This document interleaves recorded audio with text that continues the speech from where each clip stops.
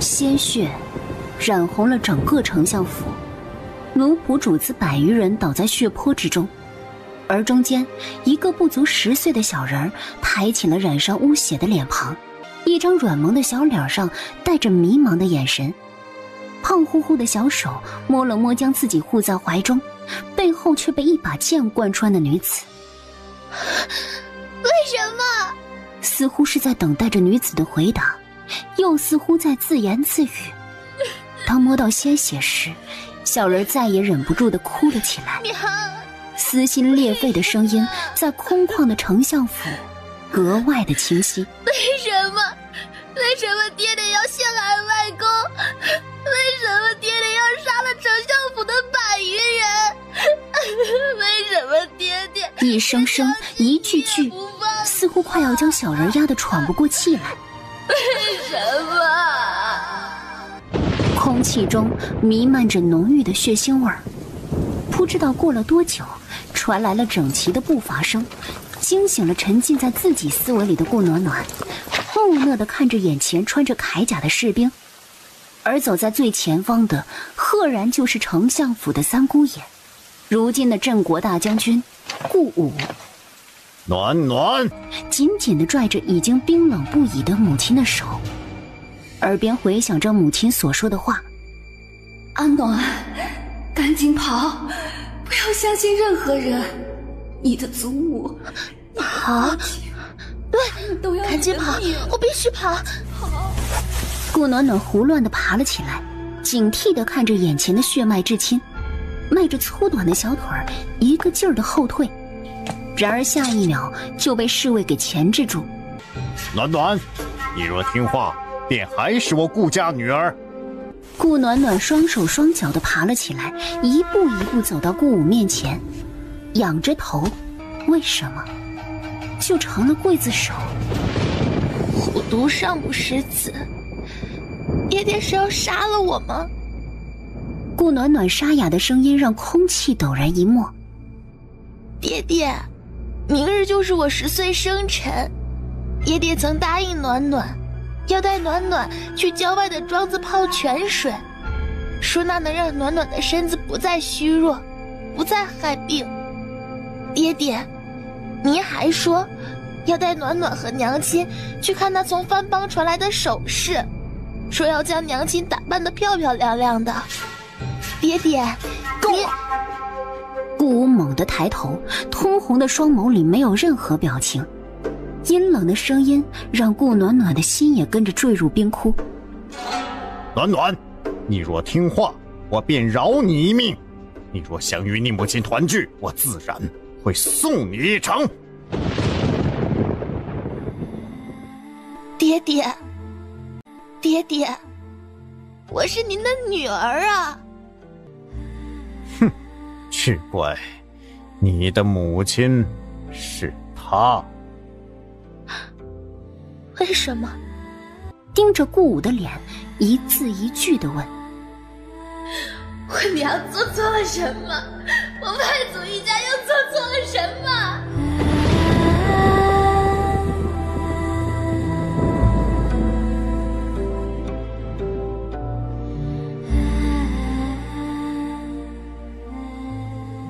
顾暖暖却是笑了，她从小就有一颗玲珑七窍心，只是被母亲保护得好，万事都不愿意多想。然而只要她稍稍转转脑袋，结合着所发生的事情，她还有什么不明白的？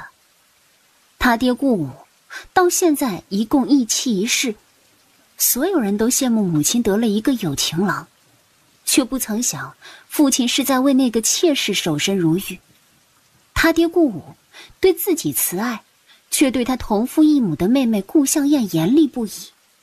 本以为是喜欢自己，却没想到是为了培养妹妹成才。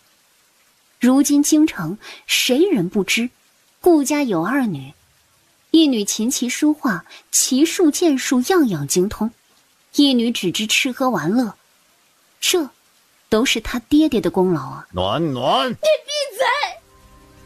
顾暖暖猛地吼出来，一向软萌可爱的小脸上带上了一丝狠厉。小巧的人儿一个转身，直接抽出了一旁侍卫的剑，毫不犹豫地朝着自己的心脏处捅了进去。顾武终于露出了震惊之色，看着顾暖暖，却是一句话都说不出来。很爱我的人已死，我顾暖暖自然不会独活。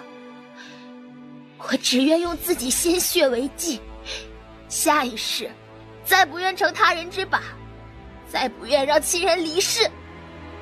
暖暖，熟悉的声音在耳边响起，而他却已闭上眼睛，陷入黑暗之中。老天，如若真有来生，我愿手刃仇人，再不被他们蒙蔽。恭喜宿主，第5000个任务完成，荣获重生丹1枚。换。看着手中的重生丹，顾暖暖勾起了一抹笑容。本以为自己会死去的他，却不知道为何绑定了一个所谓的系统。为了能够牵手报仇，他答应了系统的条件，去了5000个平行世界，做了5000次任务，而每一个世界都让他大为震惊。宿主请注意，一旦服用重生丹，将会与系统自动解绑。重生后的事情，宿主只能一人面对。祝宿主好运。顾暖暖直接将重生丹服下，在陷入昏迷的前1秒，顾暖暖发出了轻轻的声音：谢谢你，愿你一切安好，二狗子。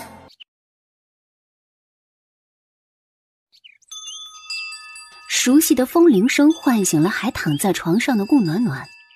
睁开眼的那瞬间，顾暖暖便知道她真的回来了。小姐醒了吗？小姐可是要起来了，这时辰已经不早，该是向老太太问安了。不去了，去母亲那儿吧。祖母左右不喜我，我若是去了，倒是惹得她老人家心里烦闷。既是如此，我便陪母亲一同用膳吧。小姐早就该如此，免得去老太太那儿受委屈。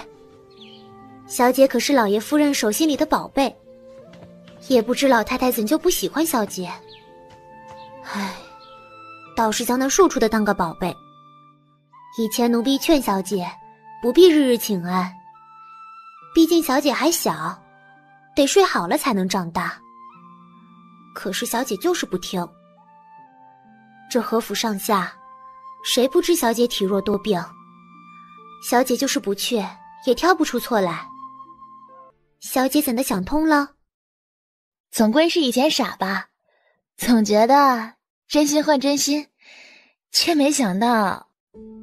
顾暖暖低下了头，若是早知，她便是将真心喂了狗，也不会给了他们这群狼心狗肺、无情无义之人。祖母不喜自己，却是因为自己娘亲乃是丞相府嫡女，而母亲本就是单纯的性子，知道祖母的不喜，自然不会往祖母面前凑，觉得母亲看不起祖母。而那小妾乃是父亲的青梅竹马，更是与祖母相熟，惯会伏低做小讨祖母欢喜。当年的爹爹为了生计参军，得到外祖父的赏识，由着外祖父一路提拔，最后成为了正一品镇国大将军。顾武却是为了前程应了下来，却在迎娶了母亲后心里委屈，将所有的事情都怪在了母亲头上，更是为了摆脱外祖父一家，给外祖父安了个通敌卖国的罪名，血染丞相府。大姐姐，妹妹，大姐姐可是要去祖母呢，我们一同可好？昨日祖母跟我说，今日有好吃的点心，我想着大姐姐最喜欢吃了，便一大早来等大姐姐。妹妹真好。哦。岔路口时，顾向燕迅速拉住了顾暖暖。大姐姐，你走错了。并没有错，我今日不去祖母那边，我陪母亲用膳。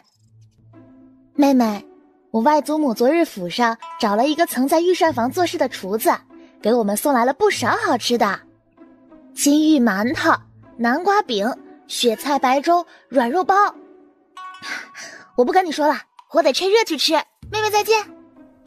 姐姐，顾向燕心里委屈的厉害。姐姐，我还没吃过御膳房厨子做的菜呢。你以后也不会有机会吃到的。这厨子可是皇上赏赐下来的，是因为我大舅舅治理渠道有功，咱们家还没有那个本事啦。顾向燕瞪大眼睛。姐姐，你怎么能如此编排爹爹？我没有说错啊，爹爹才5品呢。况且武官若是往上升，定当流血受伤，我才不要让爹爹受伤。反正外祖母会向着我，谁让我是丞相府外孙女呢？想吃什么都有的。顾暖暖却是毫不犹豫地转身离开。哼，真是对不起了，她就是在炫耀。前是因为照顾这个妹妹的心情，她很少提起丞相府。丞相府送来的东西，她也会让顾向燕先挑。可是如今，她偏要利用自己的优势，一步一步往上爬，让顾向燕一辈子都追不上自己。苏姑姑，我娘亲呢？夫人刚起，已经叫人传膳了。大小姐可要一起？要外祖母送来的糕点。苏敏兰出来时，便看到顾暖暖犹如小仓鼠一般，抱着点心在啃。怎么啦？可是在祖母那里受了委屈？没有，阿暖今日还未去祖母那儿，祖母不喜我，日后我都不会去了。娘亲喜欢我，我陪着娘亲可好？自然是好的。娘亲最好啦，娘亲，我们明日去外祖母那儿可好？小表哥来了信，说是御厨做了我最喜欢吃的水晶糊糊，那东西得趁热吃。方姑姑来了。这方姑姑可是跟着祖母从乡下来的，听说是乡下的邻居，如今跟着祖母倒是狐假虎威，平日里没少说她母亲的坏话。祖母不喜母亲，这方姑姑可有一大半的功劳。老夫人请夫人与大小姐过去。可有说是什么事？手中的银两刚要递给方姑姑，一个柔软的小手却抢了过去。素姑姑，您就别给方姑姑钱了，方姑姑在祖母身边，定然不缺花销。就说这衣服，方姑姑的衣服可是今年开春便做了，您的衣服可是前年开春才做的，这钱还是收着，自己做点衣服吧。素姑姑，你把外祖母送来的吃食分给方姑姑一点就好，那可是御厨所做，方姑姑当然没有吃过。方姑姑，这可是我外祖母送来的，别人都吃不到的。方姑姑脸色极其难看。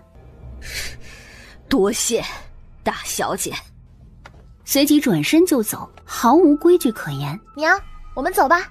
她不准备坦白前世的事情，但是苏敏兰必须得接受她的改变。她只有1年的时间部署，不能再等了。娘亲，我不是傻子，以前阿暖装傻，觉得他们不喜欢我是阿暖的原因，如今阿暖明白了，不管阿暖怎么做，他们都不会喜欢阿暖。阿暖，可是阿暖不稀罕，阿暖有娘亲，有外祖父外祖母，还有舅舅舅母和表哥。温和的阳光斜射在脸庞上，为她的笑容镀上了一层金色，格外的好看。刚踏入老太太的积院中，便听到了顾向燕哭泣的声音。怎么还不进来？难不成让我这个老婆子去3跪9请啊？妹妹怎么又哭了？你想要什么东西直说便是，不用每次都来祖母这里哭。顾向燕就愣住了，这不是在潜意识地说她一哭就是看上了她的东西吗？妹妹，你前几日哭是因为想要我外祖母送我的钗子，10几天之前哭是想要我小表哥送我的狼毫笔，上个月哭是因为看上了舅母送我的布匹。妹妹，我的好东西都已经到了你的房间了，你再哭我也没东西给你了。逆子！祖母，你为何要骂妹妹？虽然妹妹抢过去的东西也是我喜欢的，但是她到底年龄小，我让着便是了。你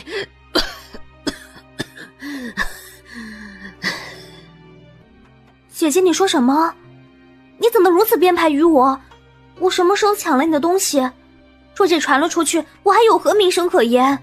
姐姐这是要毁了我的清白吗？这就是你教的好女儿。苏敏兰刚要说话，一旁的素儿死死地扯住了苏敏兰。苏敏兰疑惑地看向素儿，而素儿的脑袋里却是回想起半个时辰前顾暖暖悄悄与自己所说的话。苏儿姑姑，我娘身边也就只有你能信任了。等会儿到了祖母那儿，你帮我拦着母亲，切莫让她说一句话，一切都有我在。祖母，是暖暖错了，是我误会了妹妹。那些狼毫笔、好看的布料，并非妹妹抢走了我的。妹妹，对吗？是，我没有抢你的东西。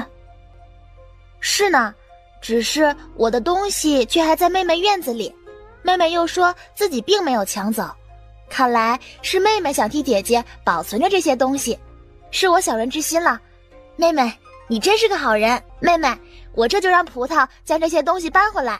你是我妹妹，应该是我照顾你才是，怎能让你帮我照看东西？葡萄小姐，奴婢在。快带人去将我的东西收拾收拾，搬到我的院子里，顺便将妹妹院子里值钱的东西也搬回来。我这个做姐姐的要替妹妹保存东西呢。祖母，您经常交代我要友爱兄弟姐妹，要替妹妹着想，要照顾妹妹，我一定谨记祖母的训斥。想说点什么阻止，却发现根本没有语句来反驳。大小姐的心思自然是好的，只是二小姐也大了，怎么能让大小姐劳累？二小姐也要学着掌管财物才是，就不劳烦大小姐了。这其他家里也没得说，二小姐的东西还需要大小姐帮忙照看的，不是？姑姑说的有理，那便将我的东西搬回来便是。我比妹妹还要年长1岁，自然不能让妹妹帮我照看啦。葡萄，你可得看清楚了，一样都不少的拿回来。是，大小姐。给我站住！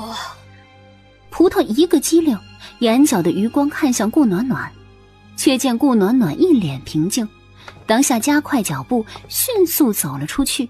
这将军府啊，我果然是做不得主的，居然连一个小丫鬟都指使不了。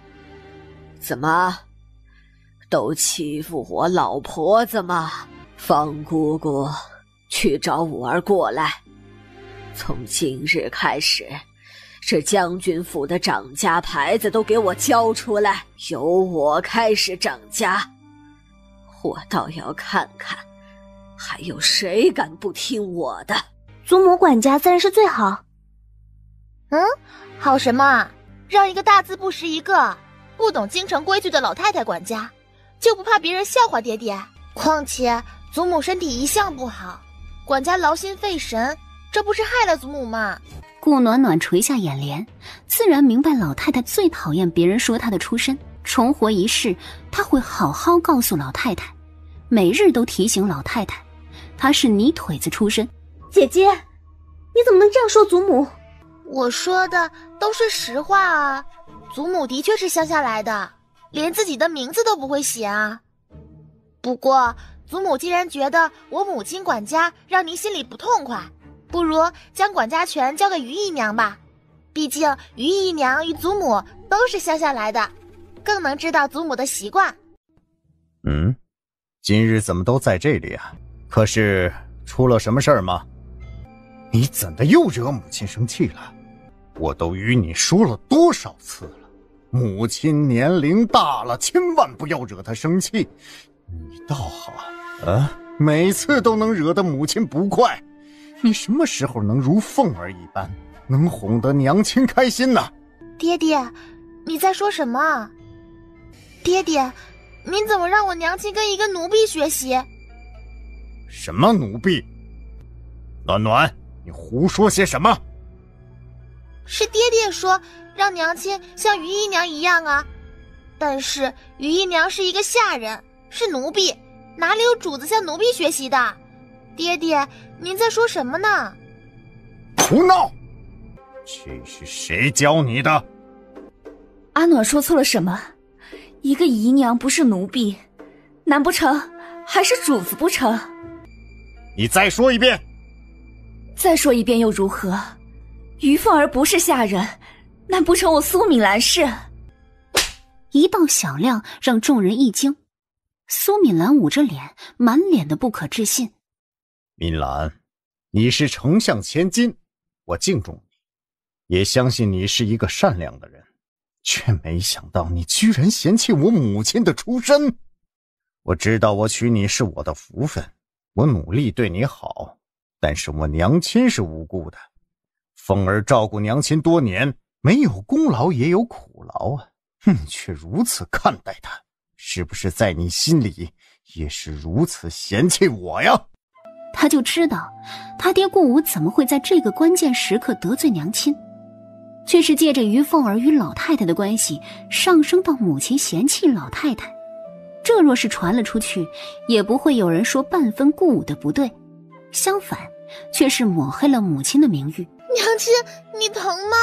娘亲，爹爹打你，爹爹让你向下人学习，你明明都将管家权给了姨娘，爹爹还要一个正经娘子向一个妾学习。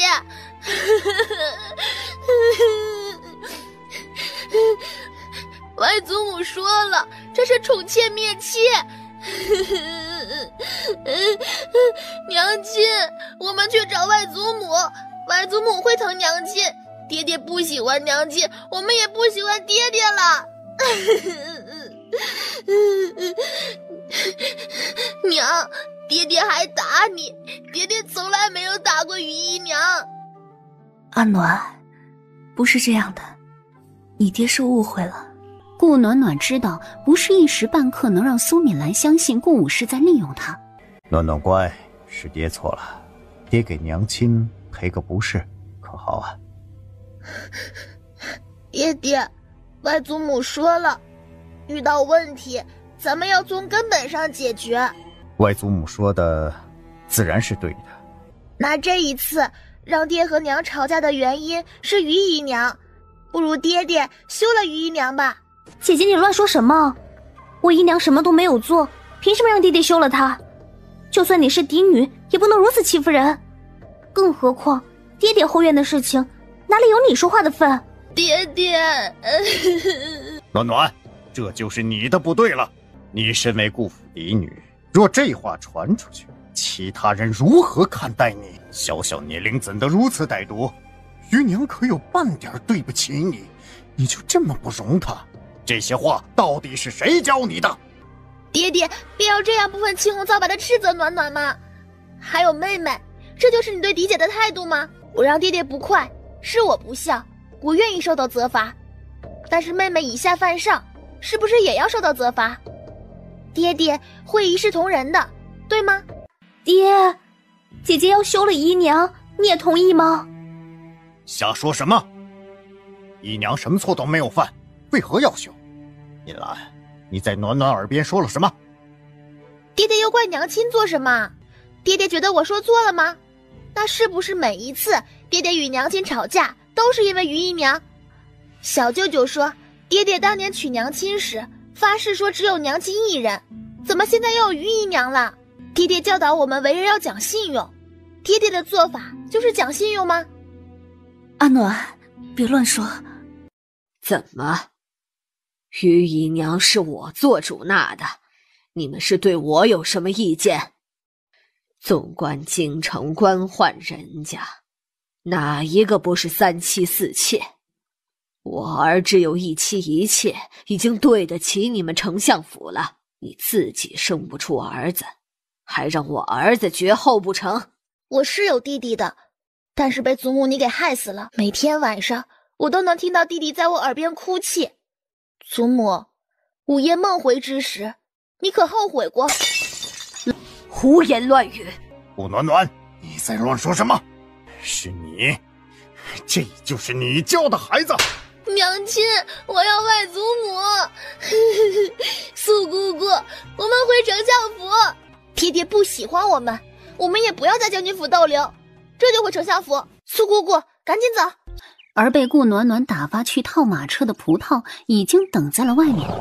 马车刚走，就看到了顾武的身影。苏姑姑，等下外祖母问什么，你就都说了吧，再瞒着，母亲便要被欺负死了。素儿脸上一喜，连忙点头。外祖父，外祖母，舅舅，舅母。爹爹为了姨娘把我们赶出来了。两名年龄不相上下的妇人迅速走了过来。这是怎么回事啊？暖暖，大舅母。暖暖，这是怎么了？大舅母，二舅母，爹爹为了姨娘打了娘亲，还要娘亲将管家钥匙给姨娘。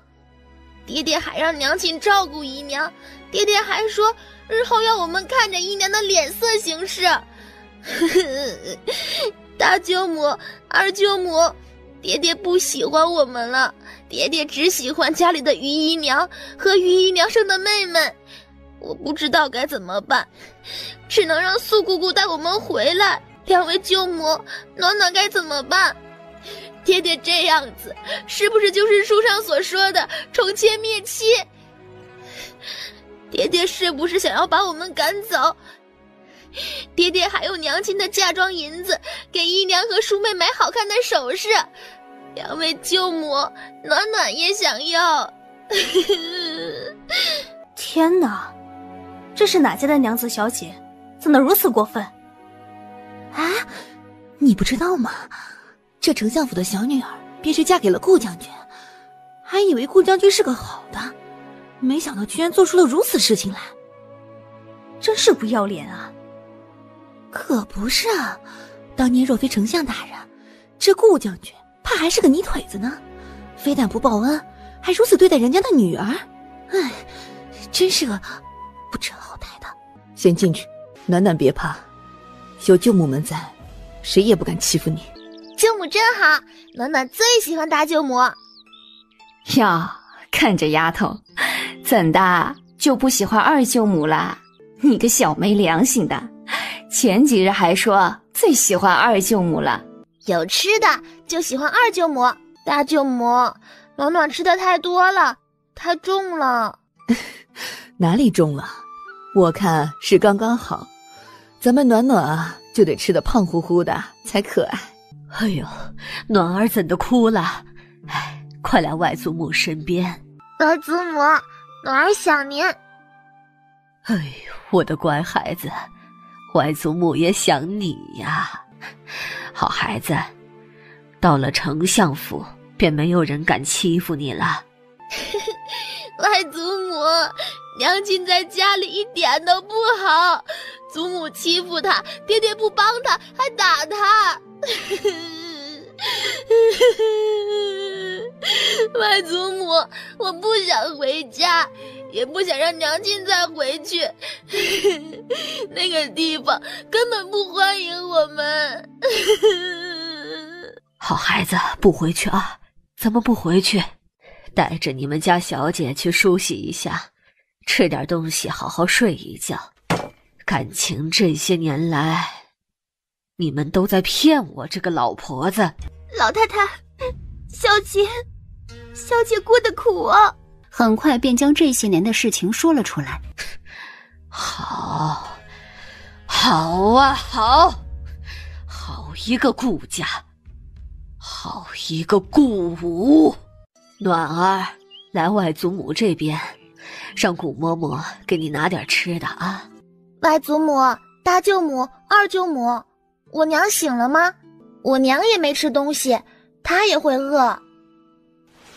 真是乖囡囡。秦老太太抱住了顾暖暖。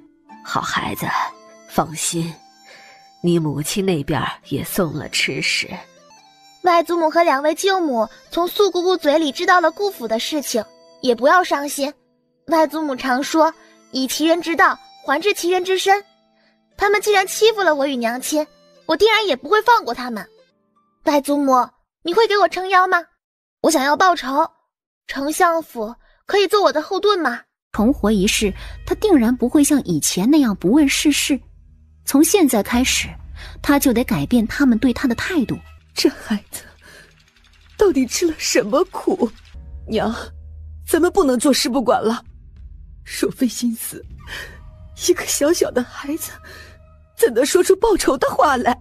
去，叫夫君立马回来。敢欺负我们家的女孩子，总得付出点代价。秦老太太严肃的脸上露出了震惊之色，看着低着头哭泣的素儿。素儿，你所说的当真？当真。老太太，之前小姐和小小姐都不让奴婢说，奴婢这才不敢。如今小小姐发话，奴婢这才将这些年的委屈说出来。他们居然如此糟蹋我的兰儿和暖暖。老太太，还不止这些，那边的姑老太太更是欺负我们家小姐，虽说明了小姐的成婚定性，就是在后面一个劲儿的编排小姐。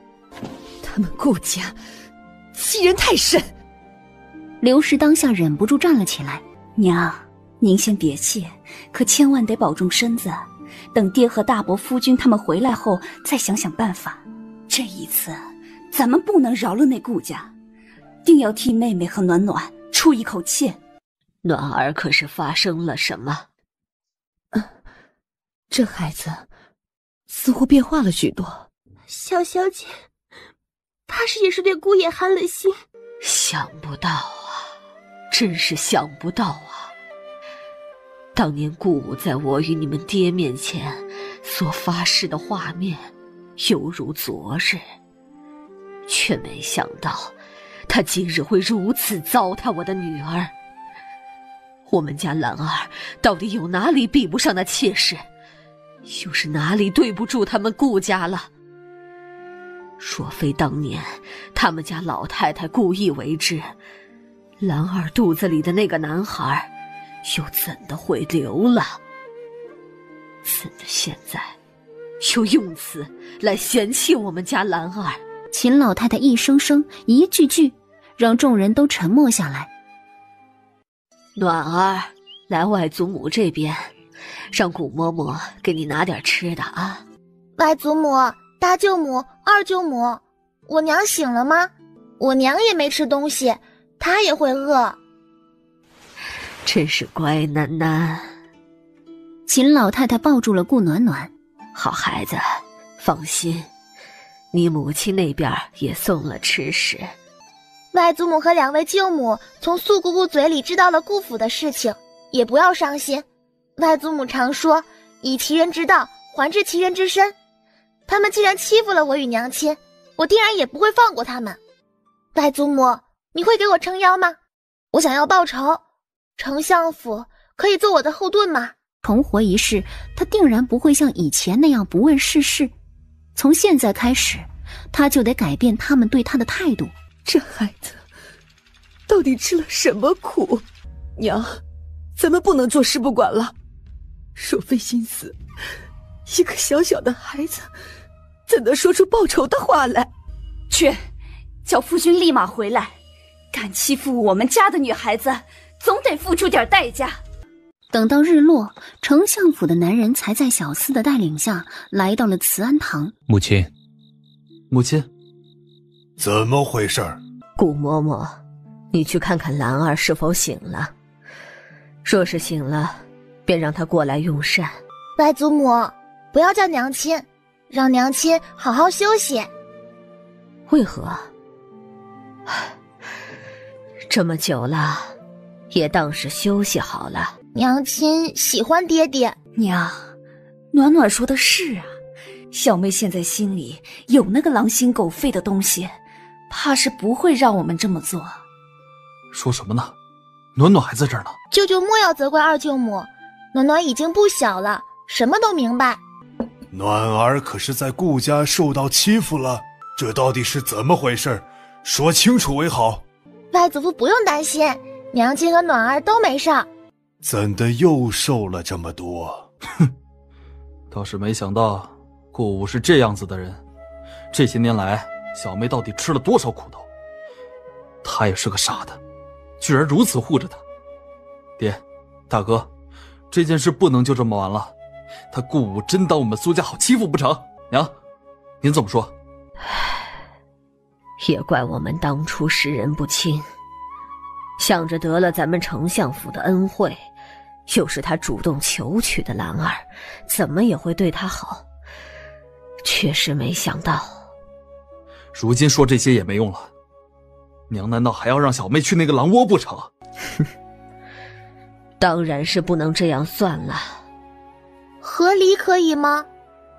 顾暖暖抬起头来，拜祖母，可以和离吗？傻丫头，这话可不能乱说。为何不能和离？有一就有二，外祖父和舅舅也只能在朝堂上给爹爹下绊子。如此一来，爹爹在家里就算表面上对母亲好，暗地里指不定怎么蹉跎母亲。更何况，为了摆脱丞相府的支持，爹爹已经攀上了其他人，指不定找着机会让丞相府万劫不复。为什么如此毛躁？暖暖，你是不是知道了什么？二舅舅想暖暖知道什么？防人之心不可无。外祖父、大舅舅、二舅舅，你们太相信爹爹了。娘亲和离与否，外祖母拿不定主意，那便再等等。如今朝堂之上，兵部左侍郎位置空缺，两位舅舅怕是想举荐爹爹。暖暖的意思是，两位舅舅先不要动怒，咱们等上一等。爹爹等不到舅舅们的音讯，自然会去找攀附上的人，到时候便是一目了然。兵部侍郎的位置可以给爹爹，但是终身置于这个位置，舅舅和外祖父觉得如何？暖儿，爹，朝堂上的事情咱们稍后再议。至于小妹，娘先试探她的意思，这几日便让她好好在丞相府住着，看看那边的态度。夫君说的是，说到底还得听听兰儿的意见。至于其他，由我们，你先别管。暖暖，跟舅舅去书房可好？好。书房中，顾暖暖乖巧地坐在一旁。大舅舅，暖暖只有一个心愿，希望娘亲安好，希望顾武万劫不复。顾暖暖从位置上溜了下来，拉住了苏相如的手。大舅舅，你信暖暖吗？何为信？自然是相信暖暖不会害你们，不会害丞相府。既如此，那暖暖可信我？信，我信大舅舅宁愿自己被五马分尸，也不会让娘亲和暖暖受一点伤害。只是舅舅想知道，是什么事让暖暖会不相信自己的爹，又是什么事让暖暖会认为自己的爹爹会害你？重生这件事太惊骇了，他自然不会说。但是大舅舅，前几日晚上暖暖吃多了，睡不着，便去院子里玩，看到了一只小野猫，便追了过去，刚好追到了于姨娘院子里，听到了里面的争吵声。暖暖好奇，便小心走了过去，却听到了爹爹说要让于姨娘扶正，让顾向燕成为嫡女。爹爹说他如今还不能抛弃妻子，是因为还需要靠着丞相府，只要等到丞相府没了，便能休了娘亲。而丞相府还不能无缘无故的没了，必须有一个罪名，否则世人会怀疑。毕竟外祖父的血子遍布天下。舅舅，爹爹不想要娘亲，也不想要暖暖，还想要娘亲和暖暖的命。既然这样，那暖暖为何还要认这个爹？这还是个孩子，却知道了这些阿杂事儿，怎能不害怕？暖暖别怕，有舅舅在，谁也不能欺负了你去。顾暖暖是害怕的，她经历了5000多个世界，就为重生归来复仇，但是真正到了这个世界，还是感到了一丝无助和害怕。大舅舅，暖暖是不是不漂亮了？哪里有，暖暖是咱们最可爱的小姑娘。暖暖，先去外祖母那玩耍，大舅舅要谈点事情。小姐，是娘亲去了慈安堂吗？啊，小姐你怎么知道？夫人醒了，如今在慈安堂又哭又闹，说要回顾府。老太太他们自然不让，如今正陷入僵持之中。顾暖暖点了点头。外祖父他们？老太爷在小姐离开后，便也与二爷离开了。娘，你别听阿暖乱说，夫君对我极好。娘亲，你为何要睁着眼睛说瞎话？阿暖，谁教你的这些？怎么如此乱说话？阿暖，你这是怎么了？如若这一次自己还顺着苏敏兰，不将事情说出来，结果必定会与前世一样，血染丞相府。小姐，是娘亲去了慈安堂吗？啊，小姐你怎么知道？夫人醒了，如今在慈安堂又哭又闹，说要回顾府。老太太他们自然不让，如今正陷入僵持之中。顾暖暖点了点头。外祖父他们？老太爷在小姐离开后，便也与二爷离开了。娘，你别听阿暖乱说，夫君对我极好。娘亲，你为何要睁着眼睛说瞎话？阿暖，谁教你的这些？怎么如此乱说话？阿暖，你这是怎么了？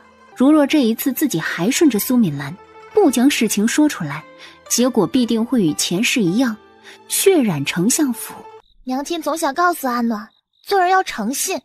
娘亲为何要骗外祖母与两位舅母？爹爹每一次与娘亲吵架，是不是因为于姨娘？于姨娘的每一次栽赃陷害，爹爹是不是不问青红皂白就让娘亲道歉？不管阿暖做错了什么，爹爹都要护着阿暖。然而，不管顾向燕做错了什么，爹爹都会严厉批评。那是你爹爹喜欢你，不忍责备你。娘亲为何要自欺欺人？这种捧杀的套路，娘亲不知道吗？我的暖儿啊，那些人怎么敢这样对待我的暖儿？还好他们的外甥女没有被养废了。我与顾向燕一同学习琴棋书画，我俩都受不得苦。爹爹口里体谅着我，让我别去了，然而转头却对顾向燕严加管教。身为嫡女，琴棋书画不如庶女，爹爹的心思真是好狠，无非就是想给顾向燕谋一个好前程。可是这是为什么？娘亲，因为顾向燕是爹爹的青梅竹马于姨娘的女儿，在爹爹心里只有于姨娘，哪里有你这个嫡妻？在爹爹心里也只有顾向燕一个女儿。娘亲，你醒醒吧，你出去听听，如今外面只知道将军府里的小姐顾向燕，哪里知道我这个顾暖暖？又或者说，在爹爹的故意引导下，怕是都以为那顾向燕才是将军府的嫡女。不是这样的。两位舅母经常在外交际，肯定知道这些的，对不对？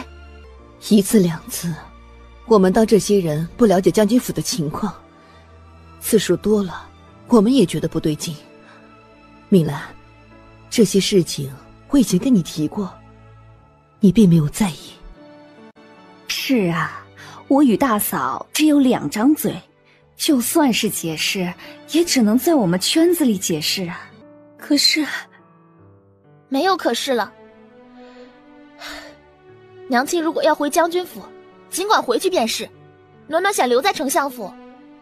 自从暖暖记事开始，回丞相府的次数不过5次。丞相府并非什么豺狼虎穴，是我亲外祖父、外祖母的家里，里面有疼爱我的舅舅舅母，有待我亲厚的7位表哥，在这里远比将军府快乐。就算我常住，舅母们也不会嫌弃我，对吗？傻孩子，你就是我们的亲闺女，哪有嫌弃你的道理？兰儿啊，你若是想走便走吧，但是暖儿就留在这里吧。娘，我与大嫂刚嫁过来时是忐忑的，多亏了兰儿开解，这才让我们快速地融入了丞相府。我们是真心将兰儿当成自己的妹子。如今兰儿发生这样的事情，我就托个大，好好将这件事跟兰儿掰扯掰扯。如若说的不对，娘可要多担待。你们俩的为人，我怎能不知？都是一家人，有什么不好说的？别的我也不说，我就说一句话：如若3天之内，顾武如果能来丞相府接你，且承认自己的错误，我们就再给他一次机会。如若不能，你若想走，我们不拦。但是暖暖还小，不能跟你一起回去受苦，就让暖暖留在丞相府。你放心，我跟大嫂没有女儿，定会当她是亲生女儿一样照料。3天，就怕是给30天，他那个渣爹也不会上丞相府。好，就3天，我等夫君3天。好，素儿，扶你们家夫人去休息。阿暖，我们会替你照顾，你先管好你自己。你回房间里好好想想，那个顾家，那个顾武，可对你是真心呐，傻孩子。还想吃什么尽管说，外祖母让厨房给你做啊。外祖母想问什么？2位舅母是不是也有话问暖暖？暖儿，你告诉外祖母，你是怎么想的？外祖母，暖儿并非什么都不懂，只是有些事情只有旁人看得清楚。娘亲总是在自欺欺人，只要爹爹一哄，娘亲就什么都忘了。暖儿想让娘亲自己想清楚，只是这样的话，娘亲就会受伤。暖儿不忍心看着娘亲伤心，哪怕受点苦，总比没有性命好。见此，秦老太太还有什么不明白的？傻孩子，你娘若是有你一半懂事，怎么会让自己陷入如此境界？也罢，这些事情本就不是你一个小孩子能做主的。别担心，外祖母会和你娘好好说说的。外祖母，我明白，表哥他们什么时候回来？马上就下私塾了。除了你大表哥在外游历，其他表哥都去了京城私塾，等他们回来就能与暖暖一起玩啦。娘，是不是小表妹来了？是小表哥的声音。咱们暖暖倒是比我这个当娘的听得都清楚。可不就是那个皮猴子，你们怎的都回来了？娘，我们听到小表妹来了就回来了，已经跟夫子请过假了。暖暖，你可来了，你再不来，我准备的点心你就吃不到了。小表哥，暖暖想你，好想你啊！他们抢走了你送我的点心，送我的狼毫笔，暖暖什么都没有了。其他表哥送的小玩意被他们故意弄坏了，舅母们送我的首饰也被他们拿走了。没事，你想要什么，表哥再给你买，咱们不差钱，没钱咱们找祖母要。你这孩子，你这小泼猴啊！顾暖暖抬起头看着这些鲜活的表哥，露出了笑容。还好他们都还在。别急，祖母可是说了，暖暖以后就在咱们家住着了，到时候有的是机会一起玩。你们也回去瞧瞧有什么好玩的东西，明日带给暖暖。二表哥，我不是这个意思。表哥明白，咱们暖暖就得要最好的，太差的就别拿出来了。你哥哥他们是喜欢你，不然其他姐妹来时，他们可不会如此。我也喜欢哥哥们。好了，天色不早了，让暖暖早点休息。你们几个赶紧回去，别打扰到暖暖了。外祖母晚安。好，暖儿也早点休息。如若有什么需要，就找古嬷嬷。这孩子是受苦了。老太太不必如此，小姐如今住在丞相府，有老太太养着，定然比在将军府好。咱们小姐是个聪明伶俐的，况且呀，早知道总比晚知道的好。夜深人静，顾暖暖睁开眼睛。系统，主人，联系二狗子。主人，无法联系二狗子。顾暖暖起身，拿出来乱七八糟的零件组合而成的一个犹如平板的东西，扫了一眼之后又捣鼓了一下。继续。主人，找到二狗子。连接。是，主人，已经成功连接，是否进行通话？是。哎，你是什么东西？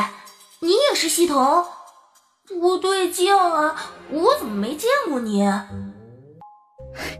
狗子！啊！宿主，怎么回事？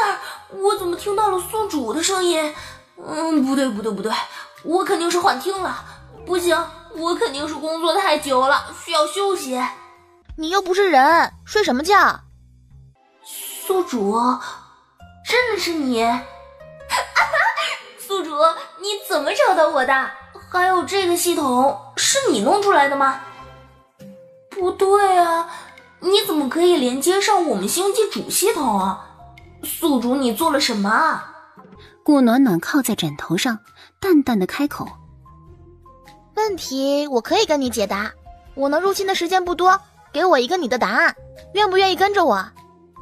跟着你？宿主，我们已经解除了绑定关系了，按照主脑指令，我得去寻找下一个宿主。跟着我，摆脱主脑，你需要的东西我都可以帮你拿到，日后就算你做错了事情，也不会有人惩罚你。跟着我，你就是独一无二的系统，继续留在那里，你还是最底层的存在。可是如果被主脑发现我叛变了，会不会摧毁我？不会，他没有这个机会。带我走，以后宿主你就是二狗子的主人。顾暖暖拿出平板，在上面点了几下。放松，不要抵抗我的指令。宿主。二狗子试探性的叫了一声。恭喜你，二狗子回来了。你是怎么做到的？跟着我穿越了这么多个世界，还不知道我的实力？一想到自家宿主在5000多个世界里为非作歹，就替那些个世界的人感到揪心。但是不得不说，很爽啊！宿主，你这么厉害，为什么不再创造一个系统？怎么来找我了呀？你比较蠢，容易骗。二狗子闹情绪了，他决定不理宿主1个小时，不，半个小时，那个还是15分钟吧。至于为什么选择二狗子，自然是因为二狗子生出了灵智，恐怕连二狗子自己都没有发现。明明之前自己是个冰冷生硬的系统，可是随着他的穿越做任务，他也开始有了人情味儿，也有了七情六欲。如果没有主脑的授意，他就是想带走二狗子也不会如此简单。这些二狗子是没有必要知道的，知道了指不定尾巴要翘上天，前提是他有尾巴。宿主，这就是你心心念念想要回来的地方呀？也没有什么特别的地方呀。小姐醒了，古嬷嬷说了，让小姐睡到自然醒。小姐可饿了，需要吃点什么？外祖母可用了午饭？还没呢，等着小姐呢。那我与外祖母一同用午饭。宿主，你的仇人在哪里啊？不在这儿，查一下我的身体状况。宿主稍等宿主，你这具身体怕是最多只能活1年呀，好多毒素呀！宿主，是有人给你下毒了？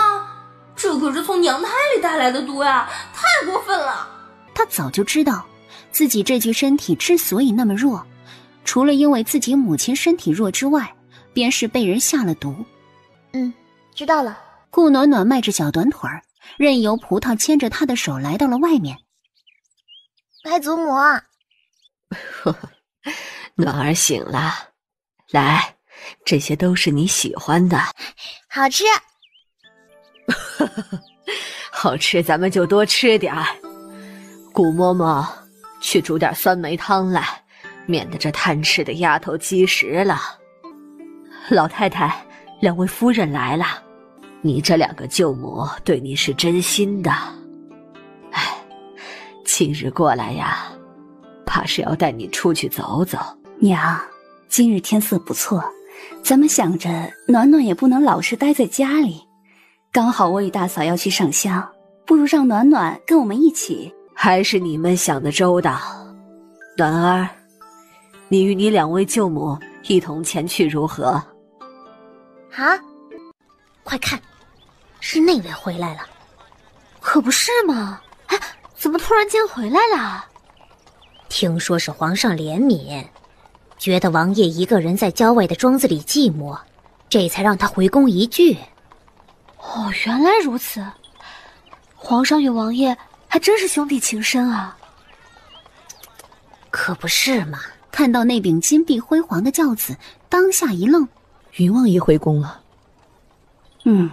昨日夫君提了一句，听说是给云王爷选妃。云王爷如今年龄也不小了，只是这一双腿一直不好，哪里有好人家的姑娘愿意嫁给他？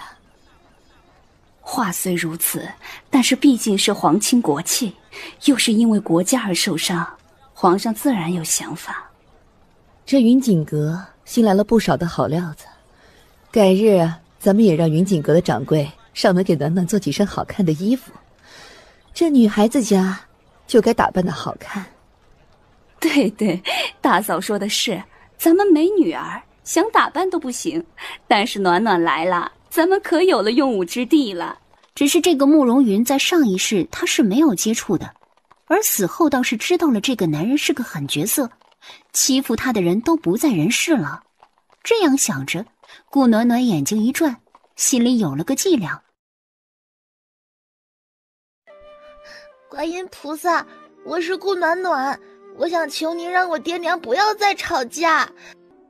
哇塞，宿主，你的演技是越来越好了。唉，是个可怜的孩子。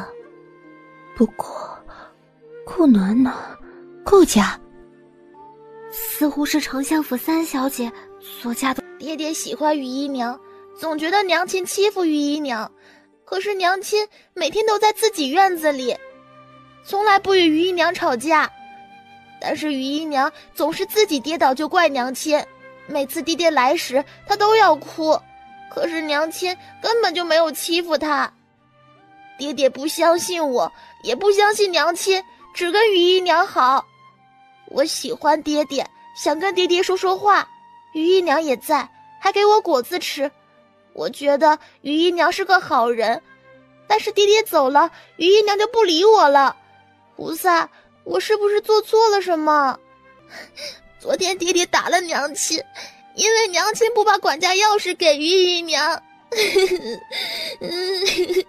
现在娘亲在外祖母家里，娘亲很伤心，暖暖也很伤心。这不是暖暖吗？怎么一个人在这里呀？这是姨娘该有的态度。怕是被顾大人宠得无法无天了。暖暖跟我回家吧，你爹想着你了。你呀也是，怎么还跟你爹吵起来了？你娘是不是也在呀？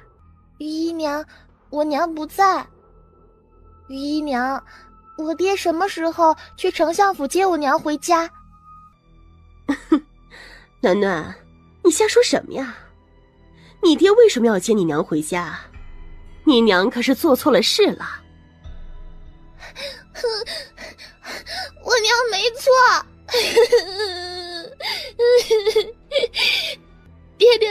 想涨价钥匙给你，打了我娘，明明就是他的错。整个顾府都是你爹的，你爹想怎么安排就怎么安排，我们都要听你爹的，你知道吗？那为什么别人家都是正牌夫人管家，我们家就要姨娘管家？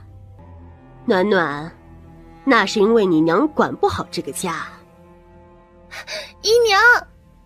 顾暖暖突然扑向了于凤儿，于凤儿一惊，迅速后退。她旁边的婆子则是直接将顾暖暖推倒在地。哼，大小姐做什么？如若伤到了姨娘，你这条命怕是都赔不起。我没有想要伤害姨娘，只是想让姨娘替我娘在爹爹面前说说好话。我娘……这是哪家的下人，居然比正牌夫人还要厉害。好孩子，别怕，你不过是个姨娘，说到底就是个下人，居然让主子行礼。这位夫人说笑了，暖暖与我本就亲近，我是长辈，所以她就敬着我几分，是吧，暖暖？哼，哦，那你这奴仆可不是这么说的。堂堂顾家嫡女的性命，居然还不如一个姨娘的性命重要。是我管教不周，还不赶紧给大小姐道歉？大小姐，是奴才不对，是奴才口出狂言了。顾暖暖突然之间哭了起来，声音之大，迅速引起了外面人的注意，纷纷围了过来。顾暖暖直接跪在了地上。姨娘，嬷嬷，是暖暖不对，暖暖不该出现在姨娘面前，暖暖惹姨娘生气了，求求你们别告诉爹爹，爹爹知道我惹你们生气了会骂我。这是怎么回事啊？不知道啊，这孩子倒是精致。哎，是谁家的孩子呀？我听到了姨娘，这是庶女。丫鬟迅速将事情解说了一遍，众人看着于凤儿的眼神瞬间不好了。一个姨娘居然爬到了大夫人的头上，还作践嫡女。大小姐，您别这样，我没有欺负你啊，你跟他们说说。于凤儿趁着拉扯顾暖暖的间隙，小声威胁道：你若是不说，到时候你爹怪罪下来，姨娘也保不住你。好一个姨娘，好一个宠妾灭。暖暖，刘氏实在忍不住走了进来，将顾暖暖抱在怀中。好孩子，有舅母在，别怕。舅母，抱歉，让林夫人见笑了。是个可怜的孩子，只是三人一群，两人一伙儿的说着刚才的事情。顾无宠妾灭妻的名声算是传出去了。夜晚，顾暖暖睁开眼睛，直接爬了起来，走了出去。宿主，你要去哪里？宿主，你是要去搞事情吗？搞事情。哎，去哪里？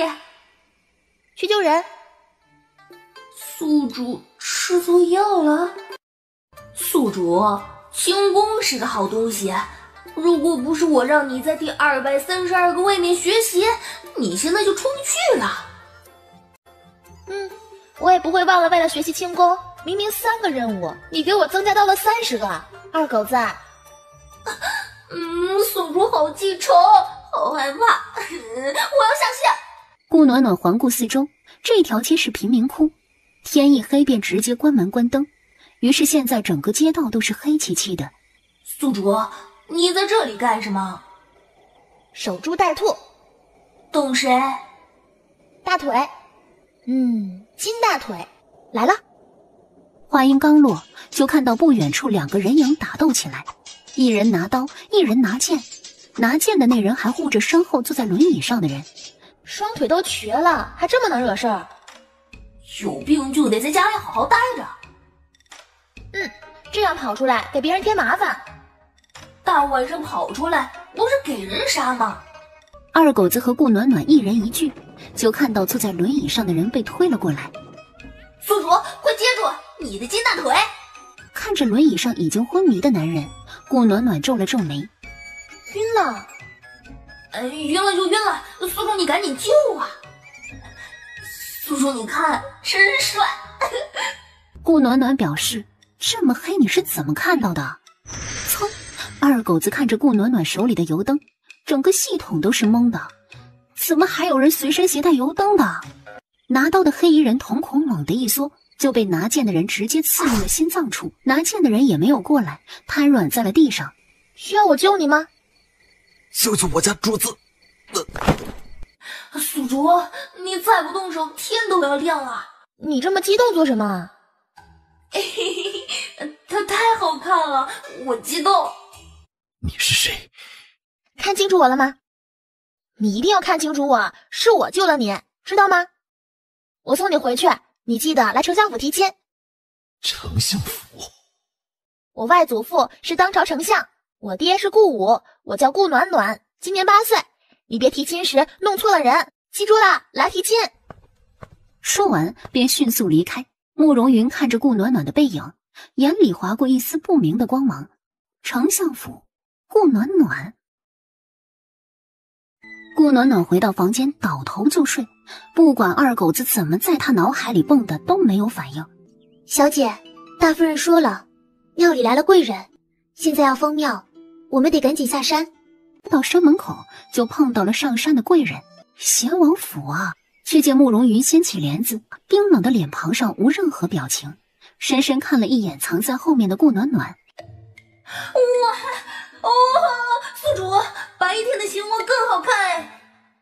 多好看？二狗子沉默了。好看到想睡了他。你想了这么久，就想到这句话？宿主，实在是词穷呀！我搜索了10000个词语都不足以表现出他的帅气，除了这句话，勉强能表现出我的心情。果然是二狗子。被惦记的慕容云则是垂下眼帘。查一下顾暖暖。空气中有一瞬间的波动，很快就恢复了平静。直接来到了云锦阁，只是刚进去就听到了熟悉的声音。老板，这个，还有这个，都给我包起来吧。好嘞，顾小姐请稍等。你怎么买这么多啊？我家里还有姐姐呢，如果我买了不给她买，她肯定会……算了，不说了，反正我攒的钱还够。你呀，就是太好心，明明是自己省下来的钱，过几日就生辰了，你才来给自己买点布匹做新衣裳。怎么，你家里那个如此不懂事？你别说了，让别人听见不好。宿主，这就是你那个妹妹吗？她在抹黑你。我被抹黑，你很开心？能不能不用这么兴奋的语气说话？开心啊，这样宿主你就能搞事情了呀。他心好累啊。胡说八道。大舅母，你是长辈，不能与晚辈计较。暖暖说的是啊，大嫂你这样冲过去，只会让人觉得咱们欺负那个小丫头。那就让这种人抹黑我们家暖暖。就看到顾暖暖走了进去，顾暖暖看向一旁的顾向燕以及她身边的女孩，与她年龄相仿，是京兆尹的庶女杨薇。妹妹在这里买布匹吗？哼，怎么看到你妹妹来买东西就恬不知耻的跟着过来？我倒是第一次见抢妹妹东西的姐姐。这就是顾府大小姐。哼，长得倒是个精致人儿，怎么做的事情就这么小家子气？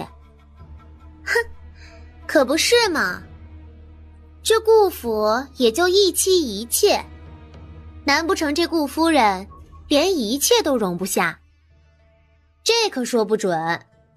我看嘿，杨小姐，你说什么？我听不懂。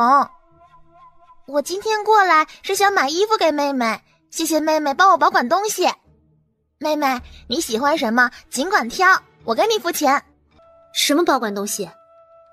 就是妹妹呀，我外祖父、外祖母、2个舅母以及7个表哥送来的东西都被妹妹要走了，说是替我保管呢。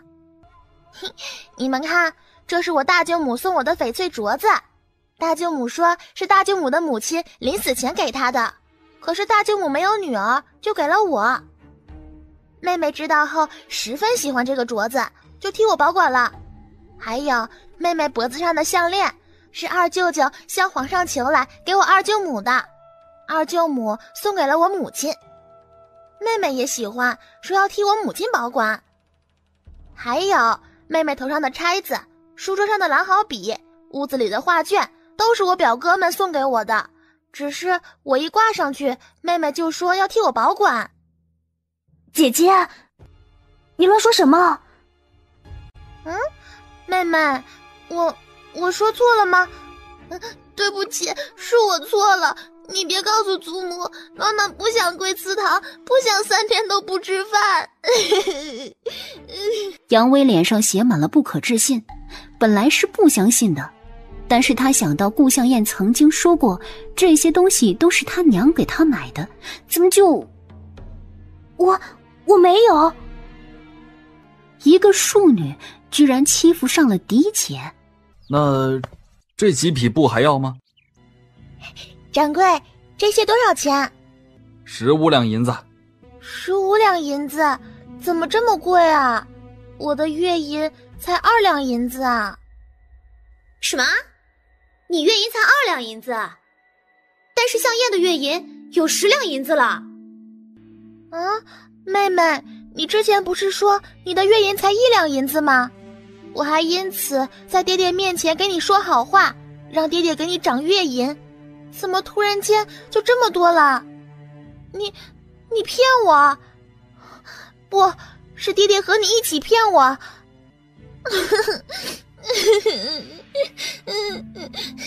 爹爹给你的月银比我多，爹爹是不是不喜欢我？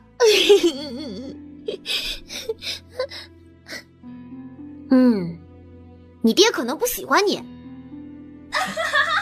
这是个耿直的妹子。我还是第一次听说庶女的月银是嫡女的5倍之多，真是大开眼界了。可不是。对了，昨天我去林家的时候，林夫人跟我说，顾家那个姨娘啊，在外边可劲儿的欺负那个嫡女，若非她看到了，她都不相信呢。真的吗？看来顾大人还真是宠妾灭妻啊，这若是被宫里的知道了，可不得了。是呀，我还听说顾夫人被小妾逼得回了娘家，到现在顾大人都没有露面呢。你别把东西还给你姐姐。小姐，这布匹若是不要，我可就拿回去了。等一下，既然妹妹喜欢，我一定要买的，就当是给妹妹的生辰礼物。但是我没有那么多银两，我舅母就在外面，马上就进来，掌柜的可以等一下吗？这是怎么回事啊？暖暖，谁欺负你了？哼，不怕，有舅母给你撑腰，舅母不行，还有你舅舅，你外祖父，我倒要看看谁敢欺负我们丞相府的小姐。哼，顾府的所作所为，我还真是第一次见。罢了，既然顾府如此轻贱我们暖暖，日后咱们暖暖与顾家就没有关系了，咱们丞相抚养着。暖暖，仔细挑，舅母给你买。哇哦，二舅母好霸气！宿主这个还有这个都好看，赶紧买下来。哎呀，我们家暖暖真好看。咱们家没女孩子，事后你2个舅舅挣的钱都给你打扮。至于那些臭小子，就算了。对了，玉萍，我记得上次你得了一套白玉首饰，我看就适合咱们家暖暖。大嫂，不用你说，我早就给暖暖备好了。直接朝着贤王府奔去。宿主，你来做什么？二狗子表示他也想知道。嘿嘿，来跟你培养感情。宿主，你不害怕吗？二狗子的声音小心翼翼地响起。怕啊，但是我可以跑。顾暖暖用意识跟二狗子交流着。顾小姐胆子不小，与传闻中的确不一样。传闻不可信，传闻你是个大将军，但是乱杀无辜，性子阴晴不定。但是我倒是觉得你是个好人。宿主，你在说谎。二狗子分分钟拆台。别说大实话，为了抱上大腿，撒谎算什么？好人。慕容云似乎听到了什么笑话一般。小丫头，明人不说暗话，说出你的目的。你不是查了我吗？我跟顾家已经闹掰了，现在在我外祖父家里，所以我不是顾家派来的。我外祖父和2个舅舅的为人你清楚，所以我是自己来的。至于我的目的，我第一次见你就告诉过你，嫁给你，做你的王妃。顾暖暖便从凳子上跳了下来，走到慕容云面前，伸出手来按了按。你在做什么？治病，我不想我的丈夫是个瘸子。喏，好好吃药。本王的腿你也敢碰？老虎的屁股我都敢拔毛，而且我是在给你看病。难不成你不想站起来了？看了一眼顾暖暖。慕容云，我还小，你还不能睡我。这小丫头胆子不小啊。走吧，送我回家。拿去给于先生。是。害怕死了，这个人也太可怕了。宿主，你也害怕呀？我还以为你不怕呢。二狗子的声音弱弱的传来。太可怕了，吃点东西压压惊。翌日，顾暖暖便带着葡萄直接朝着静夜院走去。小姐，咱们为什么要来这里啊？拜师啊。可是没听说这里有住人啊。陈凌然。原来是顾小姐。他前世并没有与她有过多的接触，直到与二狗子绑定才明白，这丫就是一个穿越货，一年四季都在找办法回去。顾小姐，我姓方，名慧。我帮你回去，你帮我打掩护。葡萄，你去拿点吃的过来，我跟方小姐好好聊聊。他之所以刚刚不避讳葡萄，是因为葡萄毕竟是他身边的人，就算他不说，葡萄也会猜到一些。不如现在就让他试着接触，等葡萄回来后，就发现自家小姐笑眯眯地吃着点心，方小姐则是低着头不说话。许久，方慧抬起头来，多谢。葡萄，我们走。不好了！跪在了地上。老太太，小姐她回顾府去了。什么？这到底是怎么回事？老太太别急，总有办法的。哎呦，来，您先喝口茶。外祖母别着急，有外祖父和2位舅舅在，就算娘亲回去了，他们也不能拿娘亲如何。到底是怎么回事？你将事情说清楚。今日已经是第3日，但是姑爷还没有来，小姐就有点心急，从早上醒来就想要回顾府。我怎么劝说小姐，小姐都不听，说定然是姑爷想来，但是姑务繁忙。我本想着等小姐午睡时偷偷来报个信儿，哪知道小姐防着我，等午睡起来说是要吃甜点，我便去小厨房做。等我做好后，小姐就不见了。小姐她怎么这么傻呀？可不就是个傻的。祖母不必如此着急，娘亲明显是不撞南墙不回头。既然如此，那咱们就让她撞撞便是了。终归丞相府是她的后路，外祖母疼爱娘亲，所以不舍得让娘亲受苦。可是这世上这么多事情，娘亲总是要接触的。总归不能在外祖母的羽翼下生存。外祖母就听暖儿的，让娘亲按照自己所想去做吧。如果他们想要害娘亲，也得考虑一下丞相府。我一个老婆子，还没你一个孩子想得清楚。外祖母并非心里不清楚，只是娘亲是外祖母的孩子，所以外祖母考虑得多，也心疼她。可是娘亲已经长大了。哎呀，是呀，你们都长大了。宿主，你现在准备怎么做？不回去可没办法报仇呀。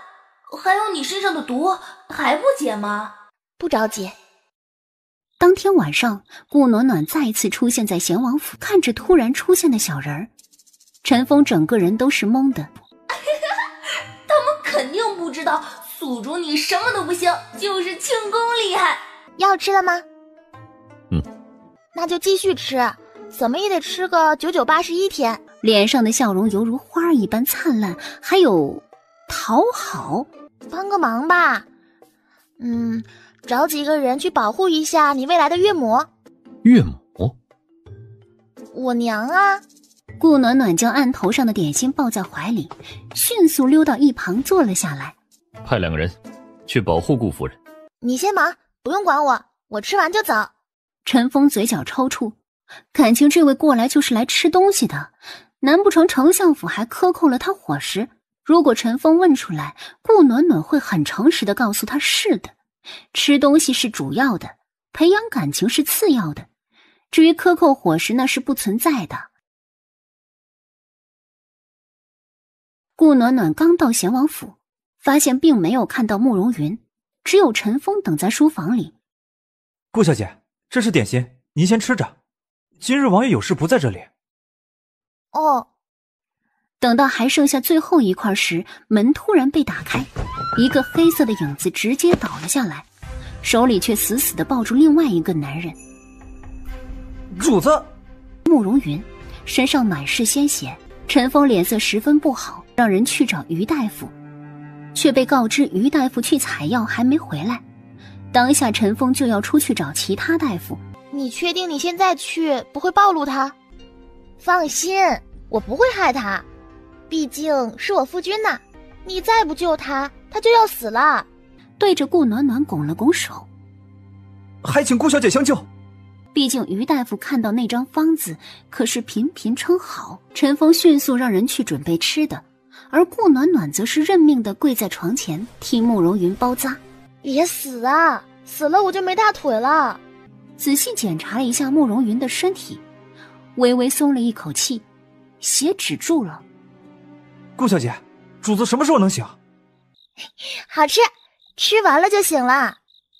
顾暖暖留下一句话，便再次低头。宿主，你怎么这么能吃？你以前不是这样的呀。吃东西能保持体力。不对劲。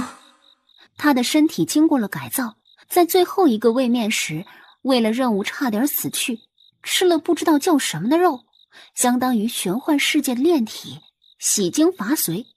等他醒来后，发现自己没死，但是需要大量的吃的补充能量，否则就会很虚弱。吃饱后，顾暖暖坐在床下的台阶上，胖乎乎的小手灵动地开始按着慕容云的腿，继而翻了翻自己随身携带的小包。宿主，你怎么会有这套银针？顾暖暖没理他，直接开始针灸。笑话，穿越了这么多世界，不弄点好东西过来，凭什么？不对呀，这些东西宿主是怎么带回来的？难不成宿主身上有什么东西是他不知道的？可是最开始绑定时，他就扫描过宿主的身体，就是一个普通的小人啊。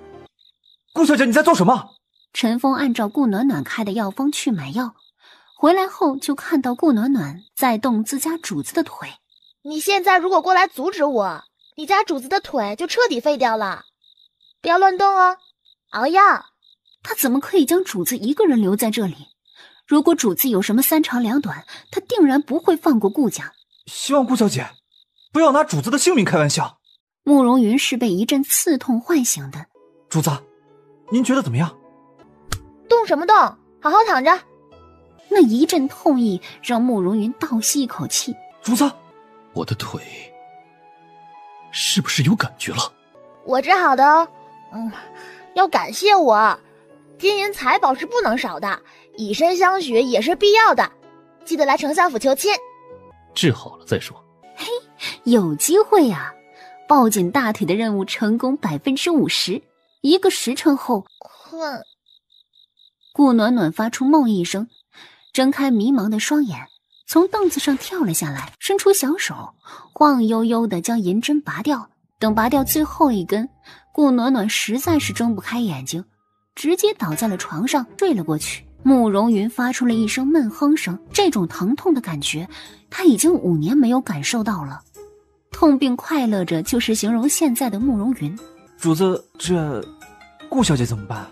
让她睡着，明日送她回去。可是这样于理不合呀，这不是让人家小姑娘名声扫地吗？陈峰不敢多说，迅速退了出去。二狗子瑟瑟发抖，宿主你好厉害啊！顾暖暖醒来时整个人都是懵的。葡萄，我饿了，我今天想吃肉包子。葡萄顾暖暖转头就看到了一张放大的脸，怎么回事啊？他怎么在床上看到了大腿？宿主，你昨天二狗子迅速将昨天的事情一字不漏地重复了一遍，直接下了床，看到外面的陈峰，迅速叫道：“我要吃肉包子！”顾小姐，时辰不早了，丞相府那边……没事，先给我准备肉包子。而慕容云睁开眼睛，不怕。怕什么？顾暖暖只想吃肉包子，一双眼眸眼巴巴地望着外面，那软萌萌的模样让慕容云的手有些痒，想摸一摸他的脑袋。这个念头一出现，就犹如小草一般飞快地长了起来。顾小姐，早餐准备好了。顾暖暖眼睛瞬间亮了起来，飞快地跑了出去。陈峰走了进去，推着慕容云走了出来，就看到顾暖暖脸上带着红润的光芒，一脸惬意地吃着肉包子。给你吃，我先走了，晚上见。说完迅速离开，去书房。顾暖暖则是直接去了方慧的院子里，对着方慧软软一笑，记得养护我。就看到了葡萄和古嬷嬷匆忙而来。他一直都在我这学习，劳烦古嬷嬷与老夫人说一声。古嬷嬷松了一口气，这才轻松地回去复命，而葡萄则是留下了伺候。你胆子倒是不小，居然也不归宿。总是要找个大腿抱着才是，不然怎么报仇？可别把自己搭进去。搭进去又如何？能报仇就好。我走啦，明天见。小姐，你今天来方小姐这里，怎么也不跟我说一声？我还以为您怎么样了呢，吓得我只能去告诉老太太。怕什么？总是在家里的，外祖母别担心，暖儿没事儿。哎呦，你这个小丫头哟，可把老婆子吓到了。日后可要打声招呼再出去，知道吗？我是怕吵到外祖母，那日后与古嬷嬷说。好。刘氏和冯氏相约而来。怎么了？暖暖，你要不要先去外面玩玩？两位舅母，是不是我娘亲那边出事了？好啦，暖儿她该知道的都知道，不用瞒着她。到底怎么一回事？敏兰这次回去，我们自然是担心的，因此一直都注意着那边的情况。那边传来消息说，是敏兰被罚跪了祠堂，就因为敏兰与那于姨娘起了冲突，那边老太太帮着于姨娘，可能是敏兰不小心推了老太太一下，老太太跌倒了，到现在还在床上躺着。跌倒了，老太太身体可舍不得让自己受一点伤，这跌倒了，怕不是娘亲推的。不错，这件事怕没那么简单，只是知道了敏兰受了委屈，咱们也过不去。这件事若是传了出去，对敏兰的名誉也不好。身为姨娘，对主母动手，以下犯上，按照我国律法，当打20大板以儆效尤。老爷宠妾灭妻，按照律法当革职，姨娘处死；庶女在外编排嫡女，当重则10大板。这3条可都是有目击证人的，舅母，舆论而已，谁的更厉害，就会存在更久。刘氏和冯氏终于明白过来，为何顾暖暖会正面和于姨娘以及顾向燕对上，为的就是这一天。这件事交给我们。舅母先别动手，看看他们想怎么样。我娘那边，舅母也别派人过去。暖暖的意思我懂，外祖母不用担心，娘亲不会有事的。等苏相如回来后，顾暖暖溜进了苏相如的书房。暖暖怎么来了？找大舅舅可是有事？大舅舅，朝堂上是不是有人举荐父亲做兵部左侍郎？的确有人。如今兵部左侍郎的位置空缺，不少人都想安排自己人进去。本来舅舅也想安排你父亲上去，但是确实没想到你爹爹倒是一个不安分的人。是五皇子的人。暖暖，你是如何知道的？我就是知道，因为我看到过爹爹和五皇子说话。这件事舅舅会处理好，暖暖别担心。我担心娘亲，舅舅心里有数就行，只是娘亲非得让他看清楚爹爹的本性才好，所以我们现在不能出手，舅舅也不要可好？好。他就怕这2个舅舅因为娘亲的事情没有理智，前世也不是没有这样的事情，而五皇子前世塑造的则是自己对皇位无益，一心只想游历大好河山的人。可是谁能知道，最后得到皇位的却是他。当今皇上生有6个皇子，3个公主，而这6个皇子中，除了五皇子正妃已有，其他都是空缺，因此众人才当五皇子是真的无心皇位。哎呀，好愁人呐！苏敏兰则是跪在祠堂里，一双眸子呆愣不已，一旁的素儿则是叹了一口气：小姐，你这又是何苦呢？姑爷他的心思根本就不在你这儿呀，你怎么就想不通呢？如果他不喜欢我，为何他要求娶我？是因为丞相府吗？素儿点了点头。不可能。苏敏兰一个劲儿的摇头，不想相信这个说法。素儿，不是的，当年我们在外认识，他不知道我是丞相府的小姐啊。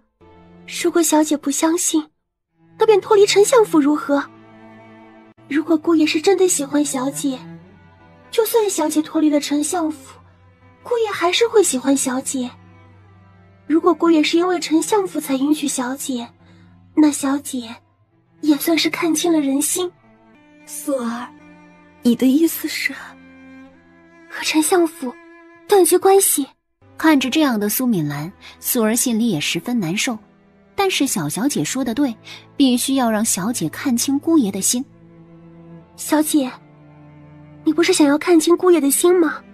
现在不就是个好办法吗？您私自回来，已经让老爷夫人伤透了心，现在正是个好时机。等您看清了姑爷的心，到时候再去求得老爷夫人的原谅，老爷夫人也会原谅你的，毕竟你是他们的亲骨肉啊。苏敏兰的神情有些松动，迟疑了一下，点了点头，而素儿则是让她听自己的。老爷，夫人还被关着呢，是不是应该接她出来了？母亲如此对待祖母，爹你现在就放出来，祖母现在可还没好呢。算了，我这把老骨头也没人在乎，放吧放吧。娘，你也别生气，我想着可能是夫君有事找姐姐。还是凤儿了解我。娘，我不可能一直都是五品小官，咱们家在朝堂上也没有帮衬，只能靠岳父。如今兵部左侍郎的位置空缺，我打点了一下，虽然有人替我谋取这个位置，但最终没有岳父势力大。兵部左侍郎得好好谋钻，可千万别让别人抢走了。行了，娘这里没事儿，你赶紧去找苏敏兰。多谢娘体恤，凤儿，你便陪着娘，我去就来。顾武来到了祠堂，看到苏敏兰跪着的背影，微微停顿一下，这才走了进去。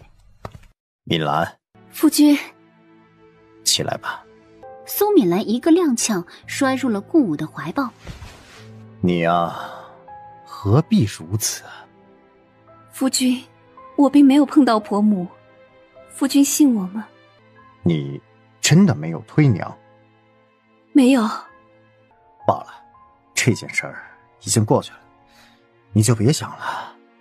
我们先出去，让大夫好好看看你的腿，若是留下什么伤痛，可就不好了。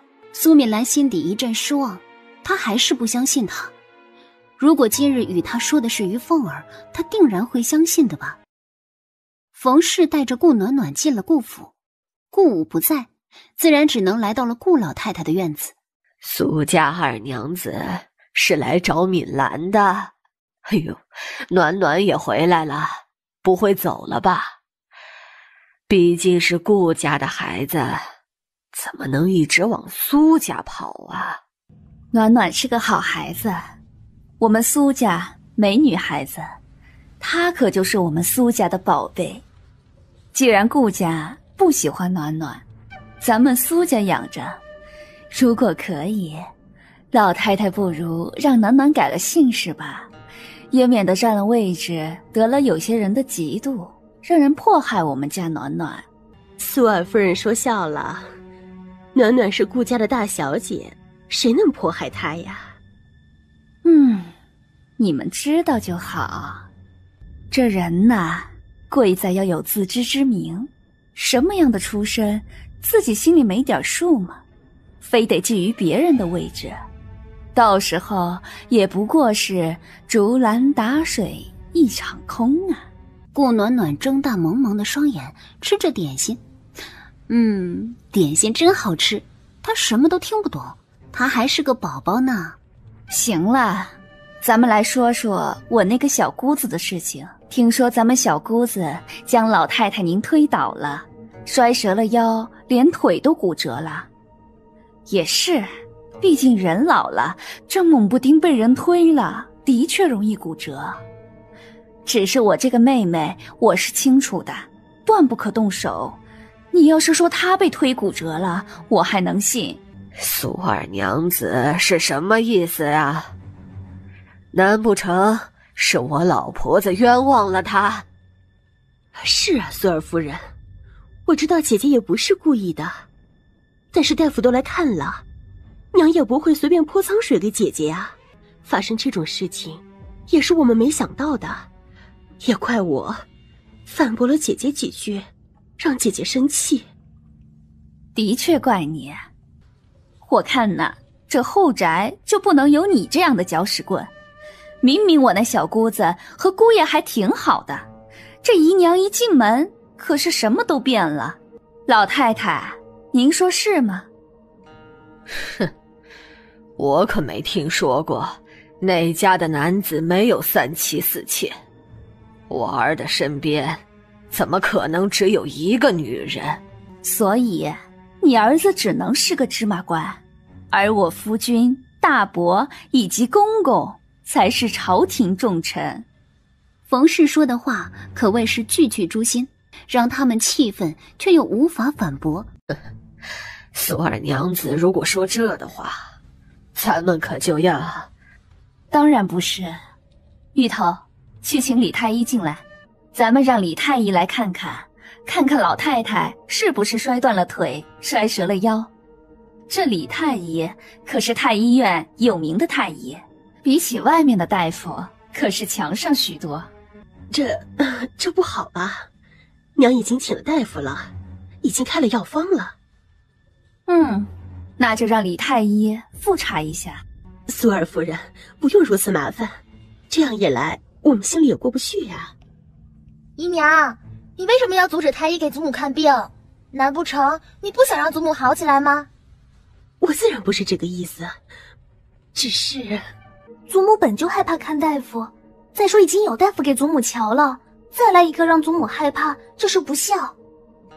是呀，我这从小就怕大夫的毛病也没法改了，让苏二娘子见笑了。讳疾忌医可不好，祖母还是忍着吧。况且这关乎了我娘亲的名声，祖母这罪怎么也得受一受了。说着就看到李太医走了进来。老夫人，请。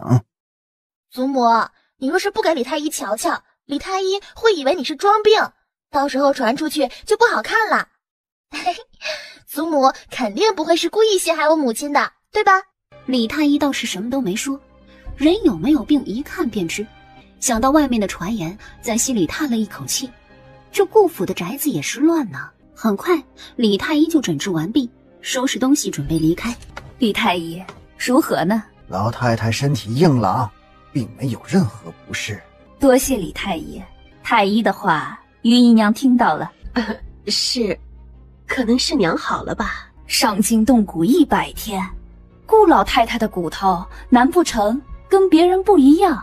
他怎么就没发现自家二舅母说话能气死人呢？哼，顾老太太真是好本事，碰瓷都碰到自家人身上了。就算祖母无事，那也是运气好。难不成你们希望祖母摔断腿才开心？再说，母亲撞到祖母是我们亲眼看到的。哼，你们不就是想栽赃陷害给我家小姑子？外面的传言既然是你们放出来的，那就继续放着，咱们走着瞧。哼，站住！顾暖暖是顾家孩子，苏二娘子带走不合适。祖母本就不喜欢我，为何还要留着我在顾家？难不成也想像陷害我娘一样陷害我？我想想，你们是想给我安排一个什么罪名？以大欺小，以下犯上？祖母，你不如说我嫌贫爱富，只想在外祖父家，看不上咱们顾家。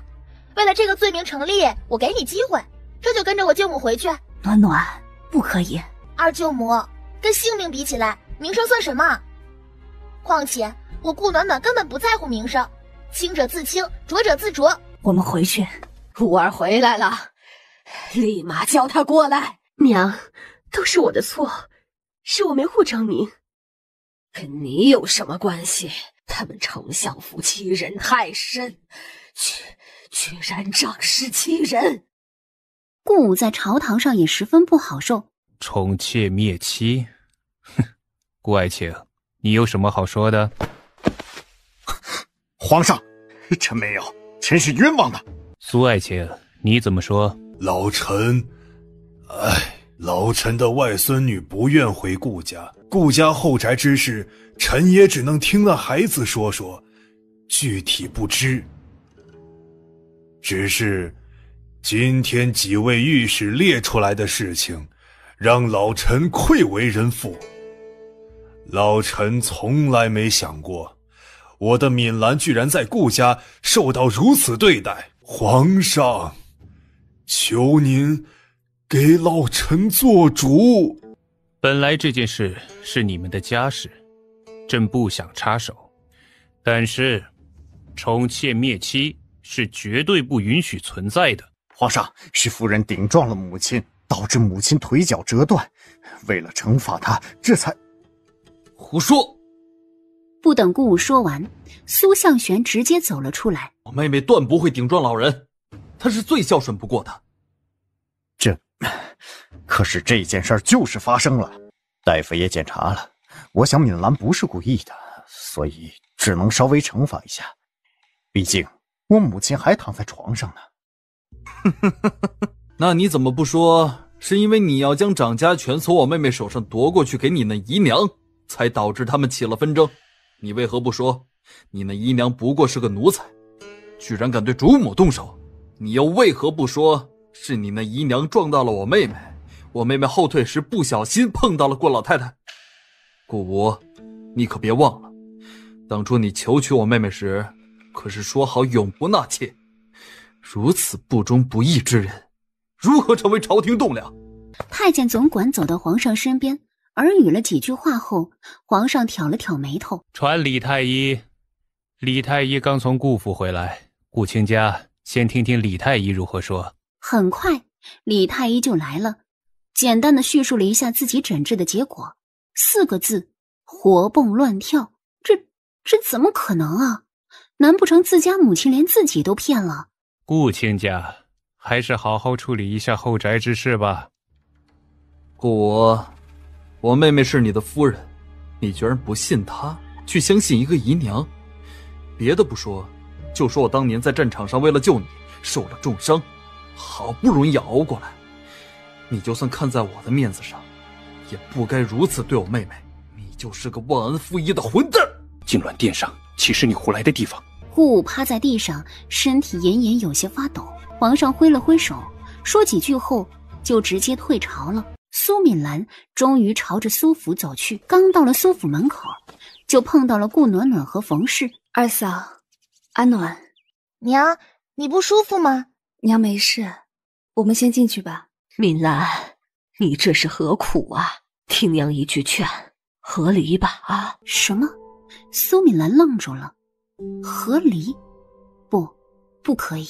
娘，您别开玩笑了，我不要和离。娘，你这次过来是不是爹爹说了什么？爹爹让你来求外祖父，对吗？娘不觉得委屈吗？父亲因为娶了娘，有了苏家做后盾，在仕途上可谓是一帆风顺。虽然苏家并没有明着帮着父亲的，但是一些人也不敢针对爹。但是只要娘与姨娘一有冲突，爹总是会帮着姨娘。娘，你觉得爹和姨娘的事情真的是祖母一手操办的吗？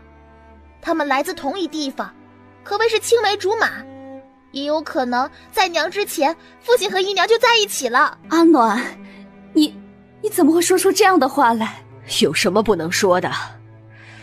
哼，暖儿倒是提醒了我们，一直以来我们都当是你那个婆母看不惯你，才找人来膈应你，倒是忘了还有这一茬。兰慧，赶紧叫人去查。娘放心，我这就去人查探。既然你不愿意和离，以后就别回来了。我们和顾武，你必须选一个。大嫂，二嫂，素儿，带着你们家顾夫人回去吧。素儿的心微微一抖，情不自禁地看向一旁的顾暖暖，见她点了点头，走上前搀扶着苏敏兰。你既然选择了顾家，又何必如此？这是你的选择，日后若是受了什么委屈，与我们丞相府无关。兰慧、玉嫔，事后你们也不能帮他。是，娘。是，娘。小姐，这也是我最后叫你一声小姐了。既然你选择离开丞相府，事后你的所作所为与丞相府再无关系。小姐，你还好吗？素儿，我是不是做错了？娘为什么要这样对我？夫君他可能不是故意的，我想……小姐，如今已经这样了，既然您选择了顾府，那我们就回去吧。哎，这是怎么回事啊？这不是顾夫人吗？怎么被赶出来了？你不知道吧？我可是听说这顾夫人顶撞婆母了。什么呀？你的消息落后了吧？我可是听说啊，人家太医都去看了，那顾老夫人可是什么事都没有，是冤枉的。什么？冤枉的？你说说是怎么回事啊？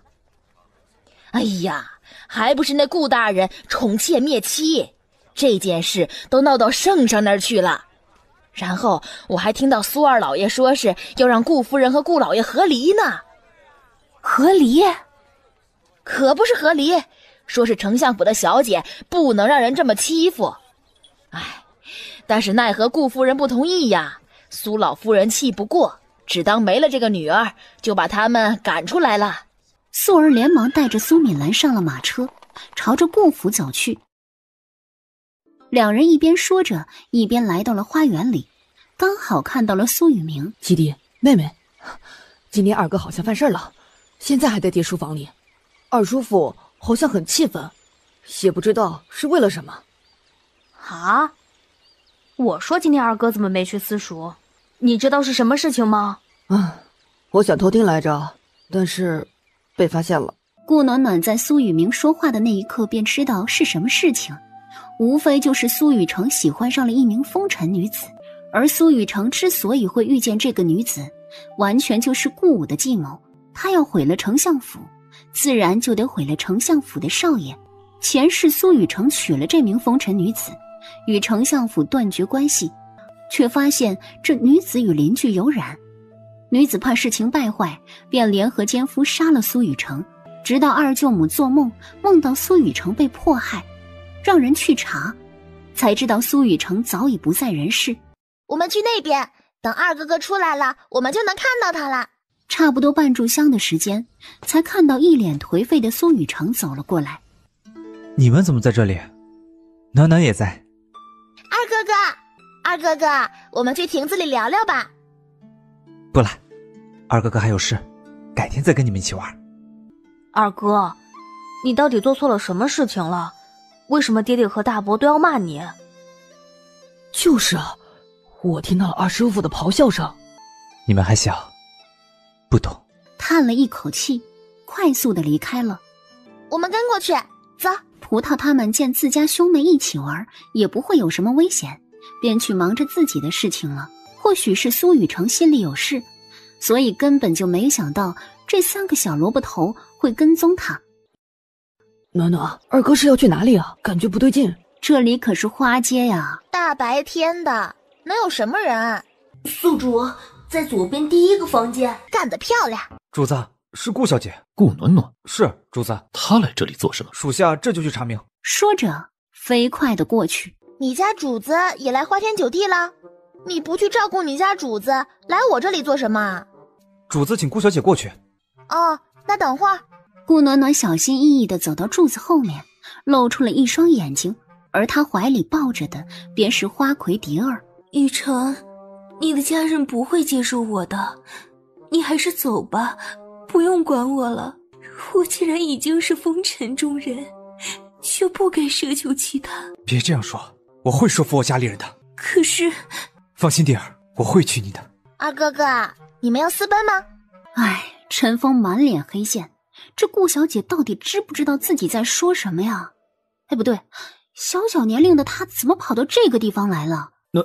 暖暖，你怎么在这里？跟着你进来的呀。二哥哥，你要跟蝶儿私奔吗？宿主好可怕，我想要静静。你们先别急，听暖儿将事情说清楚。哥哥还记得对不对？我问了3个问题，3个问题都是蝶儿是不是真心喜欢哥哥。是，但是蝶儿承认了。对，蝶儿承认了，她说真心喜欢哥哥。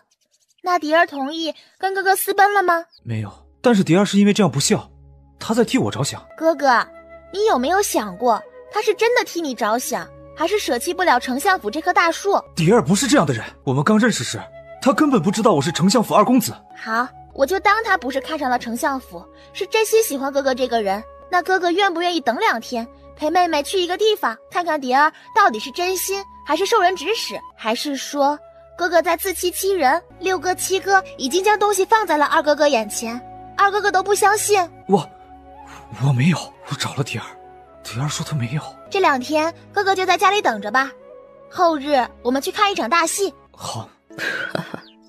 你这小调皮鬼呀，说吧，到底怎么回事？方先生教了我武功，我就偷偷跟着二哥哥来到了烟云阁。我一看那蝶儿就不喜欢，觉得肯定有问题，就让6哥和7哥帮我盯着二哥哥。趁着这个时间，我让方先生替我潜入蝶儿的房间，找到了一些书信。6哥和7哥将那些书信拿给了二哥哥，但是二哥哥不相信，说是有人栽赃陷害蝶儿。什么书信？蝶儿与其他公子的书信。二舅舅，咱们丞相府虽然不与其他人为敌，但是到底还是挡了别人的道，指不定就有人想要除掉丞相府。娘，我去书房等爹和大哥。说着迅速离开了。好孩子，二舅母没白疼你，只是日后遇到这些事，万万不可一人行动。你到底是个女孩子，名声重要啊。的确，暖暖，你进去的时候可有人看到？大舅母、二舅母放心，没有人知道。到底是什么人要如此针对咱们苏家。对了，暖暖，这几日到底会发生什么事情？慕容云说的，每个月16号都会有人与蝶儿见面。暖儿，是贤王。是贤王。暖暖，快告诉舅母，你怎么会跟贤王认识？因为方先生救过贤王，然后贤王就把这个消息告诉了我们。原来是方先生。这样不行啊，得让他们开始知道慕容云毕竟是自己要嫁的人呢。这大腿不能跑啊！哎，愁人呢，吃点东西缓解一下吧。宿主，你再这样吃下去，就胖得没人要了。哦，他不要也得要。二狗子从里面听出了浓浓的威胁，好可怕！宿主好可怕呀！暖儿，这贤王不是我们能招惹的，日后如若看到，便绕道走吧。是啊，暖暖，贤王惹不得。惹不得，那是必须惹呀！大腿要是送给别人了，他会嫉妒死的，所以还是自己抱着吧。外祖母、大舅母、二舅母放心，暖暖明白。那我先去方先生那儿了。他得跟方慧打声招呼，可别穿帮了。所以又让我背锅？是这个样子的。行，反正也就1个月的时间。你是重生还是穿越？都不是。你知道什么？你想知道什么？虽然他来这个世界10几年，所以不管这个世界发生了什么，对他而言都是不重要的。方先生，做好自己就好，不要插手我的事情。夜晚，一个身影出现在方慧房间里。我只负责教导顾小姐，其他的什么都不知道。你们问错人了。黑影微微一顿，迅速离开。宿主，你知道是谁在查你吗？大腿，没办法，大腿要作死，自己怎么也得反击一下不是？二狗子感觉到了浓烈的寒风侵袭着自己的身子。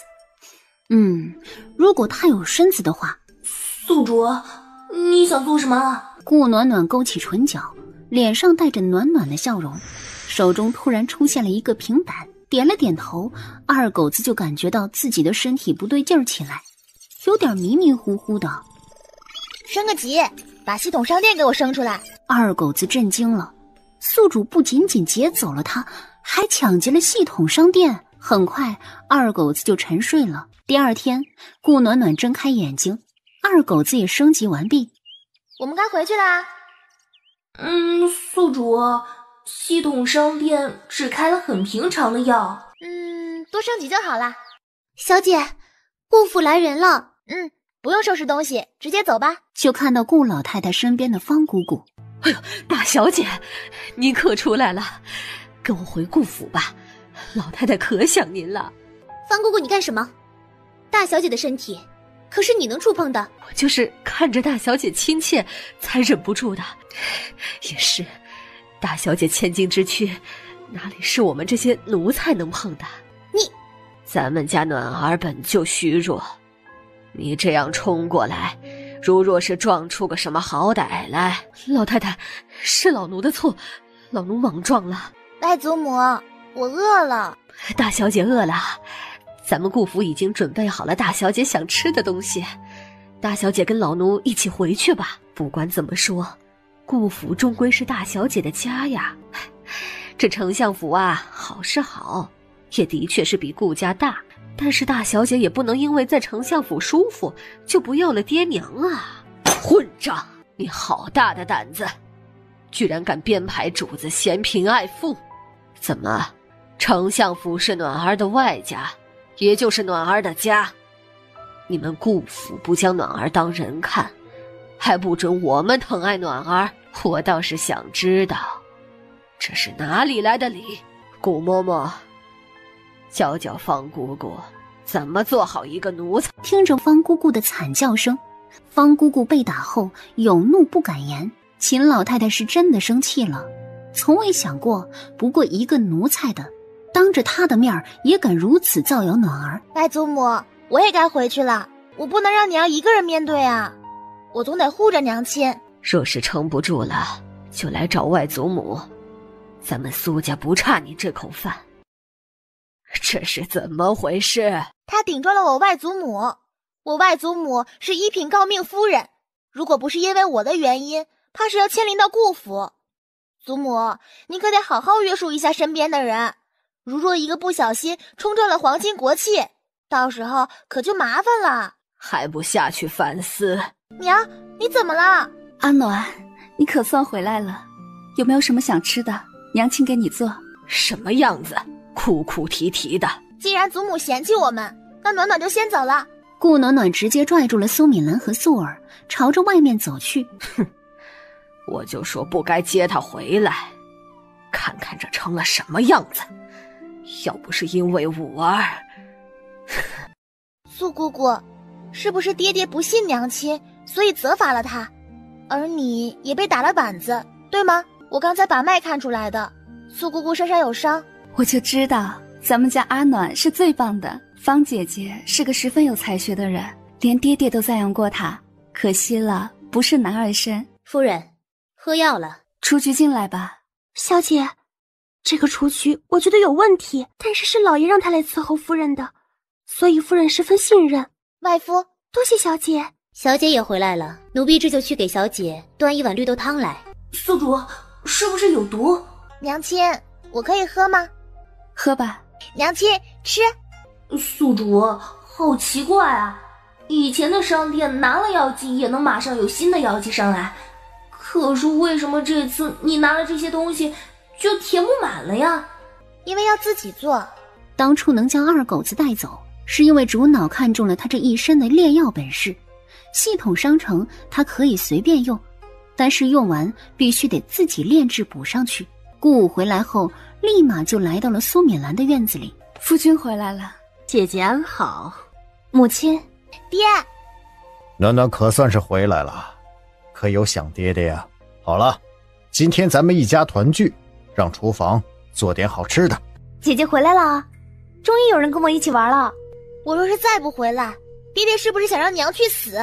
你这是说的什么话？阿暖，你这是怎么了？怎么跟父亲这样说话？还有，娘不是好好的吗？如若不是，爹爹为何不找大夫替娘亲看病？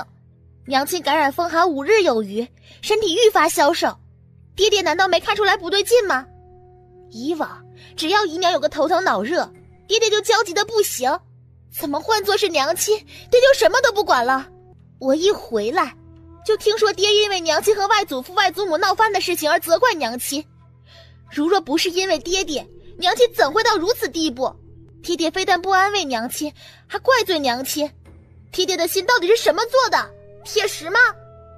大胆！这是你们跟他说的？哪里需要娘亲他们亲口来说？娘亲恨不得告诉天下，你是天下第一好的人。夫君，阿暖还小，阿暖不懂事，他的娘亲什么时候你才能醒过来啊？爹爹，你不要生姐姐的气，姐姐可能在丞相府久了，听到了什么对爹爹不好的话，这才说了这些。如今姐姐回来了，自然会知道爹爹的好。爹爹带着于姨娘和顾小雅离开吧，否则我怕我忍不住再说出一些什么难听的话来。暖暖，你以前并非如此，可是……爹，要想人不知，除非己莫为。好了，凤儿和燕儿先回去吧，今日我留在这里陪暖暖吃饭。爹，你说好了陪我跟姨娘的，我都吩咐小厨房做了好多吃的。爹明天陪你，今日你姐姐刚回来，想必是有很多的委屈。于凤儿委屈不已，但是也只能带着顾笑燕离开了。她已经不耐烦和顾武维持表面上的父慈子孝，她只想让娘亲快点醒过来。暖暖呐，是爹错了，爹不该在你娘生病的时候还忙着朝廷中的事，忘了关心你娘。爹爹想要我与外祖父说什么？暖暖倒是越来越聪明了。爹爹是想让我与外祖父说情吗？爹爹知道娘为何会与丞相府断绝关系吗？顾武挑眉，这里面的情况他的确不知。他一回来就看到苏敏兰落泪，只听到了一句丞相府再也不管他了。外祖父知道爹宠妾灭妻，自然不允许女儿在顾家受罪，要么和离回丞相府，要么断绝关系。娘亲选择了父亲，所以丞相府不再是娘亲的后盾。娘亲现在只有爹爹，可是爹爹却为了于姨娘一次又一次的伤娘亲。爹爹真的喜欢娘亲吗？你是为了我？爹，其实解决这件事情很简单，只要你将于姨娘赶出去就好了。这样外祖父那边舒心了，自然不会不管娘亲。胡闹！姨娘生育有功，怎么能赶出去？她又没做错事啊！你们想吃什么，直接吩咐厨房去做。我还有点事，先走了。看着顾武的背影，顾暖暖的眼神愈发深邃起来。娘亲，你听到了吗？在爹爹心里，于姨娘生育有功，而且一点错都没有呢。也就是说，你与于姨娘发生冲突，错的都是你。好孩子，他终究是你爹。宿主，你准备怎么做？你需要我给你出主意吗？我觉得咱们可以直接暴力的将那些人给杀了，反正他们也查不到我们头上来。是个好主意，但是太便宜他们了，总归让他们尝尝我受的苦。那就毒死他们。太简单了。宿主，你是想以其人之道还治其人之身？聪明。那宿主，你准备怎么做？二狗子来了兴奋，如若有小脸的话，定然是满脸兴奋。放心，不用我来做，他们会忍不住想要动手。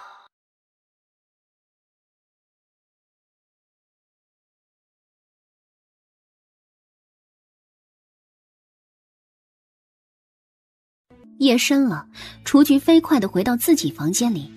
顾暖暖站在窗前，就看着他离开。宿主，这个人是于凤儿那边的人。宿主，你不生气吗？这可是你娘院子里的人，他居然背叛你。顾武安排的人能是什么好人？二狗子，你能不能不要太蠢？二狗子怒了，他又不是人，怎么可能想这么多？宿主太讨厌了。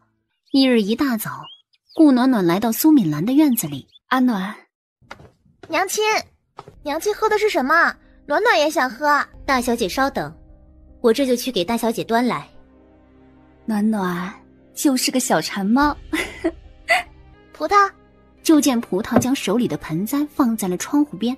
你先去忙吧，等凉了我就喝。葡萄走了过去，将汤药直接洒在了盆栽下方。阿暖，苏敏兰脸色一白，她自然明白顾暖暖的用意。娘，我不与你说道理，我们用事实说话可好？阿暖，雏菊是你爹给我的人，怎么会害我？好，娘就等着看事实。小姐，您这是何苦呢？为何要逼着夫人啊？我若是不逼着她，日后后悔的便是她。小姐，二小姐来了。葡萄迅速走了出去，对着顾向燕扶了扶身。明日今朝尹家办花会，给我们府上送来了帖子，姐姐，我们一起去可好？明日我有事，去外祖母家。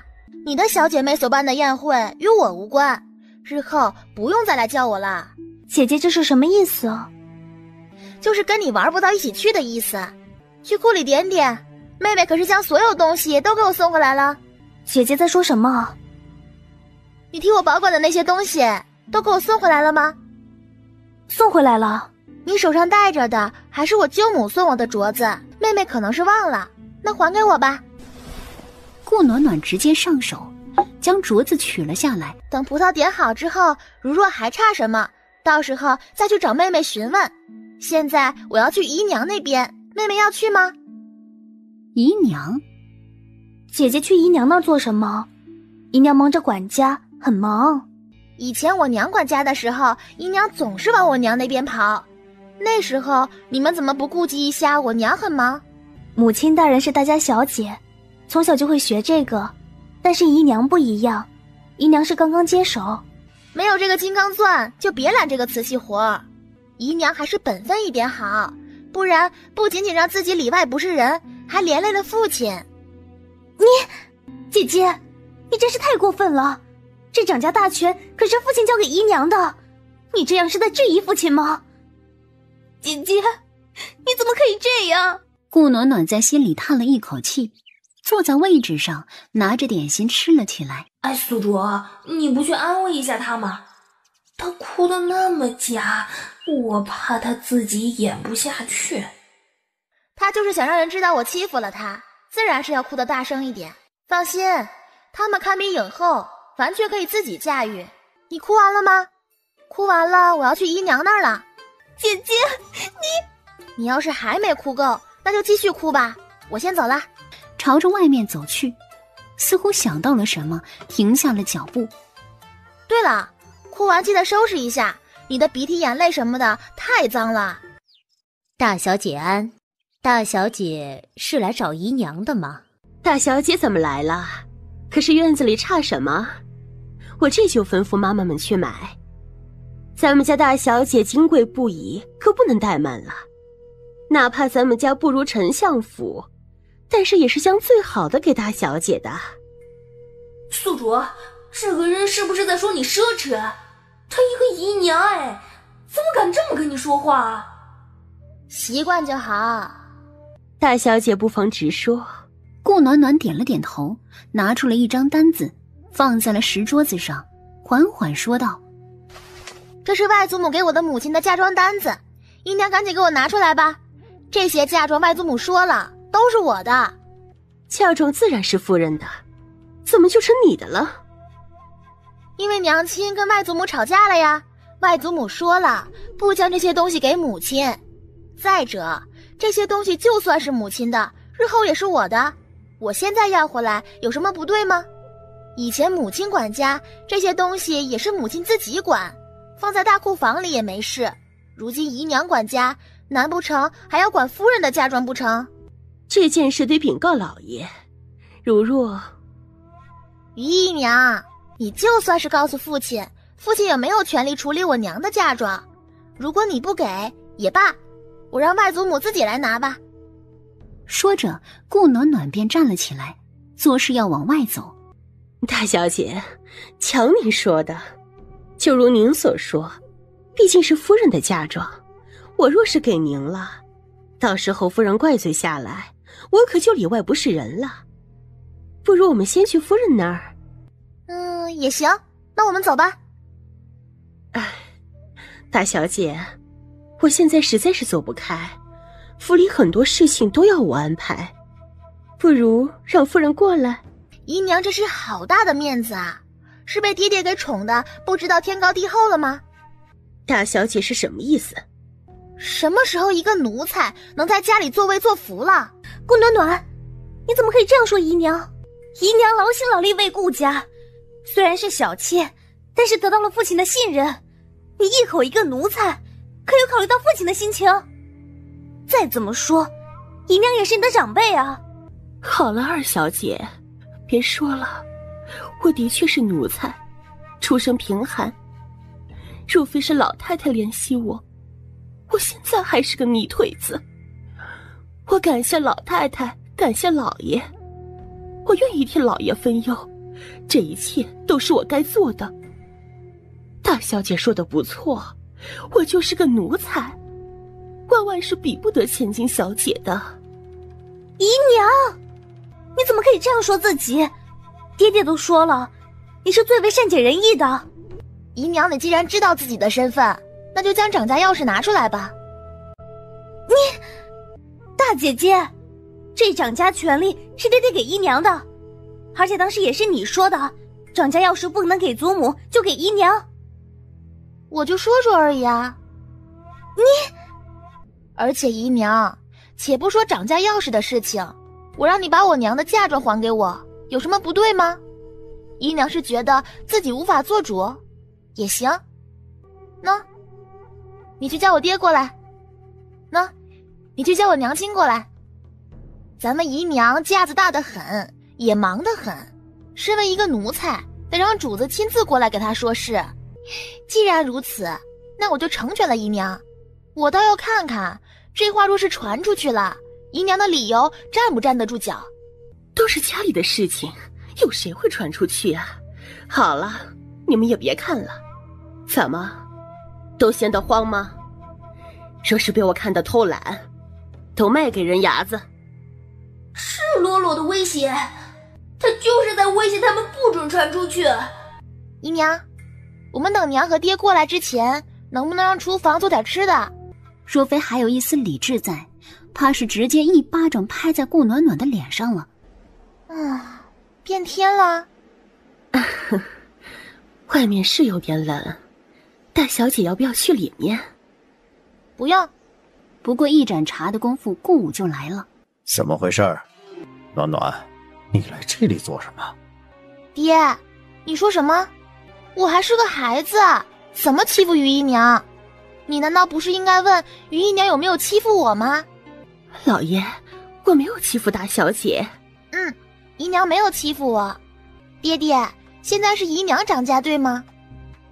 是，这件事已经决定了，就不要再谈了。爹爹很厉害呢，连皇上都干涉起来，让爹爹不要宠妾灭妻。想不到爹爹还是一意孤行，爹爹就不怕皇上知道吗？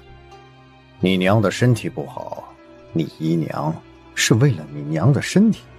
不知道是说给顾暖暖听，还是说给周围的人听，但是不得不说，如果是主母自己将掌家钥匙给了姨娘，还是如此理由，谁人都不会发难，相反还会夸奖姨娘。老爷，阿暖，老爷可是有什么事？爹，母亲，姐姐对姨娘有意见，所以爹爹，姨娘好歹是您抬进来的，就算身份不好，也不能让姐姐如此侮辱。到底是我的亲生母亲，姐姐这样说，也不顾及一下姐妹之情，我的心里也很难受。傻丫头，你姨娘不管以前是什么身份，现在是我姨娘，是顾家的掌家人，谁敢看不起她？最后一句话明显是对着顾暖暖所说。什么样的出身决定了什么样的礼仪，爹爹还是找人教教姨娘为好。好在今天都是家里人，如若后面办宴会什么的，来的可都是大家闺秀，可别等那些千金小姐夫人进来了，连杯茶水都没有。这不知道的还以为咱们顾家穷的连水都喝不起了。是我的错，老爷，你赶紧坐，我这就倒茶。行了，都是家里人，不必如此。就算是家里人，那人家家里可没有谈事让主母来小妾院子里的。如若被有些人知道，爹爹上朝又要被参了。如今我娘虽然与丞相府断绝了关系，丞相府的人不会再管我娘亲，但是外面的御史还盯着呢。娘，你看爹爹多宠爱于姨娘，都不顾你还在生病的身体。夫君，你不是这样的，是我第一次掌家，实在是头疼的厉害，这才不想耽误时间。当初娘亲掌家时，姨娘可是天天来打扰，以至于爹爹天天都来骂娘亲。娘亲，你还记得吗？既然姨娘已经掌家，我也就不说什么了。那我娘的嫁妆从大库里面抬出来吧。外祖母说了，这些嫁妆都是给娘的，但是娘和丞相府断绝了关系，这些东西就转交给我。娘，你有意见吗？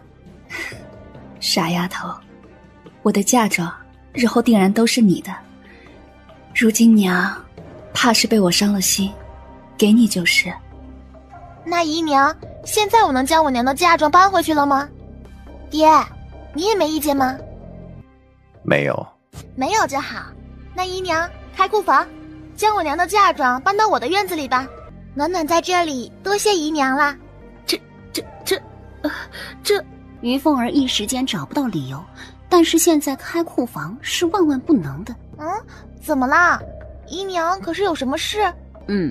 至少所有人都觉得顾暖暖是个单纯可爱的小女孩，只有二狗子知道自家宿主是个腹黑的主，阴你阴到你怀疑人生的那种。怎么回事？素姑姑，先带我娘回去吧，姨娘想必还需要点一下库房里的东西，明日给我送来就好。娘，您这是怎么了？顾暖暖也太过分了。娘，我跟你……燕儿，把你屋里的首饰迅速去典当了。什么？娘，你在说什么？到底发生了什么？姨娘，您有事慢慢说，别气。燕儿，你知道的，你爹的俸禄本就不多，但是咱们买的用的都是极好的。之前苏敏兰的嫁妆是你祖母管着，我就随便说了几句。你祖母就动了苏敏兰的嫁妆。如今掌家全到了我手上，苏敏兰的嫁妆我自然也动用了不少，不然根本无法负担起咱们府中的开销。特别是你燕儿，你是个女孩子，自然要打扮得漂漂亮亮的，所以……娘，你说顾暖暖是不是知道我们挪用了母亲的嫁妆，所以才来找我们要的？怎么可能？她怎么可能知道这些事情啊？可是，指不定是丞相府里那几位，现在说这些也没用了。如果不将嫁妆捐出来，咱们的名声怕是都毁了。姨娘，咱们还是赶紧凑银子吧。把账本拿来，清算一下。于凤儿这边鸡飞狗跳，顾暖暖自然不知道。娘，您这是怎么了？顾暖暖也太过分了。娘，我跟你……燕儿，把你屋里的首饰迅速去典当了。什么？娘，你在说什么？到底发生了什么？姨娘，您有事慢慢说，别气。燕儿，你知道的，你爹的俸禄本就不多，但是咱们买的用的都是极好的。之前苏敏兰的嫁妆是你祖母管着，我就随便说了几句，你祖母就动了苏敏兰的嫁妆。如今掌家全到了我手上，苏敏兰的嫁妆我自然也动用了不少，不然根本无法负担起咱们府中的开销。特别是你燕儿，你是个女孩子，自然要打扮得漂漂亮亮的，所以……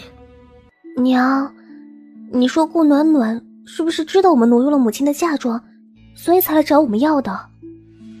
怎么可能？她怎么可能知道这些事情啊？可是，指不定是丞相府里那几位，现在说这些也没用了。如果不将嫁妆捐出来，咱们的名声怕是都毁了。姨娘，咱们还是赶紧凑银子吧。把账本拿来，清算一下。于凤儿这边鸡飞狗跳，顾暖暖自然不知道。翌日一大早，顾暖暖便带着葡萄来到了丞相府，便去了方慧的院子。我娘中毒了，差不多9年了，应该是于凤儿进府后中的。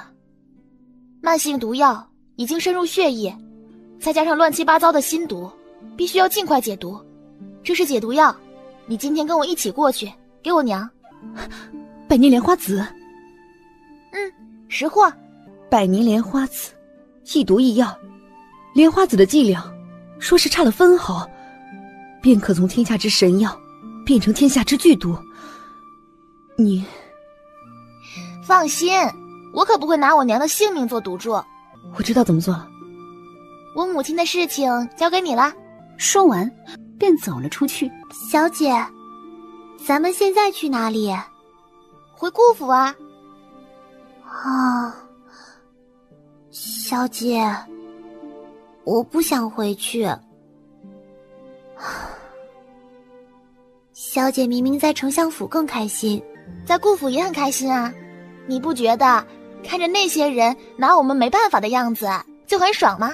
可是，小姐，到底是小姐的亲人，小姐也会难过。不，我怎么会难过？宿主，你别这样说话，我总觉得不对劲。哪里不对劲啊？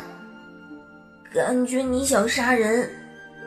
我还小，杀不了人。二狗子沉默了，所以等长大了就能杀人了吗？小姐，于姨娘是不是不想将夫人的嫁妆还给您？不是不想，是没东西可以还。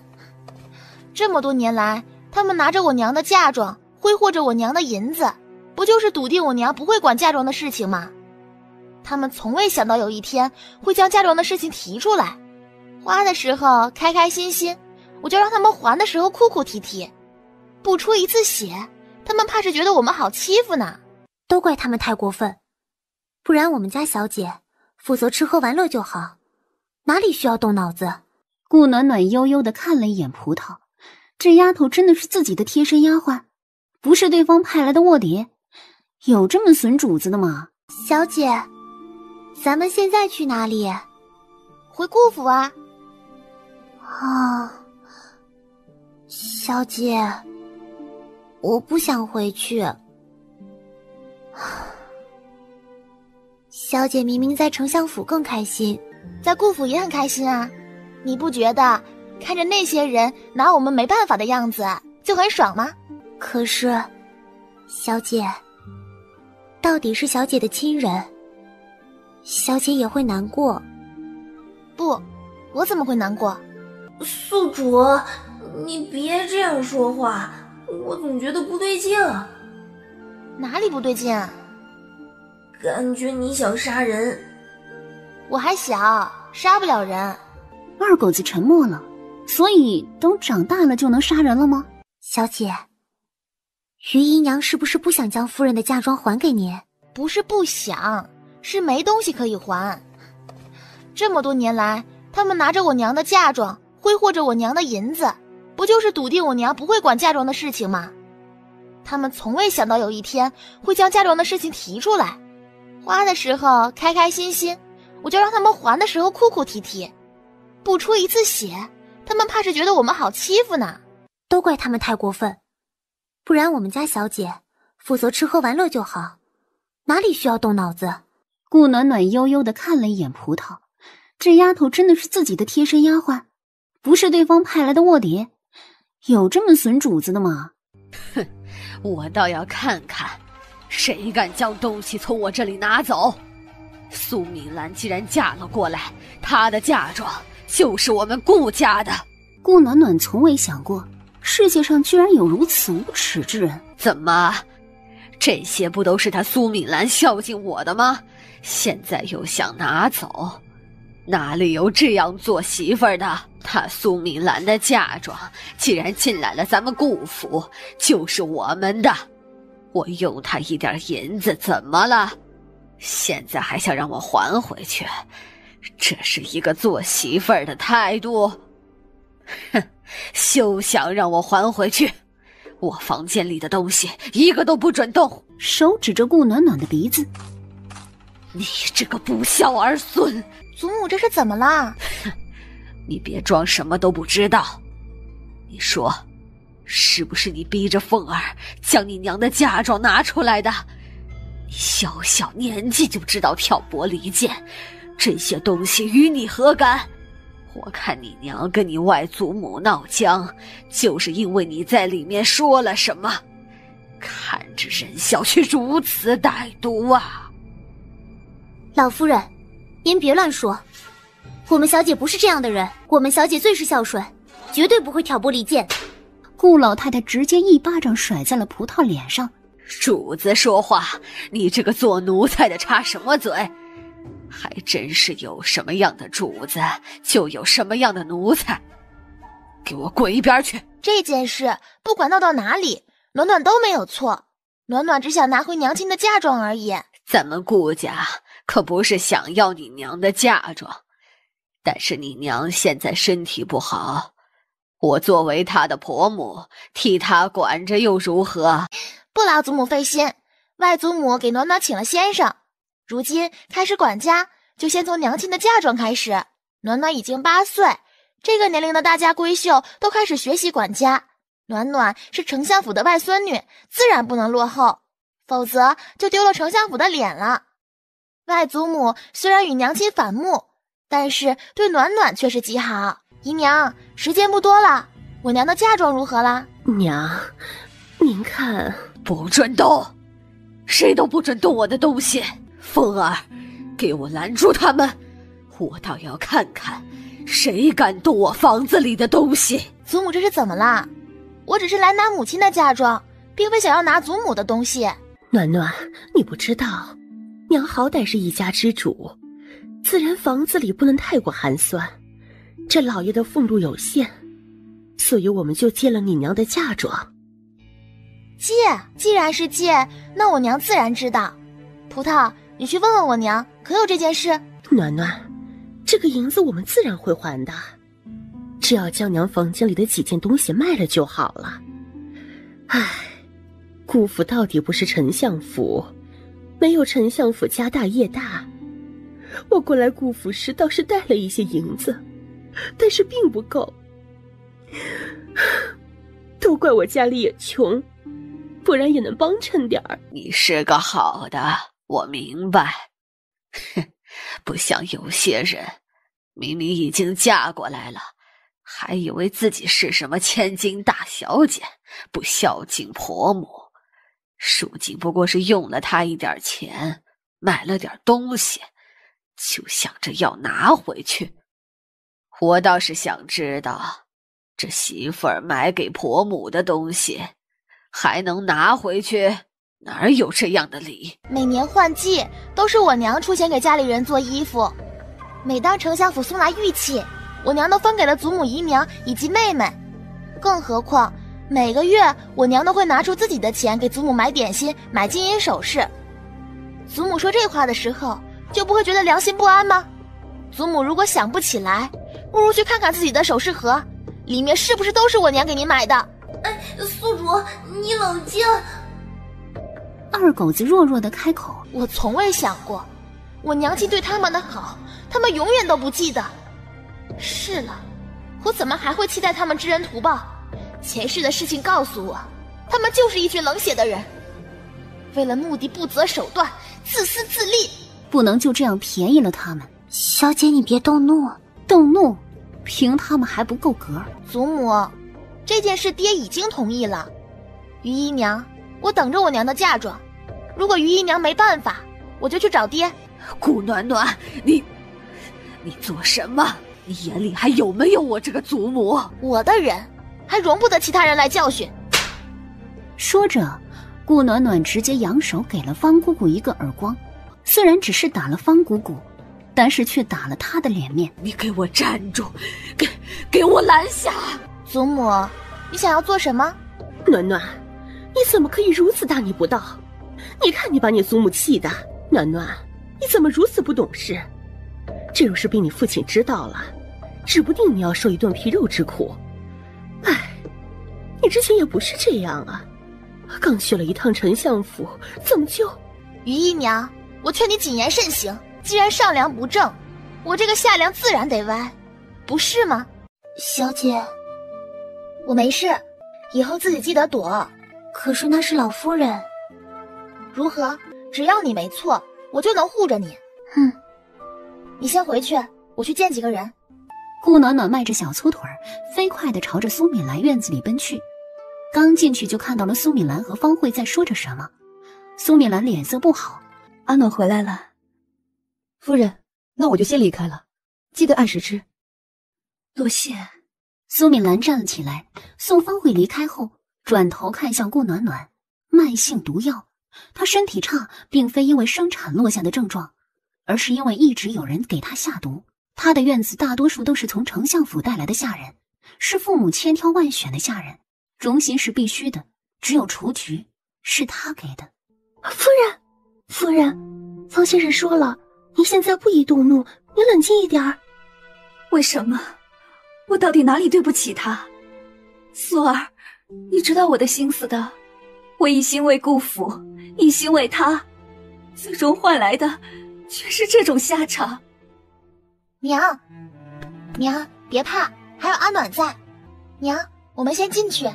娘，明日爹爹应该会过来，到时候你开口替祖母求情，就说祖母房间里的东西是你愿意用嫁妆买来孝敬她的吧。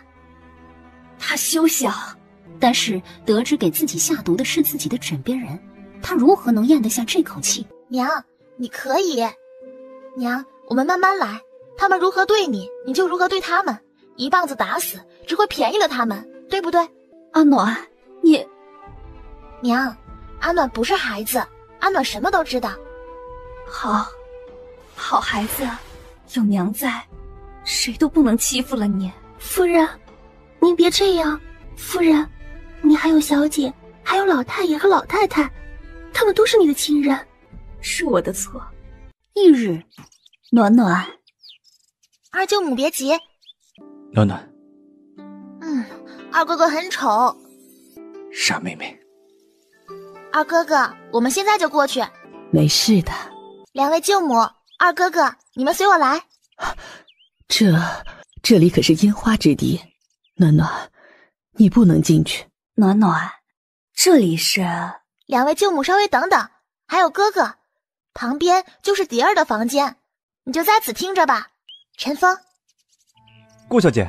陈峰走了过来，心里十分不是滋味，也不知道自家主子抽什么筋，不仅仅答应了顾家小小姐，透露了五皇子的行踪，还让自己过来看着。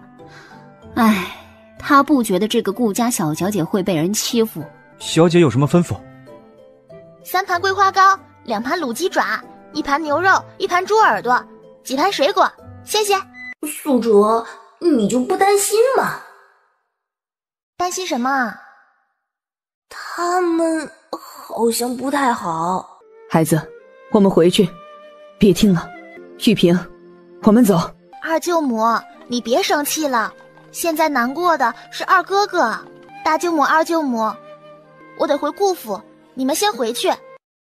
顾暖暖啃着苹果，让葡萄去给自己买点心，自己再次回到了烟云阁，推开房门，直接来到床前，把手张开，粉末涌入了床上的2人，下一秒就躺在床上一动不动，陷入了昏迷之中，手里更是不知道什么时候出现了一个棍子。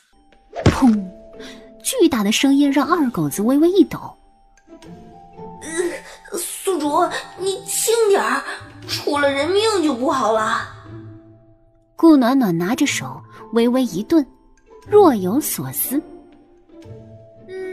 既然不能打死，那就打残吧。啪啪啪，一棍接着一棍，声音大的让二狗子都开始同情起里面的2人来。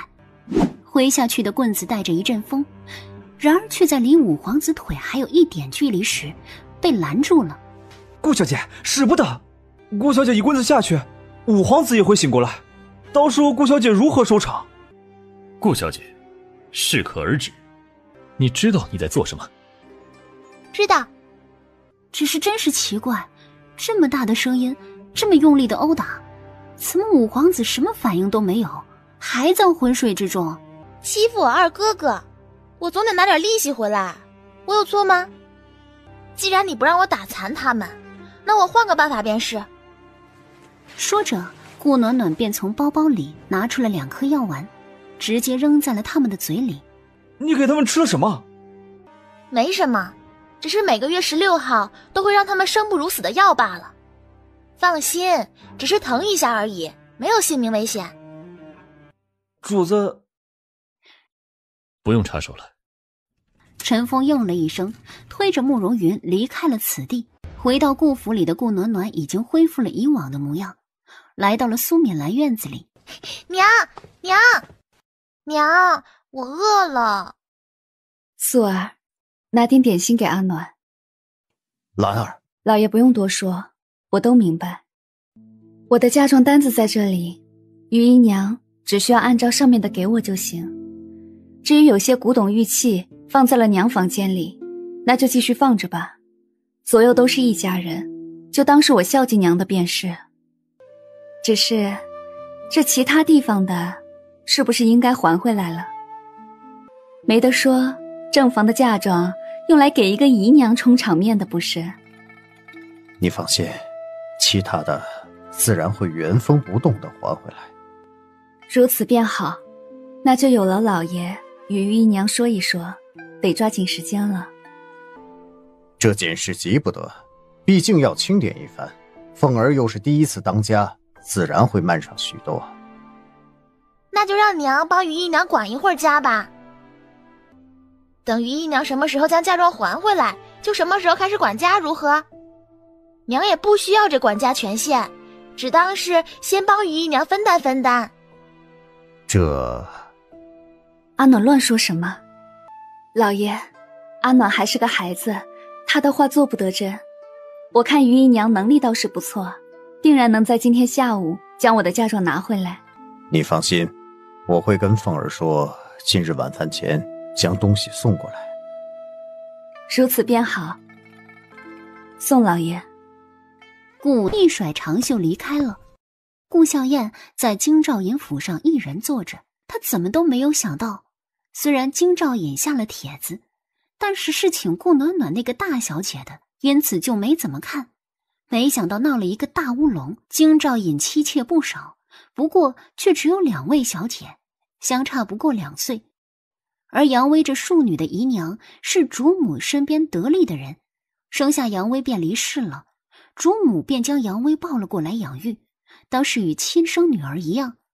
杨威心里门清，知道自己该做什么不该做什么，从不逾矩，因此与嫡女杨敏的关系极好。你呀，就是一个直肠子，如此明显的事情，就不怕他给你下绊子？凉亭里，杨家2姐妹坐在一起聊着天。杨敏与杨威的性子不同，是一个十分内敛的人。我从未想过跟我一起玩了那么久的小伙伴是这样的人。当初姐姐你提醒我小心他，我还不在意，如今我才知道，原来我一直被蒙在鼓里。如今也不迟，他第一次来我们家如此讨好我们，我就知道此人没有他外表看起来的单纯。本来也嘱咐了你身边的丫鬟防着他一些，不过你说的那个顾家大小姐，我倒是想见见，没想到今日没见到。罢了，这一次来的不止顾香燕一人，还有那么多你的小伙伴，记得好好招待，别丢了京兆尹的面子。知道了，大姐姐。顾香燕看到杨威的身影，连忙起身想要说话，然而杨威却是没有理他，直接走了过去，与其他小姐攀谈起来。等杨威将那日的事情说出来后，众人看着顾香燕的眼神当下轻蔑起来。顾香燕只觉得自己的脸灼热不已，跺了跺脚，直接离开了。顾暖暖就坐在花园之中，看着顾香燕神色不好的回来。妹妹这是怎么啦？姐姐在这里做什么？等你呀。等我？等着看你笑话啊。毕竟我早就发现请帖上是我的名字，并不是你的，我就是不想告诉你，气不气啊？我这是在用实际行动教导妹妹，谎言总有一天会被拆穿，偷来的总有一天是要还的。还有，庶女就是庶女，别妄想与嫡女相提并论，懂吗？小姐，就看到顾暖暖被推倒在地上。顾暖暖，我跟你没完！手上也不知道什么时候拿了一块石头。顾香燕，我若不死，你永远都是庶女，你永远都越不过去我。现在不如我，以后嫁的也不如我，往后生生世世不如我。你闭嘴！不如他，不如他，凭什么？我不服！顾香燕身边的大丫鬟凤梨飞快地冲了过去，拦住了顾香燕。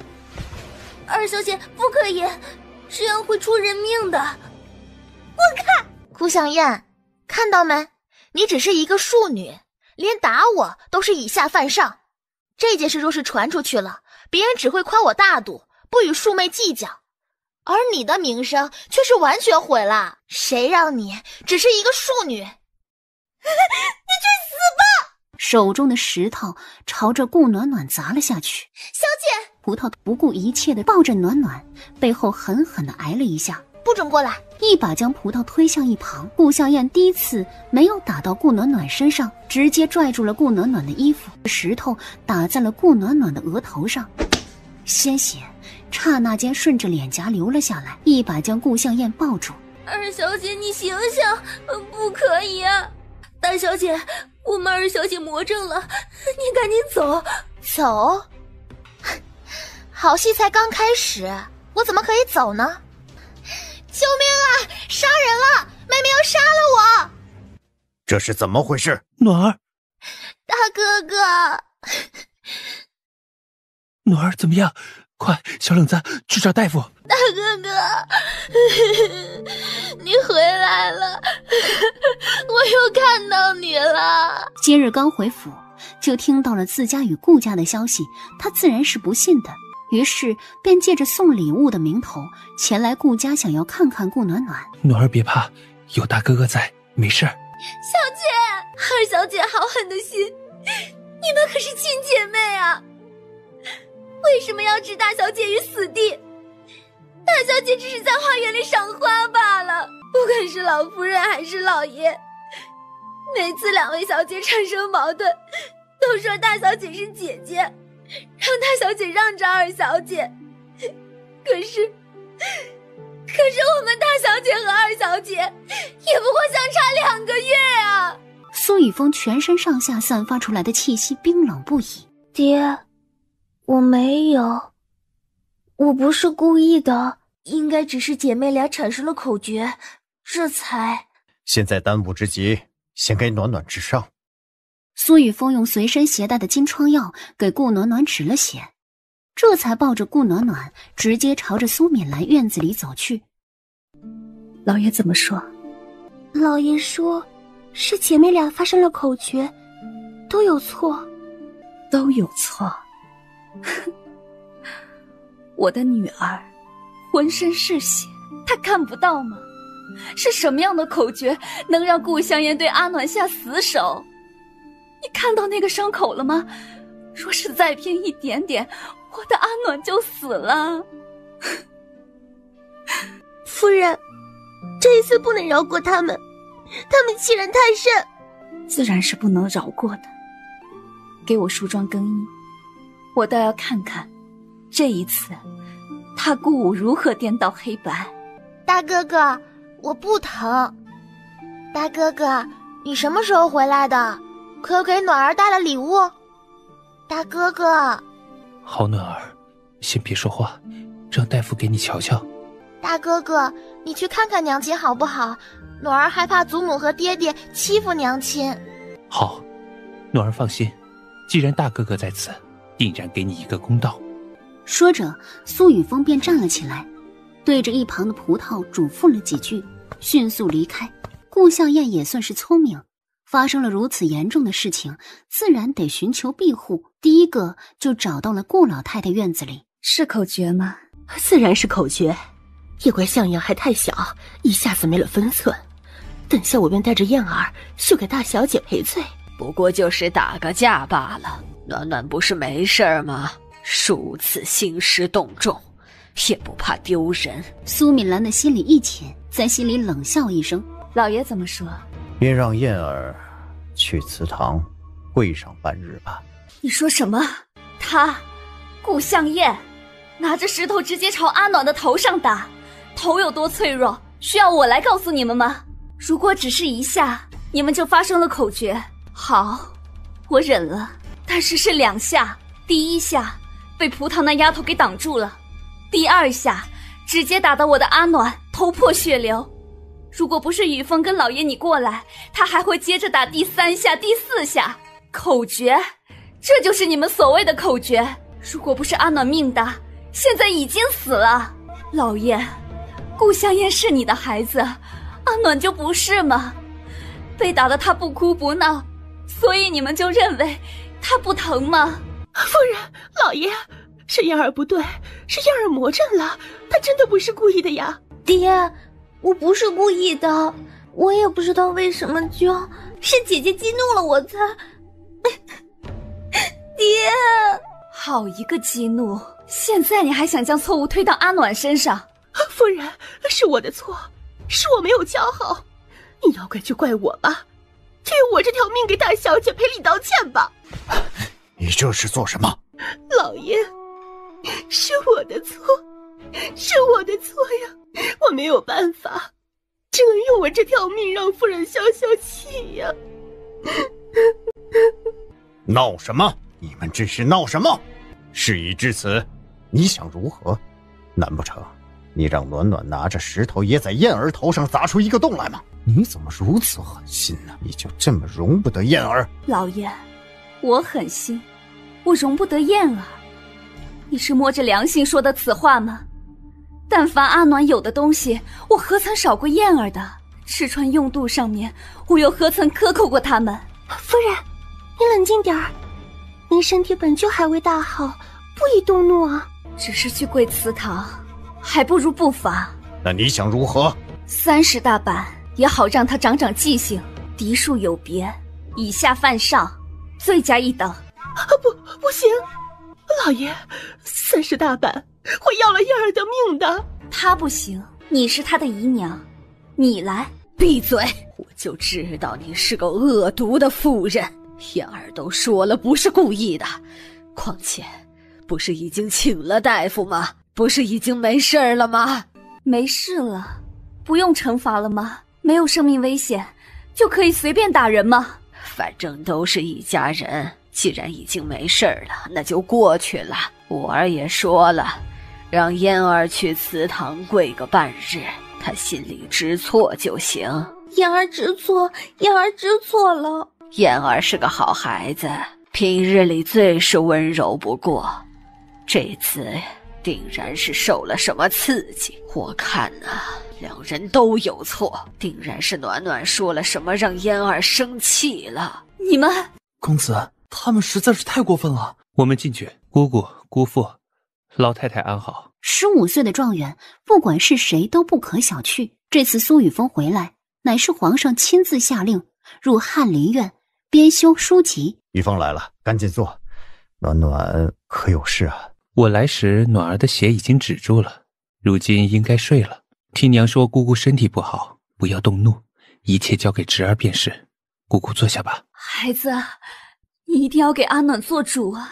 姑父，我这次来看暖儿和姑姑，没想到会见到这样的场面。既然都是一家人，我也就不拐弯抹角了，就请姑父说说这件事该如何来办。苏家小子，你是个读书人，如今事情已经发生了，难不成让暖暖打回去？自然是不可。就是这个理，都是姐妹，难免产生矛盾。等暖暖好了，便让燕儿去赔罪便是。你好好劝劝你姑姑，家和万事兴，可别做这搅事精。我姑姑如何暂且不提，姑父也是这么想的，大事化小，小事化无。惩罚还是要的，便让燕儿去祠堂跪上一宿，抄写佛经，为暖暖祈福，你看如何呀？按我国律法，以下犯上，庶出残害嫡出，当处以20大板到50大板不等。这顾香燕年龄还小，但是就算闹到金兆尹，这20大板也是免不了的。一个妾室待在这里本就不妥，如今还想打断主人家谈话。姑父，今日是我还好，如若是其他人传出去，只会让人觉得你糊涂。如若传到圣上那去，您觉得您的官位还能往上提吗？20大板一个成年女子都很难受得住，更何况一个孩子。对，就是这个理。说到底，燕儿还是个孩子。可是我家暖儿也只是个孩子呀，却因为顾二小姐受了不必要的伤，这一次暖暖受了如此重的伤，您心里应该也不舒服。是，但是手心手背都是肉，我实在是，毕竟是家事，家里解决就好，没必要闹到衙门去，你看对不对啊？不闹到衙门也可以。听说刚刚顾二小姐是因为魔怔了。是，也不知道是为什么，这孩子一向温柔，不可能会做出这样的事情。我也不知道我是怎么了，似乎完全没了理智，谁都不认识一般。我是万万不会打姐姐的。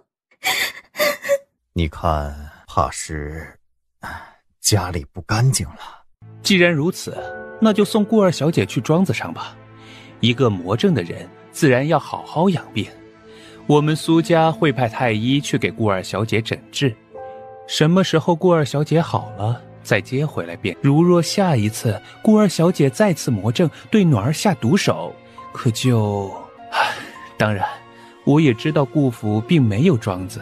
苏家在云城有个庄子，虽然偏僻，但是景色不错，适合养病。小冷子，送顾二小姐上路。什么云城？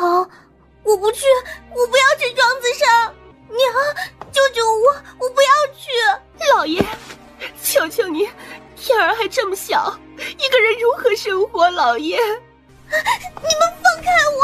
我不去，别动我！老爷，燕儿可是你的亲生女儿呀！胡闹，真是胡闹！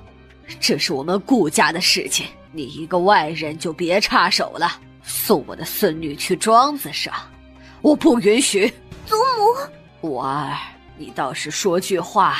贤侄，这样的处罚，对一个8岁的孩子来说太残忍了。如此和睦，如此温馨，然而落在苏敏兰眼里，只觉得全身犹如坠入冰窖之中。既然如此，那便衙门见吧。实在不行的话，那就让圣上决断吧。姑姑跟我一起给暖儿收拾东西，我们回丞相府。既然顾府里的人不能替暖儿主持公道，那便让能主持公道的人来吧。贤侄，有话好好说，皇上日理万机，万万不可闹到圣上那儿去啊。然而比起自己的前程来说，顾武根本不会在乎自己的女儿如何。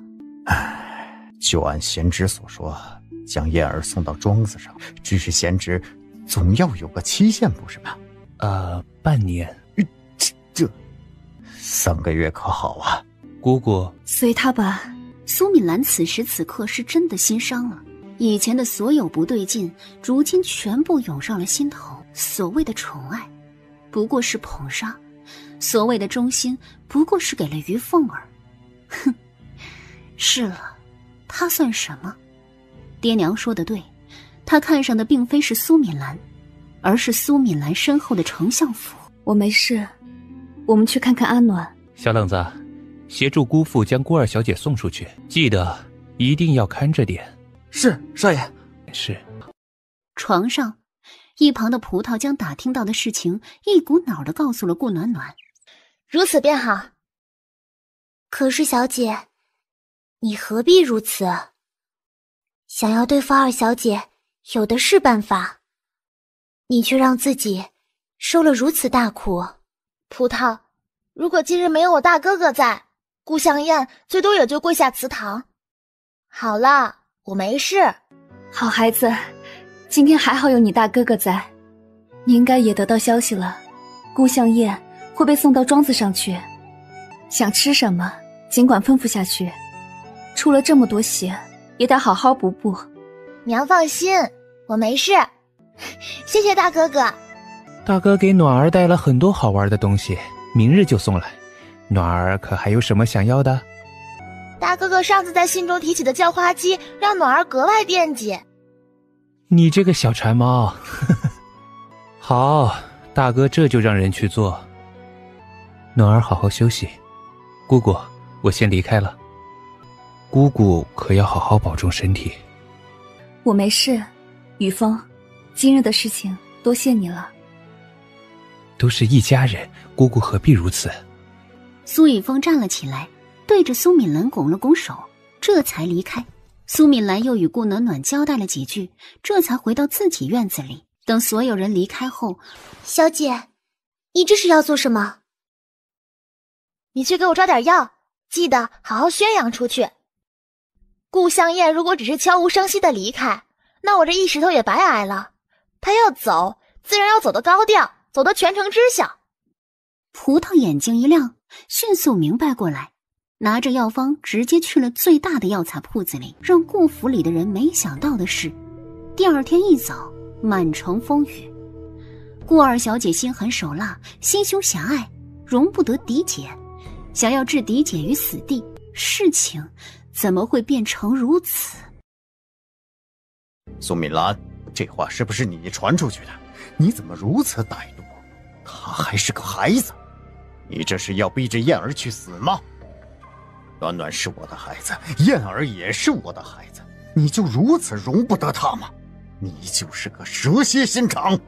如今满城风雨，都说燕儿是狠毒之人，他才8岁，你让他以后怎么办？听着顾武质问自己的话语，苏敏兰只觉得心疼的都麻木了。老爷，你心里只有顾香燕，你担心顾香燕往日如何，那你为何不担心一下阿暖？阿暖若是破相了，往日又该如何？阿暖还小，伤总是能养好的。再说不是有御医在吗？御医不行，凭着丞相府的实力，还怕找不到去疤痕的药来吗？那老爷呢？老爷可有去看看阿暖？老爷可有做点什么？阿暖是顾府的大小姐，老爷您作为父亲，就什么都不做吗？您一心一意为顾相爷，可有半点想过我们的女儿？暖暖也是岳父岳母的外孙女儿，他们势力大，自然能护着暖暖。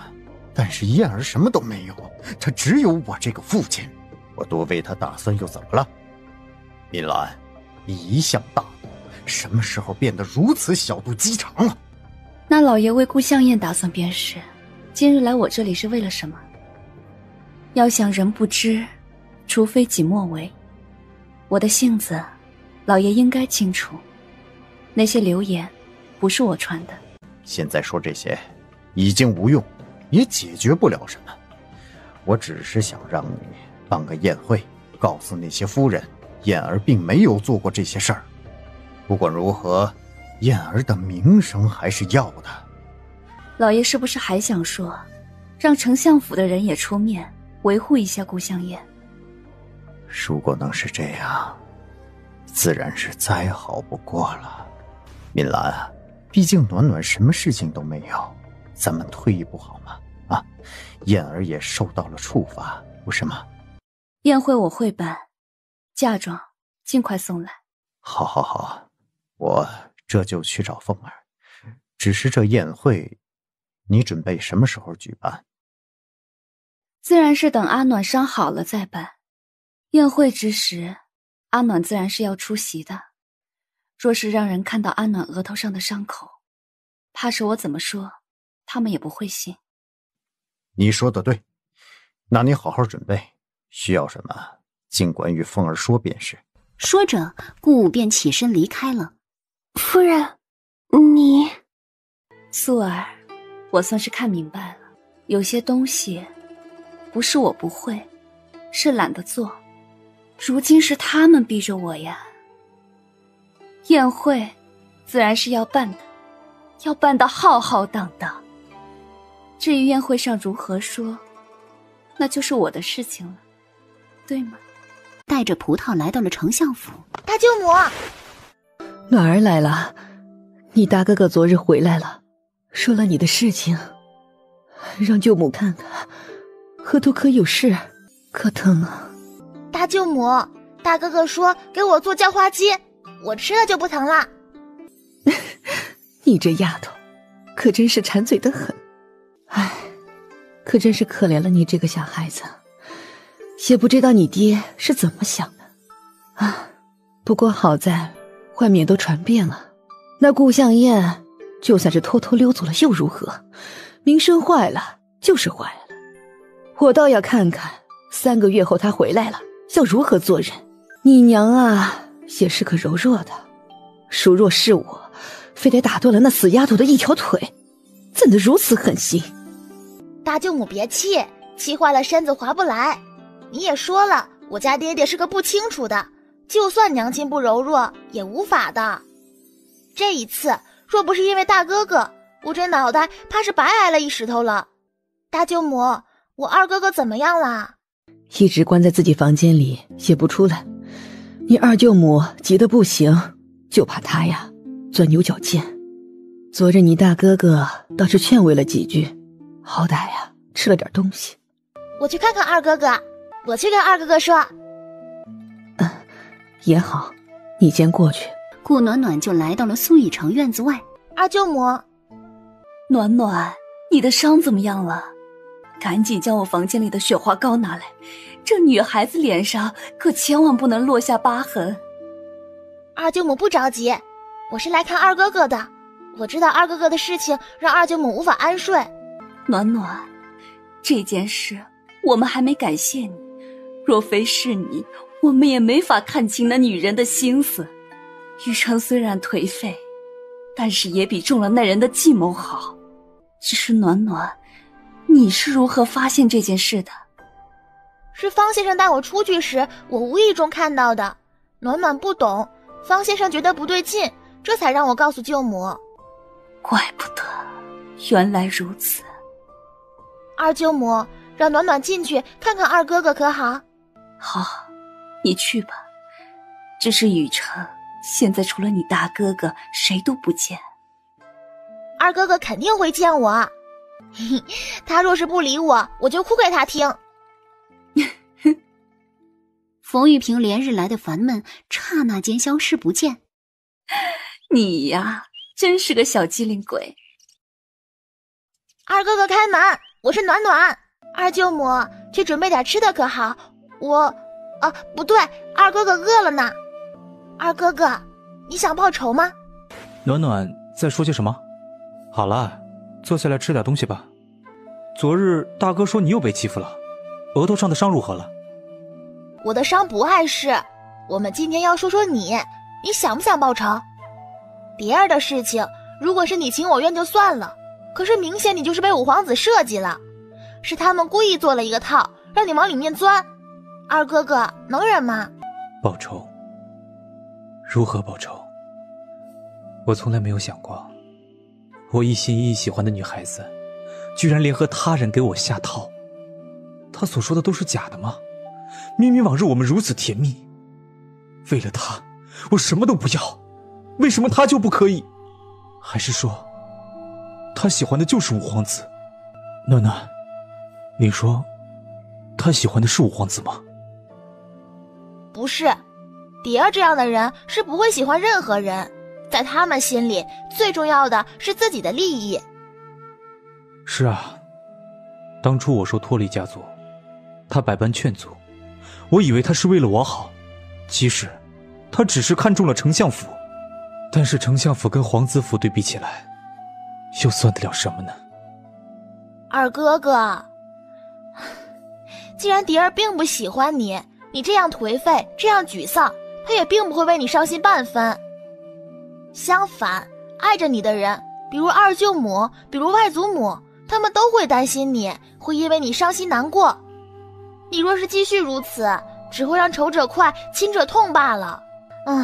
二哥哥最为聪明，你仔细想想，其实二哥哥对蝶儿也只是喜欢罢了，还到不了爱的程度。二哥哥如此，只是因为觉得抹不下颜面，没脸面对二舅舅、二舅母，对吗？你是怕自己让二舅母他们失望了吗？可是我们并不觉得，相反，我们觉得二哥哥是个有担当的人，为了自己所爱之人，宁愿放弃锦衣玉食的生活。这样的二哥哥十分有担当，有责任心。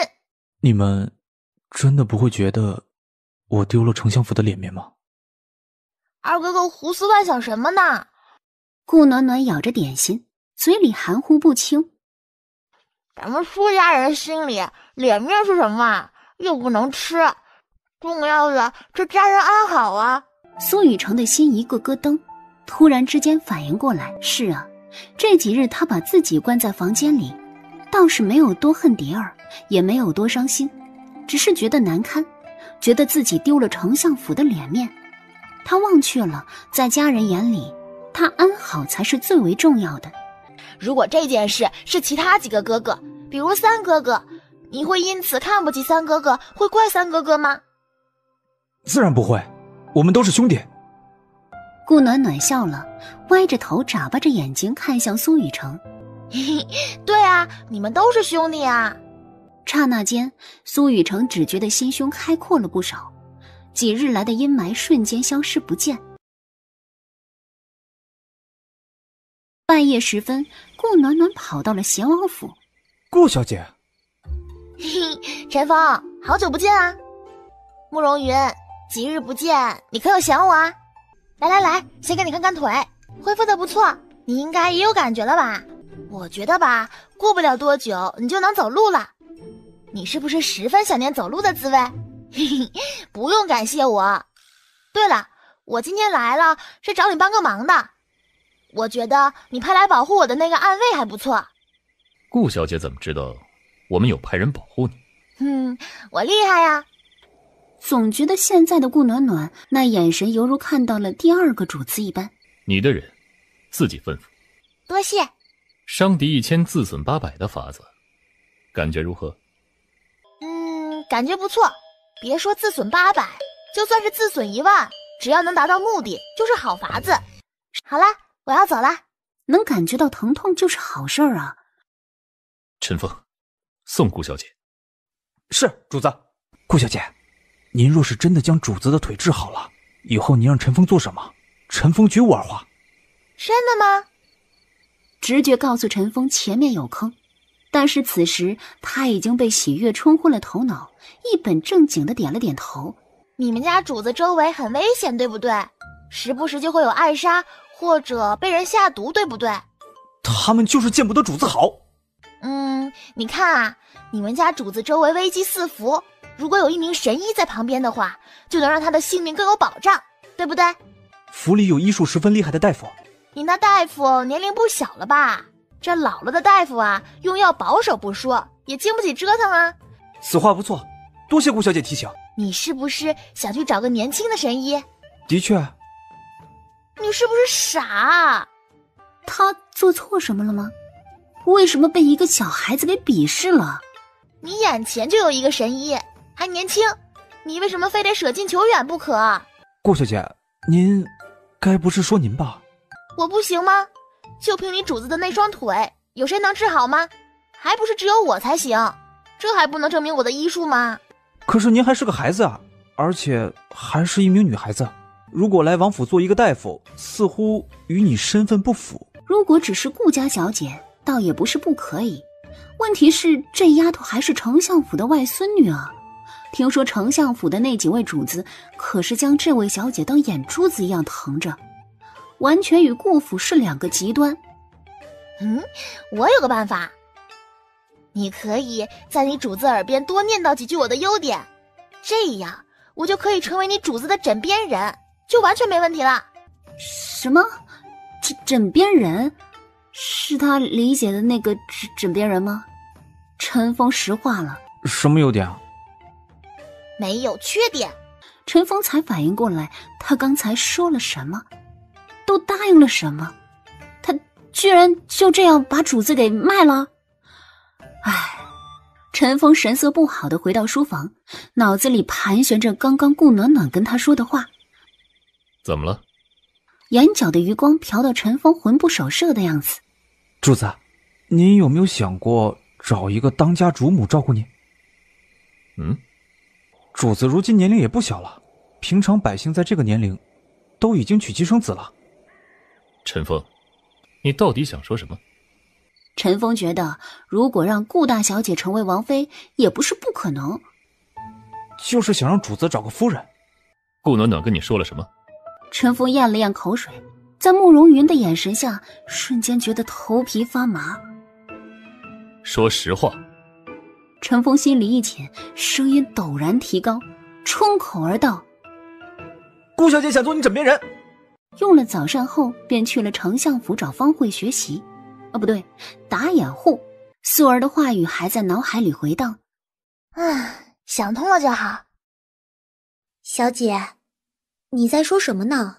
他以身犯险，宁愿自己受伤也要设计这一切，可不就是想让苏敏兰认清顾武，认清顾家。来了就好，我有事跟你说。吩咐葡萄去给祖母打声招呼，自己则是跟着方慧来到他的院子里。方慧就迫不及待地将手中的药材递了过去。你看看，你也发现了吧？2种药都是慢性毒药，第一种会让人四肢发麻，渐渐地失去知觉，从此只能在床上过完下辈子。方慧点了点头。第2种慢性毒药则是能让人神志不清，整日嗜睡，精神不济，最后成为痴呆人。这2种毒药混合起来便产生了剧毒，一点一滴蚕食着被下毒之人的血肉，最终七窍流血死去。如若不是他刚好有解药，是不是就算没有前世丞相府灭门那件事，自己的娘也会慢慢死去啊？我当日给你娘诊脉之后，便觉得你娘体内的毒不对劲，试验了好几日，才发现原来是2种毒药。我发现这2种毒药的时间先后差了2年，也就是说并非同一人所下。左右不过就是顾府里的人。你准备如何？还回去吧，他们费尽千辛万苦找来的毒药，也得自己尝尝才是。残忍吗？你都活了1世了，怎么还是如此的心软？环境使然，之前我也恨，如今来到这个世界，认识了你的外祖父外祖母，让我感觉到了温情，却差点让我忘了仇恨。忘了也好，你若是想在这里活着，也不是不可以。罢了，我不属于这里。你想做什么，我不会反对，但是不要伤及无辜。方先生，他们并不无辜。方慧对于顾家的事情也只是听了个大概，只以为是顾武和那个姨娘的问题，但是听顾暖暖的语气，却是整个顾府都逃脱不了。这孩子到底发生了什么？看起来每日笑意连连，甜美无比，但是狠起来却是连他都怕。方先生，我可是见过阎王爷的人啊。不管你做什么，保护好自己。这个你拿着。方慧将一块玉佩放在了顾暖暖手里。你好歹也是我的徒弟，我这个做师傅的总归该给你见面礼。这块玉佩是我无意中得来的，可以辨识简单的毒物。玉佩冬暖夏凉，一看就不是凡物。多谢先生。时间不早了，去吧。宿主，你知道是谁下的毒吗？你爹、你姨娘，还是你祖母？不知道，总能查到的。你可以找小美人帮你查。小美人？就是那个腿断了的王爷啊。不，二狗子，我们也该有自己的势力了。宿主是不是有什么想法？我觉得你可以办一个杀手组织，看谁不顺眼就哪个杀手会扶我一个小丫头？还有，我去哪里找杀手去？也是，这个不太好。那收购青楼吧，青楼是最大的情报组织了。你若是看谁不顺眼，直接来一个美人计。二狗子，我很穷，我没钱。二狗子愣了，试探性地说道：那宿主只有最后一个办法了，你去这里的孤儿院领养几个小孩子培养起来。二狗子，你是不是忘了我也是个孩子，你让我怎么领养？二狗子表示他的脑袋不够用了。顾暖暖翻了个白眼：你有脑子吗？宿主，你做什么？二狗子有了一种不好的感觉。顾暖暖软软一笑，一双眸子里发出亮色。自然是做丐帮帮主呀。丐帮帮主？小姐，您是不是画本子看多了？葡萄，你仔细看着，以后这里的人就得你来照顾了。在他身边，自然什么事情都能做。如果这件事都做不好，葡萄也不能用了。宿主，丐帮帮主其实也很厉害的，但是这些乞丐的防备心很重，你准备怎么收服他们？下毒啊！下毒不就没人敢不听我的话啦？宿主，你怎么可以这样？你这样跟那些坏人有什么区别？你这是逼良为娼。得，连成语都用出来了。我本来就不是好人啊。宿主，你又骗我！如果你真想要下毒，早就直接去青楼这种大情报组织了，何苦还来这么脏的地方选人？不错啊，变聪明了呀！二狗子闻言瞬间傲娇起来。哼，那是当然，也不看看我是谁。顾暖暖无奈切断了与二狗子的对话，对着一旁的葡萄说道：你记住这条路，每日便拿着吃的来这里给他们。哦，小姐，您真是个好人。等等，葡萄又在脑补什么呀？小姐，现在像你这样善良的人不多了。低下了头，他没那么伟大。小姐你放心，这件事包在我身上。唉，真是个缺心眼的丫头啊。回到了顾府，爹爹怎么在此？暖暖回来了，先生教的可都学会了？但是又想到于凤儿的话语，想到顾向燕，顾武便揉了揉顾暖暖的脑袋，一脸的慈爱。先生教的，暖暖在努力学。先生说暖暖太笨，得努力些才能赶得上同年龄的小姐妹。哈哈，暖暖就是学不会也没事儿，有爹爹在，不会让暖暖受欺负的。哼，顾暖暖笑了。前世的自己不爱学习，可不就是沉浸在顾武所画的大饼之中？可最后呢？爹爹，暖暖虽然是女子，但是也得刻苦好学，这样一来才不会丢了顾家的脸面。毕竟暖暖可是顾家嫡女。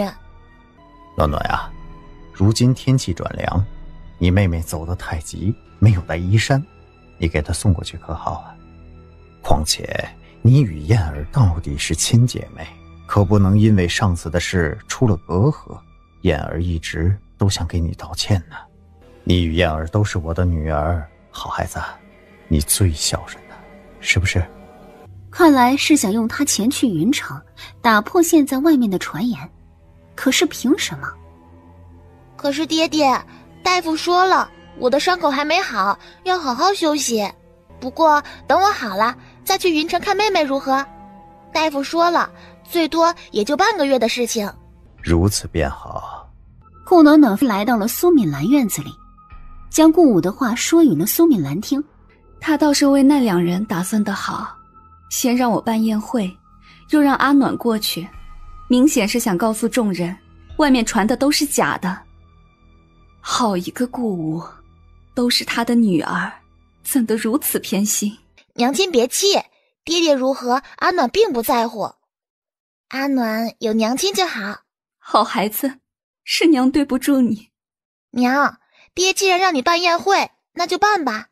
择日不如撞日，就3日后吧。好孩子，这一次娘不会再让你受委屈。素儿，写帖子吧。是，夫人。接到了顾老太太那边的消息，让她过去一趟。暖暖来了。只有在有求于他们的时候，顾老太太才会给她和娘亲好脸色。暖暖怎么瘦了呀？方姑姑，赶紧将暖暖喜欢的点心端上来。是，老夫人，我这就去。暖暖呀，你也知道，祖母没什么亲人了，只剩下一个老姐姐留下的孙子，一直在镇上读书，连夫子都夸他聪明。这不，如今前来京城求学，能不能与你外祖父说说，让你表哥去白鹿书院就读啊？这个所谓的表哥，便是前世表面上喜欢自己，暗地里却与顾向燕搞到一起去的渣男。但是这一切又都是顾武和顾老太太受益的。陈子谦，他就算是死，也不会忘记这个名字。你那表哥学问是真的好，虽然2个月后才来，但是也得提前打声招呼才是。祖母，白鹿书院是京城最好的书院，如果要进去的话，得考试才行。我的7个哥哥都是自己考进去的。听说去年考试，皇子没有达到要求，皇上求情都没用。什么？你说的可是真的？丞相府的7个，居然比皇子还厉害？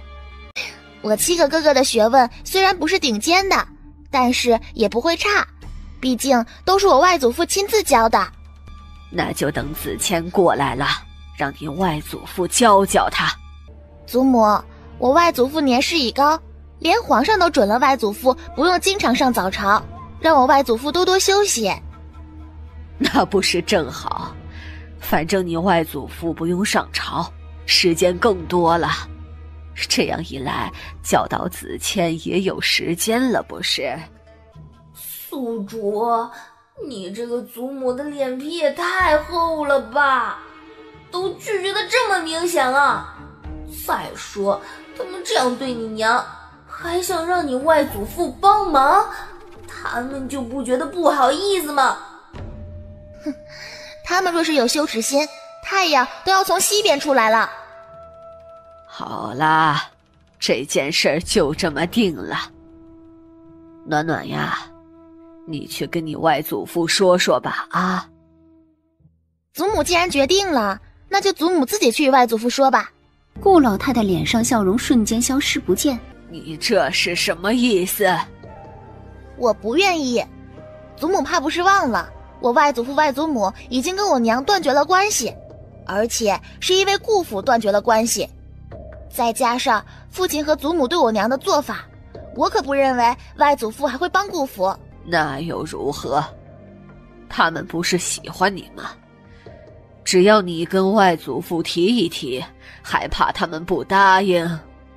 你别忘了，你还是顾家的小姐，我这个祖母还指使不动你了。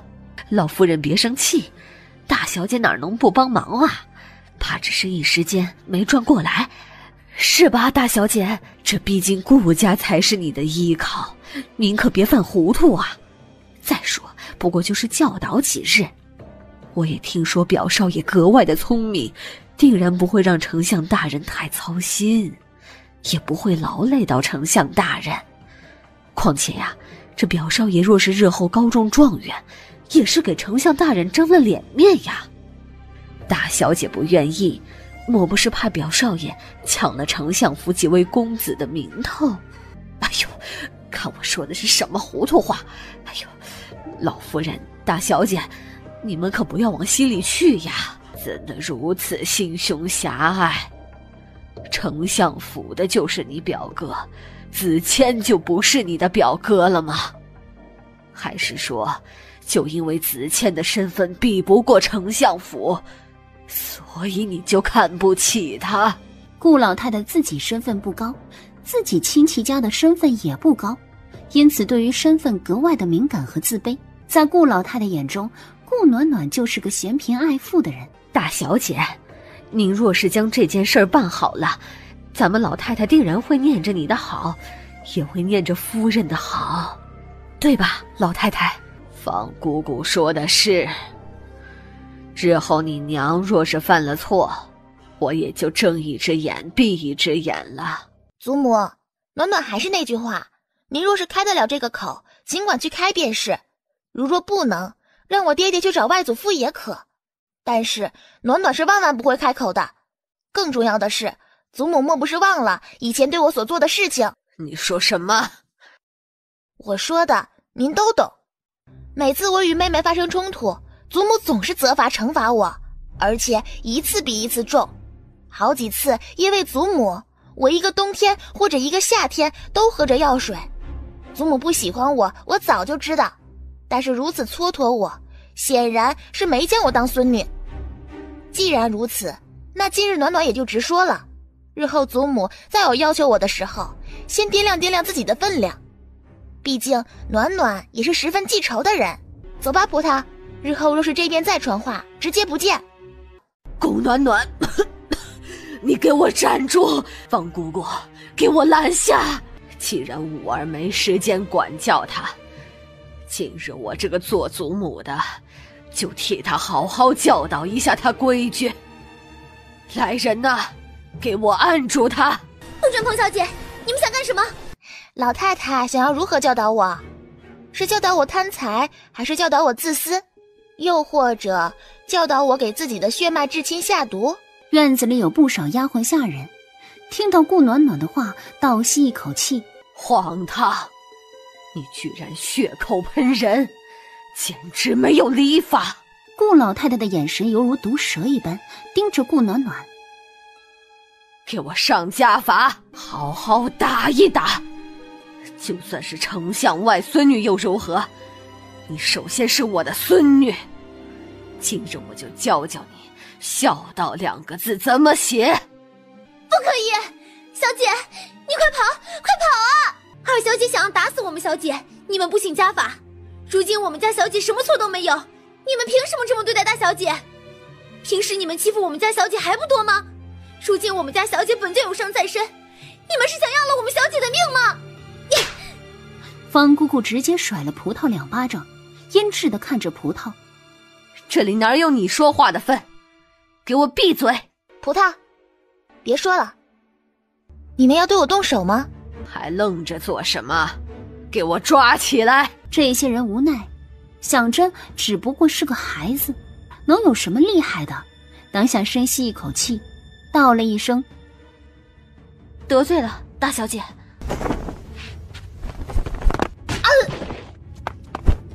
顾老太太不可思议地看着眼前的场景，自己的丫鬟婆子被突然出现的黑衣人直接打倒在地上。黑衣人站在顾暖暖面前，明显是护着她的。大小姐，这是什么人？葡萄，小姐，你怎么样？去把他给我抓过来。顾暖暖小手一指，指向了顾老太太的方位。来人呐！顾暖暖，你想做什么？你让他别过来！五儿，你快回来！黑衣人则是飞快地来到顾老太太身边，一把将方姑姑抓住，直接扔到了顾暖暖脚底下，跪在地上，一个劲儿地磕着头。大小姐饶命！大小姐饶命啊！他还以为大小姐好拿捏，没想到踢到了铁板上。他怎么打你的？你10倍还回去。小姐，怎么不敢？伸手一巴掌直接打在了方姑姑脸上。葡萄可谓是用了10足的力气。继续。啪啪啪，一巴掌接着一巴掌打在方姑姑脸上。大小姐不能惹。小姐，20下打完了。葡萄的眼睛里亮晶晶的，心里更是难以言喻的爽。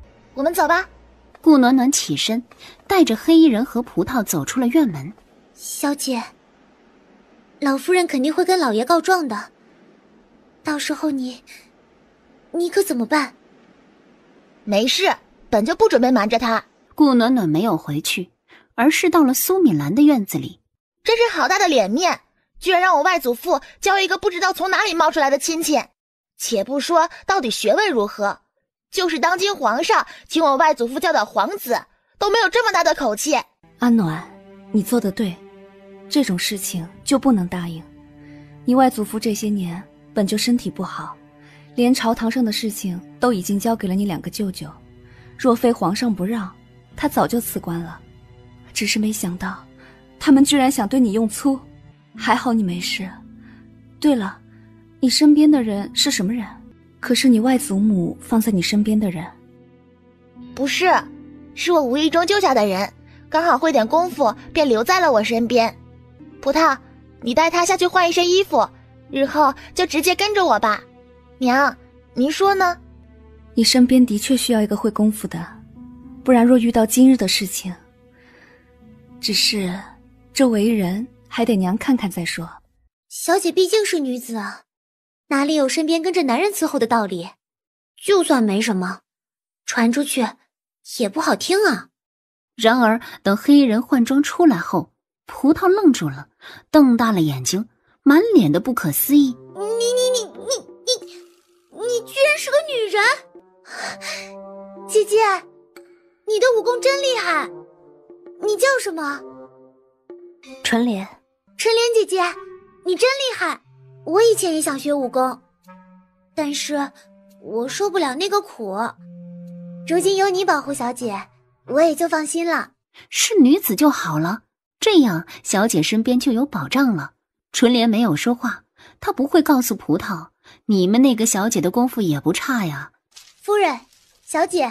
就看到一名高瘦的人影走了进来。苏敏兰愕然，显然也没想到，居然是一名十分年轻的女子。既然阿暖让你跟在她身边，日后你就跟着吧。等会儿让管家给你登记便是。是，夫人。你叫什么？我，奴婢纯莲。不必如此拘束，只要你忠心，小错也是能原谅的。至于称呼，我们这里没那么多规矩，在外面注意就好。这样和谐的气氛让他略显慌乱的心安定下来。他从小被训练成暗卫，很少在明面上来，因此有些紧张也是正常的。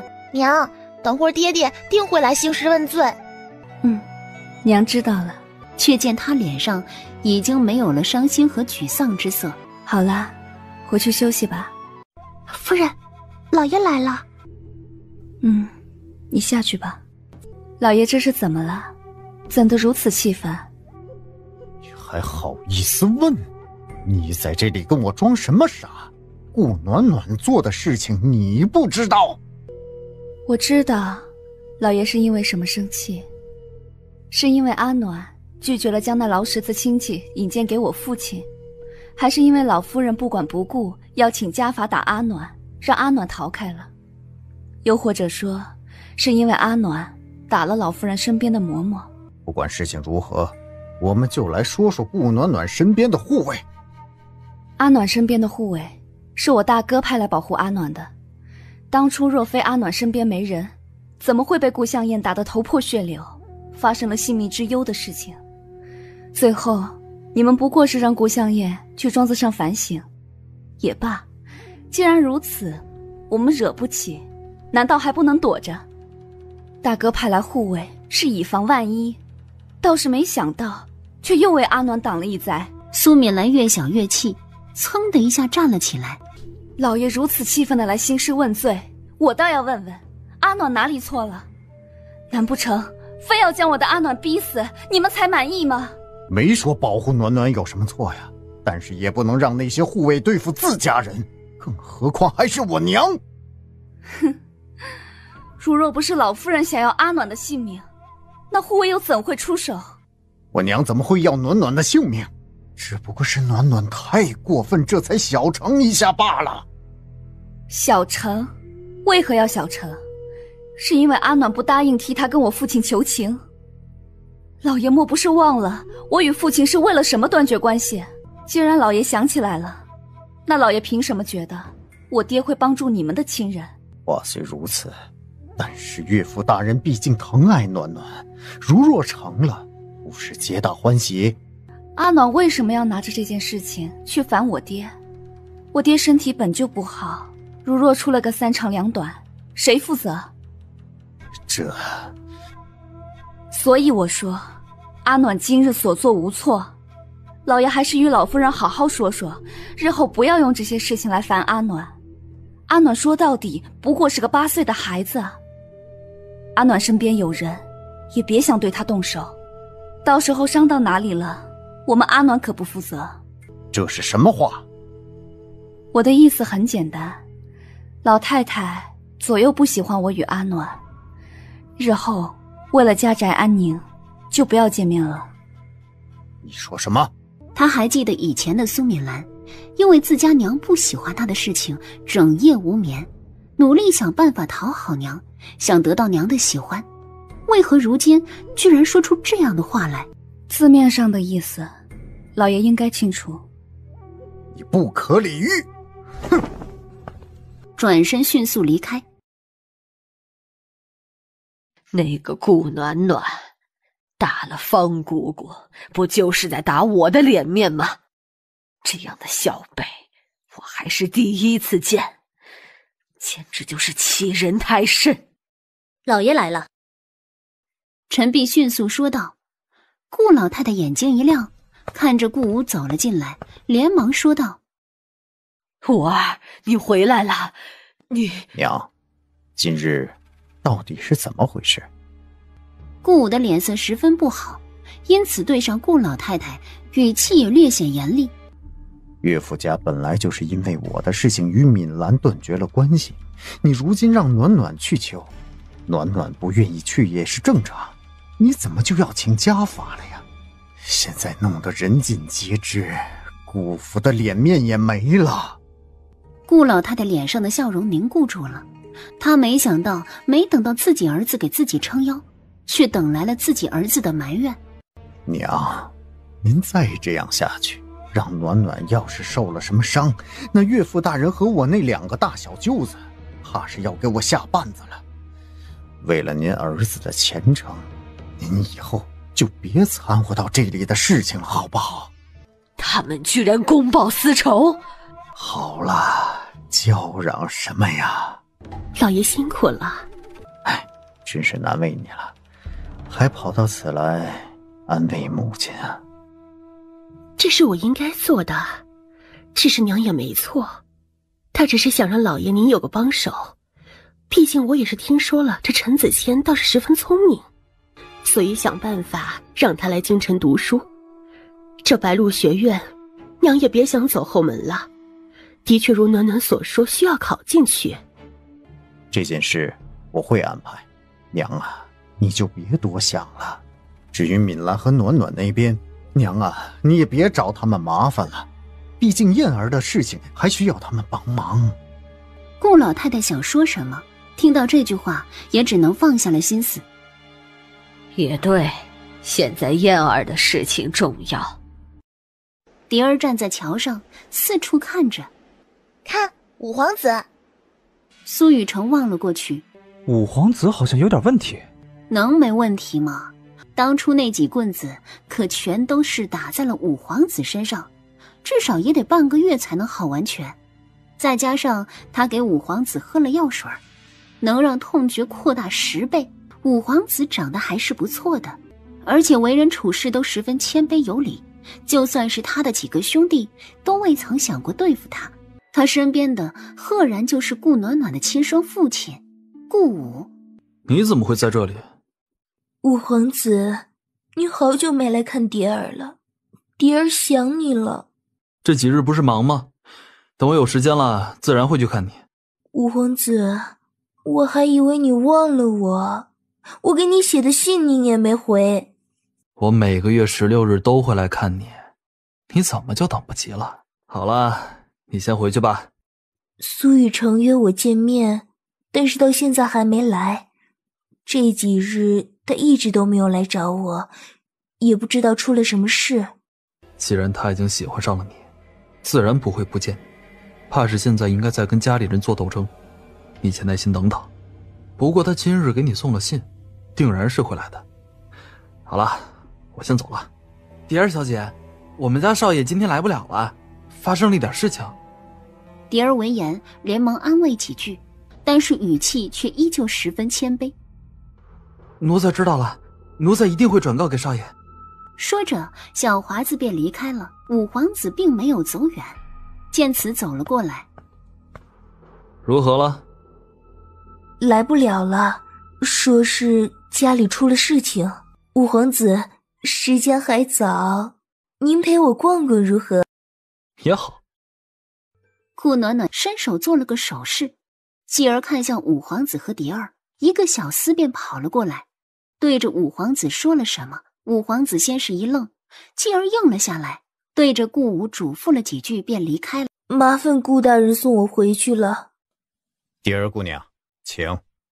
顾暖暖扫了一眼顾武和蝶儿，与不远处的黑衣人对视一眼，做了一个动作。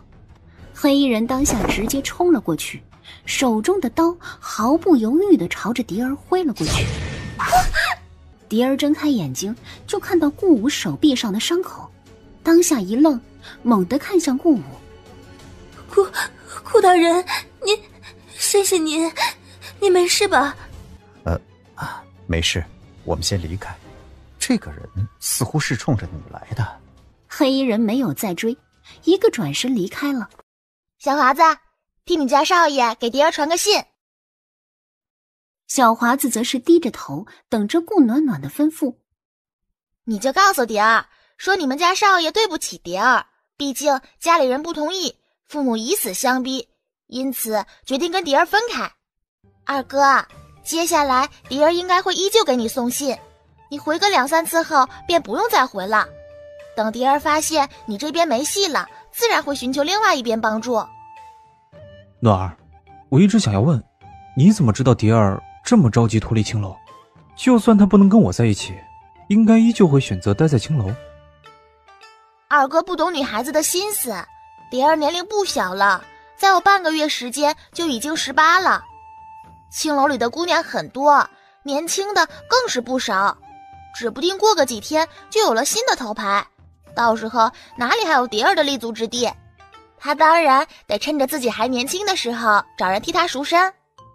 你怎么知道这么清楚？话本里说的。我得跟姑姑好好说说，得管管你看的书了，都是些什么乱七八糟的。如果不是我看这些书，怎么能跟你出主意？书哪里有什么好坏之分，都是用来吸收知识的，只是看你如何运作罢了。哟，小家伙道理倒是一套一套的。顾暖暖眼睛一转，冲着苏雨城嘿嘿2声，迅速朝着秦老太太院子里跑去。看看你说的都是什么话，居然说你妹妹胖，我们家暖儿哪里胖了？这不正在长身体才吃得多吗？再说咱们丞相府养得起，你带你妹妹出去玩，居然不让她吃东西。可不是，雨城，以后可不准这么说话了。你看暖儿多伤心，还有你作为哥哥怎么能嫌弃妹妹？是这个理儿，看我们暖儿饿的哟。苏雨城嘴角抽搐，他怎么可能饿呢？一路上他吃东西就没停过。唉，果然呢，女孩子难惹呀。去查到底是什么人对我下杀手。老爷，那人是冲着您来的？不是，那是虚晃一招，他的目的是要置于我死地。不过既然蝶儿以为是他，我也不会拆穿，这样一来，通过他也能在五皇子那里留个好印象。是，老爷，奴才这就去查。顾无脑海里浮现出蝶儿的一颦一笑，到底是青楼女子，举手投足之间都带着情意。纯莲，纯莲从外面走了进来。如何？没有被发现吧？可有受伤？很好，这几日你就守着他们，只要看到我爹和蝶儿2个人在一起，你就按照今天的办法去刺杀他们。明面上刺杀蝶儿，但是得让我爹受伤。不错，今天在大街上的杀手就是纯莲。你去休息吧。是，小姐。顾暖暖从未想过葡萄的话这么多，然而这个小丫鬟嘴巴就没有停过，说着长胖的危险。不过，小姐五官精致，可爱至极，就算是胖，也有很多人喜欢。所以她说这么多是为什么呀？小姐，我只是想说，得多运动运动。你的身体太虚弱了。顾暖暖不爱运动，因此愈发显得身体虚弱，大病小病不断。但是葡萄不知道的是，顾暖暖身体之所以虚弱，是因为被人下了毒。宿主，你身上的毒为什么不解呀？早点解掉不是对身体也有好处吗？不急，还没到时候，该利用的还是要利用的。宿主，你要做什么？干大事。嘿，宿主，你有计划了吗？什么时候？什么地点？顾暖暖发现自己每次搞事情的时候，二狗子都格外的兴奋。时间地点未定，计划暂无。宿主，你这是在欺骗我的感情。一个系统为什么会有感情？唉，果然是个傻的，到现在还没反应过来自己的不对劲。转眼苏敏兰举办的宴会到了时间。长宁郡主，长宁郡主生父是先皇亲封的镇国将军，不少人找到长宁郡主，希望他能支持他们。毕竟长宁郡主手上有他夫君的兵权，这也是先皇给他的最后保障。宴会落座在顾府的花园之中。娘，大舅母，二舅母，这就是暖暖吧？倒是个可爱的孩子。阿暖，叫月姨。嘿，月姨，月姨真好看。揉了揉顾暖暖的脑袋，看到了顾暖暖额头上的疤痕。怎的小小年纪就留下了这么大的伤口？兰儿，你这个做娘的也太大意了。小孩子正是顽皮的时候，只是不小心撞到了。兰儿，你们府中的姨娘规矩，你还得好好教教。你真是越活越回去了。好在醒得不算晚。姐姐，饭菜已经准备好了，因为天气冷又是在外面，所以就让厨房做了各种鲜花饼，还希望各位夫人喜欢。苏夫人，您真是有本事。今日的宴席全是于姨娘所办，未经过我的手。不必如此，我也没想到于姨娘如此有天分，本想替她把关一下，没想到并不需要我插手。这句话的意思就多了，在场的人都是人精，哪里会听不出来？早就听说顾府是姨娘当家，如今看来果然如此。于凤儿脸上带着得体的笑容，俨然一副女主人的模样。今日这次宴会是我们家老爷千叮咛万嘱咐我办的。你们也知道，我自从生了阿暖，身体日益虚弱，连闺中好友都没了联系，出去参加宴会更是少之又少。那日我家阿暖的额头被他庶妹打破。姐姐，于凤儿眼皮一跳，迅速打断了苏敏兰的话。只是两姐妹闹了点别扭，燕儿并非故意。是的，并非故意，所以也只是破了一道口子。众人倒吸一口气，不是故意都破了一道口子，这若是故意，岂不是要了孩子的性命？不知道这外面如何传的，老爷说让咱们家的庶女名声受损，因此这次宴会啊，便是告诉大家没有这个事儿。咱们家的阿暖和她的庶妹关系好得很。苏敏兰怜爱地看着顾暖暖，眼里满是无奈之色。在场的人瞬间明白过来，看着于凤儿的眼神变了变。这苏夫人是被逼着出来作证的呀。然而于凤儿却根本没有感觉到，只知道苏敏兰将话说出来了，应该没有人再扯着这件事做文章了。咱们家的小姑子终于不犯傻了，也懂得反击了。而长宁郡主则是若有所思地看了一眼苏敏兰。好了，于姨娘，将准备好的饭菜端上来吧。于姨娘花了大功夫让饭菜保温，大家可要趁热吃了，不然等冷了可要吃坏肚子了。闻言，众人自然打趣了几下，笑着应了下来。天啊，冷姐姐，这是怎么了？这里面怎么会有花生啊？冷姐姐花生过敏啊！快去叫大夫！来人呐，赶紧将这位夫人抬到房间里去。你不去帮忙？长宁郡主似笑非笑地看着苏敏兰。你就不怕出了人命？就算是出了人命，也与我无关。这场宴会，我可是一点都没插手。怎么回事？这菜里面怎么有鸡蛋？幸亏我小心了一点，这要是吃进去，是想要我的命吗？苏夫人不解释解释吗？我刚刚就说了，这宴会并非我安排。就见那妇人直接来到于凤儿身边，伸手一巴掌打在了于凤儿脸上。既然是个姨娘，就做好自己的本分，办不好宴会就别插手。你丢人现眼就罢了，若是我们出了什么好歹，你怎么赔？大家或多或少都有不能吃的东西，最好仔细看看，或者别吃了，指不定里面有什么是自己忌口的。敏兰，你好歹还顶着夫人的名头。对不起了各位，是我的错。如若这宴会我能盯着，也不会出现这问题。只是我们家的情况大家也清楚，这一次是我的不是，扰了各位夫人的雅兴了。好了，你的难处我们都懂。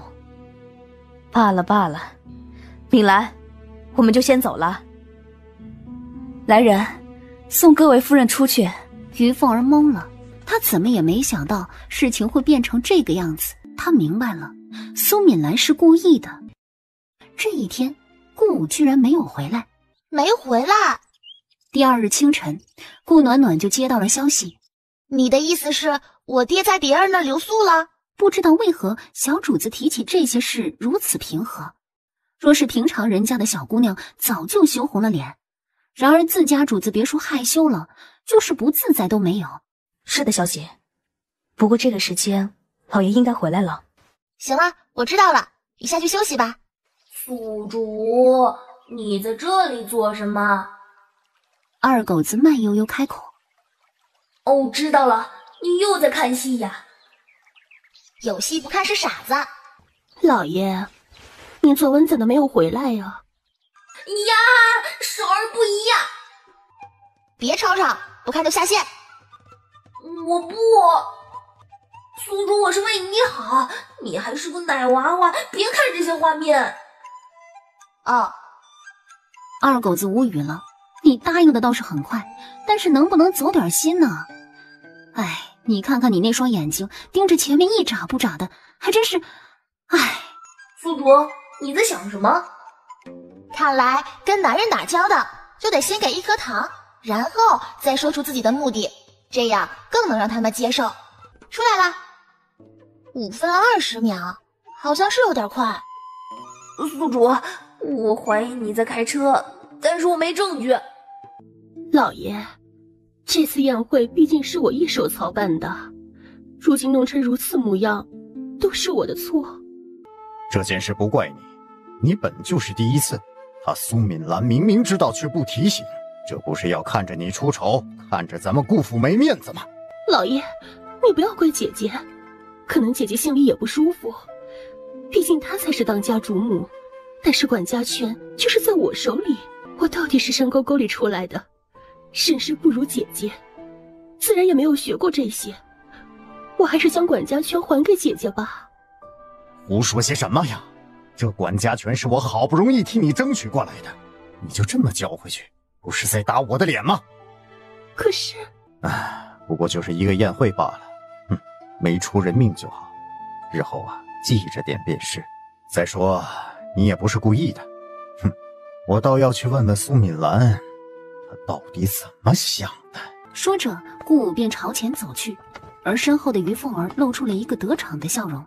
苏敏兰，你这个蛇蝎妇人，昨日没有出人命，你是不是很失望了？爹，你做什么？这里没你的事。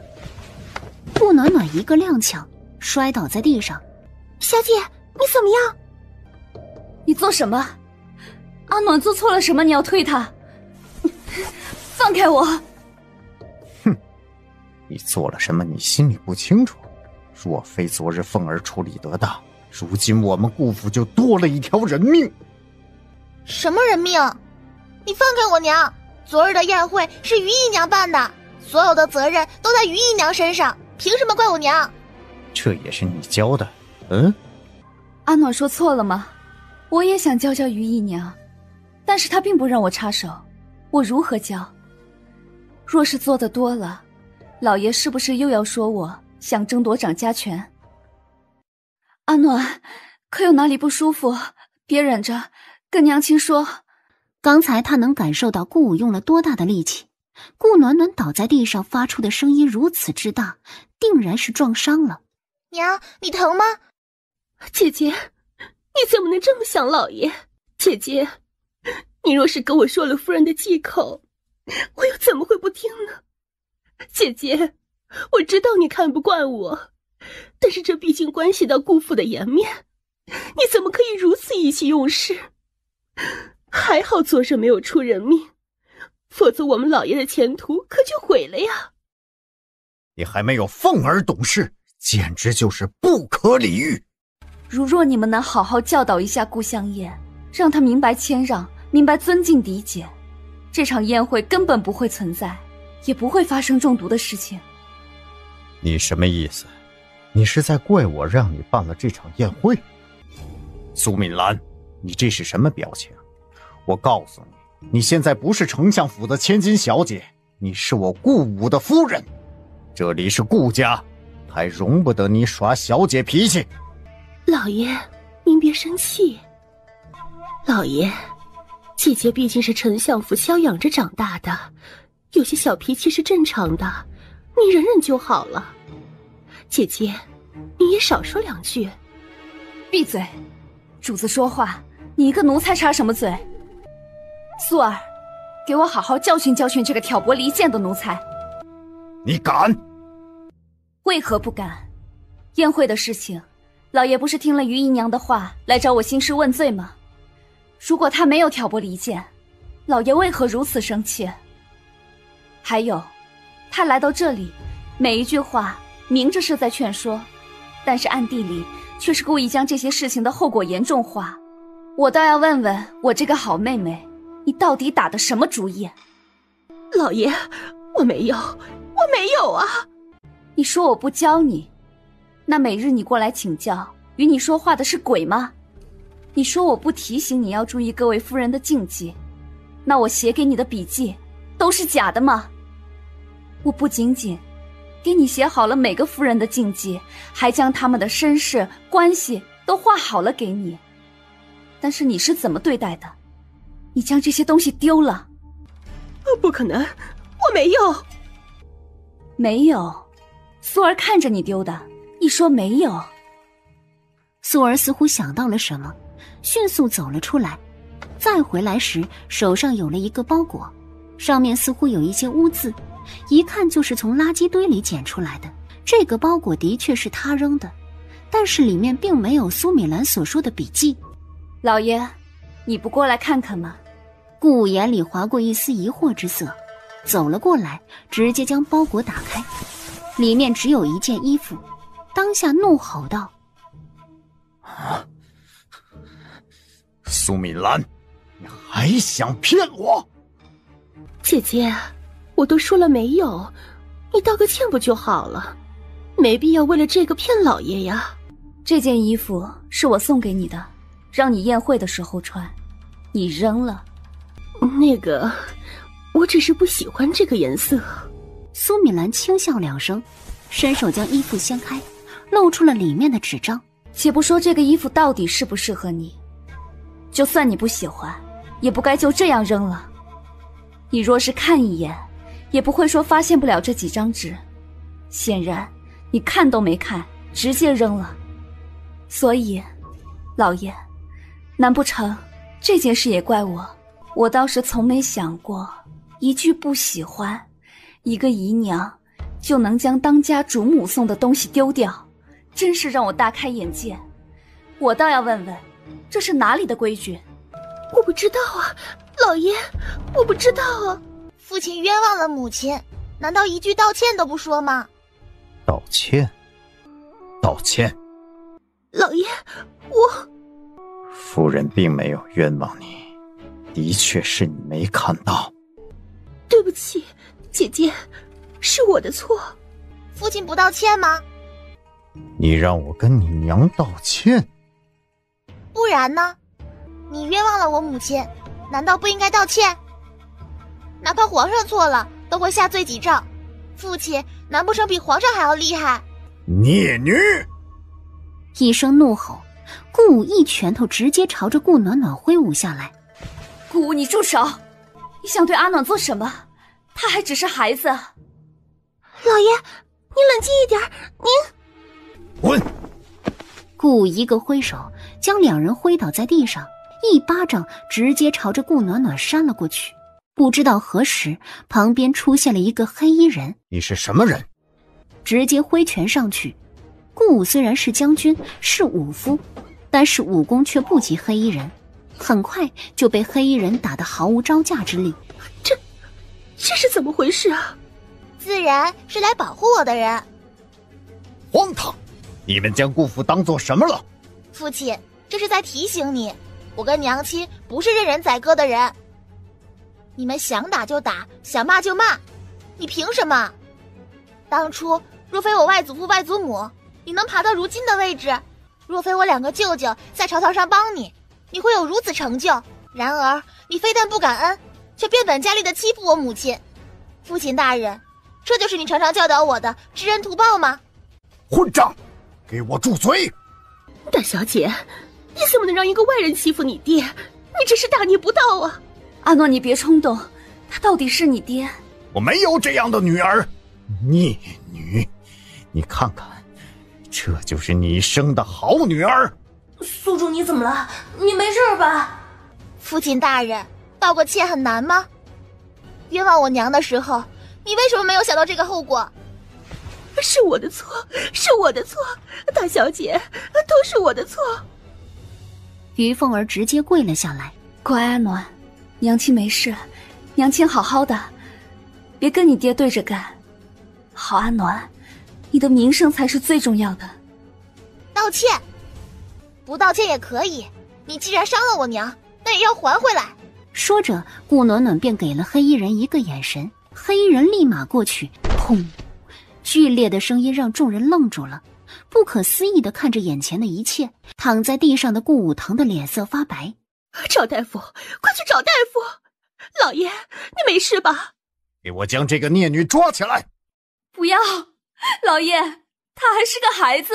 黑衣人皱了皱眉头，本想动手，但是顾暖暖一个眼神，黑衣人迅速离开。我没错。你让一个外人殴打你父亲，你还没错？哪家的子女会像你这样？也没有哪家的父亲会打母亲。你既然欺负我娘，我为什么不能打你？哪怕不孝又如何？我不是跟你学的吗，父亲？你对我外祖父外祖母不也是不孝顺吗？你混账，请家法！不要！老爷，阿暖身子骨本来就弱，若是打几板子下去，会要了他的性命啊！这样的人打死是便宜他。大小姐这次是真的过分了，不管如何也不能对老爷动手啊！老爷可是他爹呀，他怎么下得去手啊？还有刚才那个人，明显是江湖上的人，一个千金小姐，怎么跟这样的人混在一起？这若是传出去，谁还敢娶我们顾家的女儿？你给我闭嘴！如果不是你，事情如何会变成这样子？你在这里说风凉话，你良心不会痛吗？宿主，你是怎么想的？二狗子，我千方百计的算计，只是为了保护我在乎的人。宿主，我能忍，我也告诉自己要忍着，但是他们一而再再而三的伤害我娘，我为什么还要忍着？我重生来不就是为了报仇吗？走一步算一步，既然他们敢动手，就要做好被打的准备。娘，阿暖别怕，娘在。素儿，你等会儿带着阿暖跑去找我爹娘。只是还未等素儿有所行动，护卫已经将顾暖暖抱住，直接将顾暖暖放在条椅上。另一个护卫则是高高举起了板子，给我打！收到消息的葡萄刚冲过来，就看到自家小姐躺在条椅上。老爷，求求您饶了小姐吧，小姐从出生就体弱，若挨了这几板子，会没了性命的呀！老爷，求求您了，老爷，我愿意替小姐挨打，打我吧！老爷，打我，我皮糙肉厚，我替小姐挨打。到底是他的血脉，一时之间有些松动。哪里有这样的道理？如若今天不罚暖暖，她定然不知错。小小年龄就能与父亲作对，那长大了还如何得了？的确如此，小小年龄如此歹毒，给我打！夫人，夫人，打不得，夫人怎么办？不可以，老爷，求求您放过小姐吧，求求你！苏米兰，你跟我斗还是嫩了点儿。宿主，宿主，你快想办法呀！宿主，二狗子也着急起来。想什么办法？宿主，你是不是傻了呀？当然是想办法避免这顿打呀！你怎么还发呆呀？你就不怕吗？那可是板子呀，会要了你的性命的呀！不急，宿主，这板子都快打下来了，你还不急？你到底在想什么呢？你不要再以身犯险了，宿主！如果可以，他真想直接冲出来，撬开自家宿主的脑袋瞧瞧，里面是不是全是面糊啊？打！谁敢？我倒要看看，谁敢动我的女儿！阿暖顶庄长辈是他不对，你罚他没错。但是阿暖为何顶庄，你我心知肚明。好孩子，起来吧。葡萄呆滞地看着苏敏兰，这样的夫人是他从未见过的，似乎这样的苏敏兰才是真正的苏敏兰。你这是做什么？这板子老爷可以打下去，只要你们敢打，我就去告御状。我倒要让天下人评评理，哪有这样的道理？庶女意图杀死嫡女，最后只用在庄子上反思，而嫡女事出有因的顶庄父亲却要被活活打死。苏敏兰说出来后，只觉得身体一松。这些年她到底在坚持什么？为了所谓的爱，她委屈女儿，委屈自己，委屈父母。然而他心心念念的男人却亲手摧毁他对她的爱，他的心思从来都是在那一对母女身上。以往的他自欺欺人，如今阿暖接二连三的出事，对比起来，他还有什么不明白的？老爷想打就打，我绝不阻拦。素儿，准备衣服，我们去进宫。是，夫人。他知道自家夫人想通了，多少年了，夫人终于明白了。姐姐，这皇宫可不是你想进就能进的。你这样从山沟里来的人，自然是永远进不去皇宫。但是我不一样，我爹是当朝一品丞相，我娘是一品夫人，我大哥二哥更是朝廷重臣，我两位嫂嫂身上更是有诰命，就是我的侄儿也深得皇上喜欢，随便一人就能带我入宫。你拿什么跟我比？你又有什么资格在这里指手画脚？更何况长宁郡主是我手帕交，我想进宫，多的是人给我打理，我怕什么？对呀，他怕什么？月儿说得对，他为了那一丁点爱意畏手畏脚，委屈自己，到头来却什么都没得到，还伤了爱自己的人。阿暖别怕，有娘亲在。娘亲，老爷还要打吗？暖暖到底是我的孩子，我自然也心疼。既然身体弱，这板子便免了吧。既然燕儿因为犯错去了庄子上，那暖暖也去吧。说着一甩长袖，转身迅速离开。你这次可是真的得罪老爷了。你有后盾又如何？在顾府做主的可是老爷，你得罪了他，到时候……一个男人的宠爱罢了，既然你喜欢，便给你。吩咐下去，无关人等，如若靠近兰苑，直接打出去。傻孩子。娘亲不哭，阿暖不痛，就是有点饿。说着摸了摸自己的小肚子，都瘪了。你这个小馋猫，我这就去拿吃的。好啦，如今咱们就娘俩相依为命，至于你爹，哼，指望不上了。宿主，你是不是故意的呀？故意？为什么这么说啊？你是故意激你娘，让你娘彻底死心，对吗？不错，二狗子，你是越来越聪明了。可是太危险了，稍微有一丝差误，这板子就直接打在你身上了呀！你这不是以身犯险吗？你都说了是以身犯险，不做的逼真点，我娘是不会死心的。只要我娘能想通，我受点皮肉之苦又如何？长痛不如短痛。娘亲心里能与父亲地位相同的便是我，只有我出事，才能让娘亲明白父亲心底的意思。顾香艳的事情是个铺垫，而这几日发生的事情，则是让我娘渐渐失望。今日是最后一步。我本来没想到今日逼娘，但是顾武着实过分。既然如此，我便借了他这个东风，彻底铲除娘亲心里对父亲的一丁点留恋。二狗子愣住了，久久不能回神。那宿主，你现在计划到哪一步了？自然是抱大腿啊。哎，那个美人王爷吗？嗯。可是你父亲要让你去庄子上，你怕是有些时间不能回来了，也抱不了大腿了。这样一来，那王爷会不会忘了你啊？不会，就算父亲不说，我也会借着去看顾香艳的机会留在庄子上。翌日，管家一大早就来到了兰苑。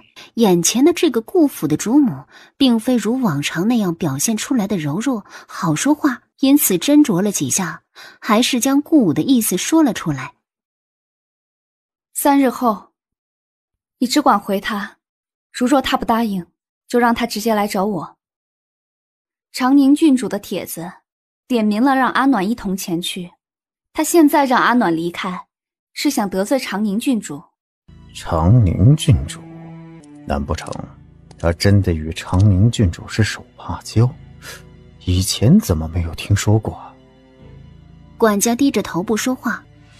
也罢，只不过就3日时间，给他们便是。这次我去庄子上，你先别跟着去。你若是走了，乞丐那该如何？你且听我的，等到了时间，我会让纯莲来接你。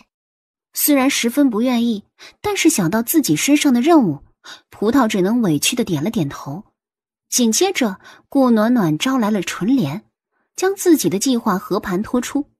纯莲愣住了，一定不辜负小姐所托。你办事，我自然是放心的。如果有什么难处，尽管去找陈峰。陈峰大人哪里是那么好找的呀？如果他不帮你，你尽管告诉我，我骂他一顿就好啦。那个冷若冰霜的陈峰大人会乖乖的听一个小孩子骂他？这画面想想都觉得不可思议啊！你若不想去，定当有办法。我要去。京城耳目众多，做什么事情都束手束脚。去了云城，更容易实施我的计划。既然如此，就安心去。你娘那我会时常去看看，铺子里的事情你不用担心。谢谢。不过是互利互惠罢了，毕竟你身上有我要回去的方法，不是吗？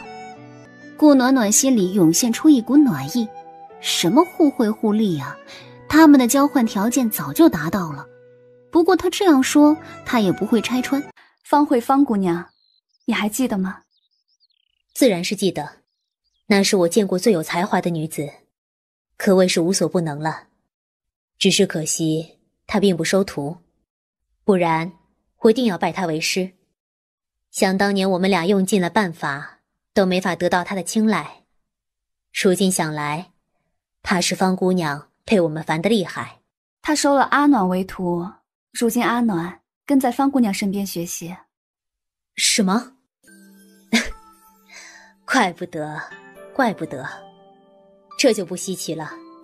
云城靠近边界，那里有不少我父亲的旧人，这是我的玉佩，他们认得，给暖暖带着吧。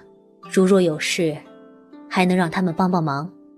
京城与云城来说，到底是远水救不了近火。谢谢你，月儿。我们之间不必如此。看着手中的玉佩，顾暖暖收了起来。谢谢娘亲，谢谢月姨。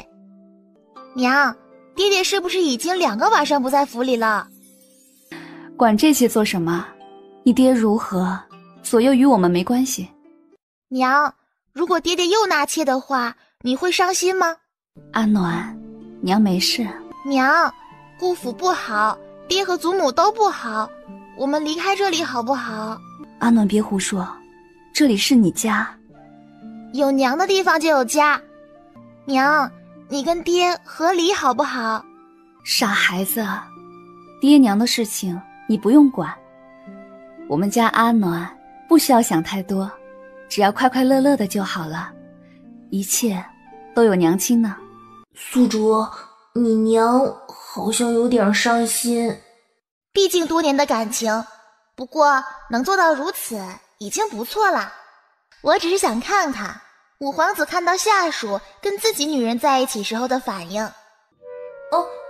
宿主，你坏坏的，可是我喜欢。宿主，你准备怎么做啊？需要我帮忙吗？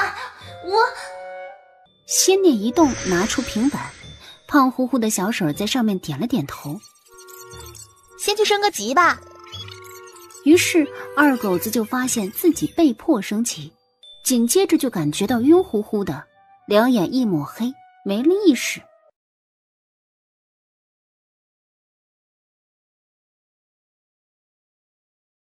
顾大人，这一杯酒我敬你，感谢你3番2次的救我于水火之中。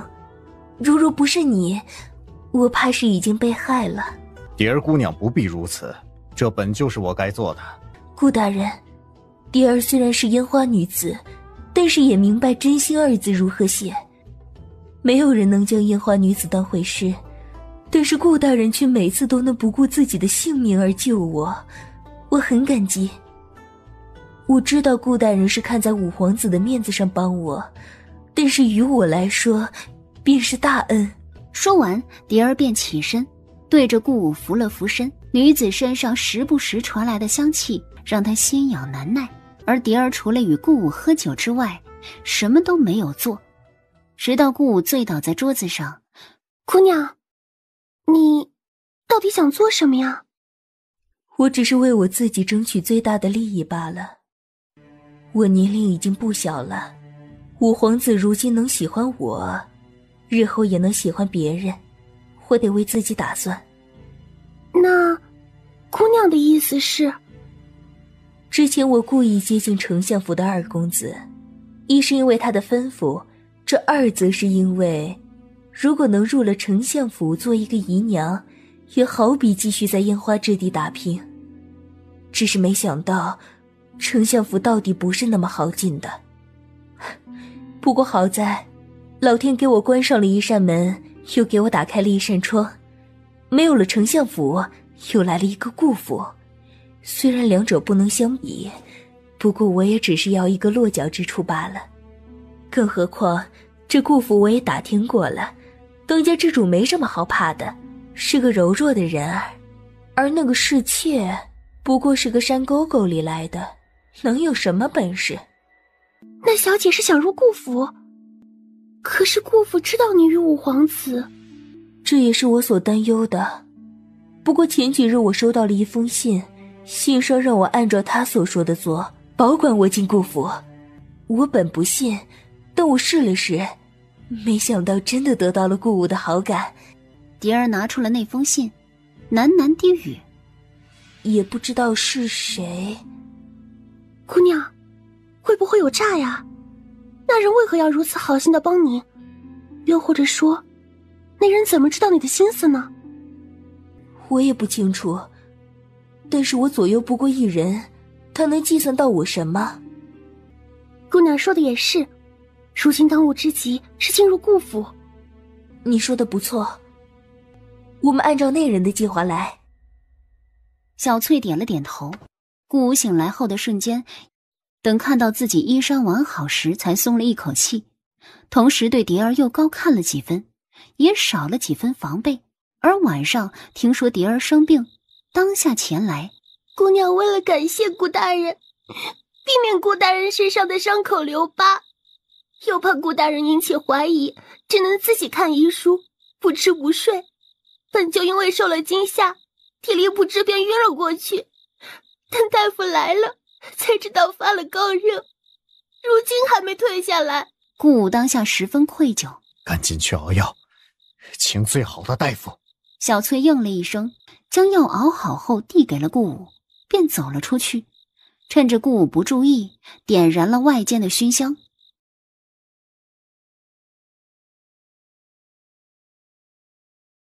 顾暖暖则是趁着夜色来到了贤王府。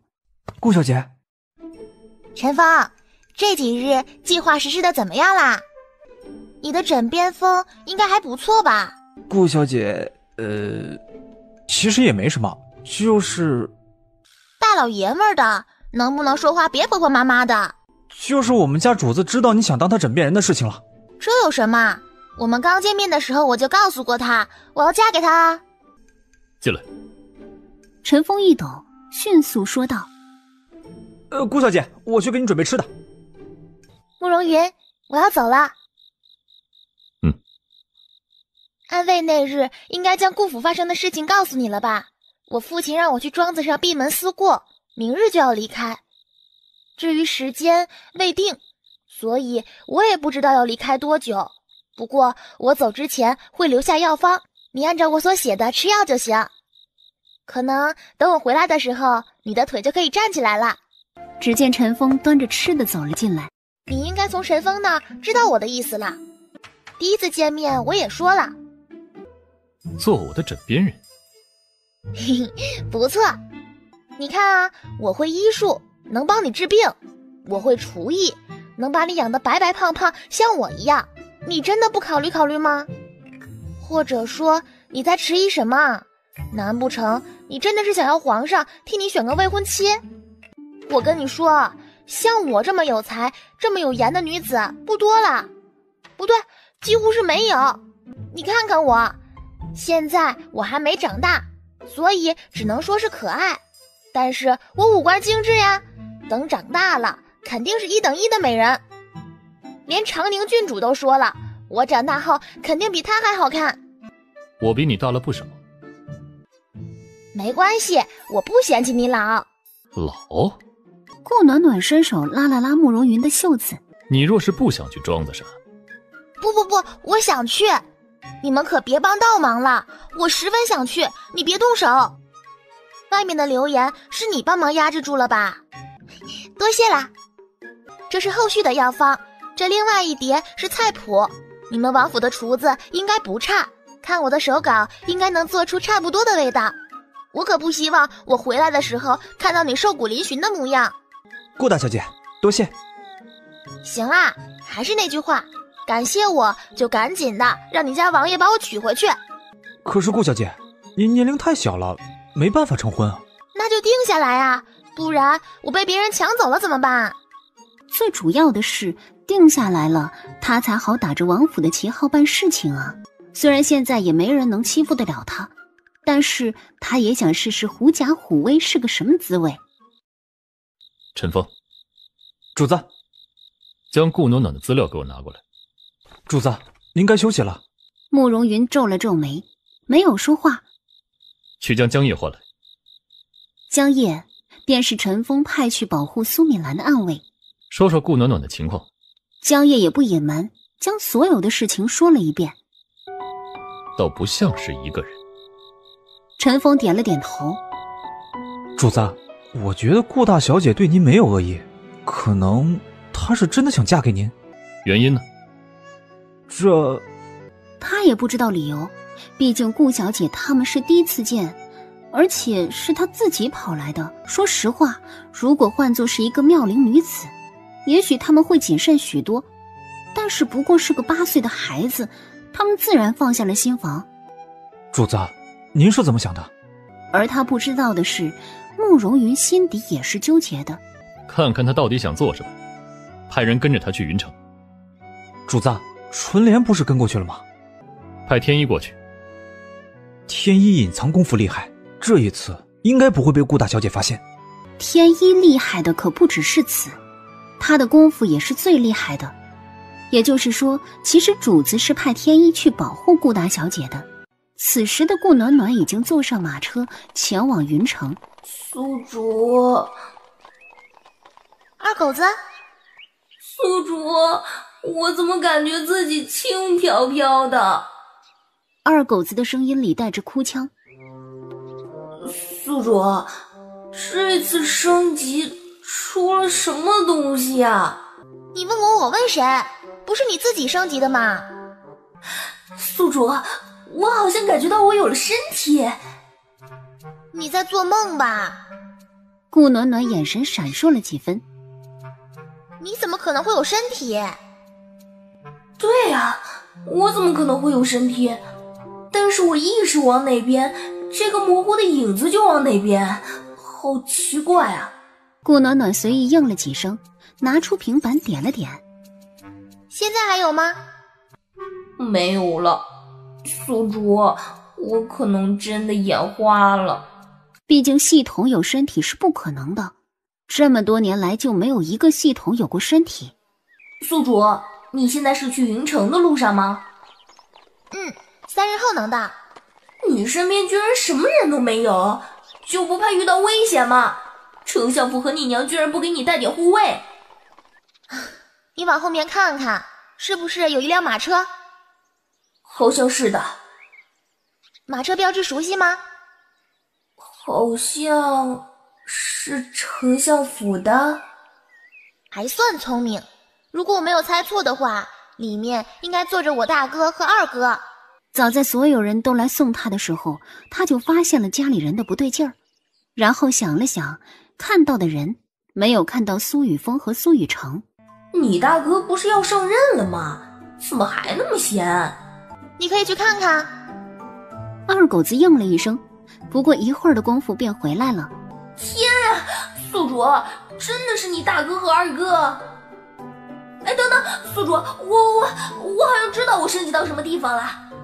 风云10里，我可以自由移动了，还不算太傻。与此同时，顾府却是乱了起来。于凤儿这一日本想告诉顾武顾向燕考上女学的事情，然而让他没想到的是，刚进入书房就看到了顾武和蝶儿卿卿我我的样子。你是什么人？老爷，你们在做什么？吩咐下去，我要纳蝶儿为妾。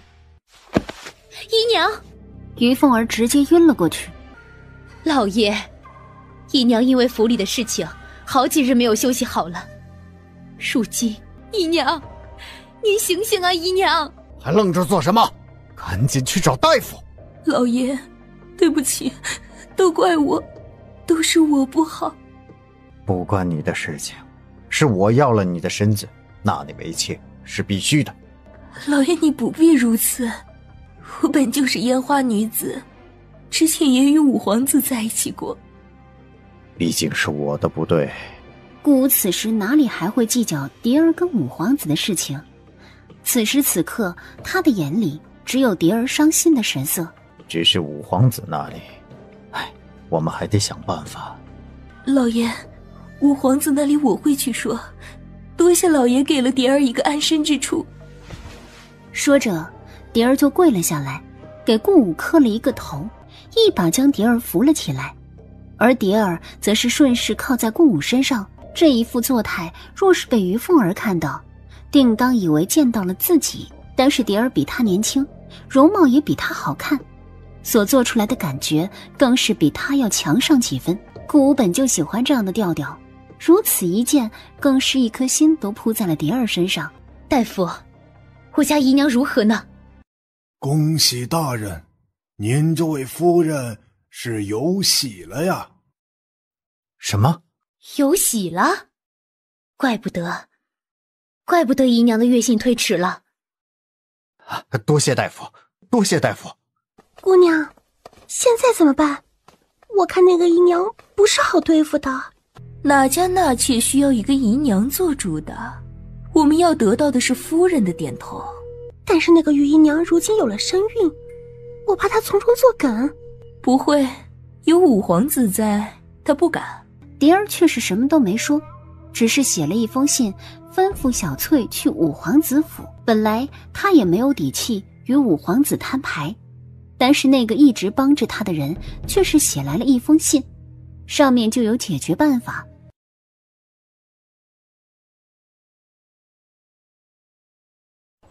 两位哥哥准备跟到什么时候才现身啊？我就说吧，咱们做坏事得用一辆平凡的马车。你看看你这马车上的标志，是生怕暖暖不知道是你吗？我是故意的。既然是故意的，干嘛还在后面跟着？一起走不是更好吗？我只是想看看我们家暖暖什么时候能发现，毕竟日后暖暖就要一个人在云城生活，多些警惕心是必要的。谨遵大哥哥教导。好了，我们先进去吧。顾暖暖坐在窗前，看着下面人来人往，眉头微微皱起。宿主，你在想什么？想怎么找麻烦。找什么麻烦？自然是找顾向燕的麻烦。顾向燕是去庄子上面壁思过的，并非是去那里度假的。她倒好，居然考上了女学。这样一来，想必云城的贵妇小姐她都会想尽办法去结交，再加上她的心计，怕是我一过去就要给我一个下马威。庄子里的人应该都被她收买了。那该如何？两位舅母应该也考虑到了这一点，否则也不会让两位哥哥过来送我。毕竟庄子是丞相府的庄子，两位哥哥便是真正的主人。那顾向燕可以用小恩小惠暂时麻痹他们一下，但是让他们背叛是不可能的。所以宿主你要给顾向燕找什么麻烦？她不是喜欢上学吗？那就让她一直上着吧。一个不能结业的女学生，多丢脸啊！顾暖暖的话让二狗子浑身一抖，他总觉得事情没那么简单。什么？你也要考女学？自己这个小表妹可不像是个爱学习的人。大哥哥、二哥哥，我听说我二妹妹已经考上了，既然如此，我自然也不能落下，不是？她考上了女学，为什么没有人通知我们？不过短短半个月的时间，居然将庄子上的人都收买了。两位哥哥呢？两位少爷去打野味了。上马车，赶紧走！怎么，坏了我们的好事就想走？我去跟他们拼了！你这毛躁的性子什么时候能改？外面人多，怕是还未出手就被抓了。那怎么办？这件事是我的错，我不该多管闲事。不管如何，大哥，暖暖不能有事。你带着暖暖走，我先跟小华子和小冷子拖住他们。不行，你带着暖暖走，你的武功比我厉害，带着暖暖更容易离开。你也说了我的武功厉害，我能逃脱，但是若是换做你去，怕是……所以让我去。却见一群黑衣人包裹住了马车，而小冷子和小华子两人手中拿着剑，警惕地看着那些黑衣人。小姐，您怎么下来了？哟，终于下来了，我还以为你们要一直藏着呢。怎么，刚才救那个小娘们的时候，你们不是很勇敢吗？现在就想跑了？那名女子的确是我们放的，你想如何？如何？既然你放了那小娘们儿，你就跟我们走吧，一人换一人，公平的很。不可能，你们休想！别以为我们不知道你们是做什么的，你们对那位女子逼良为娼，你们还有没有王法了？我不会让你们带走我大哥。那就带走你，不过我倒是觉得这个小姑娘倒是不错。你再说一遍，欺人太甚！这位大叔，你想要我？暖暖，别说话。小华子、小冷子，你们看准时机，带小姐先走。不错，只要你跟我走，我就放了你两个哥哥。如何？放心，跟着我们，你想吃什么都有。跟着你们做什么？你们是做什么的？你听话，跟着小冷子他们离开，这里交给大哥。不错，小冷子、小华子，你们还愣着做什么？带小姐离开！小冷子迅速将顾暖暖抱了起来，转身就朝着后面奔去。还真是敬酒不吃吃罚酒，给我上！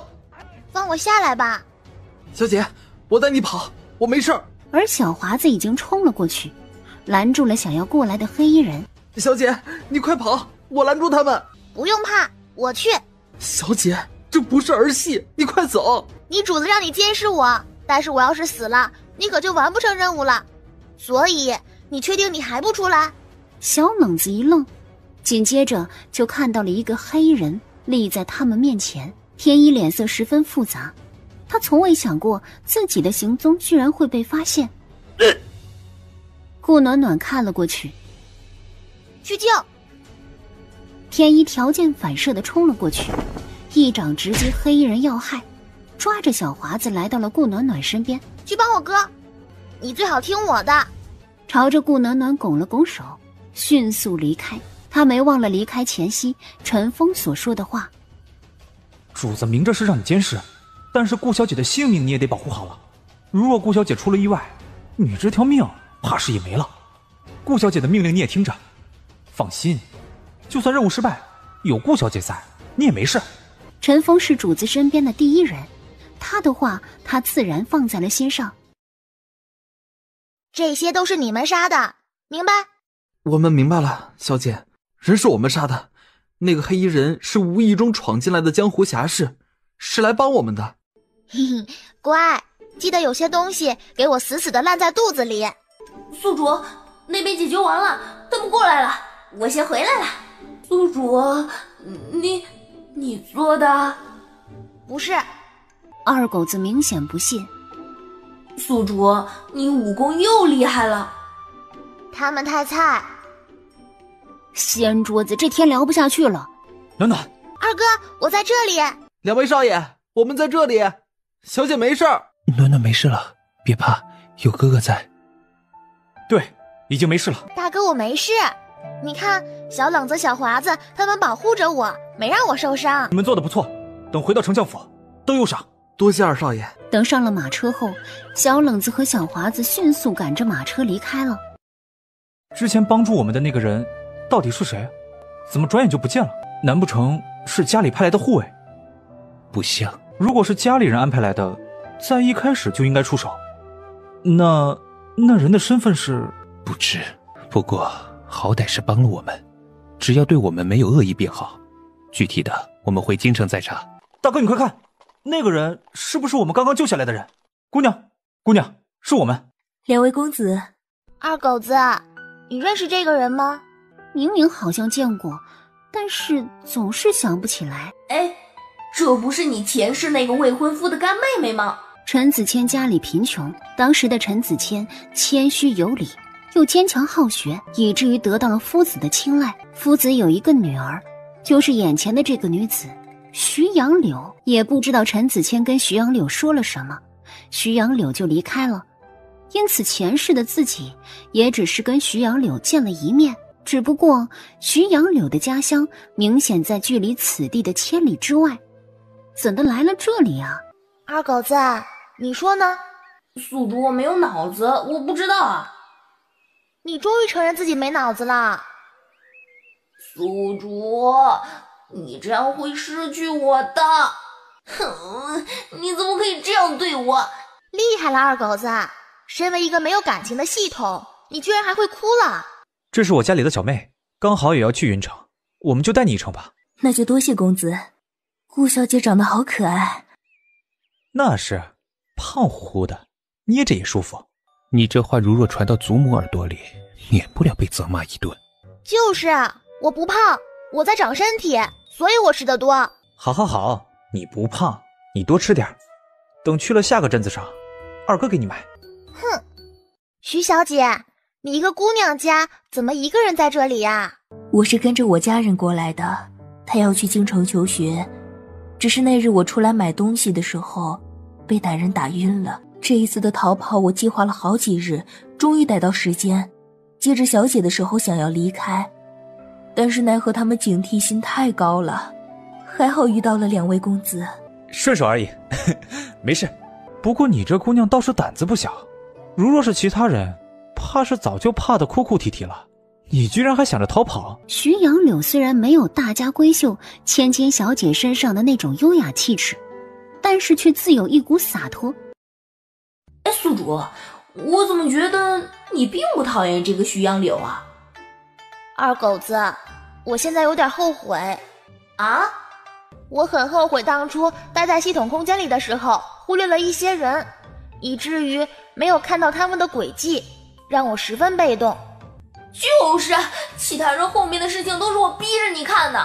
当时我就说了，你若是想要复仇，当然得先了解剧情，但是你偏偏说要靠自己。要不是我逼着你看了几次，了解了大致走向，你现在就是两眼一抹黑，什么都不知道。当时自己刚刚得知自己死了，要做任务，哪里有心情看那些仇人的轨迹啊？他怕自己看到他们，恨不得直接冲过去弄死他们。因此，就算二狗子逼着他看，他也只是简单的一扫而过。反正他当时只记得自己的仇人都过得很好，可谓是走上了人生的巅峰。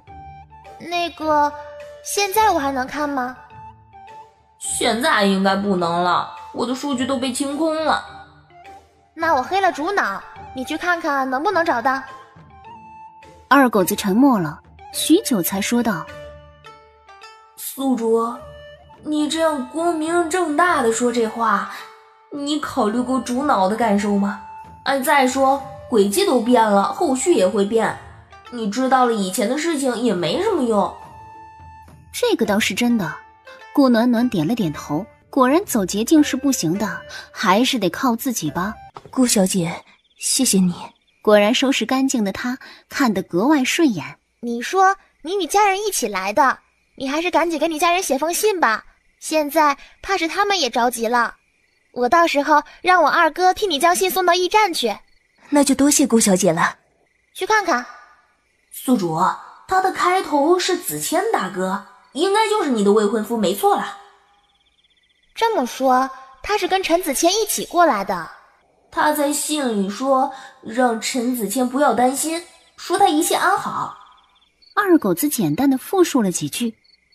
听此，顾暖暖点了点头，示意二狗子回来，而徐杨柳也将信写好了，让苏雨成将信送出去后，几人吃了饭便休息了。到了苏家庄子上，苏雨峰淡淡的扫了一眼前来迎接的管家。两位少爷小姐，奴才已经准备好了饭菜，庄子上比不得京城，还望主子们海涵。将这里的下人都召集起来，吃饭先不急。我来之时，祖母千叮咛万嘱咐，让我来看看胡管家和胡嬷嬷。怎么，今天他们不在？胡管家和胡嬷嬷得罪了顾二小姐，因此被顾二小姐赶了出去。如今这个庄子上是小的管家。啊？什么时候我苏家的下人轮得到顾家的庶女来指手画脚了？被顾向燕提上来的管家，之前不过是这个庄子上的打杂的，还不是家生子，只是欠了10年的卖身契，姓李，名明。大少爷，奴才不知。行了，将这里的下人都召集起来，我有事要问他们。是，奴才这就去办。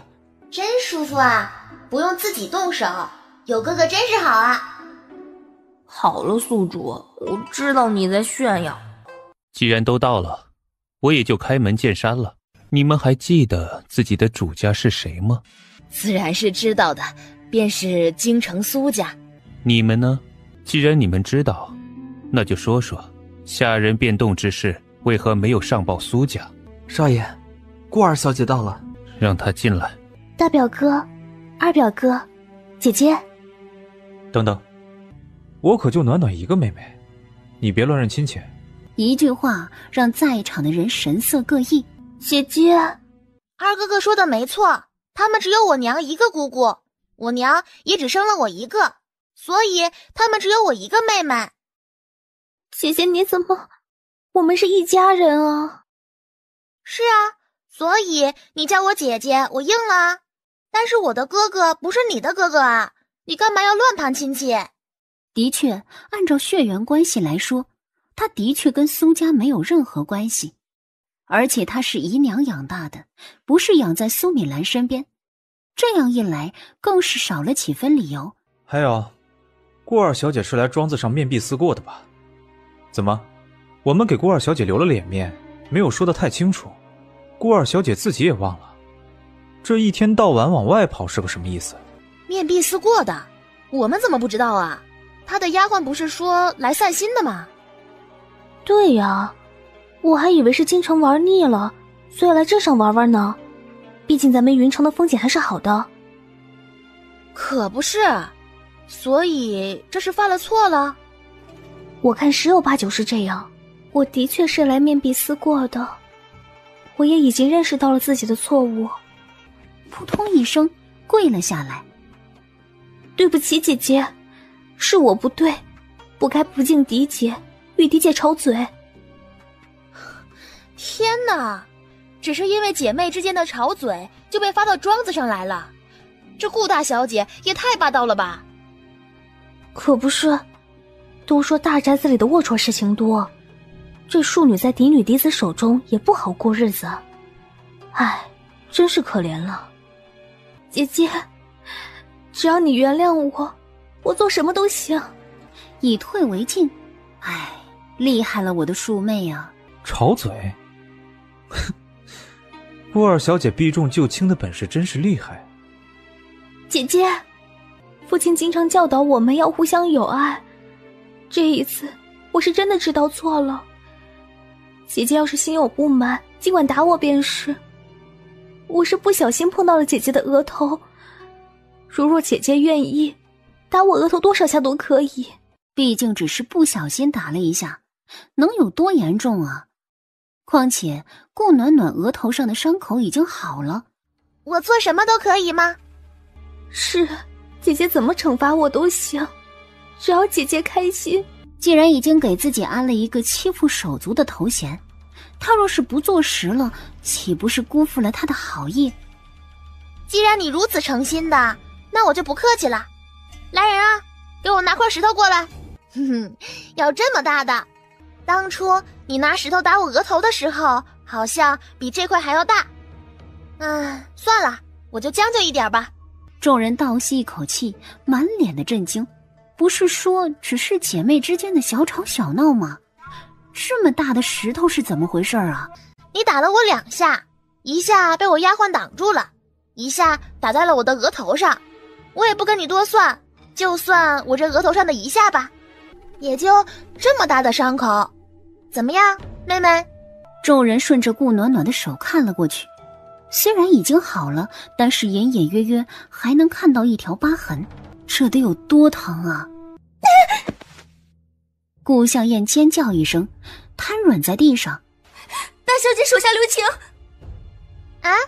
不是你家小姐说的吗？我怎么样都可以，我也没说欺负她，多打她几下，只是让她还回来我挨的那1下而已。你家小姐都说是小打小闹了，肯定觉得不疼。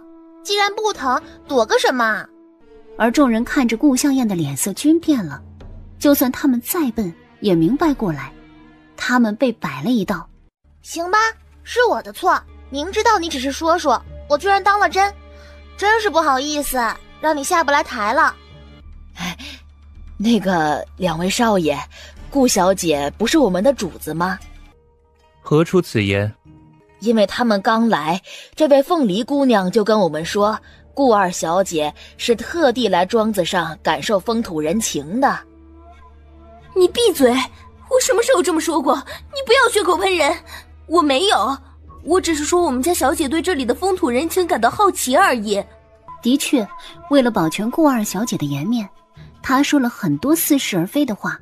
小姐，先起来。如此说来，你们都以为顾二小姐是来游山玩水的，他们不知道也算是正常。顾二小姐说自己已经知道错了。是，我知道错了。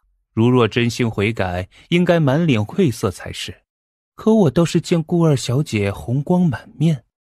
暖暖来庄子上的消息3日前就已经传到庄子上。如若真知道错，为何不迎接，反而在外面迟迟不回？如若真的知道错了，还有时间收买人心，穿金戴银。顾二小姐身上的衣服是用我苏家新染的布匹做的吧？我没有收买人心，我知道我的身份，怎么会做出这样的事情？既然如此，那我倒要问问，胡管家是因为何事被你辞退？你既然知道自己不是苏家人，来庄子上不过是个客人罢了。怎么，我倒要问问顾将军，是不是他教的？一个客人居然在主人家中指手画脚，辞退了主人家的管家。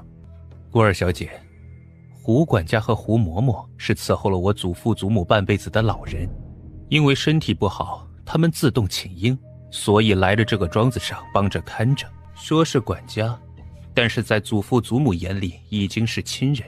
你倒是好，一来到庄子上就指使这里的人按照你的喜好布置院子，还随意找了理由打发了胡嬷嬷和胡管家。顾二小姐，你当真以为我苏家好欺负不成？还有你们以为你们所作所为我不知道？帮着顾二小姐挤兑胡嬷嬷胡管家，为了顾二小姐那点小恩小惠，居然陷害胡嬷嬷胡管家。在这里，嬷嬷和管家就是这里的主人，你们的卖身契早就已经返还。请你们来之前，苏家人就告诉过你们，你们第一是来伺候2位老人，其次才是在庄子上做事。怎么，不过几年的时间，你们都给忘了？是啊，他们怎么就忘了当初是如何进的苏家庄子啊？大少爷，我们错了，请大少爷饶命！大少爷，是我鬼迷心窍，但是顾二小姐是主子，我们不敢不从啊！你去给我把胡嬷嬷和胡管家请回来，否则直接发卖。奴才们这就去找。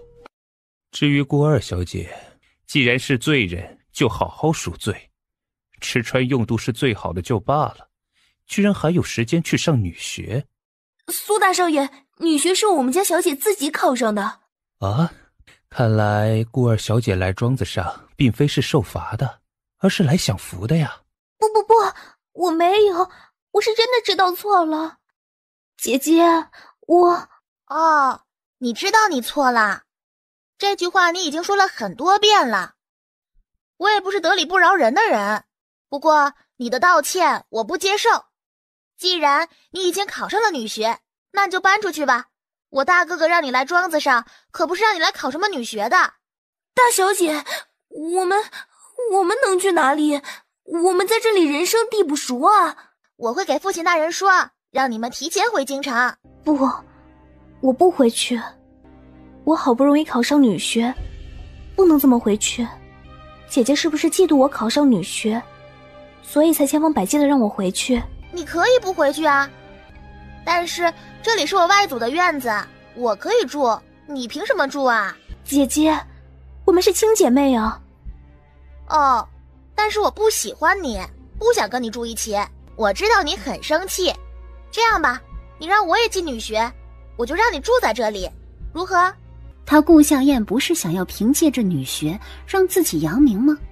那他顾暖暖就压在他头上，让他扬名也扬不过自己，就喜欢看着他想要干掉自己又干不掉自己的模样。姐姐不是被父亲发来庄子上撕过的吗？对啊，但是我跟你不一样啊，你的确有错，所以必须得面壁思过，但是你却利用面壁思过的时间地点做了别的事情，这叫什么来着？欺上瞒下。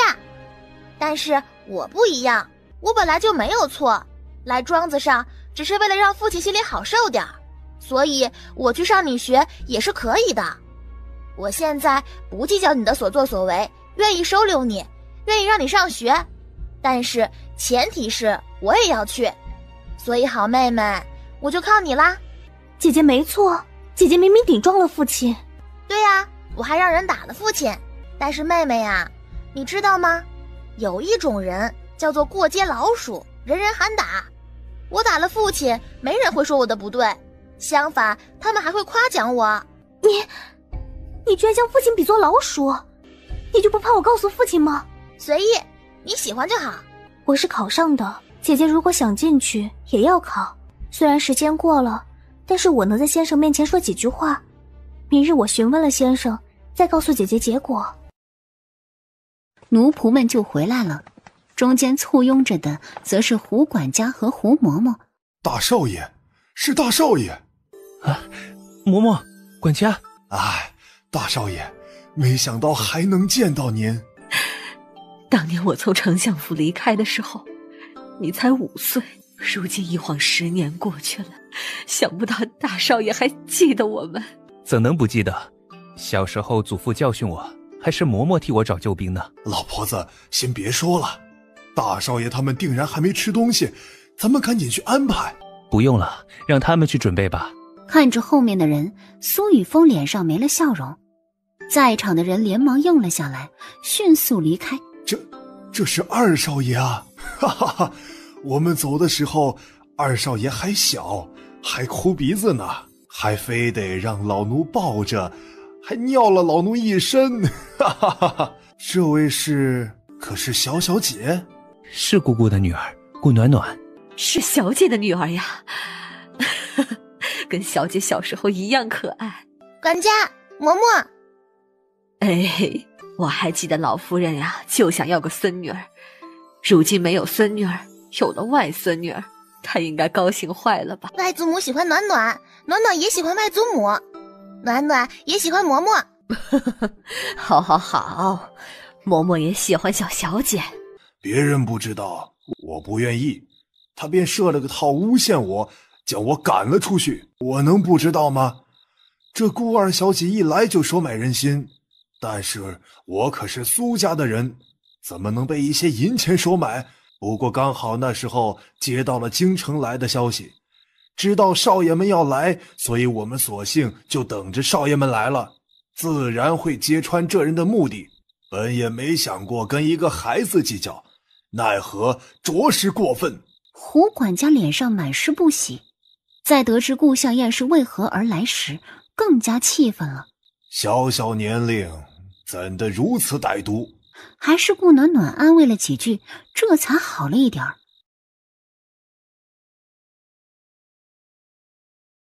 祥凤学院。于先生，你怎么来了？离入学不是还有几日吗？于先生，我这次来是想求您一件事。既然找我有事，直接进去便是。先生，我们家小姐一个时辰前便来了，想进去，但是听说您有客人，所以我们才在外面等着，就怕先生出来与我们错过了，也不敢上马车。真是个傻孩子。于先生，我嫡姐来了云城，知道我考上了女学，所以也想进祥凤学院。燕儿，你应该知道我们学院的规矩，不是什么人都能进的，更何况如今过了考试时间，等明年吧。先生，求求您，能不能让我姐姐进来？我也知道很让您为难，您若是拒绝了我就……到底是怎么回事？我嫡姐如若不能进女学，我也不能上了。怎么会有如此霸道的女子？你这个嫡姐倒是好大的口气。先生有所不知，昨日大小姐刚来云城，就在下人面前落了小姐的脸面。在府上的时候，大小姐就不爱学习，只想着偷懒。寒冬腊月，严寒酷暑，我们家小姐每日都按时上学，但是大小姐却在睡觉休息。有时候小姐需要练琴，却因为吵得大小姐休息，便禁止小姐在花园中练琴。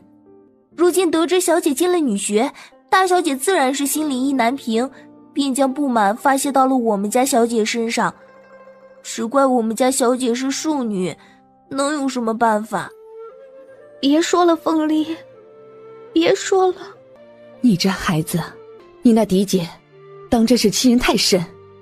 你别让她明日来考试，我先与院长好好说说，我倒要看看自己考不上后还有何脸面怪在你身上。你虽然是庶女，但是能在咱们祥凤学院里取得好成绩，日后的前程不会比嫡女差。先生放心，我一定不会辜负先生的期望。于先生想到增加名额的事情，对还没有见过面的顾暖暖有了十分不好的印象。一个草包，我倒要看看他如何能进女子学院。既然他不怕没了脸面，那就别怪我不客气了。而顾暖暖则是拖着自家两个哥哥去逛逛云城小镇。这镇上有什么好逛的？京城没有的，这里也没有；京城有的，这里也没有。我说暖暖，你就象征性的住几日便是，过几日就回京城吧。暖暖是不是有目的地？我问了胡嬷嬷了，她说云城最出名的就是脆皮鸡蛋卷了，而做的最好的就是镇上最大的酒楼云城酒楼。大哥二哥，我们去尝尝好不好？也罢，我们去瞧瞧。嘿，大哥哥最好啦。既然要去，为什么不坐马车走过去，不累吗？自然是感受一下云城小镇的气息啊，毕竟是第一次出来呢，看看有什么好玩的东西，给祖母和两位舅母带回去。很快三人就来到了云城酒楼，听着小二介绍的招牌菜，顾暖暖十分豪气的让小二一样来一盘。几位公子小姐，这招牌菜有点多，你们三人似乎吃不完。那就打包带回去，给嬷嬷和管家尝尝。大哥哥，我都想吃。都上吧。那不是徐杨柳吗？却见徐杨柳两眼呆滞，双手抱着自己双臂，呆呆地站在路边。二哥，你去问问。宿主，你可不像是这么好心的人。对啊，我只是想八卦一下而已。我猜徐杨柳这样子肯定是跟陈子谦有关。既然如此，我当然要了解一下。我就知道宿主你是想看戏。你不想看可以下线啊。才不，每天都太无聊了，当然得给自己找点乐子。宿主做得对。很快苏雨成就将徐杨柳带了过来。先吃东西。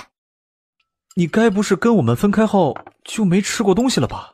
苏少爷，能否借我10两银子？你要银子做什么？我爹死了，我没有钱给我爹安葬。怎么一回事？天呀，宿主，这一次有意思了。二狗子，你这个没良心的，你没看到人家在伤心吗？宿主，你在说什么啊？我是系统，怎么会有良心？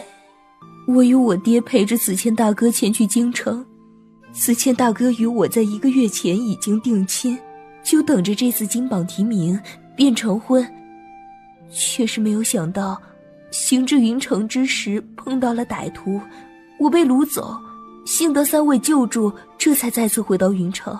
然而等我找到之前落脚的客栈中，才得知我爹于1日之前已经去世。我打开爹随身携带的包袱，却发现只有10几个铜板。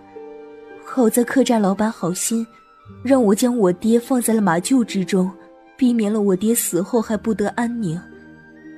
但是我却没有银子给我爹办后事。那你的未婚夫君呢？我也想知道他到底去了哪里。你的未婚夫君不见了。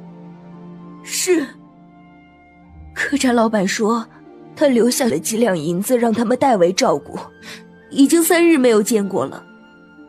我爹可是他的恩师啊，他怎么可以如此狠心？可能是有事吧。能有什么事比得上一条人命还重要？我明白，他其实早就想要解除婚约了，只是碍于我爹的颜面，所以他不好开口。如今我爹死了，他也解脱了。为何你未婚夫君要跟你解除婚约？你们不是马上就要成亲了吗？小姐有所不知，当时我爹看他勤奋好学，也没嫌弃他家中贫寒，只与祖母相依为命，便将我指婚给了他。他也发誓会对我好，只是不过1月有余，便收到了京城那边的来信，才知道他的表舅在京城做了官，他要去投奔他的表舅。听说他姨婆想将他的孙女许配给他，当时他说他绝对不会抛弃于我，如今看来只不过是想让我安心，让我拿出盘缠吧。怪不得爹说什么也要拉着他跟着陈子谦，如若可以，他宁愿与陈子谦解除婚约，也不想失去爹爹啊。我们先去安葬你爹爹，日后的事情日后再说。多谢2位公子，等我日后有了钱，自当还给公子。从小爹爹就教导他，滴水之恩当涌泉相报。3人随着徐杨柳来到了客栈之中，看着瘦骨嶙峋的徐老爹，心里涌现出一股难以掩藏的怒气，很快就将徐老爹掩埋起来。爹，你等我回来，带你回家。徐杨柳跪在坟墓前，小声说道：徐小姐要去京城？我要去找陈子谦，问一句为什么？那陈子谦定然去京城投奔了他表舅，你可知道他表舅叫什么，做什么的？我们对京城还算熟悉，倒是能帮你打听打听。我知道，他表舅似乎是一个将军，名为顾武。2位公子可有听说过？2位公子如若不知道也没事，等我自己去了京城打听。我知道，你们说的顾武是我爹，如果我没有猜错的话，我的祖母应该就是你那个未婚夫君的姨婆。按照我祖母对我的讨厌程度，应该是想让我嫁给陈子谦。徐杨柳一时之间不知道如何回答，他本应该痛恨顾暖暖的，但是他却痛恨不起来。虽然与顾暖暖相处不过2天，但是他能够感觉到顾暖暖的可爱和不谙世事，明显家里的所有举动与他无关。欺人太甚！他们是欺负我们苏家没人，居然想就这样将我妹妹许配给一个人品如此低劣的男人。先回去。我哥哥他们几日后便要回京城，你与我哥哥们一起回去如何？徐姑娘，能否多说一些陈子谦的事情？徐杨柳点了点头。徐杨柳将陈子谦的身世说了出来，又说了一些其他人对陈子谦的评价。还真是披着羊皮的狼，当面一套，背面一套，这样的人如何能高中？人品如此之差，空有学问又如何？徐姑娘放心，我们家暖暖断不会与陈子谦有婚约。我并没有怪顾小姐，我也知道这件事怕是顾小姐也不知情，可能是子谦大哥的一厢情愿罢了。不是陈子谦的一厢情愿，是陈子谦和我祖母商量好的。如果陈子谦高中，便与我庶妹定下婚约；如果没有，便与我这个顾家嫡女定亲。如今顾暖暖说出来，只不过是让两位兄长提高警惕，最好横插一脚，让陈子谦竹篮打水一场空。暖暖，你是如何知道？我听到祖母跟方嬷嬷说的。为何不告诉我们？外祖母那时候感染了风寒，暖暖不想让外祖母担心，两位舅母也因着娘亲的事情着急。我想着我年龄本就小，他们就算有所动作也不会这么快。傻丫头，你该与我们说，这件事说大不大，但是说小也不小。如若万一到时候赔上的可是你一辈子的幸福。大哥，暖暖还太小了，什么都不懂。暖暖，答应大哥，日后不管发生了什么事，只要跟你有关的都要尽快告诉大哥，知道吗？好，我答应大哥哥。看来说是顾家嫡女，但是还不如庶女受宠。你可有想过找到陈子谦了该如何？只是想问一句为什么吗？如果只是想知道原因，我就可以告诉你，因为人往高处走，水往低处流呀。其实说是找他问原因只是借口，你还是想见见他，对吗？你对他还有感情，所以除非亲耳听到他拒绝你，否则你不会甘心。但是他拒绝你了，你就离开吗？如此，他陈子谦又受到了什么惩罚？徐杨柳愣了，他没有想到顾暖暖居然将自己的心思说中了。但是就如顾暖暖所说，听到拒绝，他就原谅陈子谦所做的一切吗？如若不是他离开，他爹怎么会就这样不清不楚的死了？仇恨的种子一旦在心里发芽，便会慢慢长成大树。宿主，你故意的，你是故意让他对陈子谦产生仇恨的，对不对？是啊，陈子谦这么对他，怎么可以放过他？我只是告诉他要报仇。你明明就是想要利用他对付陈子谦。那不也是我帮他对付陈子谦吗？二狗子，我不是什么好人，能利用的我为什么不利用？宿主，那现在怎么办？吃东西，听他哭。抱歉。徐杨柳也反应过来，迅速擦干眼泪，看向顾暖暖，缓缓说道：顾小姐，我能跟在你身边吗？跟在我身边。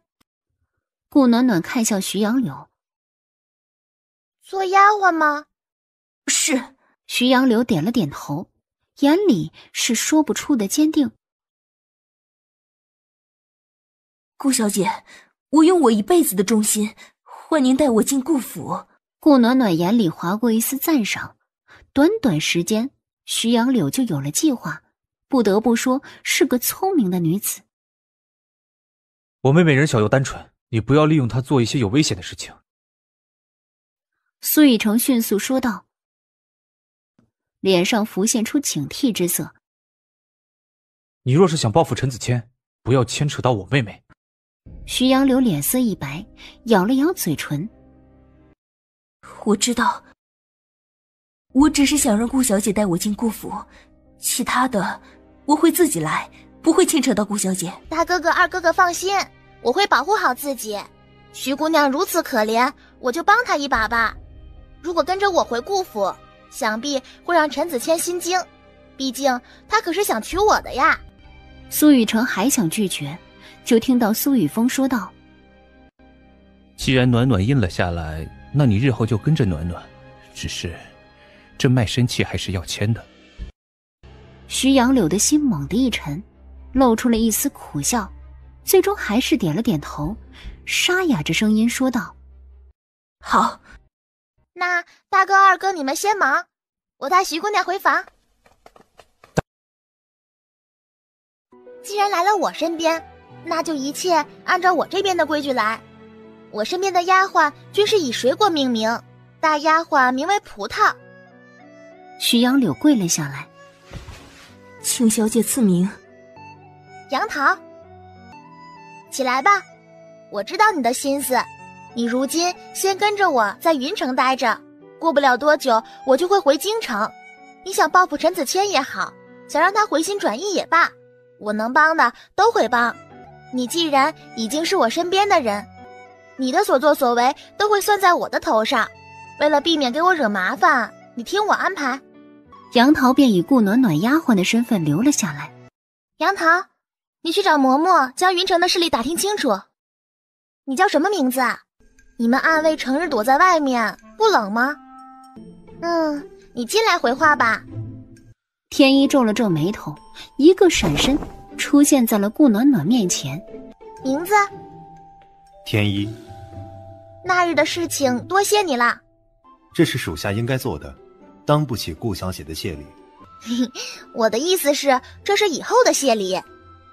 比如现在，我需要你去给纯莲送一封信，你们暗卫之间的传信速度应该比驿站的快。顾小姐可还有其他什么事？云城酒楼的烤鸭不错，记得给我买一只来，这是银子，谢谢啦。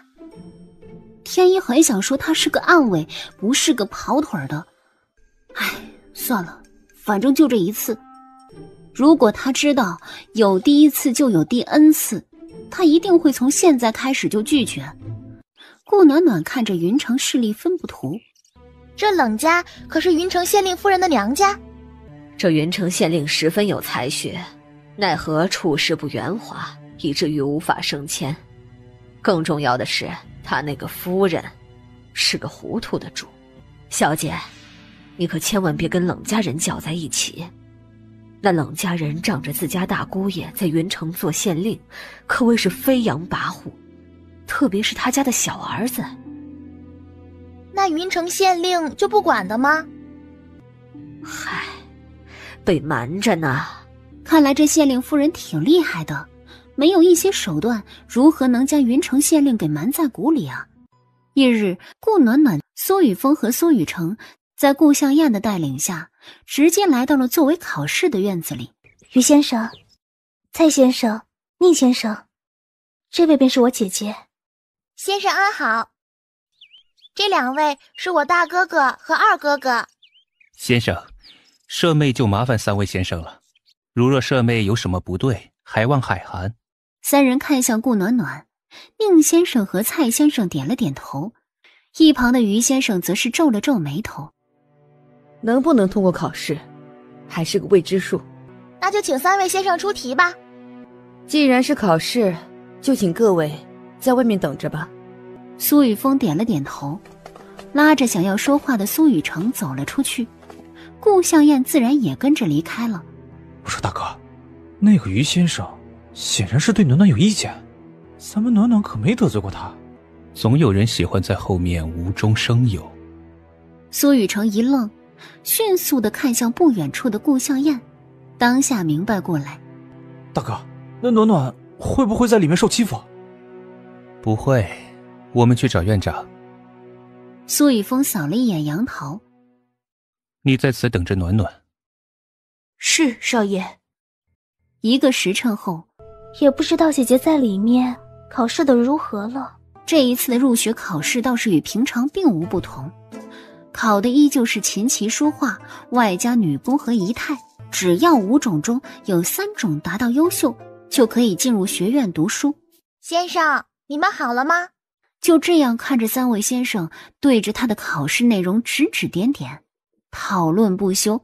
宿主，蔡先生说你的书画乃是一绝，优秀都不足以显示出你的厉害。但是那个于先生说是不让你骄傲，所以只能给优秀。他们就因为这个吵吗？那倒不是，于先生想要2幅画都让他收藏起来，蔡先生不让，因为他才是教书画的，所以书画得给他。与此同时，院长也接见了苏雨峰和苏雨成。你母亲当年在后宫之中替我说过一次情，救了我一命，不过是让个小姑娘进来读书。就算是要我这个祥凤学院，我也是双手奉上。这是帖子，你们直接填上名字即可，过几日来入学就好。先生，我可以走了吗？于先生将早就填好的成绩帖递给了顾暖暖，记得准时。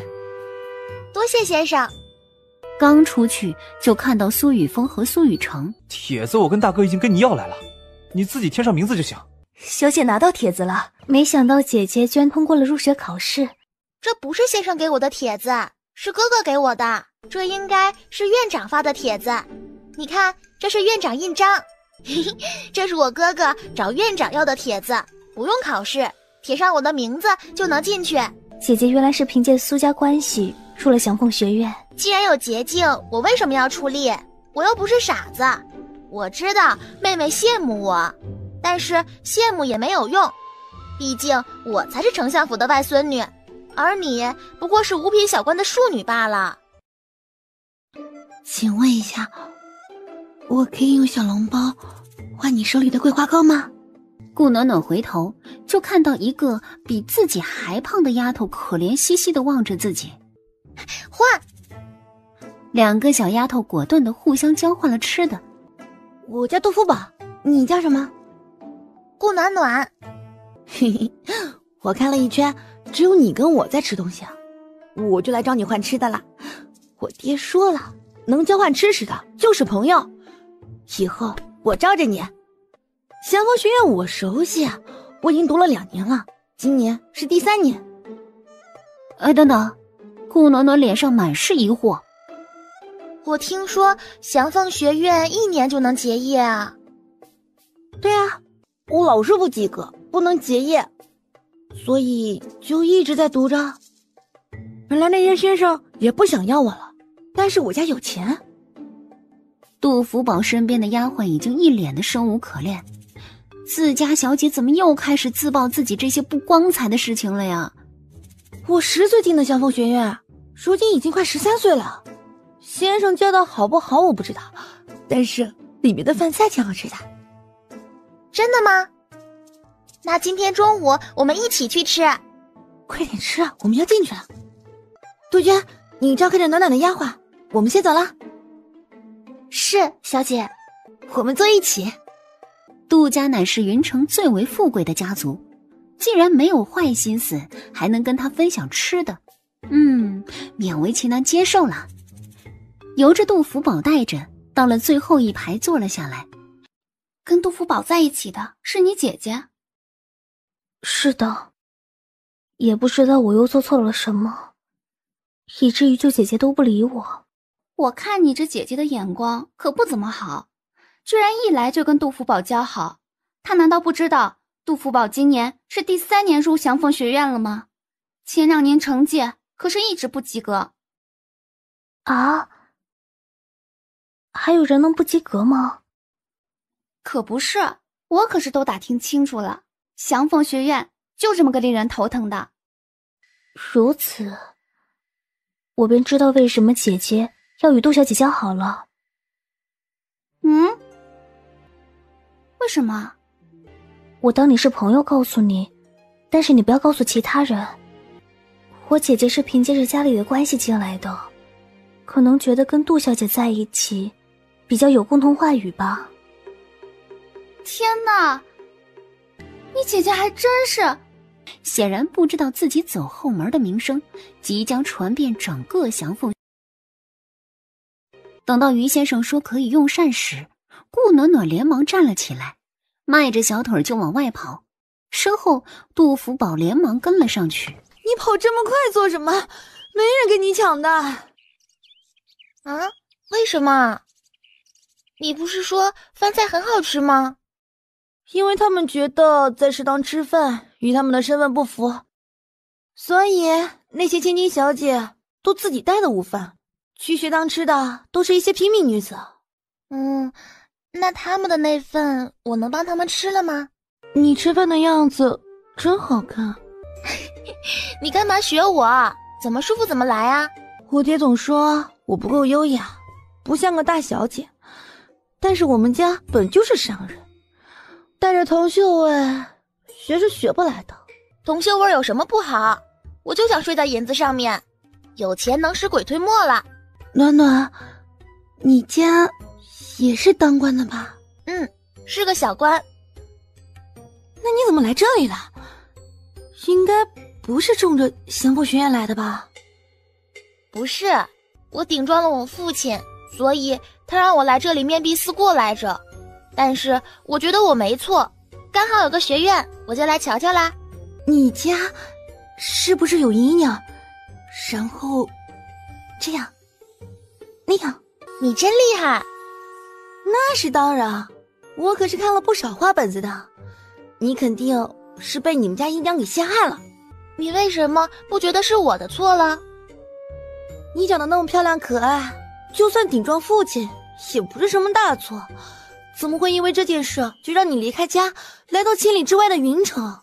我跟我爹天天吵嘴，也没见他把我送出去，还不是什么好玩的好吃的都往我院子里拿着。连一个10几岁的孩子都明白的道理，他顾武却是拿着芝麻大的事情做了一个大文章，无非就是觉得自己心爱女人所生的女儿在云城受罪，那他顾暖暖自然不能在京城享福。那个，对不起啊，我不是故意在你伤口上撒盐的。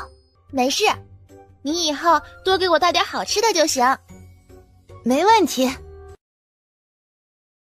朝着学堂走去时，刚好就看到了顾向燕和冷言话。刚刚在里面的时候，因为顾暖暖低着头，也没能看清楚她的容貌，五官居然如此精致，一张脸虽然胖乎乎的，但是格外的可爱。冷言话自己长得并不好看，特别是一双眼睛十分小，那葡萄般的大眼睛让他嫉妒不已。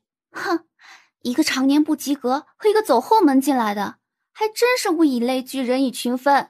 冷言话，你什么意思？字面上的意思，我说杜福宝，你难不成还想再读1年？我劝你还是离你旁边的人远点，人家可是有关系的，就算不及格，凭借着家里的关系也能结业。你呢？你只不过是有几个钱，能买到结业吗？我能不能结业关你什么事儿？你还真是管得多。你这阴阳怪气的说暖暖，你以为我听不出来？给暖暖道歉。难道我说错了吗？他本来就是走后门进来的。我说考不上就别进来，真是不要脸。暖暖你别伤心，我替你教训他。教训我？哼，我大姐夫可是云城县令，我看你爹是不想在云城做生意了。嘿嘿，你是不是在嫉妒我？谁嫉妒你？你嫉妒我家里有权有势，简简单单就能进入祥凤学院啊！你嫉妒我，就算在学院里面玩玩闹闹，也能拿到结业书啊！而你们却要自己认真学习，努力上进。就算如此，也不见得能找一个好婆家，因为你们家世没有我好呀。姐姐，话虽如此，但是你若没有真才实学，总有穿帮的一天啊。不错。哦，你们要揭穿我吗？我都说我家里有权有势，随便威胁一下，你们也只能闭嘴。不知道官大一级压死人吗？你大姐夫不过是7品县令，但我爹可是5品，你怎么跟我比呀？那又如何？第二可是说了，你顶撞父亲，根本不得你父亲喜爱。哦，你说的没错，但是不管怎么样，我还是嫡女啊，我代表着顾府的颜面，爹爹如果不想让顾府蒙羞，就得帮我。你说气不气啊？想不到妹妹还真是与冷三小姐要好，居然家里的事情都与冷三小姐说了。燕儿有我护着，你还想欺负她？不欺负，但是我可以赶她出去啊，她住在我家，我当然能随时赶她走。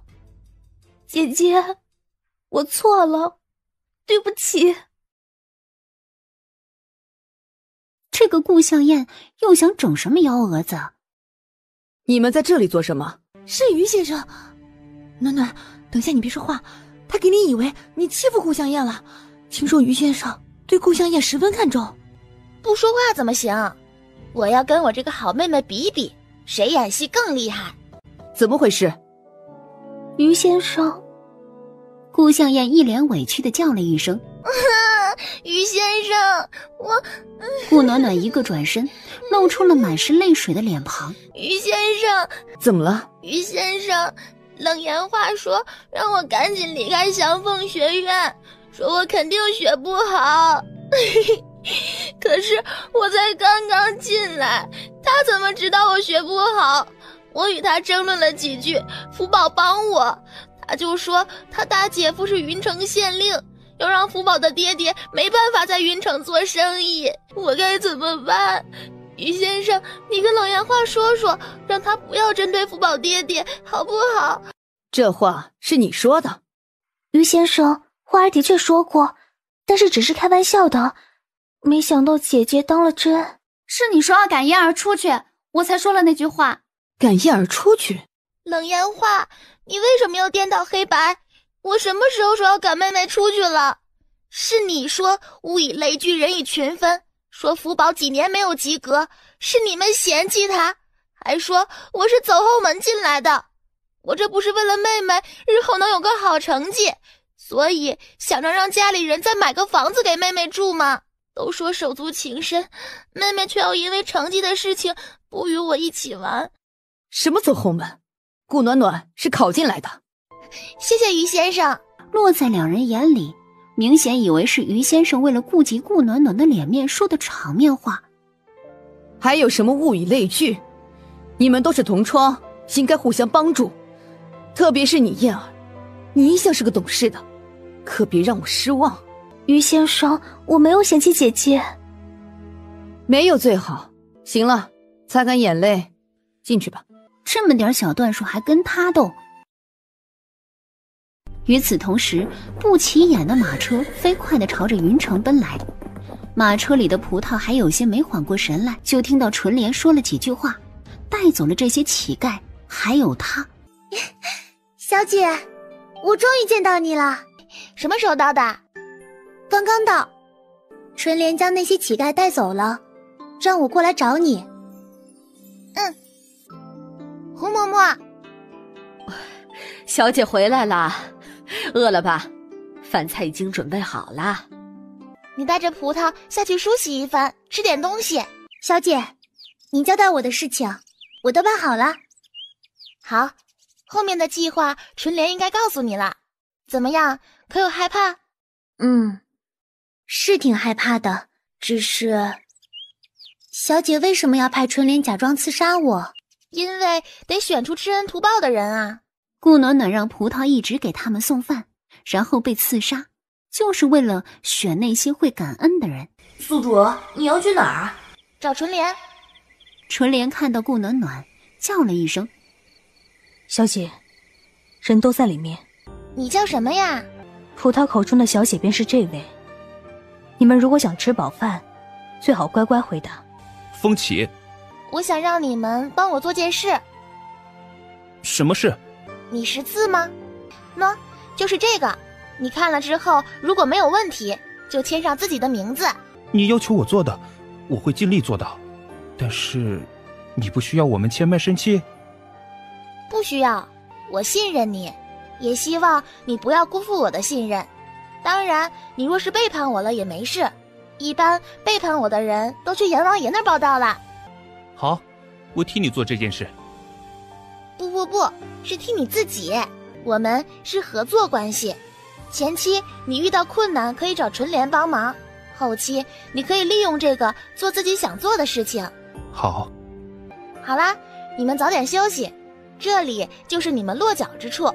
要联系京城的人，你们可以找纯莲，除非有天大的事情再找我。我很忙的。他所谓的忙，无非就是忙着吃。二狗子表示：“纯莲，走吧，我们回去。”便带着纯莲离开了。二狗子突然间出声，顾暖暖停下了脚步。小姐，黑暗中天一也现身了，警惕地看着前方。你们还愣着做什么？赶紧去救你们主子啊！前面挨打的不是你们主子是谁？天一和纯莲迅速跃了过去，飞快地冲了过去，拦住了致命一击。主子，此时的纯莲和天一根本无暇顾及慕容云，好在慕容云身边有陈峰，两人一心一意地对付起刺客。我到底是抱了个大腿，还是抱了个麻烦啊？慕容云身边本就带着不少暗卫，加上天一和纯莲的加入，很快那些刺客就落入下风，服毒自尽了。顾小姐是不是在这里？陈芳，你想我了吗？顾小姐你就别说笑了，赶紧看看主子吧，主子中了一箭。纯莲和天一则是满心疑惑，主子受伤不找大夫，找顾小姐做什么呀？就看到顾暖暖拿出了一个药瓶，喂了一颗药给慕容云，又拿出银针插进穴道，很快胸口的血就止住了。死不了，只不过是中了毒而已。什么？顾小姐，那解药？没有，这个毒有点奇怪，我得研究一下。你们有地方落脚吗？我们办完事情之后本想回京城，没想到途中遇到了刺客。顾暖暖表示好愁人呢。纯莲，带他们过去院子里。是，小姐。自己跟着的这个顾小姐医术不比王府里的大夫差。去抓条七步蛇，取蛇胆熬成水。宿主，你在想什么？什么都没想，我很困，想睡觉。哦，那可能不行，你还得救这个小美人。不过小美人就是受了伤也是小美人，就是好看。是挺好看的，但是又不能当饭吃。行了，将商店里的解毒药水给我兑换出来。哎，宿主，既然商店有，你干嘛还让纯莲去抓蛇胆？你以为我愿意吗？用了是要还的好吗？知道这解毒药剂配起来多麻烦吗？也对。那宿主，你可以趁这个时间多打劫一些珍稀药材。跟他？反正以后是一家人，他的东西不就是我的？我干嘛要坑自己人的东西？让他喝下去就好了，明日就能醒来。我先回去了，有事找我。纯莲，我们走。感觉怎么样？多谢相救。没事了，明天就可以走了。你要是着急，今天走也没事，只是路途奔波，对你的伤口不易恢复。既然没事，我就先走了。你想找个靠山？顾暖暖一愣，疑惑地看向慕容云。我会禀告太后，收你为义妹。等等，这是什么情况啊？宿主，小美人拒绝了娶你。宿主，想不到有一天你倒贴都没人要。闭嘴，义妹。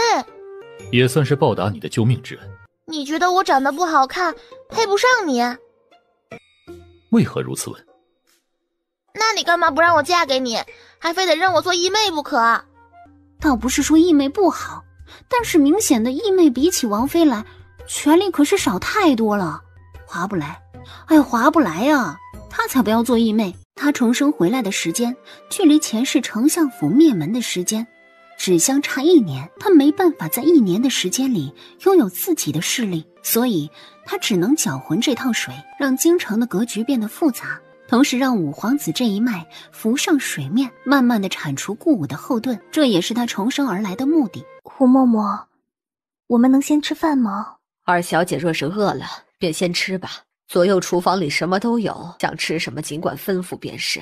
有一次与顾暖暖同时吃饭，便吃到了胡嬷嬷所做的东西，那味道与她之前所吃的完全是一个天上一个地下，凭什么顾暖暖吃的便是胡嬷嬷亲手做的，而她却只能吃大厨房里的东西？胡嬷嬷说到底不过是一个奴才罢了，她还使唤不得了。我想吃嬷嬷做的东西，不知道嬷嬷可否做几样小菜来？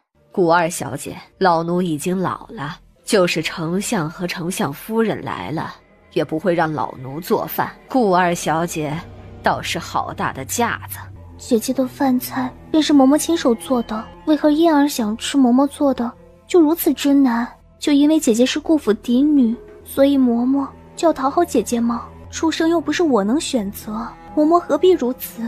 顾二小姐怕是刚才没有听清楚老奴所说的话。老奴说了，老奴已经老了，老奴是苏家的奴才，不是顾家的奴才。顾二小姐既然做客，就得有做客人的态度。怎么，顾二小姐如若觉得委屈，老奴倒是想问问顾大人，老奴不说在丞相府中都不用做什么，就是在这里，老奴更是吃穿用度都有丫鬟们打点，怎么顾二小姐一来就要摆主人谱？难不成顾二小姐比丞相的架子都还要大？顾二小姐先是诬陷老奴和老奴的夫君偷窃，又指使老奴做饭，老奴可是伺候不了顾二小姐了。顾二小姐直接写信给丞相夫人，只要丞相夫人一声画下，老奴立马离开这里。我不是这个意思，刚刚也只不过是觉得心里不平衡，凭什么顾暖暖什么都可以，而她什么都不可以？胡嬷嬷，我回来了。小姐回来了，可有想吃的？嬷嬷给小姐做。不用了，嬷嬷可吃了。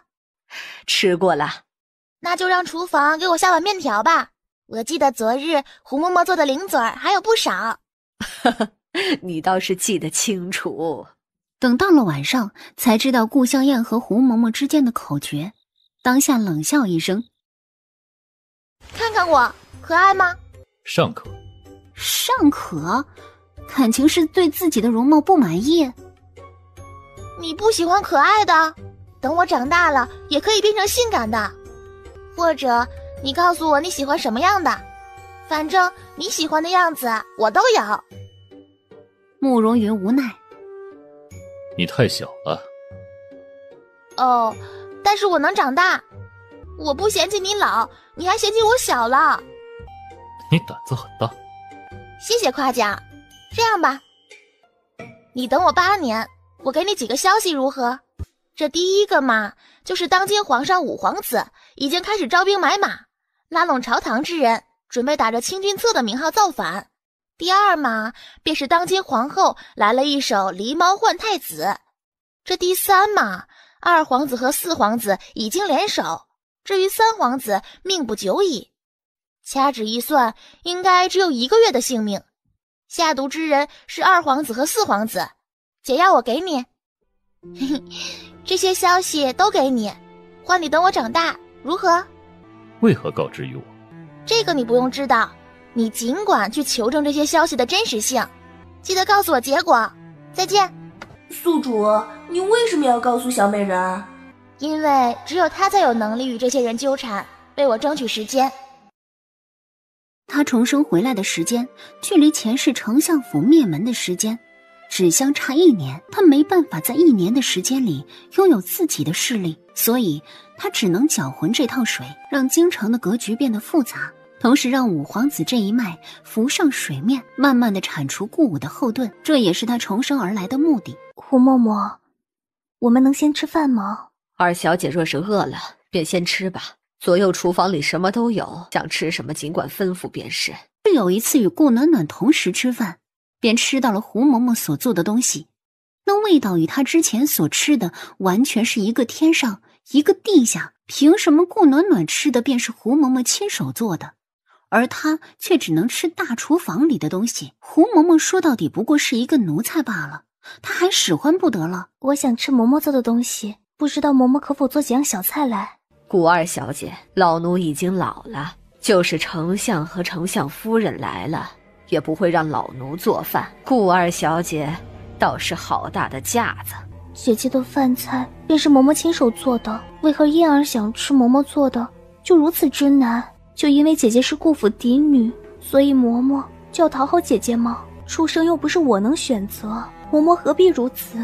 顾二小姐怕是刚才没有听清楚老奴所说的话。老奴说了，老奴已经老了，老奴是苏家的奴才，不是顾家的奴才。顾二小姐既然做客，就得有做客人的态度。怎么，顾二小姐如若觉得委屈，老奴倒是想问问顾大人，老奴不说在丞相府中都不用做什么，就是在这里，老奴更是吃穿用度都有丫鬟们打点，怎么顾二小姐一来就要摆主人谱？难不成顾二小姐比丞相的架子都还要大？顾二小姐先是诬陷老奴和老奴的夫君偷窃，又指使老奴做饭。老奴可是伺候不了顾二小姐了。顾二小姐直接写信给丞相夫人，只要丞相夫人一声画下，老奴立马离开这里。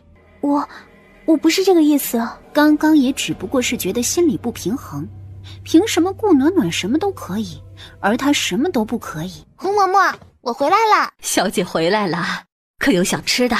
嬷嬷给小姐做。不用了，嬷嬷可吃了。吃过了。那就让厨房给我下碗面条吧。我记得昨日胡嬷嬷做的零嘴儿还有不少。你倒是记得清楚。等到了晚上，才知道顾香艳和胡嬷嬷之间的口诀，当下冷笑一声。杜福宝居然没来，已经3天了。顾暖暖直接带着葡萄和杨桃前去杜府。该死的冷言话，给他势不两立！我跟他拼了！小姐，您别激动，您放下啊！杜福宝，你在干什么？干什么呀？你要去干什么？女孩子家的，拿着棍子做什么呀？爹，都是因为我，冷家人才找你的麻烦的。没出息！行了，家里的事情不用你操心。风寒好了呀，就赶紧去学堂，给你爹多拿几个结业书，比什么都好。你怎么来了？你是来看我的吗？你好几日没来了。嘿嘿，我感染了风寒，我爹让我多休息几日啊。爹，这是我在学堂认识的朋友顾暖暖。伯父安好。哎呦，原来是福宝的朋友啊！咱们福宝终于交到朋友了。哎，进来，想吃什么就让厨房去做。福宝啊，好好招待暖暖啊。知道了。爹，你去忙你的吧，我带着暖暖去我院子里。暖暖，我没想到你会来看我。我读了2年书了，今年是第3年了，终于有人在我生病的时候来看我了，我真开心。福宝，你家里是不是出事了？刚刚我在外面听到了一些，是因为冷家。冷家不跟我们家做生意了。你知道冷家大姑爷是云城县令，很多生意人都得看冷家人的脸色行事，因此我爹丢了不少生意，都是我不好，肯定是冷言话跟他爹娘说了什么。我在学堂不应该跟他吵嘴的。这件事说到底还是因为我。暖暖，跟你没关系啊。刚刚我就准备去找冷言话，现在想着，如果真的打上门了，怕是我爹会更难做。我准备去跟冷言话道歉。福宝，你跟你爹感情真好。我爹可是天底下最好的爹，我娘生我的时候难产死了，我爹把我拉扯大的，虽然嘴里嫌弃我，可是对我是极好的。我看出来了，我陪你去冷家，早点来。明天我们不去学堂，直接去冷家，我们去找冷言话的父亲冷伯父。回到了苏府，吃完饭后，顾暖暖带着纯莲来到了冷家。小姐，我们要做什么？去冷家找冷家为非作歹的证据。最有可能的地方就在书房了。你们暗卫找东西的手段我是认可的，你跟天一一起去找吧，我在这里等你们。被点名的天一走了出来，与纯莲对视一眼，飞快地离开。宿主，你让他们自己来就是了，你干嘛也要跑过来？冷家人既然能瞒住云城县令这么久，要么云城这个县令就是在装糊涂，要么就是冷家有大手段。我外祖母说云城县令是个好的，胡嬷嬷也是如此，那就说明这人是真的正直。这样的话就说明冷家人有手段，所以能让人找到的证据应该不过是一些小打小闹罢了。我就想看看这个冷家背后到底在做什么。去吧，二狗子，需要你的时候到了，去看看冷言话他爹现在在哪儿。宿主在这间房间里。说的有道理，二狗子你去听吧，听完了给我复述就好，我帮你放上。宿主2个人，一男一女，男的应该是冷言话的父亲，女的很年轻，男的对女的很恭敬。他们在讨论什么？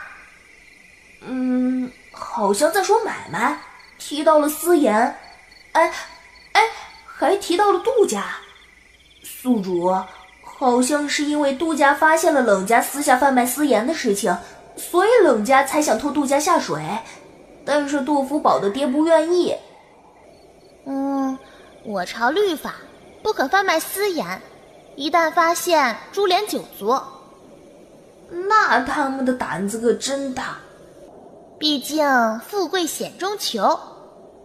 宿主，他们想杀了杜家人。他们决定明天再去找杜福宝的爹，若杜福宝的爹不同意，就不让他们活过明天晚上。杀人灭口？是这个意思。而纯莲和天一则是找到了几本贪污受贿的证据。天一将账本给云城县令送过去吧。至于纯莲，示意纯莲附耳过来，应了一声，迅速离开了。而尽收耳底的二狗子则是大声叫了起来：宿主，你好奸诈，好狡猾，好主意呀！我这计划不好吗？既然他们想瞒着，那就全部抖出去。这样一来，如果杜家真的出了事情，他们冷家可是最大的嫌疑人。暖暖，我们就这样过去，能见到冷伯伯吗？见不到啊，所以我们先去云城酒楼。马车很快就到了云城酒楼，而众人的议论声也传入了顾暖暖的耳朵里。小姐，他们说的是真的吗？哎，你们听说了吗？听说冷家贩卖私盐呢。不知道呢，现在外面都在传，也不知道是个什么情况。切，要我说呀，冷家做这些不是很正常吗？毕竟人家有关老爷保驾护航呢。可不是啊，要说这冷家也是运气好，出了个县令夫人，否则就凭着他们那些做派，早就死了上万次了。哦，对了，我还听说啊，冷家针对杜家，是因为杜家不跟他们同流合污，不愿意贩卖私盐。怎么，他冷老爷还想强人所难不成？可不就是这样。我可是听说啊，杜家的生意快做不下去了，就是因为冷家从中作梗，没想到是因为这个原因。我还听说冷家的人想杀人灭口呢。天哪，这也太可怕了吧！明明顾暖暖比他还小，还是一个孩子，却不知道为什么杜福宝总觉得跟他在一起能让人格外放心。你怕什么？怕他们所说的是真的？这若是真的，可怎么是好？就算是真的，冷家现在也不敢对你们出手，相反，他们还要护着你们杜家，否则你们杜家一旦出事，他们冷家就坐实了这个传言，贩卖私盐，株连9族。好啦，你也不用担心了。如果我没猜错，这流言一出，冷家会直接去找你爹继续谈生意。这样一来，你也不用担心你爹破产了。楠楠，你真好。以后给我带好吃的。好，这次我请客，你还想吃什么？尽管叫，我有钱。既然你请我吃了这么多好吃的，那我带你去看戏吧。看戏？杜福宝满脸疑惑，而顾暖暖已经拉着杜福宝朝着冷府走去。来了！天啊，是官兵！小姐，你快看！杜福宝迅速看了过去，就见官兵直接将冷府围住了。官兵进去没多久，就将冷老爷带了出来。我倒是觉得，肯定跟今天的传言有关。这些事情都是谁传出来的？真是好人呐！不行，暖暖，我得将这件事儿告诉我爹。说着，杜福宝就拉着杜鹃迅速离开。我们走吧。不知为何，今天的一系列举动让杨桃觉得眼前的这个小女孩似乎跟这件事情脱不了关系。不然为什么她知道有流言会传出来，又怎么知道官兵会来抓冷家人？杨桃也没有多问，毕竟是自家主子的事情。等他回过神来时，却发现并不是回苏府的路。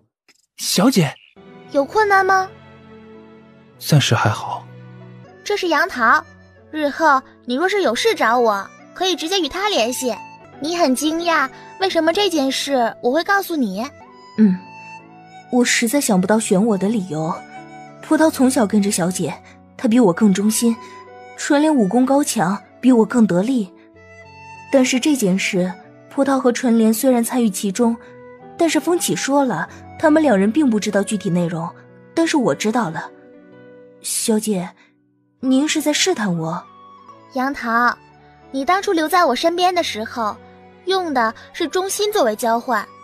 你既然说了，我自然就信，因此也不会试探你。让你知道是因为葡萄过于单纯，没有经历过磨练，显然不适合。而纯莲的主子并非是我，况且这个势力对你也有用，你不是要报仇吗？多谢小姐。好好做，我不会亏待你。我知道我兄长会通过你了解我的情况，聪明人知道什么该说，什么不该说。为什么？为什么不告诉两位少爷？这些事如若是两位少爷帮忙，不是更容易吗？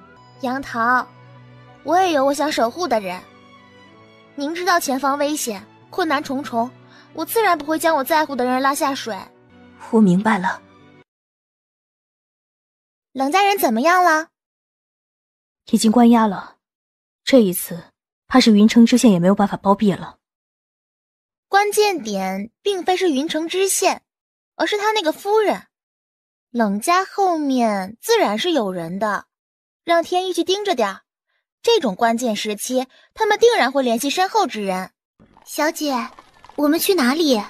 顾暖暖没有说话，长宁郡主给她的玉佩上是有标志的。就是这里。只是刚进去就碰到了熟人。杜伯伯。原来是暖暖呀，可是来买吃的呀。哎，这是伯伯的铺子，想吃什么尽管拿啊，哈哈。顾暖暖这才注意到，这家铺子是卖小零嘴的。多谢杜伯伯，不过这一次我是来找杜伯伯的。顾暖暖将手中的玉佩露了出来，杜父脸上的笑容凝固住了，深深看了一眼顾暖暖，小声说道：我们先进去说吧。哎呦，顾小姐啊，这个玉佩是长宁郡主给我的玉佩，告诉我若是在云城遇到事情，可以凭借着这个玉佩找人帮忙。不过我倒是没有想到会是杜伯伯。杜伯伯也不必太客气，还是像以前叫我暖暖就好。那暖暖可遇到什么麻烦呀？本来是有一些事情需要帮忙的，不过如今看来，不如说是想让杜伯伯帮帮自己。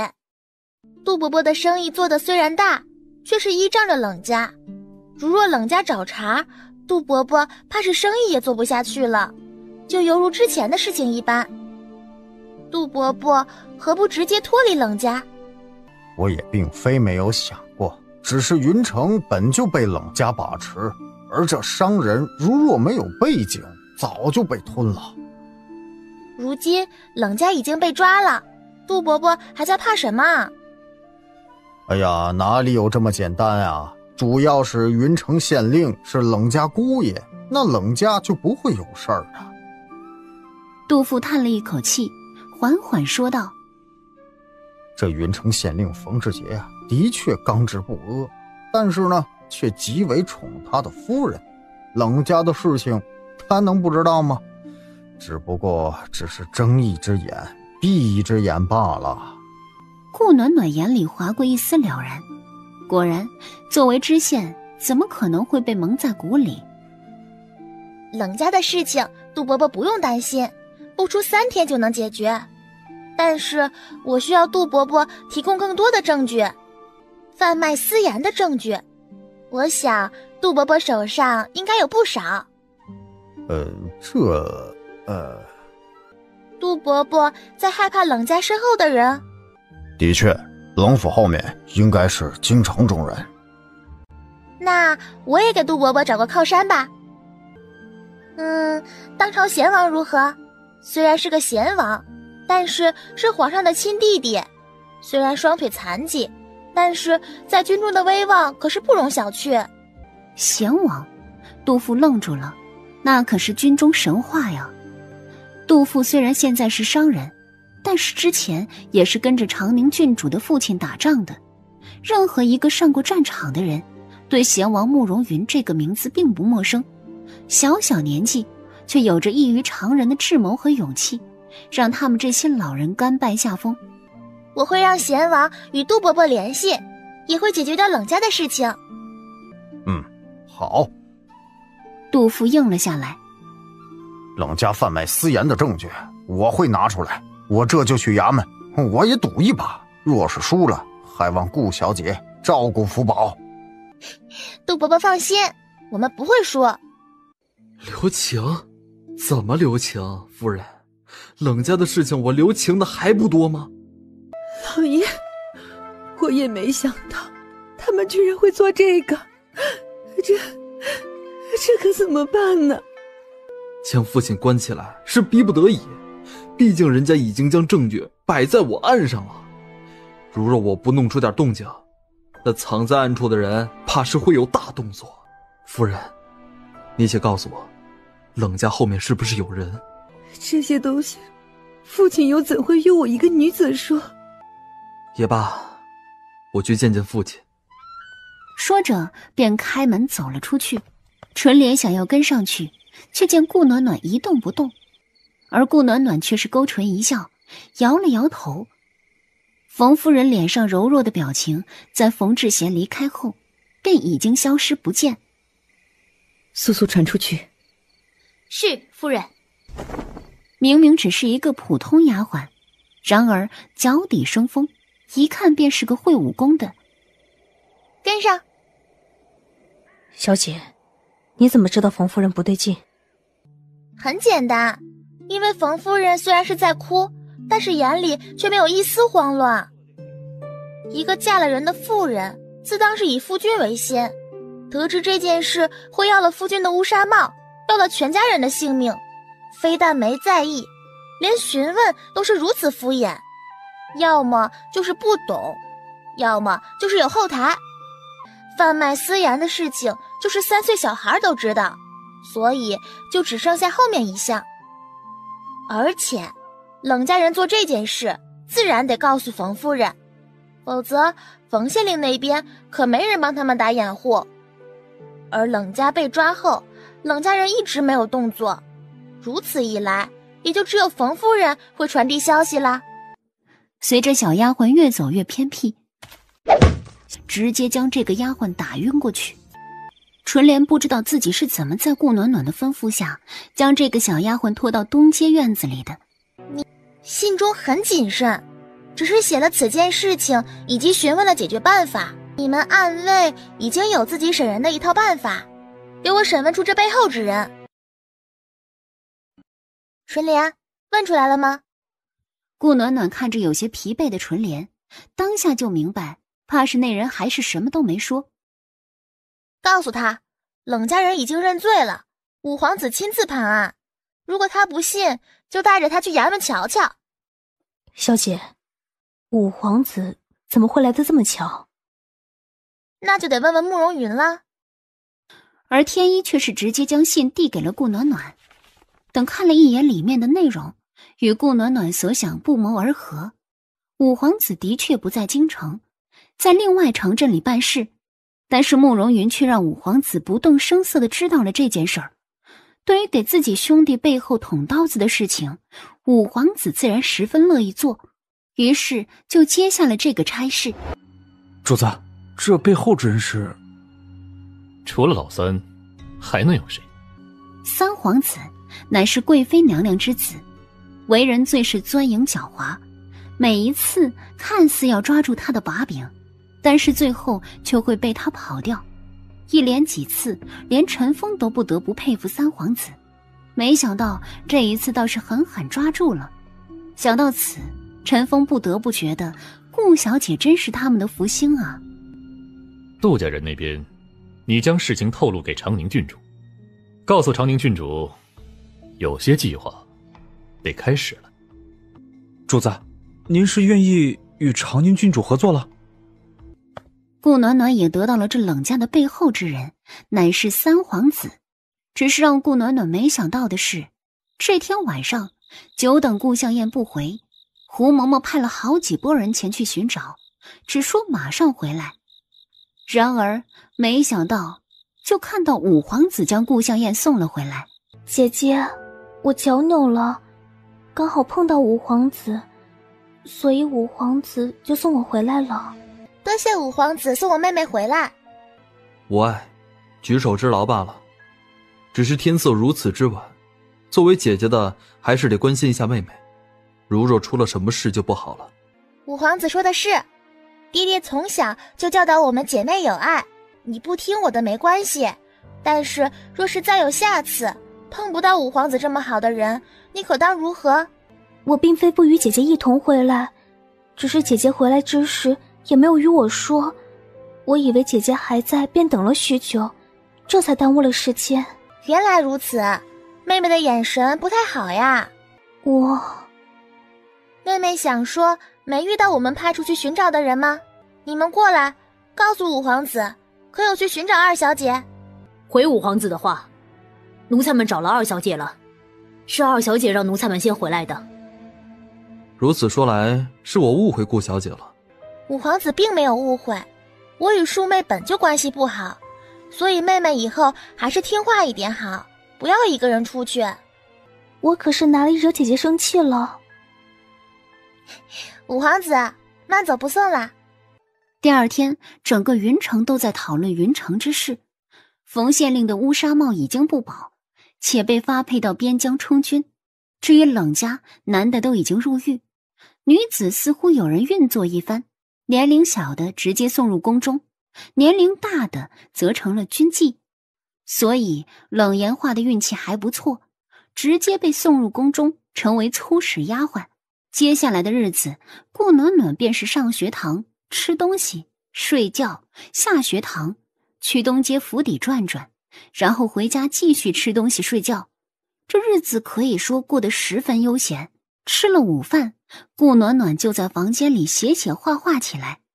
等到了下午才全部画完，便带着葡萄去了杜府。对于顾暖暖的到来，杜福宝十分开心，但是顾暖暖表示是来找他父亲的。暖暖跟爹有什么好聊的？小姐，顾小姐肯定是有事情与老爷谈，你就别闹脾气了。定然是他家那个姨娘。啊，姨娘？肯定是他那个姨娘怂恿他父亲不给他银子，不然暖暖干嘛要着急赚钱？不行，我得给爹爹说说，大不了我将自己的钱分给暖暖一半就是了，怎么能让暖暖这么小就这么累呢？小姐，我觉得你这样不妥。顾小姐一看就是自尊心很强的人，你若是这样，肯定会让顾小姐下不来台。不如等顾小姐走了，你跟老爷说说，让老爷多分点利润给顾小姐。况且有老爷带着顾小姐，顾小姐才不会吃亏。杜姐，你说的对，就这么办。杜伯伯，可有人联系你啦？有了。长宁郡主。长宁郡主照拂父亲往日手下，众人只会觉得长宁郡主有情有义，如若与慕容云牵扯上，倒是会多上许多麻烦。是月姨。看来贤王是不想自己出面，所以找到了长宁郡主。这样说来，贤王应该知道了你与长宁郡主的关系。其实贤王也好，长宁郡主也好，终究是给了我一个保障。我之前也有想过找长宁郡主，只是她到底一个人在京城啊，也没个长辈，因此我便没有麻烦她。没想到暖暖与长宁郡主相识啊。长宁郡主与我娘是闺中姐妹，杜伯伯，月姨在京城才更需要银子。好，我知道该怎么做。这些东西杜伯伯可以看，如若可以，最好尽快实施。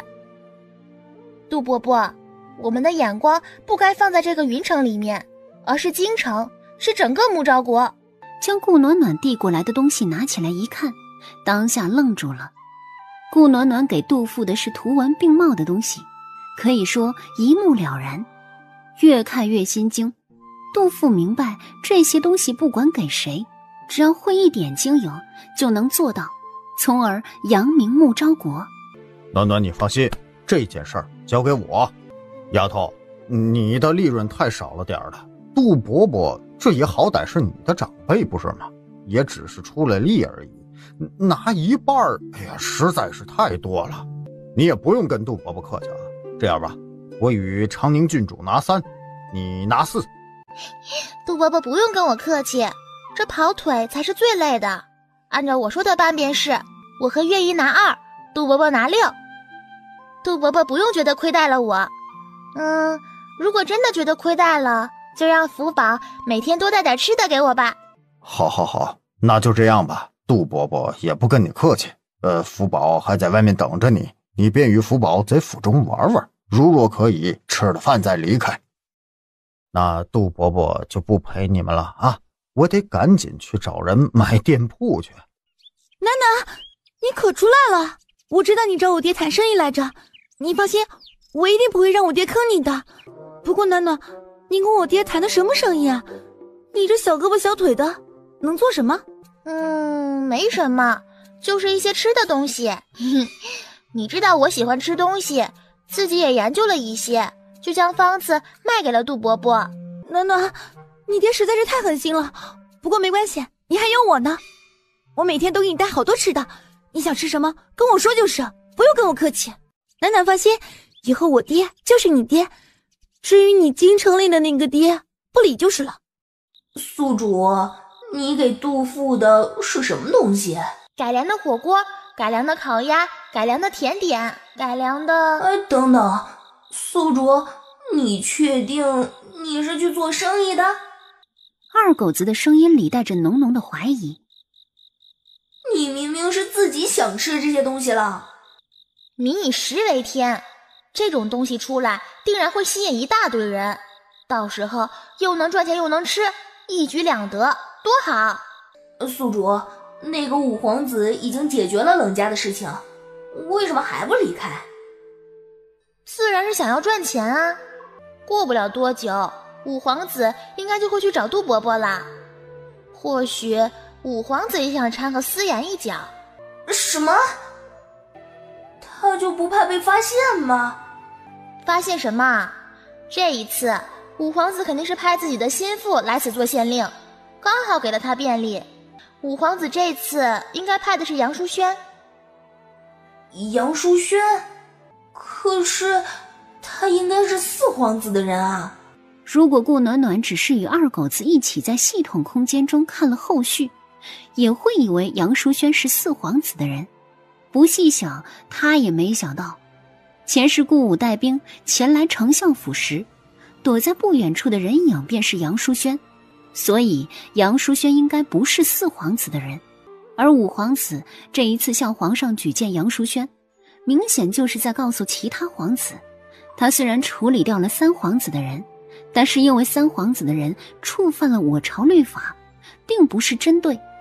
看，这一次他连自己的人都没举荐，而是举荐的4皇子的人，不是更容易证明吗？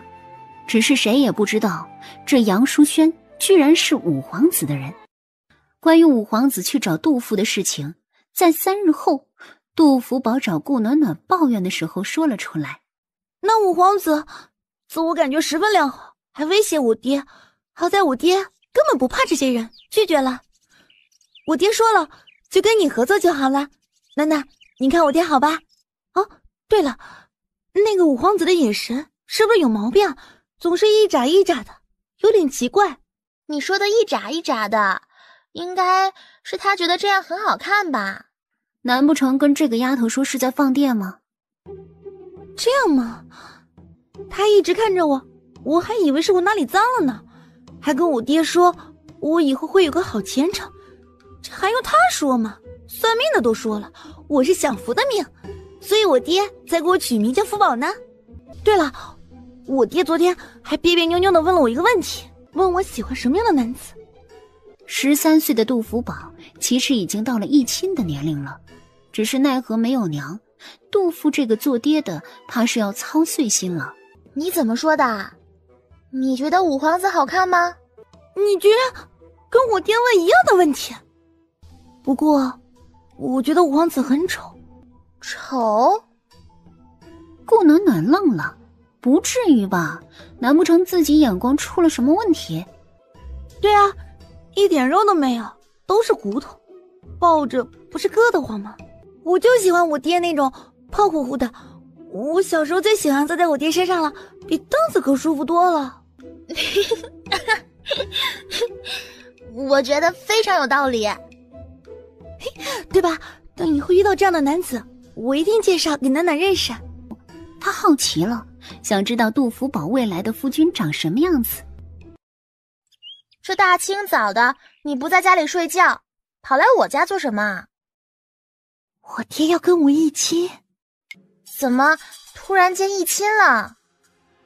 很早我就知道爹爹在跟我相看人家了。杜小姐已经13了，也是到了议亲的时候了，只是不知道议的是哪家的公子。我不知道，我是听父亲身边的小厮说漏了嘴，才知道爹爹今日去议亲的。我想去看看。你知道在哪里吗？知道，在云城酒楼。暖暖，你陪我去好不好？但是胡嬷嬷却是不赞同，如若被发现了，对杜福宝的名声不好。这样吧，让你胡伯去打听一下，总比你们去的好。我们在云城也住了不少年了，这哪家的公子我们都是有听说过的，如若是个不好的，你胡伯自然会告诉你们。是李家的三公子。李家倒是个好人家，祖上3代都是商人，这一代倒是出了一个秀才，李家大公子。李家三公子是李家最小的儿子，如今该是16岁了，长得倒是俊俏不已，不爱读书，跟着李老爷做生意的。不过短短半年，就让李家的产业扩大了1倍呢。李家大公子、二公子都已经成亲了，就剩下这3公子了，倒是也没听说有什么侍妾什么的。听起来倒是个好人家。我倒是听说这李家三公子拒绝了不少媒婆，也不知是为什么。怕是当时年龄小，不想成亲罢了。这倒是说得通，毕竟男人大多以事业为主，有这么厉害的大哥在前，自然也想证明一下自己的。好啦，现在不担心了吧？快回去吧，等你爹回来了，定然要跟你说这事儿了。我让人在河边订了一艘小船，我们可以去看风景。上次李三公子带我去看了，我觉得很好看。顾暖暖就看到一个身形修长的男子站在外面，脸上带着温柔的笑容，似乎在等人。不得不说，李三公子长得还算不错，但是显然与之前杜福宝所描述的梦中情人是不相符的。果然，女人的嘴，骗人的鬼。李三公子，我没看错吧？这是杜福宝吧？是的，宿主就是福宝。福宝碰到李三公子，居然变成了个淑女，太不可思议了。这位是？这是我朋友顾暖暖。顾小姐。李三公子，你在等人吗？我约了表妹在此吃饭。原来如此。福宝，你陪着李三公子吧，刚好也让李三公子的表妹认识认识你，毕竟以后可就是一家人了。啊，改日吧，今日表妹心情不好，怕是会……没事没事，不急于一时。那你好好安慰表妹，我先带着暖暖去坐船，改日见。宿主，你是不是看出什么了？李三公子看到福宝过去的时候，明显脸上的笑容少了几分，虽然依旧温柔，但是眼底却满是不耐烦。所以我刚刚就试探了一下，果然如此，这个李三公子跟他所谓的表妹怕是不简单。福宝，你有没有觉得李三公子提起他表妹的时候很开心？这有什么？我见我表哥的时候也很开心啊。我敢打赌，如果你跟他表妹同时约他出去，他肯定选择他表妹。也没问题啊，毕竟他跟他表妹认识久啊。暖暖，今天你是怎么了？奇奇怪怪的。傻瓜呀，他很想告诉杜福宝，李三公子这人不值得托付，但是奈何没有证据。等跟杜福宝分开后，顾暖暖一个转身，再次来到了云城酒楼，碰到了李三公子和他那所谓的表妹。宿主，这不像你呀，你以前可不多管闲事儿。拿人家手短，吃人家嘴短。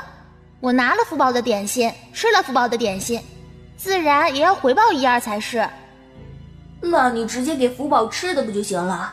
用得着这么劳心劳力的替他着想吗？还不是怕杜福宝伤心，这才替他探探虚实。哎，抱在一起了。宿主，你就这么走了？不离开做什么？还那么卿卿我我吗？你不替杜福宝教训一下他这对狗男女吗？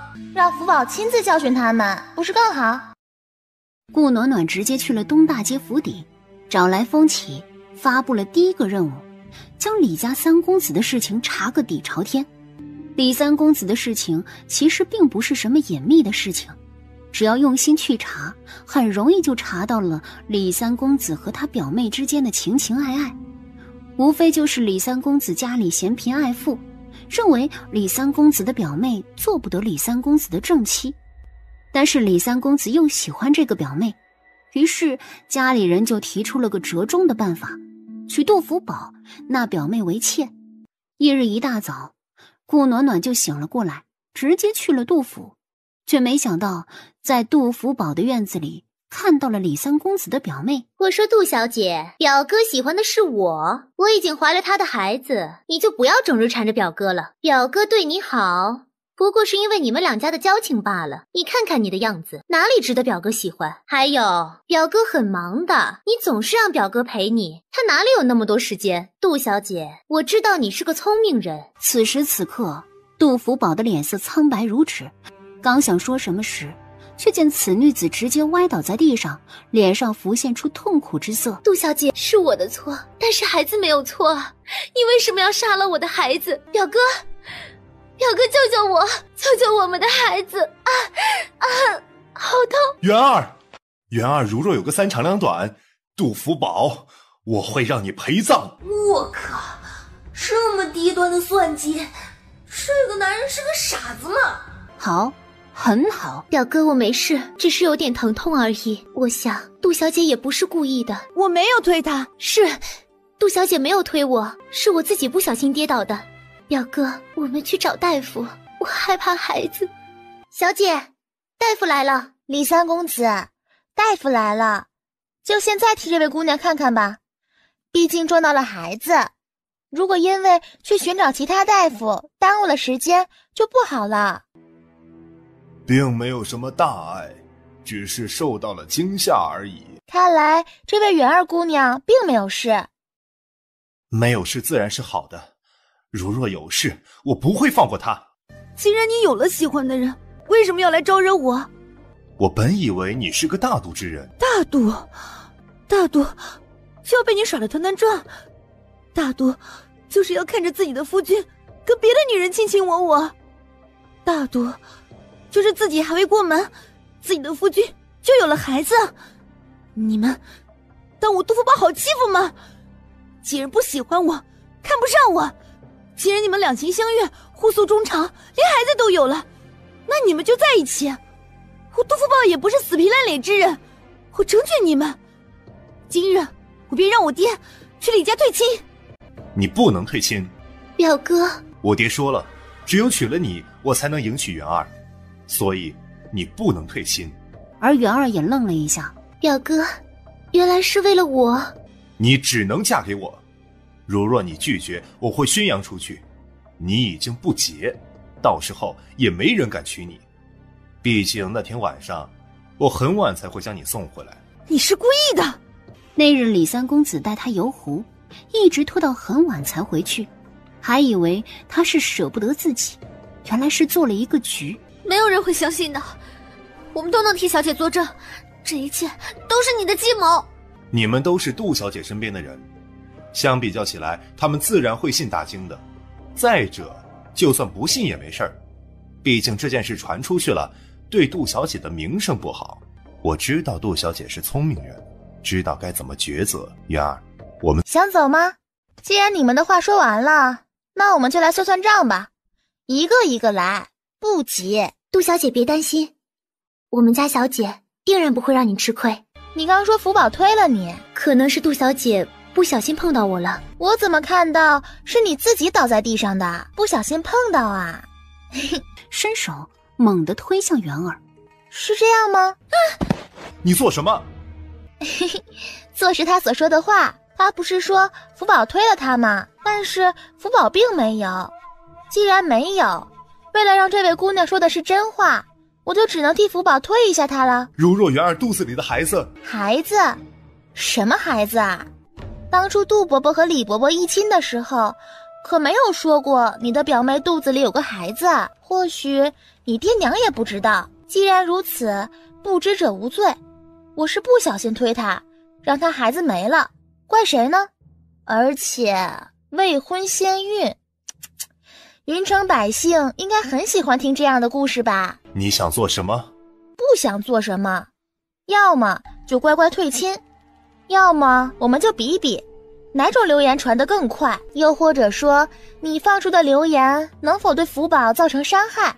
你休想！敬酒不吃吃罚酒，我看你是找打。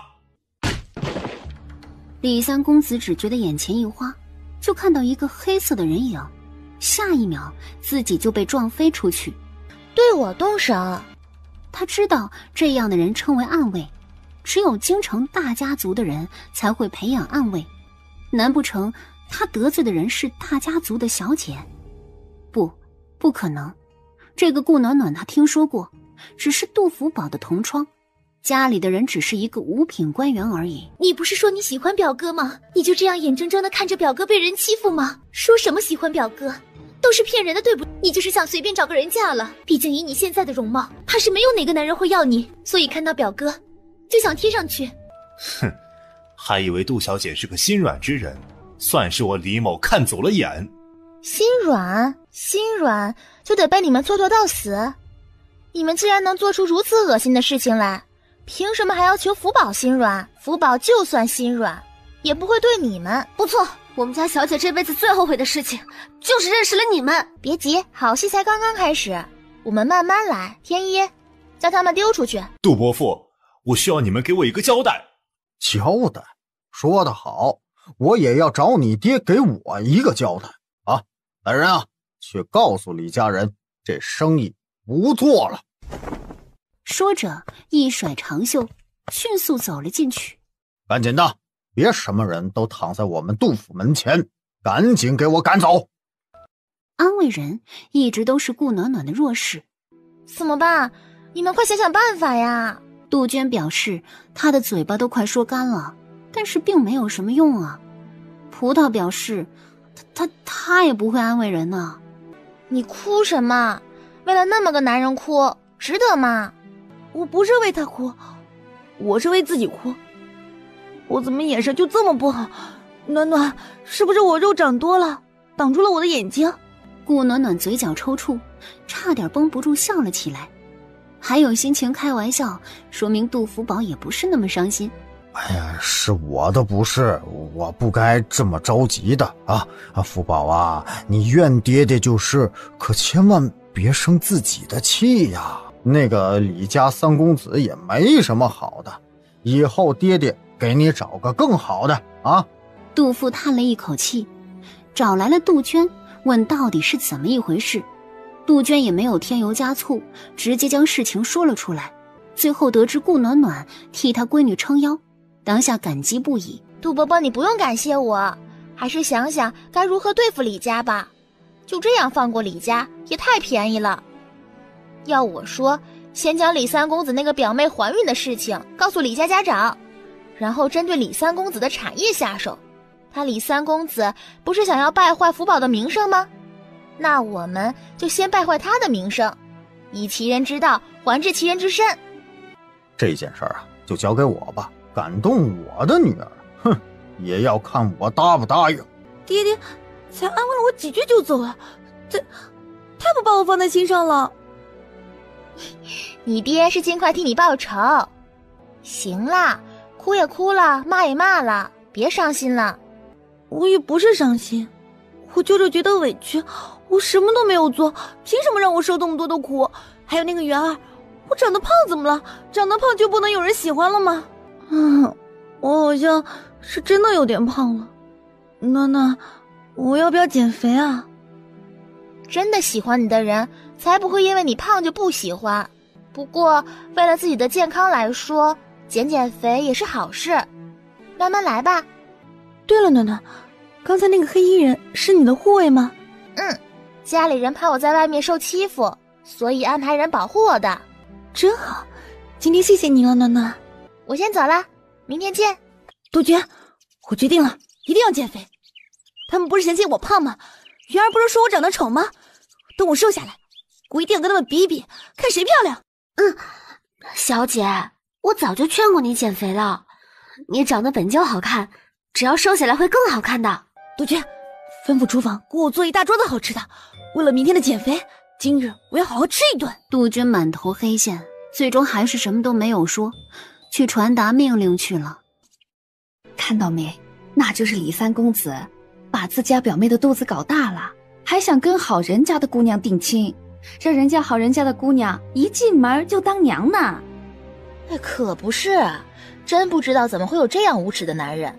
对了，我还听说这男人逼着那好人家的姑娘不让退亲了，说若是退亲了就污蔑那户人家的清白。还好咱们知道了李三公子不是什么好人，就算有谣言传出来，咱们也是不信的。你们是怎么知道李三公子的表妹有了身孕呢？还不是今日这李三公子的商铺里的吃食出了问题，让一个中年大叔肚子突然疼了起来，本来叫个大夫也就好了，奈何那李三公子的表妹非得说是装的，然后拉扯之中撞到了李三公子的表妹。这不，李三公子的表妹一紧张就说出了自己怀有身孕的事情，李三公子还想瞒着呢。杜鹃，我看那中年男子应该是假装吃坏肚子的，话本子都是这么写的。你说这件事是谁做的？杜鹃想到了今天葡萄神秘兮兮的神色，以及自己所说的话，试探性地问道：可能是顾小姐吧？不可能的，暖暖怎么会想到让人假装吃坏肚子去揭穿元儿？她那么善良，只知道吃吃喝喝的，哪里会这样算计？也对，顾小姐心地善良，对小姐也好，这种法子是想不出来的。不过可能是顾小姐身边的人帮着想的，反正啊，顾小姐总是帮了小姐的。我们去咱们家铺子里拿点吃的，暖暖最喜欢吃咱们家铺子里的果脯肉了。得多拿点，感谢一下顾小姐。小姐，已经让风起他们将消息传出去了，如今怕是满城的人都知道了李三公子的所作所为了。风起安排的人也去李家三公子铺子里闹了一番，那李三公子的表妹自己将自己有了身孕的事情说了出来，都不需要我们后续计划的。小姐，虽然说这个计划有点不太正直，但是真是爽快，让他们欺负杜小姐。人啊，总是要为自己所做的事情付出代价的。姨娘来信，说是父亲的表外甥来了，听说祖母想要将姐姐许配给他。大小姐不仅仅是顾家的小姐，还是丞相的外孙，我看这件事悬着呢。定然是不能让顾暖暖嫁得比我好，我可不想被她一辈子压在头上。等回了京城，姨娘定然是有办法的。葡萄老远就看到了顾向燕。小姐，二小姐来了，定然没什么好事。生活太无聊，需要一点调剂品。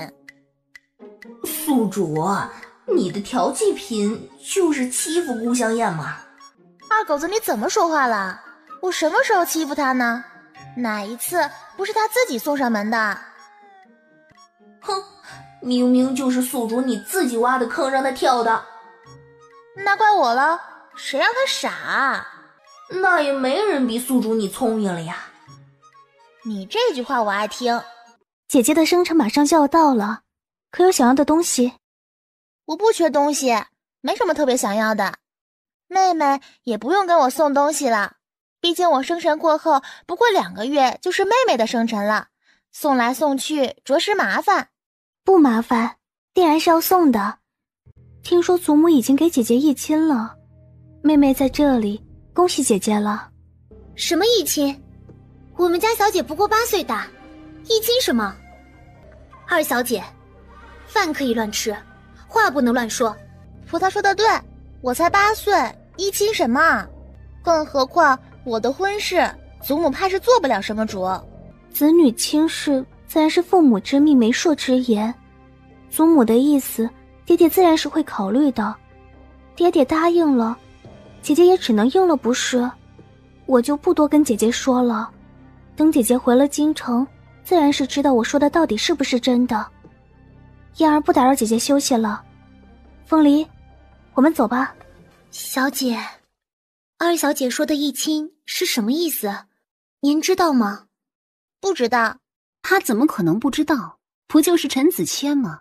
可是小姐，如是真的，可怎么是好？毕竟顾家的老夫人和老爷可不会考虑到小姐的幸福啊。怕什么？不是还有外祖一家吗？刚才你干嘛那么生气？二小姐也太没皮没脸了。每一次生辰送东西，二小姐送的不过就是一些让小厨房做的吃的，又或者是随便买的衣服。每一次小姐得到什么好东西，若平时要不到，生辰之日肯定会被要走。这一次也不知道二小姐又看上了什么。小姐，你可不能再像以往那样惯着二小姐了。我知道了，放心吧。你这个妹妹吃错药了？过不了几日我们就要回京城了，我这妹妹怕是怕我从中作梗，让她没办法继续在祥凤学院读书吧。不用这么伤心，我又不是不回来了，等开春我们就能再次见面了。说可可以，我也想去京城，这样我就能见到你了。之后你结业了，定然不会留在云城。会的，等杜伯伯把生意做到京城去了，我们就能在京城见面了。这一日，顾暖暖看着满天白雪，伸出胖乎乎的小手接住了雪花。小姐，别玩雪了，若是感染了风寒可就不好了。马车已经准备好了，东西也都带上了。小姐，我们该走了。风起那边可安排好了？小姐放心，都已经安排好了。胡伯，嬷嬷。哎，小姐。嬷嬷，我又不是去了就不回来了，左右不过2、3个月的时间，嬷嬷等我便是。嬷嬷都多大人了还哭鼻子？你呀，人小鬼大的。去了京城，替我给老夫人请安啊。知道了，嬷嬷，会的。嬷嬷，胡伯，外面冷，你们就别送了。不过几步路的距离，让我们看着小姐走也好安心。随着马蹄声的响起，马车朝前驶去。囡囡，小姐，是杜小姐。囡囡，杜福宝大口喘着粗气，将手中的包袱递了过来。这是我给你准备的吃的，你在路上记得吃。好，我会记得吃。快回去吧，外面冷，等我回来。我不想哭他，这是他自己留下来的，我也不知道。囡囡，我会想你的。好，我走了。小姐，顾小姐是回家，又不是去受罪，您哭个什么啊？我也不知道，我就是想哭，我不想跟楠楠分开，我要去找爹，我要去京城。四家老爷怕是有的头疼了。马车很快到了顾府。小姐，是夫人。娘，阿暖。娘，阿暖可想您。二小姐，姨娘有了身孕，天气过于寒冷，不太方便出来，老夫人便让老奴在这里等着。姨娘和老夫人都在等着二小姐了，二小姐一路辛苦了。方姑姑到底知道分寸，过来给顾暖暖行礼问安后，一行人便走了进去。蝶儿见过夫人，见过大小姐、二小姐。起来吧。这位是老爷新纳的姨娘，李姨娘。听说大小姐、二小姐回来了，老爷吩咐我一定要给两位小姐请安，所以我便过来了。李姨娘安好。什么李姨娘？我可没听说过。方姑姑，我们去见祖母。真是沉不住气啊。夫人，可是我得罪了二小姐。不过是小孩子心性罢了，回去吧。等晚上老爷回来了，自然会亲自介绍。阿暖，娘亲已经让小厨房准备了你喜欢吃的。谢谢娘。等吃完午膳，阿暖要去给外祖父外祖母请安，他们可想死我了。什么请安？我看你是想念丞相府的吃食了吧？才没有，我是想外祖父外祖母了，顺便想想丞相府的点心。顾暖暖又将杨桃介绍给了苏敏兰，苏敏兰叮嘱了几句，便没多加过问。姨娘，我要有弟弟了吗？是男是女还不知道呢，不过我倒是喜欢吃酸的。那便是儿子了。哼，按我说呀，这一胎定然是儿子。凤儿啊，你若是生了儿子，便是咱们家的功臣了，也得让五儿给你升升位分了。就算不越过兰苑的那位，平妻倒是可以吧？哈，哈哈。那蝶儿的确是你蝶心纳的姨娘。怎么会？爹爹不是说过不再纳妾吗？姨娘，爹这样做就不怕你伤心吗？二小姐，快别说了，姨娘已经够伤心了。就不能拒绝吗？爹爹怎么能这样子？姨娘还有身孕啊！老爷纳李姨娘的时候，并没有告诉姨娘，但是兰苑的那位却是知道的，还喝了主母茶。等定下来后，姨娘才知晓。跟老爷闹过几次，但是老爷那儿显然是被那狐狸精迷了心。若非姨娘怀有身孕，怕是要跟姨娘动手。如今老爷都不来姨娘房中了，好在小姐你回来了，可得帮帮姨娘。母亲居然让李姨娘进了门。哼，这一次她倒是落了好。当年我进门的时候，她百般为难，如今倒是什么都没说，可不就是想讨好老爷吗？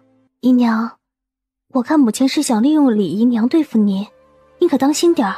我自然知道她的心思，无非是看我有了身孕，影响了自己的位置，也不瞧瞧我在老爷心中的地位，就凭着她和李姨娘，真是笑话。暖暖，我的乖囡囡啊，怎么今日就过来了？我听说你今天才到，还以为明日才会过来。这么冷的天，可冻坏了吧？快进去吧。大舅母、二舅母，外祖母那边可就拜托两位舅母了。早就该回来了，还真以为爹娘会生你一辈子的气不成？行了，赶紧进去吧。哦呦，暖儿，我的暖儿来了！快，顾嬷嬷，将这孩子喜欢的点心都拿出来。去了云城这么久，可想死我了，也不知道这丫头瘦了没。老夫人呀，您就别忙活了，我都准备好了，您就放心吧啊。外祖母，暖儿哎，外祖母，外祖母，暖儿想您呢，您可有想暖儿啊？想吧，就想我们家的暖儿。哦，还好没瘦。胡嬷嬷每天都换着法子给暖儿做好吃的，才不会瘦呢。也不知道她现在如何了，可过得好啊？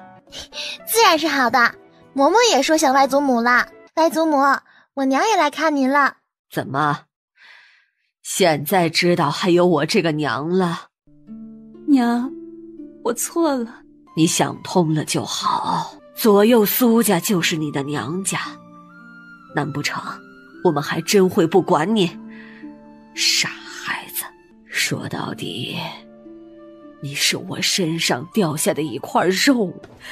娘，我们家暖暖倒是心大，怎么你娘伤心都不安慰一下吗？我娘才不是伤心，是高兴呢。秦老太太今日的心情可谓是格外好，一家人聊了许久，顾暖暖才说去见见方先生。是要见见的，去吧。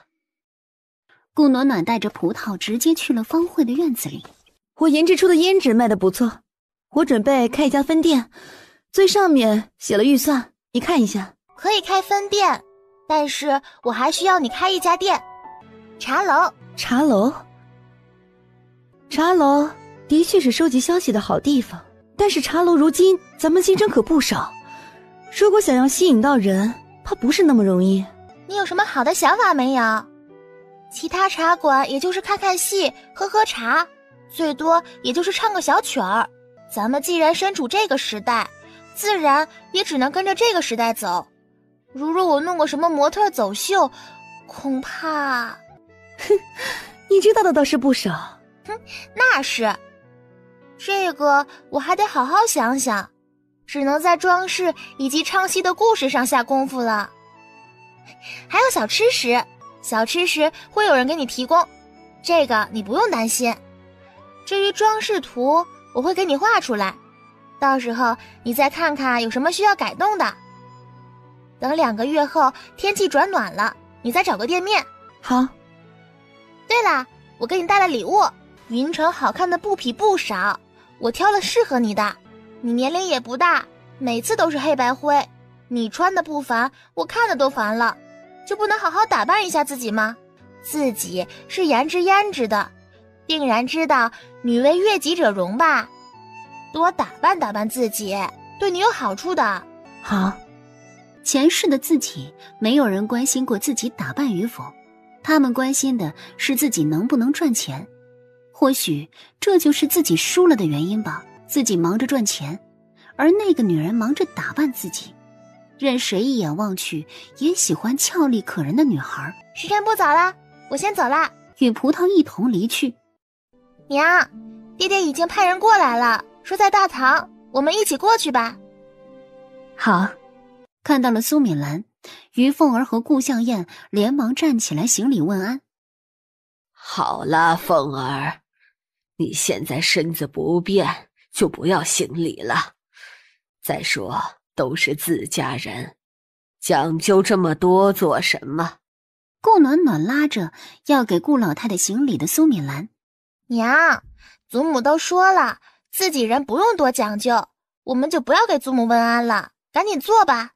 几日不见，暖暖这丫头的嘴是越来越厉害了。有些人回来了，也不知道跟我这个老婆子请安，怕是心里没我这个祖母，巴巴的跑到外祖母那儿去。这不知道的，还以为跟我有仇了。不是祖母不想见我吗？方姑姑是祖母身边的人，可是方姑姑只是跟二妹妹说了祖母在等着二妹妹，并没有跟我说祖母也在等着我。回来之后，我等着祖母叫我过去，但是并没有。祖母，如若不是您现在跟我说，我真以为是祖母不待见我。祖母，你身边的人可得好好教教了。方姑姑，你可知错？明明祖母也想让我过去，你却不将祖母的话带到，如此挑拨离间，我们顾家可容不得你。啊，方姑姑固然有错，但是也是情有可原，定当是方姑姑看到两位小姐心里高兴，一下子忘了这件事。不错，方姑姑还不赶紧的给暖暖道歉。对不住了，大小姐，都是老奴的错。既然方姑姑知错了，那就算了吧。啊，老爷回来了。老爷可算是回来了。二小姐一回来，可就找着爹呢。回来就好，刚好今日你们表哥特地与先生请了假，就是为了来见见你们。大表妹，二表妹，表哥安好，爹爹安好。都是自家人，都坐下吧。听说两位表妹都去了祥凤学院。哦，想不到两位表妹如此厉害。都说祥凤学院的考试十分严格。难吗？他走后门进去的呀。倒是忘了这个茬儿。暖暖燕儿，你们在学堂学得如何呀？还可以。如此就好，可要顺利结业才是。老爷，您有所不知，二小姐回来之时，倒是参加了一次小考，6门课，倒是得了3门优秀。当真？哈哈哈，好，真是我顾武的好女儿，怎么不早说？咱们家的小姐可不差，燕儿，你告诉我们，你可是你们学堂第一呀？倒是没有排名次，但是据我所知，还没有比我优秀更多的。如此说来，该是第一没错了。表妹不必谦虚，恭喜表舅，恭喜姨婆了。既然考试了，那大小姐应该也考了吧？不知道成绩如何了？姐姐，还是你自己说吧。成绩如何，对于暖暖并不重要。暖暖是顾府嫡女，是丞相府外孙女，身份摆在这里，日后不管是做什么，哪怕是议亲，夫家的前程是不会差的。所以多个祥凤学院的名头，不过是锦上添花罢了。倒是燕儿，的确要好好学学，毕竟日后是一个保障。好家伙，自家娘亲果然开窍了。表舅母说的有道理，但是靠他人终究是不如靠自己。我倒是觉得，既然在祥凤学院学了，定然是要争头名才是，毕竟好不容易考进去。姐姐是苏家大表哥和二表哥找了院长后进去的，潜意识就是走后门进去的。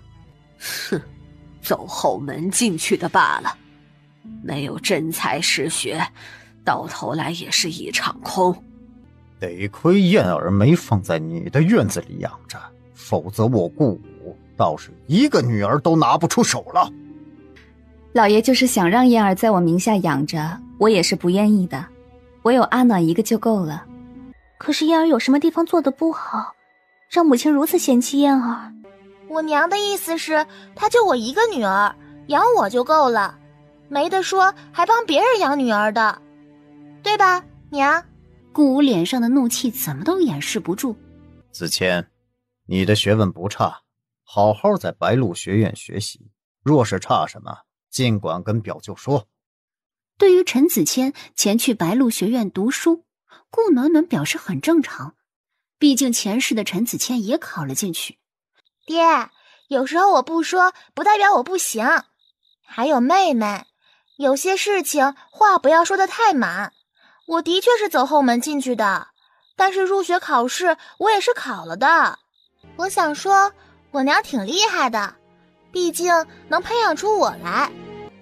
娘，我们离开吧。好。老爷，你说大小姐这是怎么了？难不成燕儿为了照顾大小姐的心情，就不该得这么多优秀？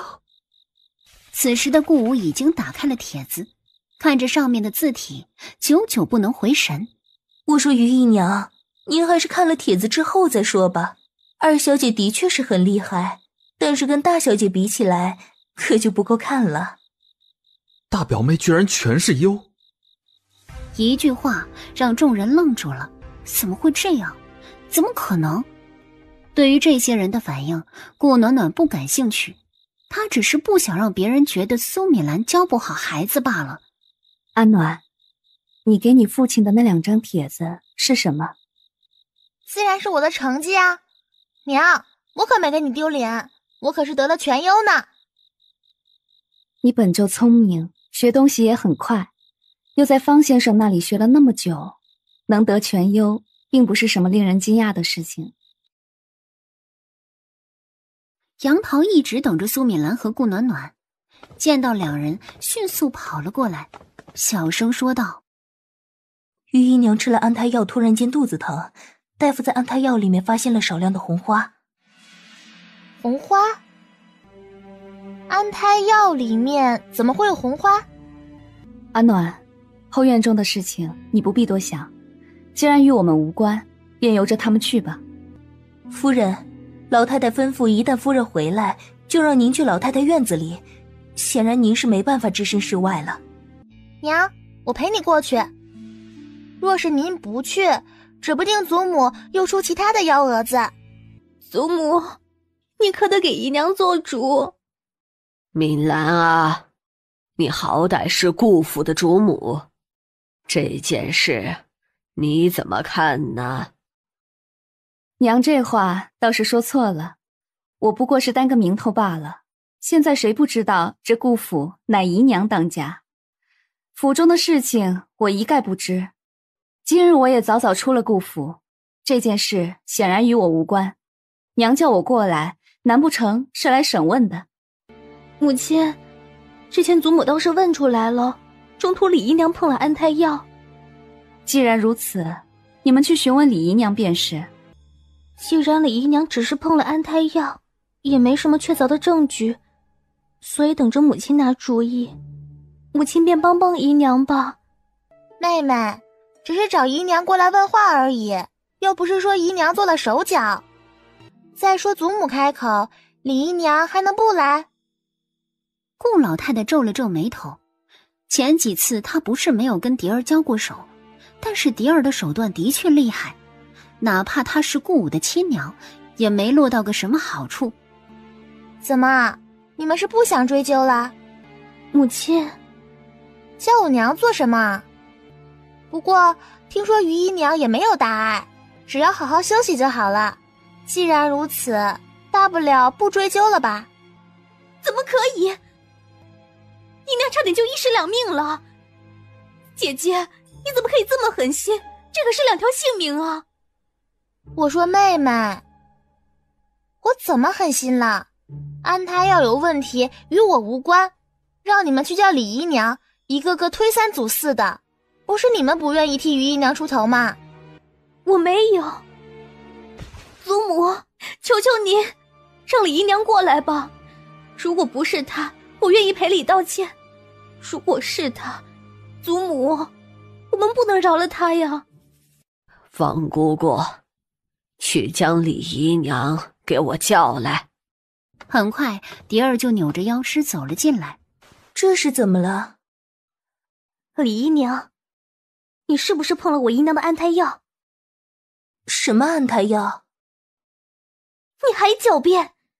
小桃红送安胎药的路上，你分明就碰了安胎药。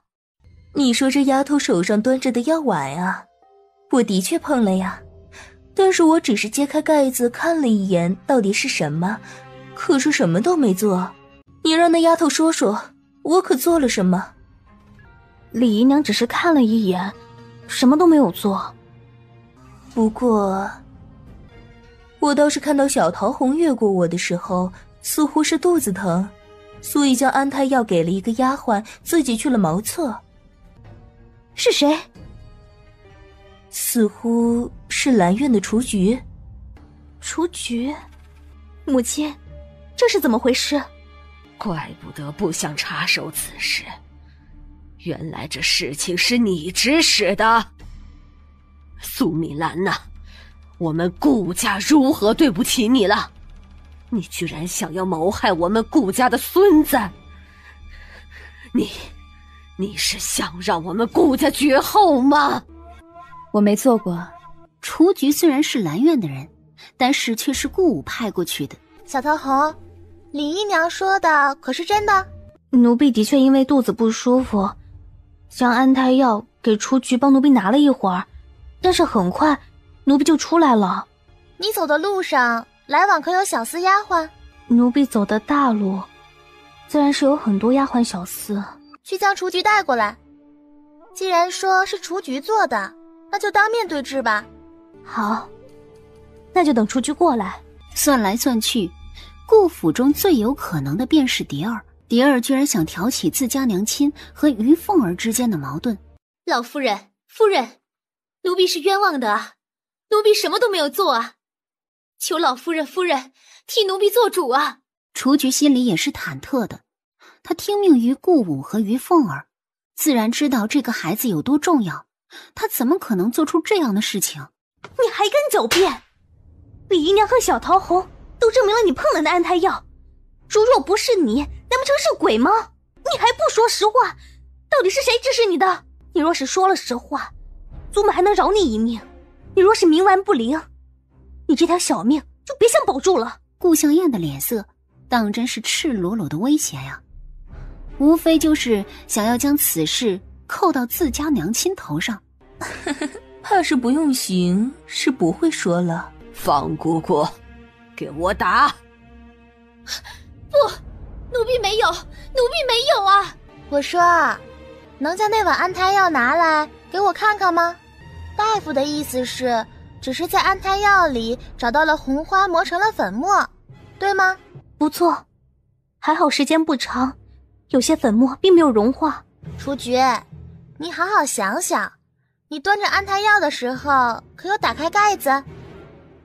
没有，奴婢没有。大小姐，奴婢只是替小桃红拿了一下，怎么可能揭开盖子？有证人吗？有，花农可以证明我没有揭开盖子。让花农过来。顾武一回到顾府，就听到了于凤儿的事情。爹，你可要给姨娘做主。姨娘如何了？没事儿，有爹爹在。姨娘还好，只是得卧床休息。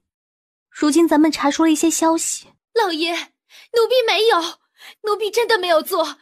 老爷，你明白奴婢的呀。爹，指不定是有人指使，毕竟姨娘怀了孩子，挡了不少人的路。爹，妹妹的意思是娘亲指使的。我没有。宿主，你太坏了。我就是想看她惊慌失措的样子。雏菊是兰院的人，你说有人指使，不就是在说我娘吗？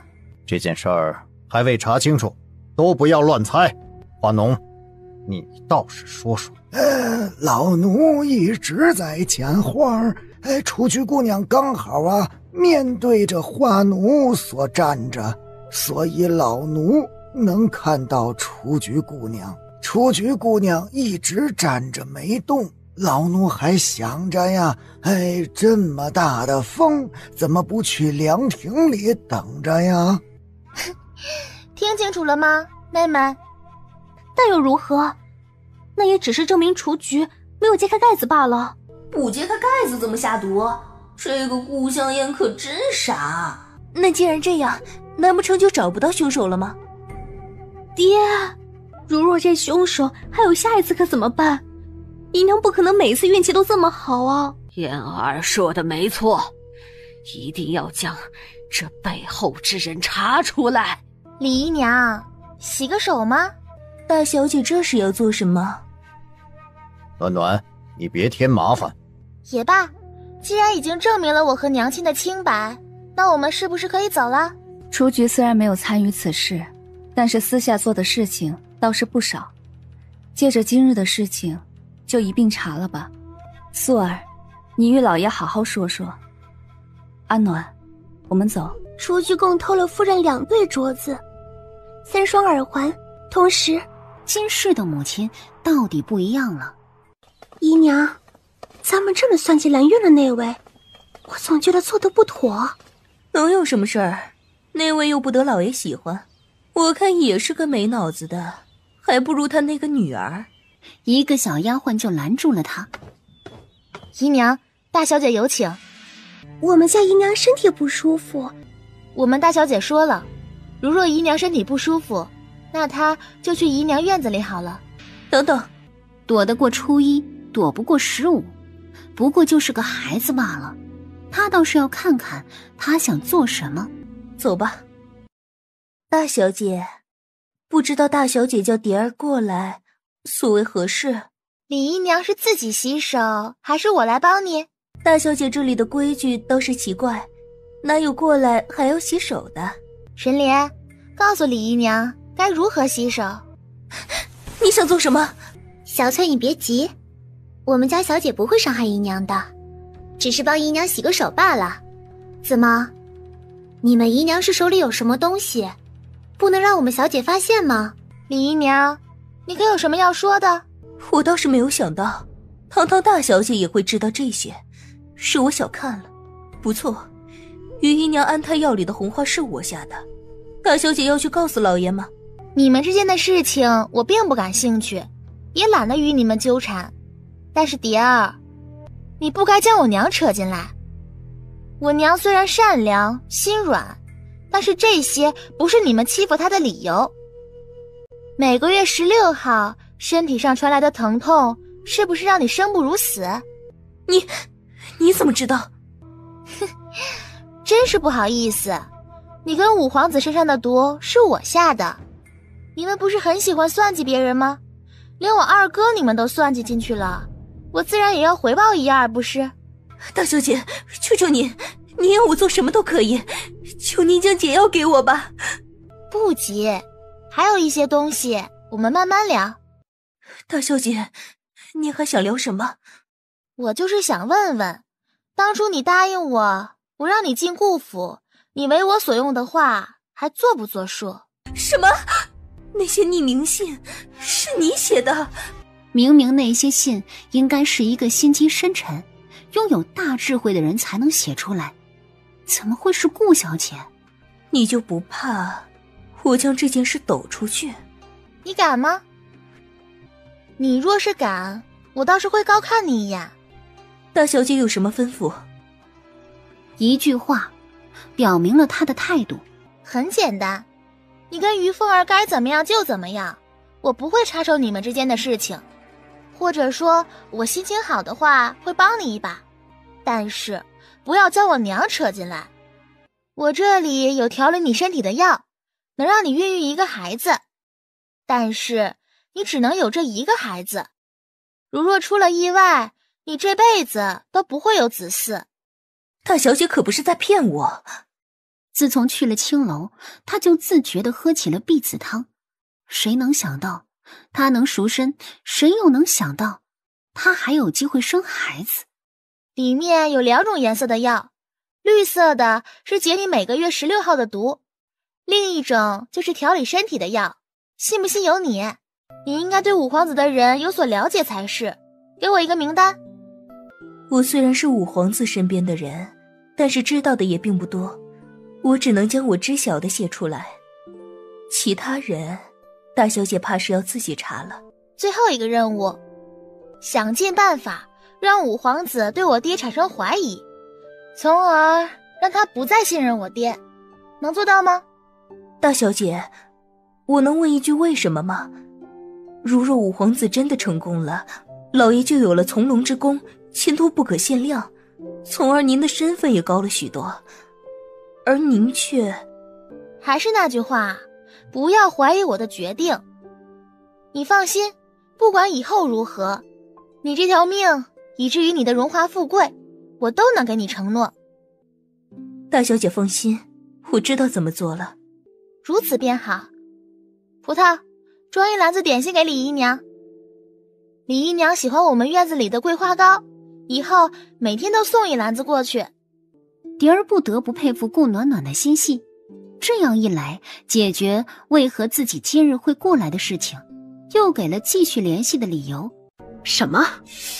雏菊被苏敏兰赶出去了？雏菊可是老爷安排在他身边的人，老爷可有说什么？没有办法，雏菊手脚不干净。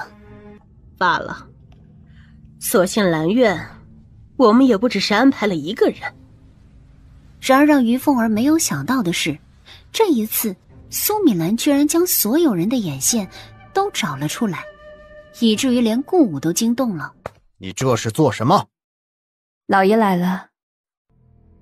怎么，我虽然不当顾府这个家，难不成连我自己院子里的奴仆们也管不得了？他们犯了什么错，让你如此大动干戈啊？这些人可都是顾府的老人了。是啊，可都是你们这些人的眼线呢。你胡说什么？这些都是你院子里的人，什么眼线不眼线的？既然如此，老爷也说了，我院子里的人我自己可以做主。素儿，将他们卖到人牙子那去。夫人饶命啊！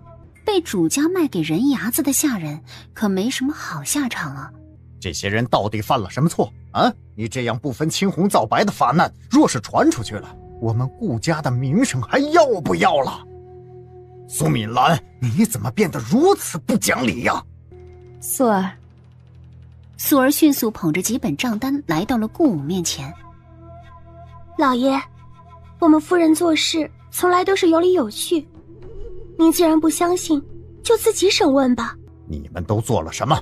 居然拿着我顾府的银子在外头放债！高利息的放债，在木昭国是绝不允许的。而看这些证据的时间，也不过就是这几个月发生的。也就是说，自从于凤儿管家后，这些情况才开始，而且越来越大胆。显然这里面有于凤儿的授意。老爷饶命啊！这些都是于姨娘答应了，我们赚的钱那一大半也是给了于姨娘啊！哎呦，老爷饶命啊！老爷还想保住他们吗？冷哼一声，一甩长袖，朝着凤宁院奔去。素儿，让人鸭子领走他们吧。至于卖身契，去找姨娘要。是夫人。你家主子是不是很忙？我都连着送了10日的信了，怎么一封都没回？纯莲嘴角抽搐，无意中他曾看到过顾暖暖信中的内容，什么一日不见如隔三秋，什么见不到你连饭都吃不下了，这不是骗人吗？明明吃的比谁都多。应该是很忙。不用跟着我，你去休息吧。小姐，您去哪里？大晚上的很危险，我陪小姐过去。去你主子家。陈芳，顾小姐可是来看主子的？自从顾暖暖救了几次慕容云，又医治了她的腿，她的胃，陈峰对顾暖暖的态度是越来越好。看到陈峰脸上的笑容，纯脸打了一个寒颤。给我准备吃的。慕容云，你好像长胖了，长胖了好看。你看我，人人都夸我可爱。你得多长点肉，多吃饭，多睡觉。话说，你每天都这么晚休息，你头发还好吗？头发？都说熬夜掉头发，我怎么觉得你的头发还挺多的？嘿嘿，我看你还是早点睡吧。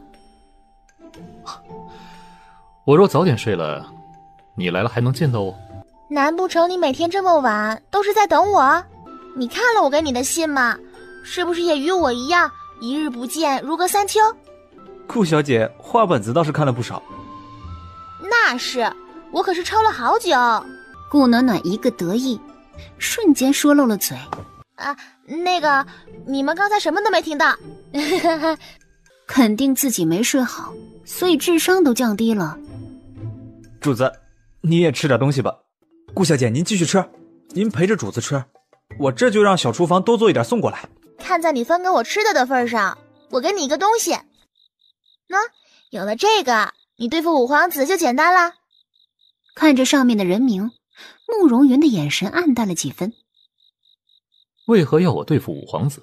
你不是要对付这些皇子吗？我自然帮你啊。我为何要针对这些皇子？慕容云一直以来都存在疑惑，为什么他笃定自己会对付他们？明明他所表现出来的并非如此。还有那些皇子的事情，他又是如何查到的？更重要的是，顾暖暖明显针对的五皇子更多，这又是为什么？问这么多做什么？你有你的秘密，我有我的秘密，我们互不干涉，岂不是更好？再者，我上次与你说的，你应该都查证了，证明了我说的没错，所以咱们的8年之约可以拟定了。最后左右都是对付，先对付五皇子又如何？至于我想做什么，你且放心，与你并不冲突，我也不会伤害到你。毕竟我若是想要对你下手，就不会找你合作。关门，守着。顾小姐，8年之约，我可以与你签订，但是我要知道你的目的。慕容云，我的目的很简单，护我想护之人。谁？我娘以及丞相府一家。你想让丞相府永不没落，你为何会觉得我会赢？你若不赢，便是我看走了眼，押错了宝。不过是一场赌博罢了，赢了皆大欢喜，输了万劫不复。顾暖暖虽然知道前世的慕容云是个狠角色，但是五皇子也不容小觑。更重要的是，他知道随着他的重生，变了很多事情，以至于后面的情况他也摸不准，猜不透。我应你，保苏家百年不朽。我护你一世安康。娘，父亲。暖暖呀，10日之后，我会带着你与燕儿一同参加宫宴。这一次的宫宴可非同小可，你们可要好好表现啊！父亲放心，我已经准备好了宴会上弹奏的曲目。那就好。暖暖，你可有准备什么？我什么都不会，所以就由妹妹代替我们顾家表演吧。笑话，让他放弃那么多吃的，去唱歌跳舞，想都不要想。你的小考可全是优啊，怎么可能什么都不会啊？咦，父亲，你没有听到府中的传言吗？府中传言小考成绩也是我走后门来的。难不成是真的？娘，阿暖不想表演。好，那就不表演。我们家阿暖坐在那儿便能招人喜欢，不必做那些引人注目的事情。老爷如若是没事，便离开吧，不要勉强阿暖，有燕儿一个人也就够了。杨桃呢？小姐，杨桃姐姐不让我说是不想让小姐担心，就是杨桃姐姐被打了，脸肿得很高，这才不来小姐这边。被打了？怎么回事？杨桃虽然跟着他时间短，但是他却是知道杨桃比葡萄可稳重多了。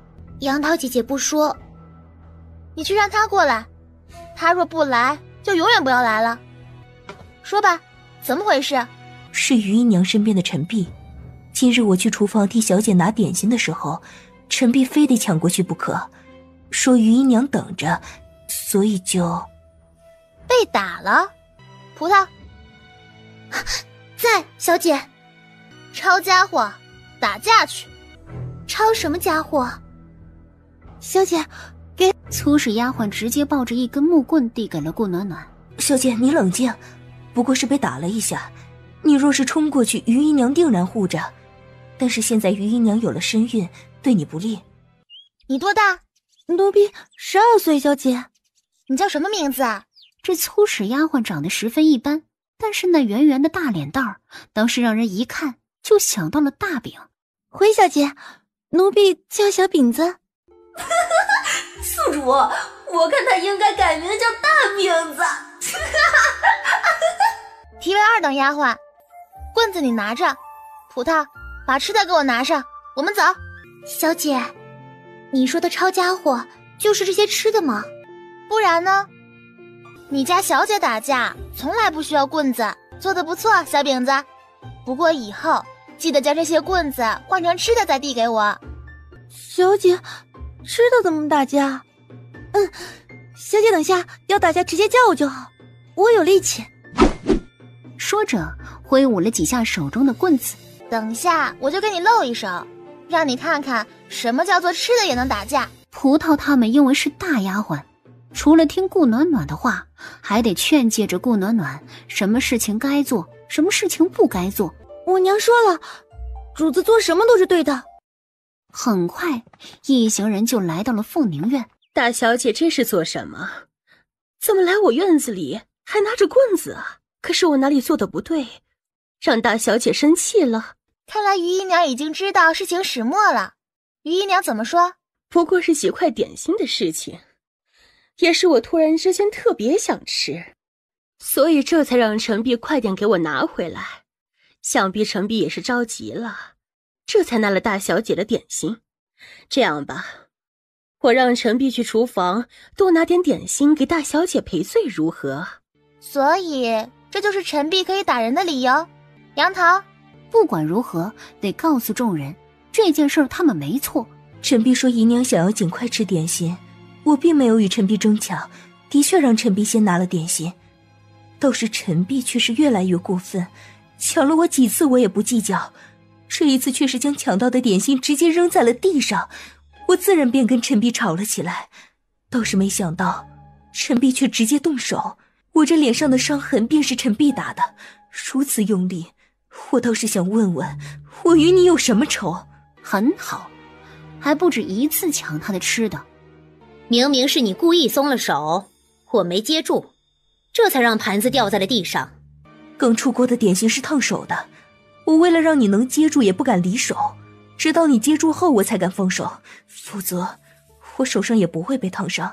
说着便露出了自己的手。你怎么不早说你手上也有伤？真是欺人太甚。不过是烫伤罢了，我若是因此没吃到点心，以至于心情不好，我肚子里的孩子也会不好，到时候可就不是烫伤这么简单了。大小姐，您说对吧？你孩子好不好与我有什么关系？骂他打他，他尚且能忍，但是抢他吃的犹如要了他的命，不能忍。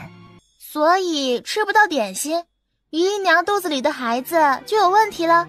自然，毕竟于姨娘的身体可是关乎了孩子的健康。陈碧说的是，大小姐您没做过母亲，自然是不知道的。大小姐以后还是不要拿着棍子过来了，看着怪吓人的。吓到我倒是没什么，吓到我肚子里的孩子了，老爷可不会饶了大小姐啊。小姐，于姨娘显然是在吓唬你，孩子哪里有那么脆弱？话虽如此，但是如若他真的拿孩子说事，也没有办法。是吗？多谢大小姐好意了，杨桃今天的事情我就不追究了。姨娘刚刚不是说了吗？因为想吃点心，所以让陈碧去拿，我这送过来了，姨娘怎么不吃了呢？我现在不想吃。不想吃？不想吃怎么可以呢？这可是刚出炉的点心呢。顾暖暖却直接捏住了于凤儿的下颚。大小姐，你做什么？小饼子，给我拦住他！是，小姐。小饼子拿着棍子就冲向了陈碧。你们还愣着做什么？还不赶紧拦住大小姐！葡萄，杨桃。葡萄和杨桃自动来到顾暖暖身前，而顾暖暖却是直接抓住了篮子里的点心，粗鲁的全都往于姨娘嘴里扔着。好好吃点心呀，这可是我最喜欢吃的点心呢。他想要挣脱开来，但是不知道为何却是怎么都挣脱不出来。别急呀，还没吃完呢。你不是为了点心纵容陈碧打杨桃吗？现在我将点心都给你送来了，你倒是吃啊！住手！住手！来人呐！大小姐要杀了姨娘了！来人啊！让他去叫人。今个我就得告诉他们，我顾暖暖不是好惹的，打人一时爽，事后火葬场。砰！顾暖暖直接一脚踢在了陈碧的膝盖处，扑通一声，陈碧跪了下来。杨桃，给我打！杨桃一愣，迅速反应过来，伸手直接打在了陈碧的脸上，一巴掌接着一巴掌。顾暖暖不喊停，他就不停。虽然手也很疼，但是心里很爽啊！就在刚才，他都以为自己要被点心给噎死了。原来点心真的能打架！住手！我让你住手！想要过去拽住杨桃的手，然而却被顾暖暖扼住了手腕。妹妹，你要做什么？我让你住手！让你的丫鬟住手！姐姐，你再打下去，陈碧的这张脸会被毁了的。这倒是个好办法。杨桃，住手吧。二小姐，二小姐，二小姐，救救我！快去叫大夫！谁敢去？我说妹妹，陈碧是个奴才，犯了错自然是要受罚的。我只不过让杨桃打了他2下，要不了他的性命。陈碧犯了什么错？他只不过是怜惜姨娘怀孕辛苦，这才做了冲动之事。是啊，所以杨桃为了不让我伤心，所以打了陈璧，也是忠心为主。你这是强词夺理！我已经让人去找爹爹了，这件事定然不能如此算了。二小姐，你快找大夫去看看姨娘。姨娘被大小姐逼着吃了好多点心，定然噎着了。顾暖暖，姨娘现在怀有孩子，你居然如此对她！娘，你没事吧？还有力气说话啊？杨桃，你不行啊！杨桃嘴角抽搐，但是还是应了下来。杨桃以后定要努力锻炼身体。小姐，我可以。小姐，我力气大。顾暖暖从包包里摸出了一把匕首。干嘛？小饼子微微一怔，接过匕首，疑惑地看着顾暖暖。大小姐，陈璧，你打杨桃，如果真的是因为点心的事情，就不会故意用你的小手指划破杨桃的脸蛋了。你是想毁了杨桃的容貌，对吗？因为你嫉妒她比你好看，你嫉妒她与管家儿子说了几句话，对吗？他怎么可能知道？我没有。小饼子，敢划了他的脸吗？无碍，我来。小姐，怎么能让许沾染了小姐的手？救命！二小姐，救命啊！姐姐，你知道你在干什么吗？你就不怕这件事传出去了，坏了你的名声吗？姐姐，你听我一句劝，赶紧住手吧！陈璧就算有错，你打也打了呀。如若今日杨桃没有我，落到你们手上，他求你们，你们会放过他吗？不会的，姐姐，你说什么？你动手！哼，今日我看谁敢拦我！小饼子直接举起了手臂，杨桃和葡萄则是钳制住了陈璧。匕首划破皮肤的声音传了过来，陈璧感觉到脸上传来的刺痛，一时间愣住了。继续！住手！孽女，你在做什么？老爷，您可要为我做主呀！爹，您快看看姨娘，救救陈璧吧！孽女，还不住手！你还愣着做什么？还不赶紧找大夫！还有这个奴婢，给我拉下去乱棍打死！小饼子，在，有我在，别怕，继续！直接转身，扬手快速的在陈璧脸上划了下去。他这是有多大的胆子啊！顾武也震惊了，扬手就要朝着顾暖暖打下去。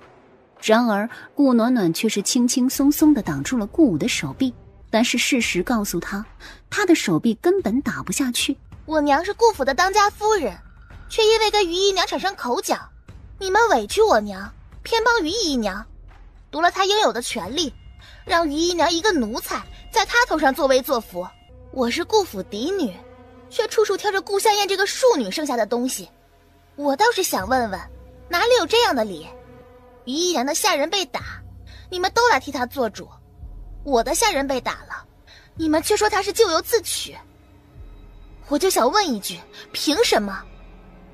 既然你们替陈璧撑腰，我娘、我的丫鬟们自然由我来护着，我来给他们撑腰。今天就算是我的丫鬟们将整个顾府拆了，我也站在这里告诉你们一句，休想动他们。你父亲现在也不能拿我如何，你现在动了我，宫宴上怕就没有父亲的一席之地了。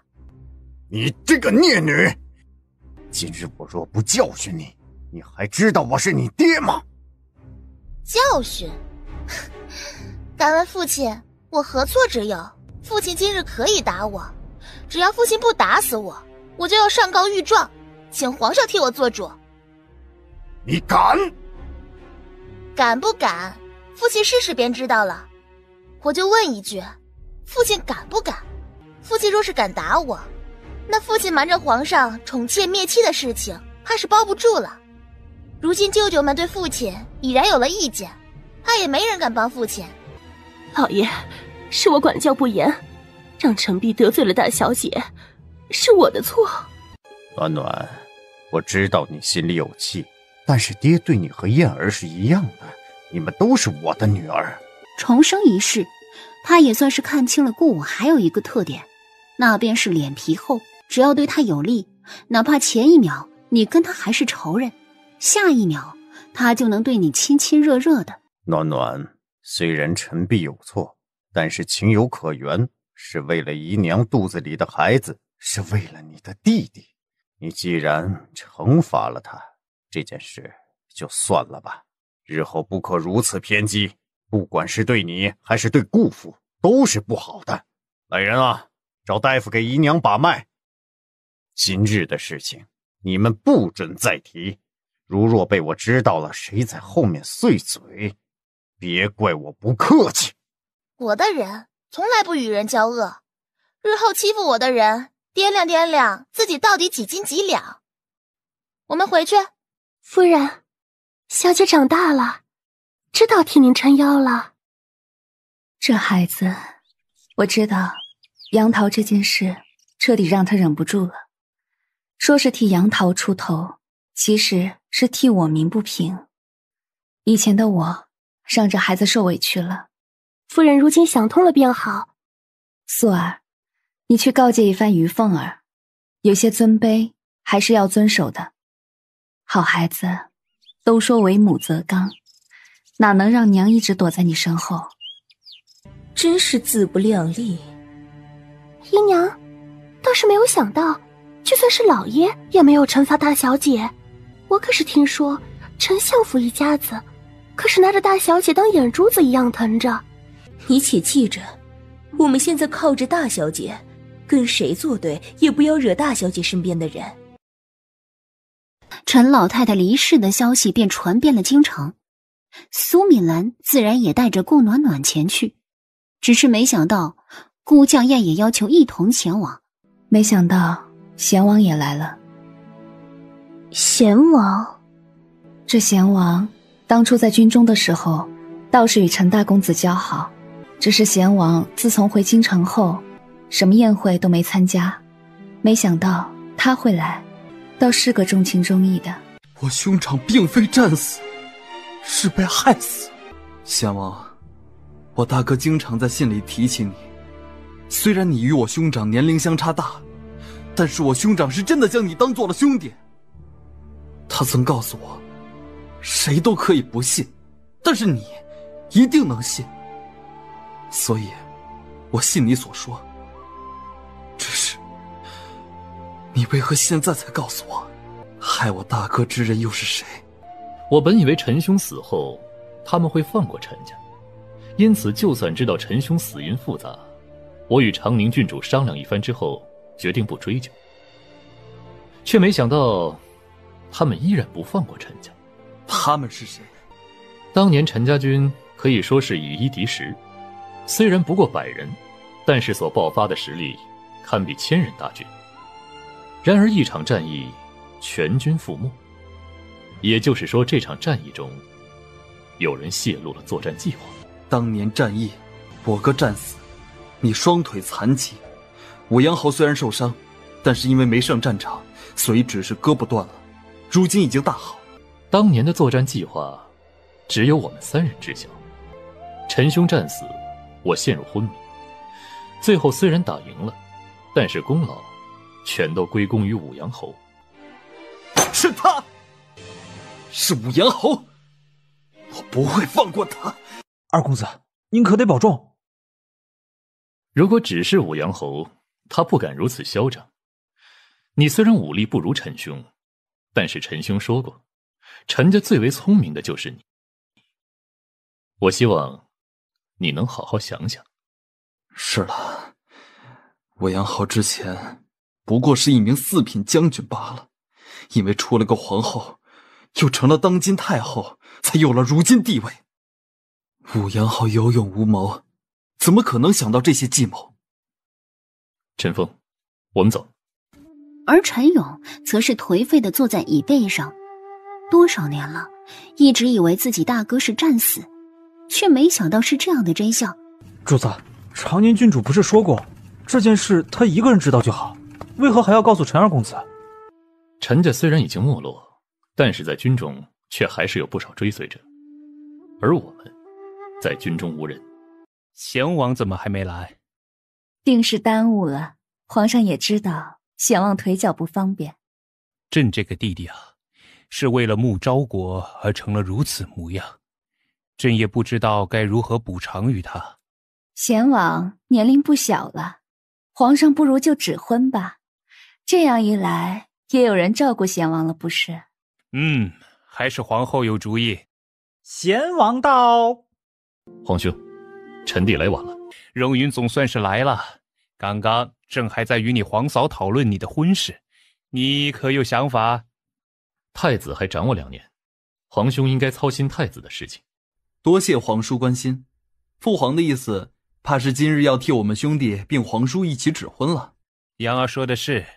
都说各家千金各有才艺，咱们也就趁着这个机会让他们表演一番如何？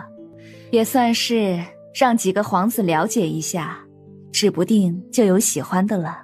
皇后说的是。坐在下方的千金小姐自然也是高兴不已，毕竟为了宫宴，他们可是好好的准备了一番。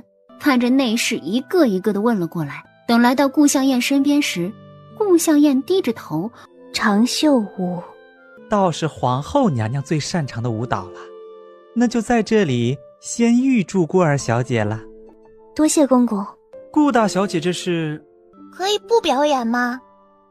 自然是可以的，毕竟大小姐还小。那我就不表演了，我就吃东西。等登记完毕后，便是一个接着一个的表演。好无聊啊，想睡觉啊。娘，这是长袖舞吗？倒是没想到她小小年龄就学会了这个舞蹈，如此年龄能跳成这样也是不错了。这是哪家的女儿？回皇后娘娘，是顾家二小姐。多谢皇后娘娘夸奖。这长袖舞虽然看似简单，但是想要练好也是不容易。你年龄小，感悟不深，能跳成这样已经实属不易。顾向燕是最后一个。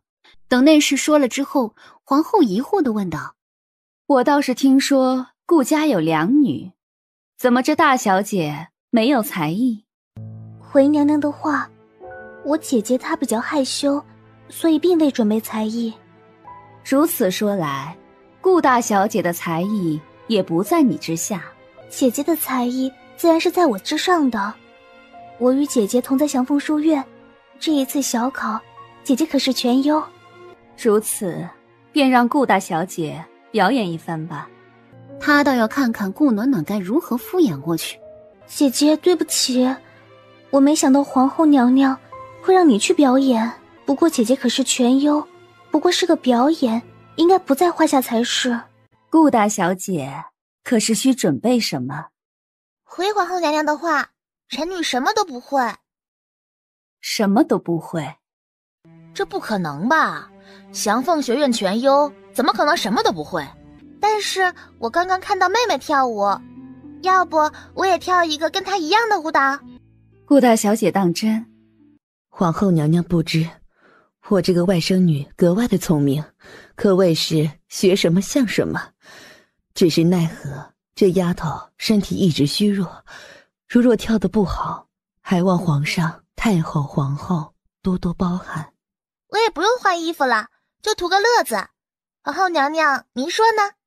你就不怕跳得不好，比不上你的妹妹？比不上我妹妹就比不上呀，10根手指头还有长有短呢，我做最短的就好了。罢了罢了，就让她跳跳吧，朕倒要看看她是怎么个短法。很快，乐声就响了起来。顾暖暖却是站在中央一动不动。主子，您看，你什么时候见过他做过没有把握的事情？陈峰一愣，是啊，你信他？小狐狸的话能信？爹爹，你不用担心，姐姐不会有事的。看来这祥凤学院弄虚作假，根本不足以为学院。我们家阿暖没你们想的那么差。苏敏兰是看着顾暖暖起手，便知道有没有。夫人，咱们家小姐跳的可好多了。顾暖暖的确身材不是很好，但是她的一举一动都带着灵动，明明穿着最普通的衣服，然而却让人不想移开眼神。什么没学过，什么只看了一眼，都是骗人的。顾大小姐明明学过，为什么要说自己什么都不会？这不是说谎吗？她有没有学过，你应该知道。是啊，她可是查了顾暖暖许久，上面根本就没有显示顾暖暖有学过这些。难不成是真的只看了一眼就学会了？这也太厉害了吧！顾暖暖，皇上，臣女跳得可好？好，好。那皇上，臣女有赏赐吗？暖暖，不得无礼。皇上，暖暖还小。呵呵，好了，苏亲家，朕不会跟一个小孩子计较。朕倒是想知道，这丫头想要什么？皇上，您案桌上的那盘桂花糕，如果不想吃的话，可以赏赐给我吗？你就要这个？我父亲、我娘、我妹妹案桌上的都被我吃完了，实在是没有了。这宫宴上的吃的太少了，我没吃饱啊。来人啊，给顾大小姐上吃的，多上点儿。母后，您看这丫头怕是个贪吃的主。如若不够，再叫便是。皇上、太后，你们真是好人，给我吃的都是好人。那臣女先告退。说着便跑了过去。娘，我没给你丢脸。既然会，为何要说不会啊？父亲，我是真的没有学过长袖舞，只是刚刚看了一眼而已。如此天赋，本宫倒是第一次见。为了证明你这丫头没有说谎，可愿意再试一次？顾暖暖眉头微不可闻地皱了皱，她自己的身体自己清楚，身体本就余毒未消，十分虚弱。不过顾暖暖看了一眼苏敏兰，似乎到了时间好好利用一番了。当下抬头看向皇后。好呀。皇后也没有为难顾暖暖，让另外一个会舞的吴家千金小姐跳了一段并不是特别难的舞蹈。顾暖暖歪着头看着她一曲完毕后，便走了过去，闭上眼睛，脑子里飞快地闪现出吴家小姐的动作。虽然肢体动作是一样，但是顾暖暖明显高上一层，明明是十分随意的动作，被顾暖暖做出来，却是有了灵魂一般。宿主，你身体里的毒开始发作。宿主，我知道，我刚刚用银针刺入了我的穴道，毒素不被压制，自然会快速流动在血液里，要害已经被我护住。真是少有的天赋啊！来，过来让哀家看看，你这小脑袋是怎么记住的？可能是因为我吃的比较多。朝着上方太后走去，一步接着一步，明明距离不远，顾暖暖却觉得自己走了一个世纪一般。砰！顾暖暖直接摔在了地上，撞在地上的声音让周围突然间一默。叫太医。阿暖！苏敏兰迅速冲了过来，顾不得礼仪，抱着顾暖暖软软的身体。阿暖，阿暖，怎么回事？快传太医，将顾大小姐送到偏殿去。敏兰，别急，暖暖不会有事。不能移动，顾大小姐不知道为何会晕倒，还是先别移动，以免伤到了其他地方。太医来了。与皇上行礼之后，这才搭上了顾暖暖的脉搏。李太医，阿暖如何了？顾大小姐是中毒了。李太医的话音刚落，众人倒吸一口气。中毒已经8年之久，也就是说，从顾大小姐出生开始，就已经被人下了慢性毒药。什么？谁这么狠毒啊？居然给一个孩子下毒！太医可有解药？并没有解药，但是有压制住毒药的药丸。来，先给顾大小姐服用吧。哎，醒了，娘亲，阿暖没事。啊，顾小姐，你身体里的毒还是需要想办法解了，否则会有性命危险呐。我知道。哦，你知道你中了毒？既然如此，为何不解？臣女有一名先生，略懂医术，曾经提醒过臣女身体有毒，但是年代已久，先生想要给臣女解毒还需要时日。没想到今日发病，惊吓到了皇上、太后和皇后，是臣女不是。这到底是谁？好孩子，你且过来。能在出生之日就下毒的，定然便是这府中之人了。多谢太后娘娘。先生说我娘身体里也有毒，但是被先生解了，我的麻烦点，所以……什么？如此歹毒之人，皇上定要查出来。这丫头怕是故意的，以她的医术哪能不解自己的毒啊？然而她却没有解掉，明显是想利用。顾卿家，你有什么想说的？如母后所说，暖丫头身体里的毒应该就是府中之人下的。回皇上，臣回去之后自然严查，将这凶手抓出来。暖丫头，你可是知道些什么？顾暖暖抿了抿嘴，不敢说话。见此，太后还有什么不明白的？暖丫头，你尽管说。哀家在此，还是能保得住你的。我娘亲身边的丫鬟端来的补药里面有毒。你是如何得知啊？有一次娘亲没有喝完，我就将药倒入了一盆花草之中，第二天就看到花盆里的花死了。什么？的确有此事。娘没敢打草惊蛇，毕竟如今府中并非娘亲当家，所以……暖暖，你胡说什么？太后，您莫要听这孩子胡言乱语。不是主母当家，顾夫人，顾家不是你当家，那是谁当家呀？这一下顾家怕是有好戏看了。是我娘当家。我娘当家，妾室在旁边协助。敏兰身体不好，也是为了让她好好休息。原来如此。本王怎么听说并非顾夫人身体不好，而是顾大人宠幸妾室，所以让她当家。皇兄，臣弟记得您当初因为此事也斥责过顾大人，看来皇兄的斥责对于顾大人来说并没有用啊。王爷，您定然是听错了，这些不过是传言罢了，臣并没有欺骗皇上。老爷说妾身身体不好，那妾身只能身体不好。妾身不要这当家之权，只想为自己的女儿讨一个公道，只想问那凶手一句：质子何辜？求太后娘娘、皇后娘娘做主。皇后，你怎么看？此事必须要严查，不如先让顾大人回去查探，到时候如若顾夫人不满，大可直接再来找本宫和母后，如何？哀家觉得此决定不错，暖丫头可同意？只是可惜了你的身体，可得好好养着，去将哀家库房里的千年人参送给暖丫头。是，太后。今日场上如此之多的千金小姐，你可有看上的？并没有。没有？你一个都看不上？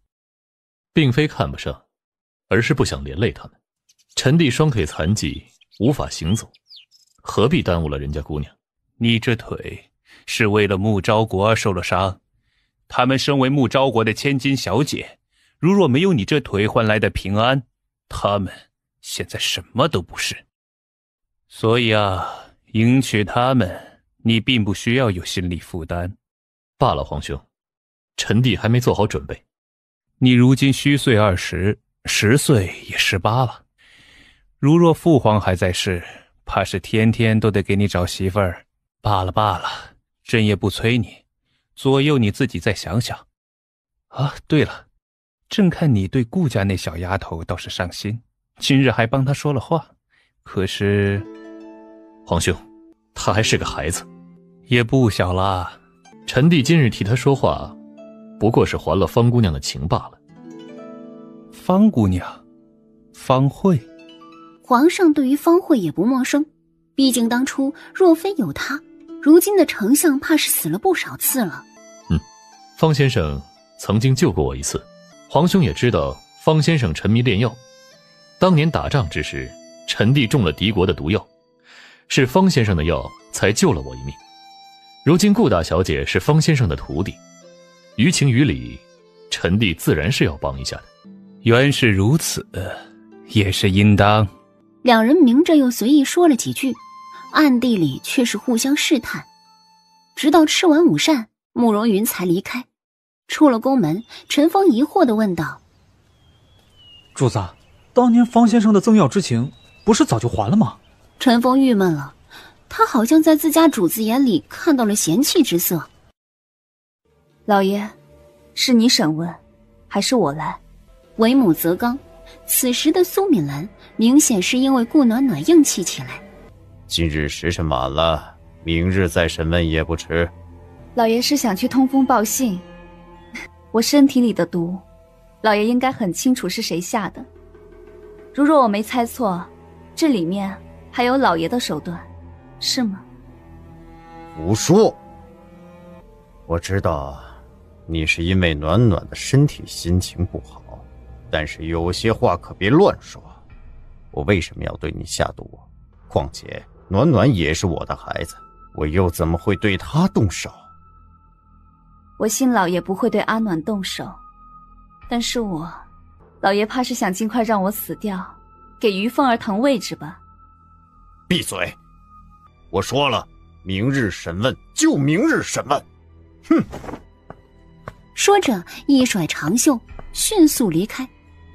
老爷不查，我们来查，我们定要给小姐讨一个公道回来。素儿，领2个嬷嬷过去，将厨具给我带来。我没事，纯莲，之前我让你搜集到的东西给我娘送过去。纯莲迅速应了一声，转身离开。小姐，是什么东西？是证据。娘亲身上的毒是我父亲所下，而于凤儿和老太太下了第2种，我身上的毒则是于凤儿所下。雏菊明着是我父亲的人，其实已经被于凤儿所收买。小姐，你是怎么知道的？查一查就知道了。你去一趟蝶西院，告诉李姨娘，明日记得加把火。而顾武直接来到了顾老太太屋子里，又让人叫来了于凤儿。顾老太太给苏敏兰下药的事情，她其实是知道的，不过睁一只眼闭一只眼罢了。但是她不确定顾老太太有没有给顾暖暖下药。娘啊，你有没有给暖暖下药啊？当然没有，我再怎么不喜欢暖暖，那也是我的孙女儿，我怎么会对她下手啊？就算是苏敏兰，我也没想让她死呀。只是他没想到的是，他所下的毒早就被于凤儿换了，换成了致命之毒。老爷，这么晚叫我来，可是出了什么事？顾武看向于凤儿，将事情说了出来。老爷，当初您给敏兰下药的时候，我就已经劝过您，毕竟纸包不住火，还有娘也是，如今成了这个样子，这可如何是好啊？要说于凤儿也是聪明，当时明明是他主动下药，但是却做了好人。这件事既然已经发生了，自然要解决。只是暖暖身上的毒是怎么回事啊？老爷，您该不是怀疑我吧？我怀疑谁也不会怀疑你的，毕竟当初你可是阻止我给苏敏兰下药，更不用说是暖暖了。老爷信我就好，我想着是不是那些人做的时候误伤了大小姐？倒是有这个可能。如此说来，咱们只能找个人顶上了。娘说的没错，毕竟不能让娘和老爷出事。老爷觉得雏菊如何？来人，将雏菊带来。老爷，雏菊已经被夫人带走了。什么？苏敏兰是想掌握证据告上去？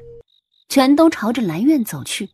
苏敏兰，我才是这个家的一家之主，我说了明日再审，你这是做什么？老爷，您可要给奴婢做主啊！奴婢什么都没做，自然什么都说不出来啊，老爷。不得不说，雏菊很聪明，直接告诉了顾武，她什么都没说。阿暖是我的女儿，她就是掉了一根头发，我也心疼，何况是被人毒害。我这个做娘的，自然希望快点找出凶手。既然老爷不心疼，还想拦着我不成？如若老爷不查也没事，太后可是应了我，随时进宫，请太后派人前来查探。到时候全城皆知，老爷可别怪我不顾顾家脸面。我说了，并非我不查，只是……也罢，既然如此，那就查吧。这是怎么了？老爷您怎么跟夫人生气了？老爷，您给我说说是怎么回事？顾武简单的说了一下，却是让蝶儿大吃一惊。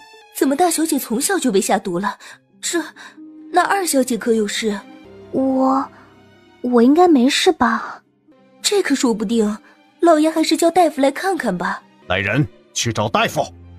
他的阿暖已经发病，也不见顾武关心一句，如今只是因为李姨娘的一句怀疑就找大夫。纯莲给娘亲的东西，娘亲看了吗？娘看到了。阿暖，这些都是你查到的。我曾经听到过爹与于姨娘所说的话，我才知道爹爹骗了我，骗了娘亲，所以我才变化这么大。这些推测的信息也只能让您看看，毕竟我们没有证人，没有确凿的证据。如若他死不承认，我们也没有办法。阿暖，如若让你爹知道，或许他能看清于凤儿，替你做主。老爷，既然二小姐没事，唯独大小姐有事，看来就是此人针对大小姐了。我可是听说夫人也被下了毒，这夫人中了毒，大小姐也中了毒，到最后得利的是谁，这凶手自然就是谁了。李姨娘，饭可以乱吃，话可不能乱说。你的意思是我给大小姐下了毒？老爷，我可没说啊，这是于姨娘自己承认的。什么承认？我怎么承认了？我没做的事情，你休想怪在我头上。你说没做就没做吗？那你说说，如若夫人和大小姐出事了，是不是你跟二小姐得利？难不成是二小姐做的？行了，吵什么吵？这件事自然不会是凤儿做的。敏兰，你可有查出什么呀？我这里倒是有证据，就看老爷信不信了。苏敏兰，你想陷害凤儿，也该拿出点实质性的证据。老爷不信，你要我如何信？我自然知道你与凤儿一向不对付，但是凤儿是断不会给你和暖暖下毒的。夫人，您居然以为是我下的毒，我怎么会做这样的事情呢？顾武却是连怀疑都不怀疑，直接否定了，这也太奇怪了。老爷，这上面写着说是于姨娘的丫鬟买了这些药材，您大可派人去这些药铺查一下便知道了。不如我们就顺藤摸瓜，查一下到底是谁买了这些东西，不就可以了？等查到了是谁，再审问，自然能扯出这后面之人。李姨娘这个主意可行，武二，你赶紧让人去查，免得有些人冤枉好人。哼，冤枉好人倒是不至于，毕竟我娘身上的毒是谁下的，凶手心里自己清楚，只是包不住火的。虽然时间相隔长久，但是要查依旧容易。你娘的毒自然跟你的毒是一个人所下。是这样吗？哼，既然如此，那不如就一起查了吧。你是我娘的贴身丫鬟，因为犯事，所以被我娘赶了出去。对吗？你在兰苑时，每日都会给我娘端来补药，对吗？是。将雏菊的画像画下来，然后去上面的几个铺子问问，看看他们是否认识雏菊。他替顾武、顾老太太以及于凤儿买的药材可不少啊，那些老板自然是认识他的，毕竟他从中得到了不少好处。老爷夫人，这些药材的确是小民药铺里售出去的，而这些药材啊都是有毒的。当时小民还询问了为何要买这些药材，来采买的姑娘说是府中有太多的老鼠。你每日做这么多生意，如何记得这么清楚？你若是撒谎，可别怪我不客气。老爷呀，着实是因为那姑娘从中抽取的利润太大，让小民不得不印象深刻呀。掌柜的，你且抬起头来看看，是你旁边的这个姑娘吗？对，就是这姑娘。老爷，老夫人，雏菊，你还有什么好说的吗？你为什么要对夫人和小姐下毒？说，你背后的人是谁？我自问对你并不差，也不曾对你打骂，我倒是想问问，你为何要如此对我？夫人饶命！夫人饶命啊！是雏菊，你可想好了再说。你若是冤枉了旁人，就不是你一个人受罪，你全家都得陪葬。是我做的，是我自己要这么做的。为什么？你是个好人，因为我嫉妒。我嫉妒夫人你有这么好的家世，嫉妒夫人你得到老爷的宠爱，所以我想毁掉夫人，毁掉夫人在乎的东西。哼，你这个贱人！顾武一脚踹在了雏菊胸口。我们顾府容不下你这种有歹毒心肠的下人。我错了。他错了，错在不该替这些人做事。来人呐，给我乱棍打死！老爷夫人，雏菊死了，丢入乱葬岗。随着顾武的一句话，结束了雏菊的性命。顾暖暖看了一眼纯莲，纯莲点了点头，迅速离开。顾暖暖回到院子里，打开门就看到了本该在乱葬岗的雏菊。杨桃去烧热水，葡萄去准备吃的，纯莲拿着我的药方去贤王府拿药。宿主能救活吗？只是假死，跟阎王爷抢人，我也不是第一次了。将你系统里的疗伤药都拿出来，然后扫描一下他的身体。宿主，雏菊内脏出血。顾暖暖手中的银针扎在雏菊的穴道中。小姐，你为什么要救雏菊？他是唯一的知情人，救活了他，日后好作证。想不到小姐跟着方先生学习医术，居然如此厉害，能将一个断气的人救过来。方先生教得好。小姐，您身上的毒，方先生能解，对吧？小姐，你什么时候跟贤王这么熟悉了？那是你日后的姑爷。小姐，你……葡萄啊，你不是觉得贤王长得好看吗？小姐，你不能被美色所误。贤王是长得好看，但是贤王双腿残疾啊。更重要的是，嫁入王府，你这单纯的性子如何能活得下去啊？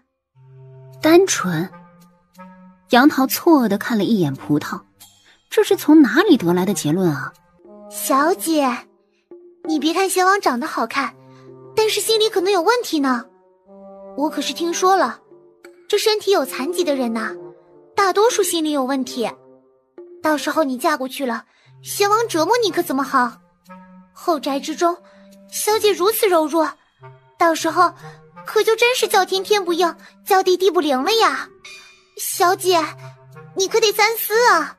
放心，你家小姐还小，不着急。你还活着，是我们家小姐救了你，多谢大小姐相救。我救你是有条件的，你是个聪明人，你现在在他们眼里已经死了，既然如此，你不想给自己讨个公道？我知道大小姐的意思，但是我若是说了，我爹娘怕是活不了了。你爹娘我会让他们跟你团聚。离开了顾府，他于凤儿就算是想要杀人灭口，也得掂量掂量。等见到你爹娘后，你再做决定。如若你还是拒绝替我做事，我不介意再杀你一次。我明白。别以为你死了，那些人就会放过你爹娘。愚蠢。为什么？他们答应过我。他们的承诺值多少银子？如若真的重守承诺，他们会将你推出去？自己好好想想。雏菊的心却是因为纯莲的几句话久久不能平静。于凤儿去赏花，这大冬日的，花园里还有什么花？走，去瞧瞧。说着，蝶儿便起身，带着小翠迅速来到了花园之中，却见梅花树下已经显怀的于凤儿正与一旁的陈碧聊着什么。于姨娘安好，于姨娘也来赏花呀。我看这梅花长得极好，我得捡上几枝放入房间里，待老爷晚上来我院子里时，也能闻到花香。住手！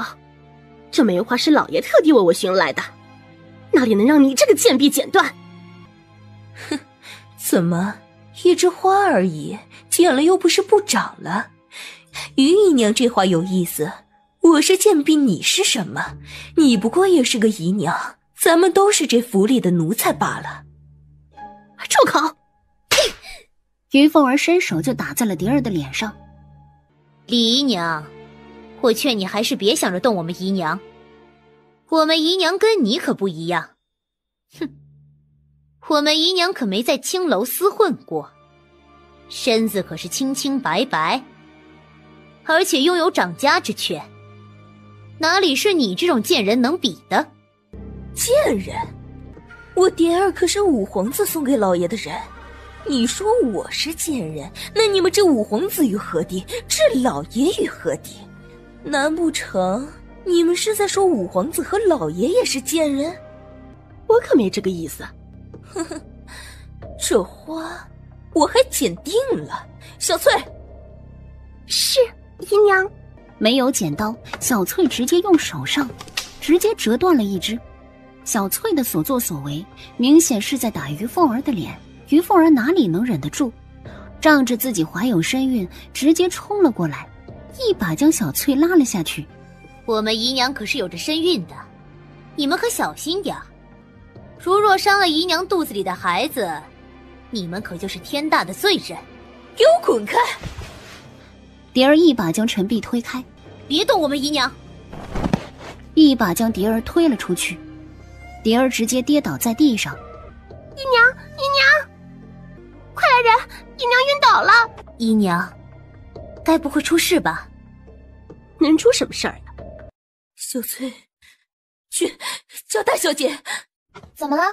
小翠跪在了地上。大小姐，我们家姨娘请大小姐过去。我们家姨娘今日与于姨娘发生了口角，被陈碧推倒在地，晕了过去，也不让奴婢叫大夫。去看看。李姨娘这是怎么了？小姐，你知道吗？将门关上，不要让任何人进来。小姐，救救我的孩子！顾暖暖从包里拿出银针，迅速地给蝶儿止血。快去抓药！你自己的身体自己知道，本来用了我的药，你身体好了不少。如若好好养胎，这一胎倒是能安全生下来。如今这孩子已经死了，我还有机会吗？难。他自己其实也知道是这个结果，能怀上一胎已经很困难，如今却掉了，再怀上几乎是不可能了。此时的蝶儿对陈碧和于姨娘的恨意已经达到了一个临界点。我会用银针和药让你的脉搏看起来与喜脉无误，但是只有10日的时间。你想利用这个孩子做什么，全凭你自愿。10日后我会替你清理身体里的毒素。不错，他的孩子不能就这样死去。姨娘，孩子没保住，替我收拾一下，然后传大夫。很快，蝶儿怀有身孕的消息便传遍了整个顾府。老爷，老爷，您可得给我做主啊！我好不容易怀上的孩子，差点就没了呀！谁欺负你了？是苏敏兰。老爷怎么会以为是夫人？夫人如此心善，如若不许我们妾室生子，二小姐怎么会出生？于姨娘又怎么会怀孕？我不过是想捡几枝梅花罢了，没想到那陈璧就推了我，还骂我是贱人。那陈璧真如此说？自然，当时有不少的人，老爷您自可去查。哎，陈璧也是为了护住凤儿的梅花，那梅花是凤儿求了我许久，她十分喜欢。你呀，花园那么多花，你怎么就要捡梅花了？行了行了，别委屈了，好在现在没事啊，凤儿也有了身孕，就不要拿这些小事去让她伤心了。蝶儿的心渐渐冷了下去。果然大小姐说的对，在顾武心中，于凤儿还是最重要的。手摸了摸自己的肚子，深吸一口气，孩子，娘不会让你就这么死去的。娘，3日后我的生辰，我就和娘一起吃个饭可好？自然是可以的。3日后，多谢苏伯让人送来，苏伯辛苦了。小姐喜欢就好。苏伯拱了拱手，便带着人离开了。你跟纯莲一人选1匹，然后将那淡绿色的给杨桃送过去，那匹大红色的给娘亲送过去，鹅黄色的就给李姨娘吧。听说大小姐不想大办，我就想着怎么着也得整一出席面出来，自家人一起吃一下如何？顾暖暖看向于凤儿，淡淡应了下来。于凤儿将一副镯子留了下来，便带着陈璧离开了。大小姐这是看不起我了，居然给了蝶儿那个贱人布匹，什么都不给我。既然如此，那这席面就随便安排一下吧。蝶儿很快就来了，将亲手做的东西送给了顾暖暖。顾暖暖挥手让丫鬟们退下，又让纯莲在外面守着，这才问道：你想要我帮忙？大小姐果然聪明，我想今日动手，只是扰了大小姐兴致了。不过是个生辰罢了，跟他们一起吃饭能有什么兴致？你想做什么尽管去做便是，但是别扯到我娘亲头上。好。晚上顾武回来后，众人来到大堂，纷纷坐了下来。老爷，今日是大小姐生辰，妾身便亲自做了几道点心。如此，我们也来尝尝。酸酸甜甜的，应该是你们喜欢的。都说酸儿辣女，我却是特别喜欢吃酸的。我每次不管是菜还是点心，都是酸的吃得多。老爷，你说我这肚子里会不会是一个儿子呀？不过是喜欢吃酸的罢了。我自从怀孕，每次必定是用酸的。哦，按说吃一点酸的其实也没什么，但是这5盘酸食，若非小翠每次拦着我，我一次性就能吃完。当真？姨娘，你试试味道。于凤儿自然是不可能让蝶儿比下去的。顾暖暖夹了一块，不过咬了一口，眼里就闪现出一丝不明之色。这点心里面有山楂汁，如若少吃点自然没事儿，但是这5盘下去，怕是于凤儿肚子里的孩子难保啊。毕竟于凤儿这一胎本就不稳。姨娘还是少吃点的好。姐姐别拦着姨娘，姨娘本就喜欢吃酸的，怀孕后定然比旁人胃口大，怎能不让姨娘吃饱？顾武点了点头。的确。暖暖呀，你若是想吃这点心，到时候让厨房再做便是。顾暖暖沉默，她能做的都做到了。很快饭菜也端了上来，看着几乎没有肉菜的席面，顾武皱了皱眉头，倒是没说什么。吃了2口，便带着陈子谦离开了。顾暖暖眼角的余光看到了熟悉的菜，她看到的便是马齿苋、山楂汁，无一不是让人流产的食物。于姨娘可真是会准备，这些菜也好意思作为大小姐的生辰宴席。于姨娘如若做不好宴席，这管家权力还是趁早交出去的好。如若是其他重要的宴会，到时候丢脸的可就是整个顾府了。这些菜我倒是觉得极好，老爷也说了，我怀有身孕，以我的口味为先。我这几日就是喜欢吃素菜，如何？我也怀有身孕，我不喜欢吃素菜。来人啊，给我上红烧肉、红烧鲫鱼、油焖排骨。你若是不将这些菜都吃个遍，我就去告诉老爷，你是故意整我，不想让我吃饭。你，哼，走着瞧。说着顾不得其他，直接将这些盘子里的青菜吃了一大半，特别是那马齿苋，于凤儿直接吃了进去。夫人，大小姐，我们也吃吧。大小姐正是长身体的时候，可不能一直吃素哦。你很聪明，好好收尾。直到顾暖暖说吃完后，与苏敏兰来到了来院，才将事情说了出来。左右与我们无关，阿暖不要掺和进去便是。娘亲放心，我自然是明白的。再者，我不过是个孩子，能懂什么？而今日的席面上的菜，可都是于姨娘和李姨娘一同做的，与娘亲也没什么关系。不过一炷香的功夫，凤鸣院便开始乱了。是于姨娘出事了，说是吃了宴席回去就开始肚子疼，本也没当做一回事儿，直到下面开始流血，才反应过来叫大夫。不过已经迟了。素儿眼里划过一丝快意，语气里有几分兴奋。孩子没了，我们过去看看。顾暖暖则是按住了苏敏兰。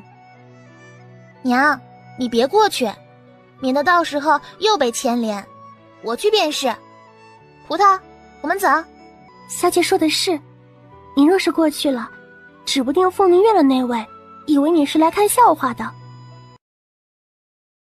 说，到底是怎么回事？老爷，今日姨娘从席面上走后，什么都没吃，半夜就叫肚子疼，定然是席面上的菜有问题。但是席面上的菜都是一些素菜，也是姨娘平日吃的，不会有问题。但是李姨娘所做的点心，却是姨娘从未吃过的，定然是点心有问题。老爷，肯定是李姨娘，就是那个贱人。但是那点心，蝶儿自己也吃了。老爷，你是觉得我冤枉了李姨娘吗？如若不是她，那还能是谁？难不成是我自己弄掉了我的孩子吗？老爷，大夫都说了呀，那是个男孩啊。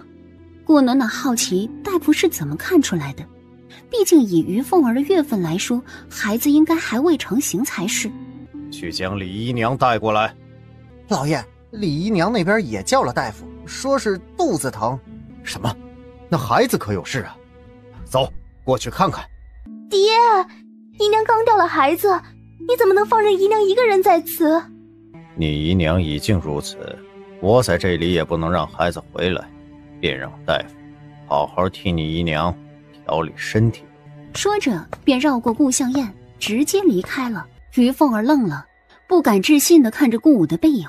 她怎么也没想到，此时此刻顾武居然会抛弃自己，去了蝶儿的怀抱。而蝶溪院中倒是十分温馨，得知孩子并没有事的顾武松了一口气。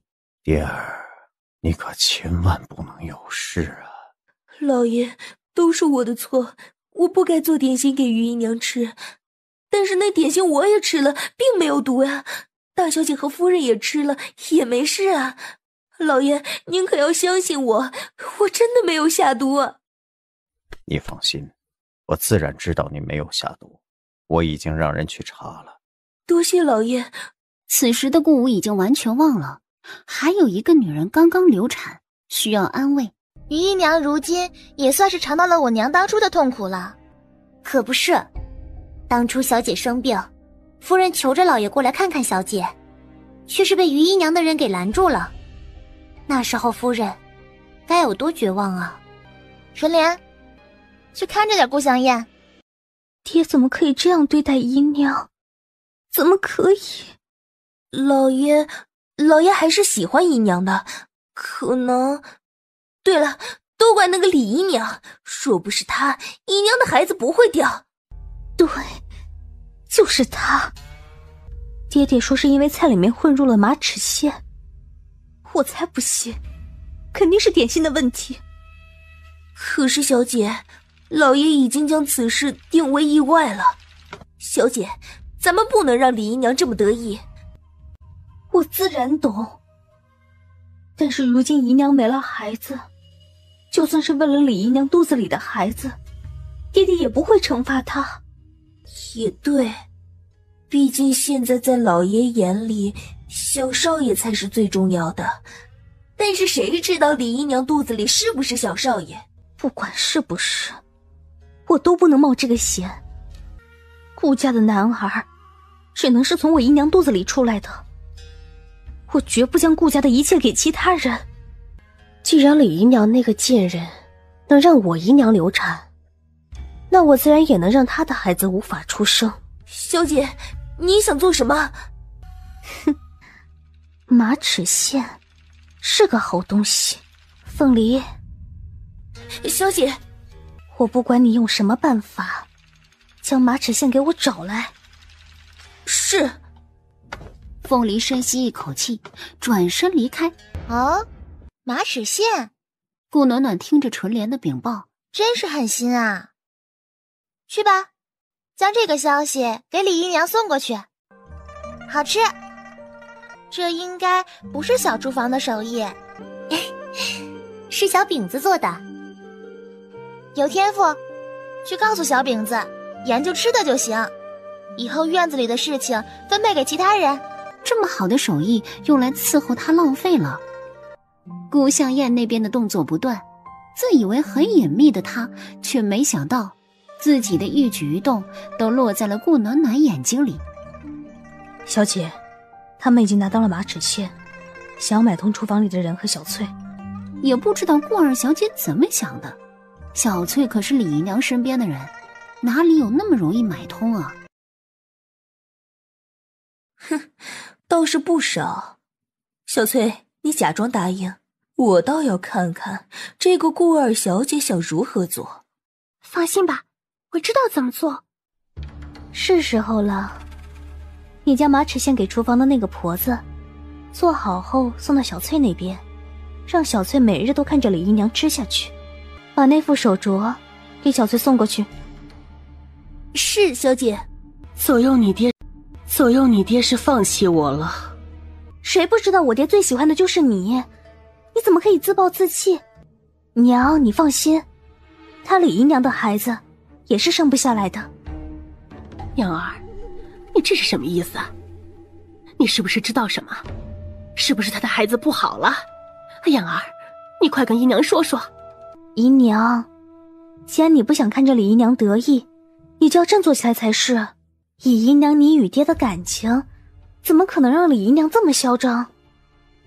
姨娘，二小姐说的是，这几日老爷都会来凤宁院看您，您老是这个样子，老爷看着也烦，自然是不想多来的。刚到了院子里就碰到了凤梨。已经安排好了。这一日已经是顾暖暖给蝶儿的最后期限。看着碗里的马齿苋，蝶儿眼里一晃而过一丝冷意，对着翠儿点了点头，毫不犹豫地吃了下去。不好了，不好了，姨娘流血了，快去叫大夫。他蝶儿也有这一日，叫大夫，给我拖个半日再去叫。姨娘，如若这样被老爷发现了，怕是会连累你。自然是不会的，我小产了，太累，需要休息。府中这么多人，还非要我去叫大夫不可？你让那些个婆子做的隐蔽点儿，只要去叫大夫的，都给我拖上一阵子。是。贱人，我倒要看看你这一次怎么熬过去。你去找大夫，小翠派出去的那些人自然会被于姨娘给拦住。娘，阿暖，你怎么来了？这里不是你能待的，赶紧回去。我让葡萄叫娘过来，只是为了告诉父亲，你没有见死不救。阿暖，你是不是知道什么？等过后我再与娘亲细说，我们先进去吧。大小姐，去洗把脸，弄点水在脸上，还有直接去找我父亲，记得把所有事情都跟我爹说清楚。小翠立马明白过来，迅速离开了。怎么回事？大夫呢？老夫人已经让不少人去叫大夫了，但是都还没回来。怎么回事呀？顾暖暖则是进入了房间，看见躺在床上的蝶儿，迅速将一颗药丸放在了他的手中。吃了。他的孩子是真的没了。纯莲也带着大夫过来，检查一番后说孩子掉了。再后来顾武怒了，直接让人将顾向燕绑了起来。这件事为何跟燕儿有关？看戏嘛，自然缺不了顾暖暖。跪下！小翠，你说。老爷，我们家姨娘是被二小姐害的。二小姐买通我，想让我给我们家姨娘吃马齿苋。我将此事告诉了姨娘，姨娘害怕我若是不同意，二小姐还会找别人，到时候防不胜防，于是便让我假意答应，却没想到我们千防万防，还是让姨娘着了道呀。老爷，您可得替我们姨娘做主呀。大夫都说了，是因为马齿苋才导致流产的呀。顾武直接一巴掌甩在了顾笑燕脸上。你怎么如此歹毒？李姨娘肚子里的孩子可是你的手足。我姨娘肚子里的孩子才是我的手足，是李姨娘害了我姨娘肚子里的孩子，她凭什么肚子里的孩子还是好好的？爹，你不能偏心，什么误食马齿苋？既然我姨娘会误食，那李姨娘为什么就不能？二小姐，你别乱说，我们家姨娘就是因为害怕误食，因此将马齿苋给记住了，自然不会再吃，却没想到你们将马齿苋剁碎掺杂在别的菜里面，这让我们怎么防呀？老爷，您若是不相信，我这里有凤女给我传的信，我都有保留下来，还有二小姐给我的首饰。将东西拿了出来，直接放在了顾武的脚边，打开一看，里面的首饰和纸条全部展现在众人面前，扬起手掌再一次打在了顾笑燕的脸上。孽女！爹，我做的没错，我没错。二小姐，老爷，你有什么怒冲着我来？二小姐到底还是个孩子，经不起你这么折腾啊！二小姐是因为我才做下如此错事，是我的不对，都是我的错。老爷，二小姐还是个孩子，还是个孩子。老爷，您可得替姨娘做主呀！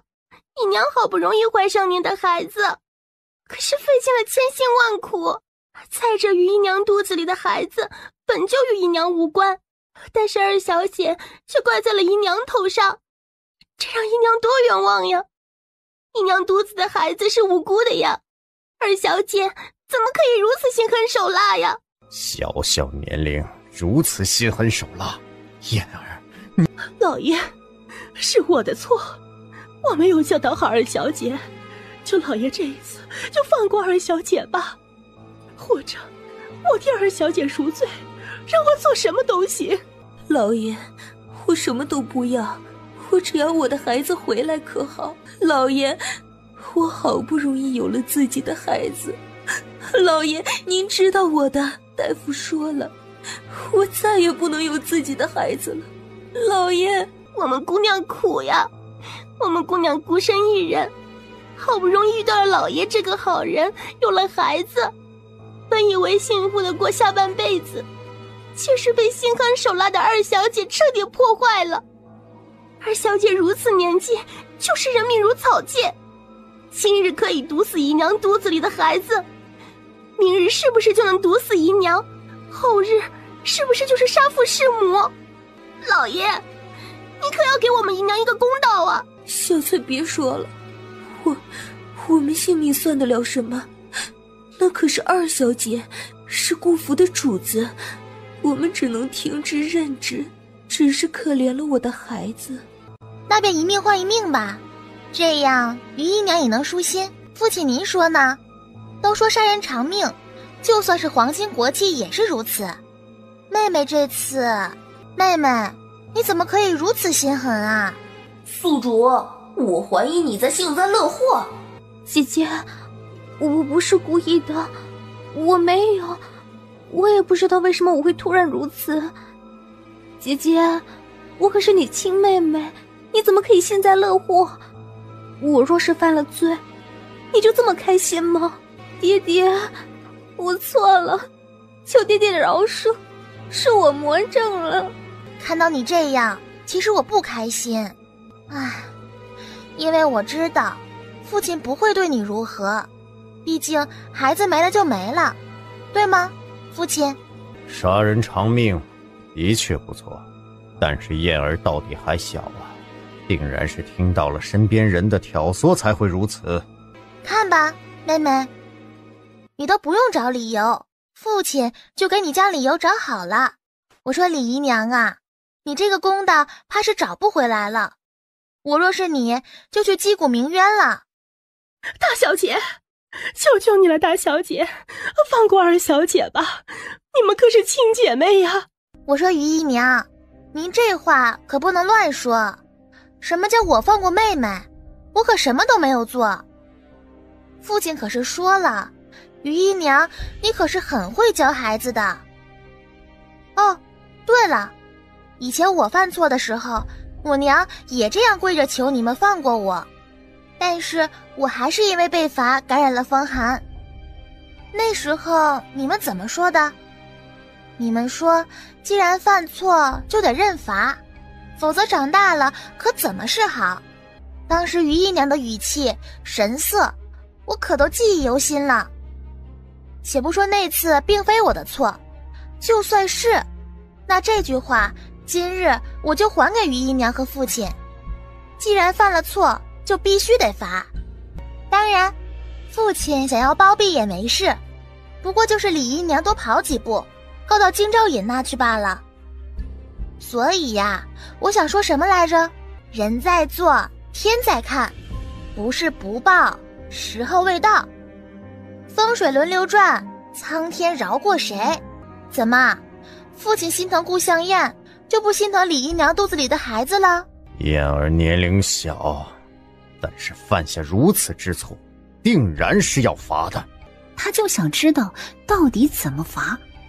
将燕儿送到尼姑庵去，好好替死去的孩子祈福。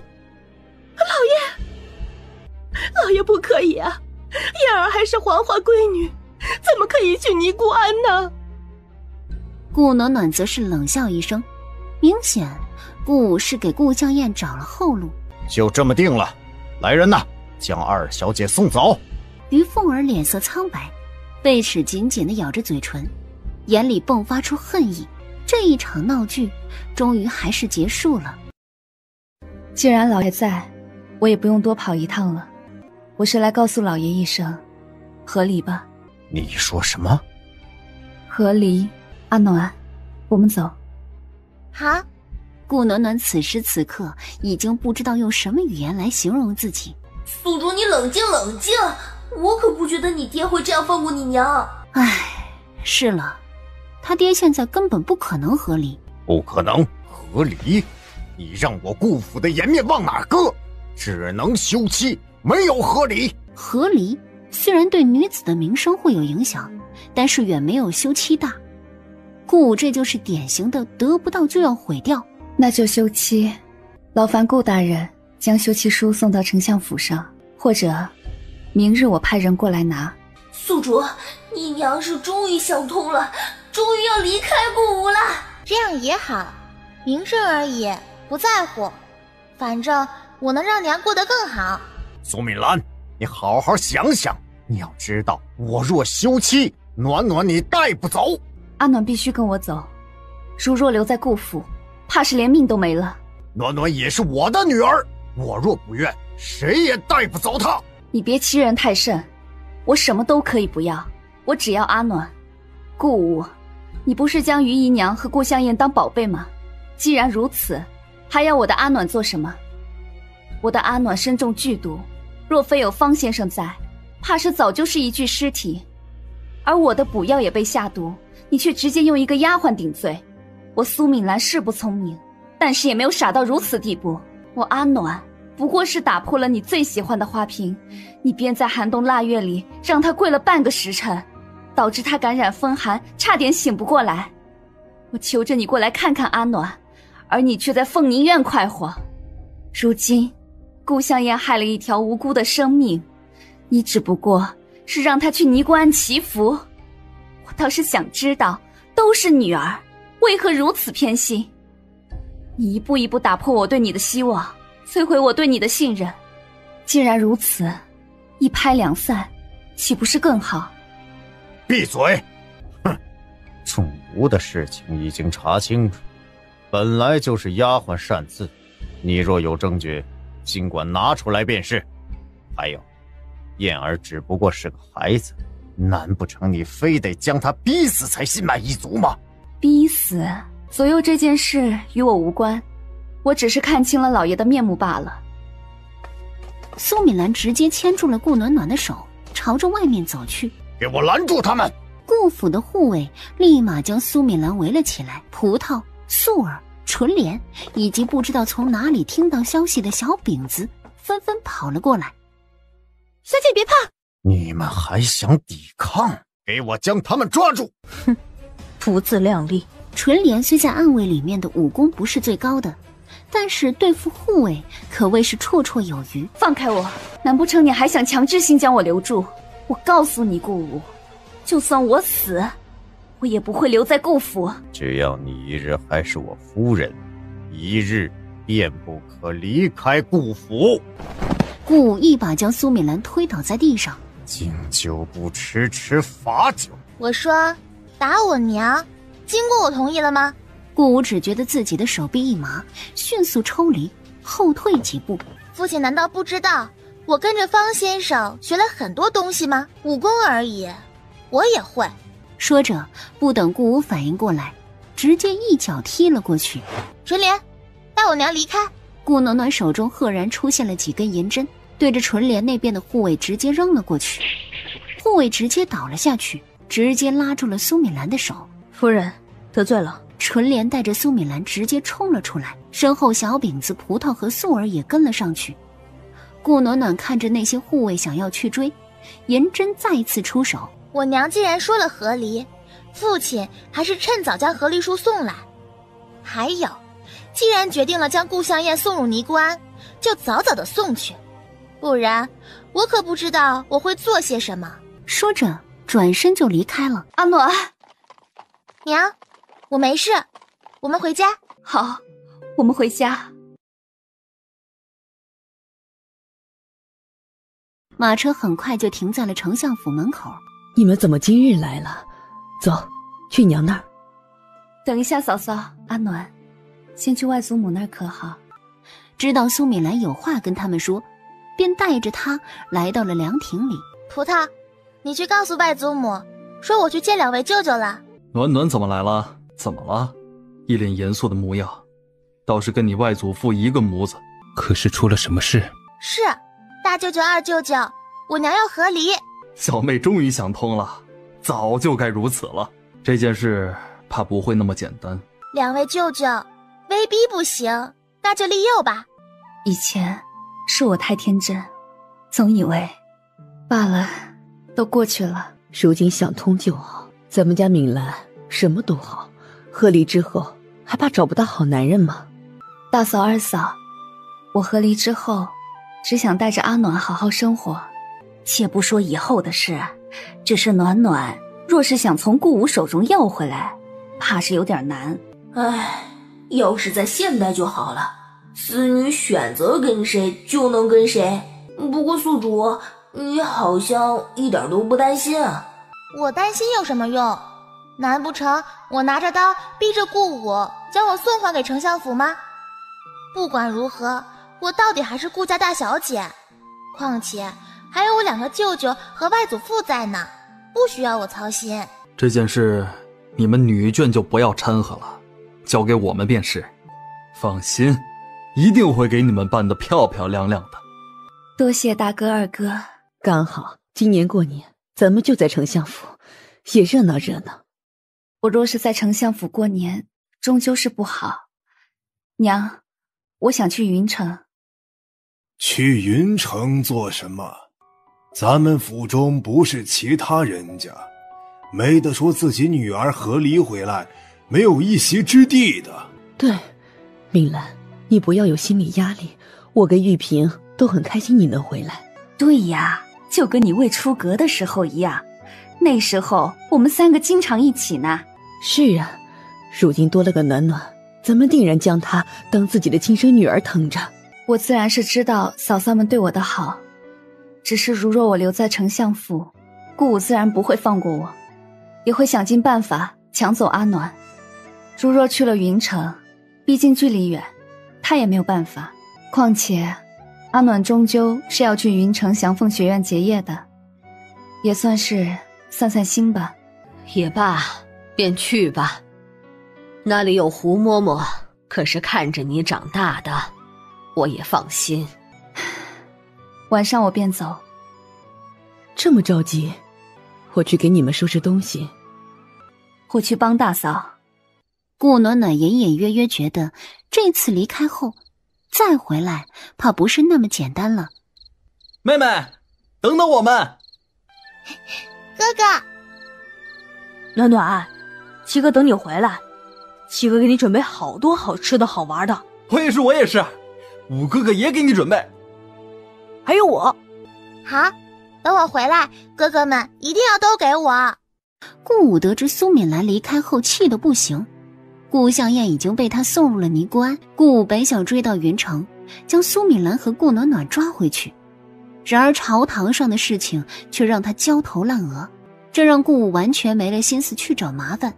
不过眨眼便已是6年之后。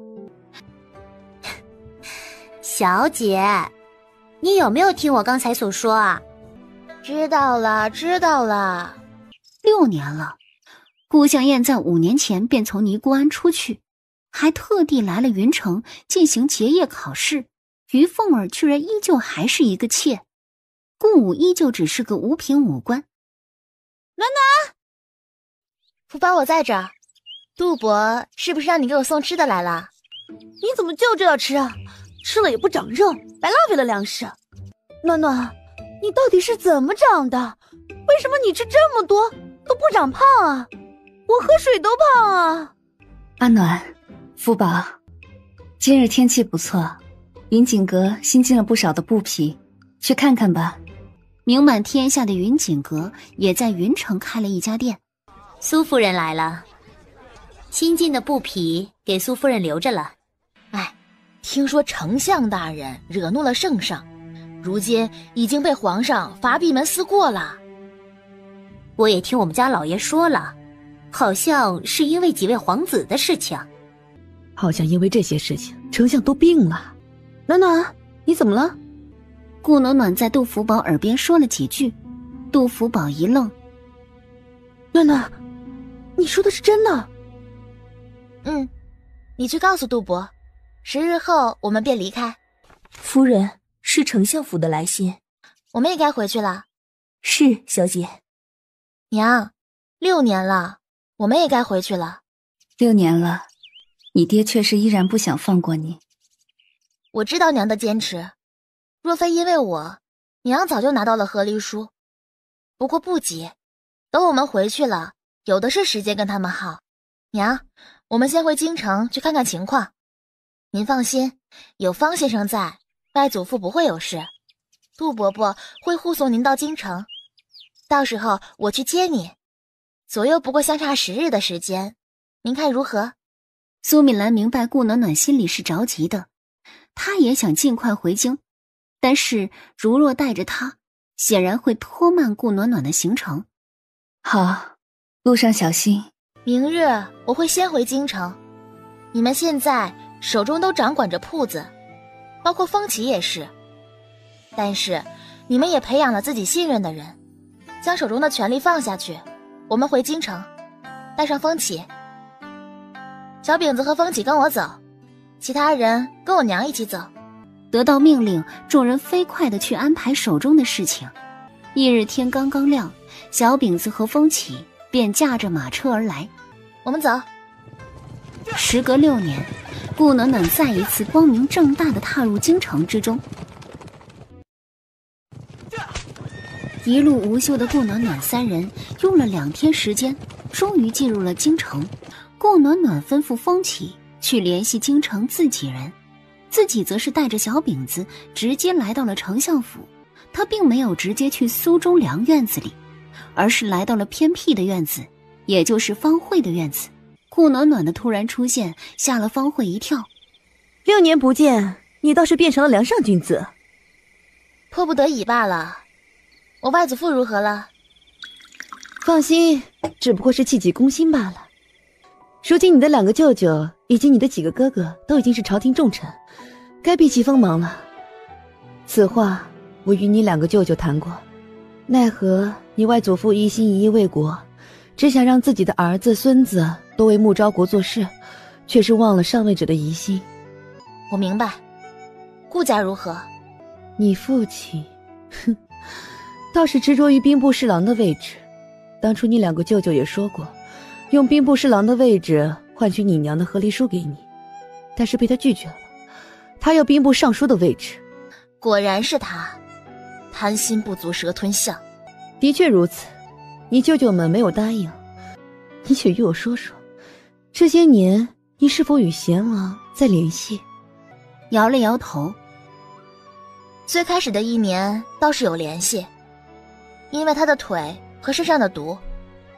等他的腿彻底好之后，身上的毒也清掉了，便没有再联系了。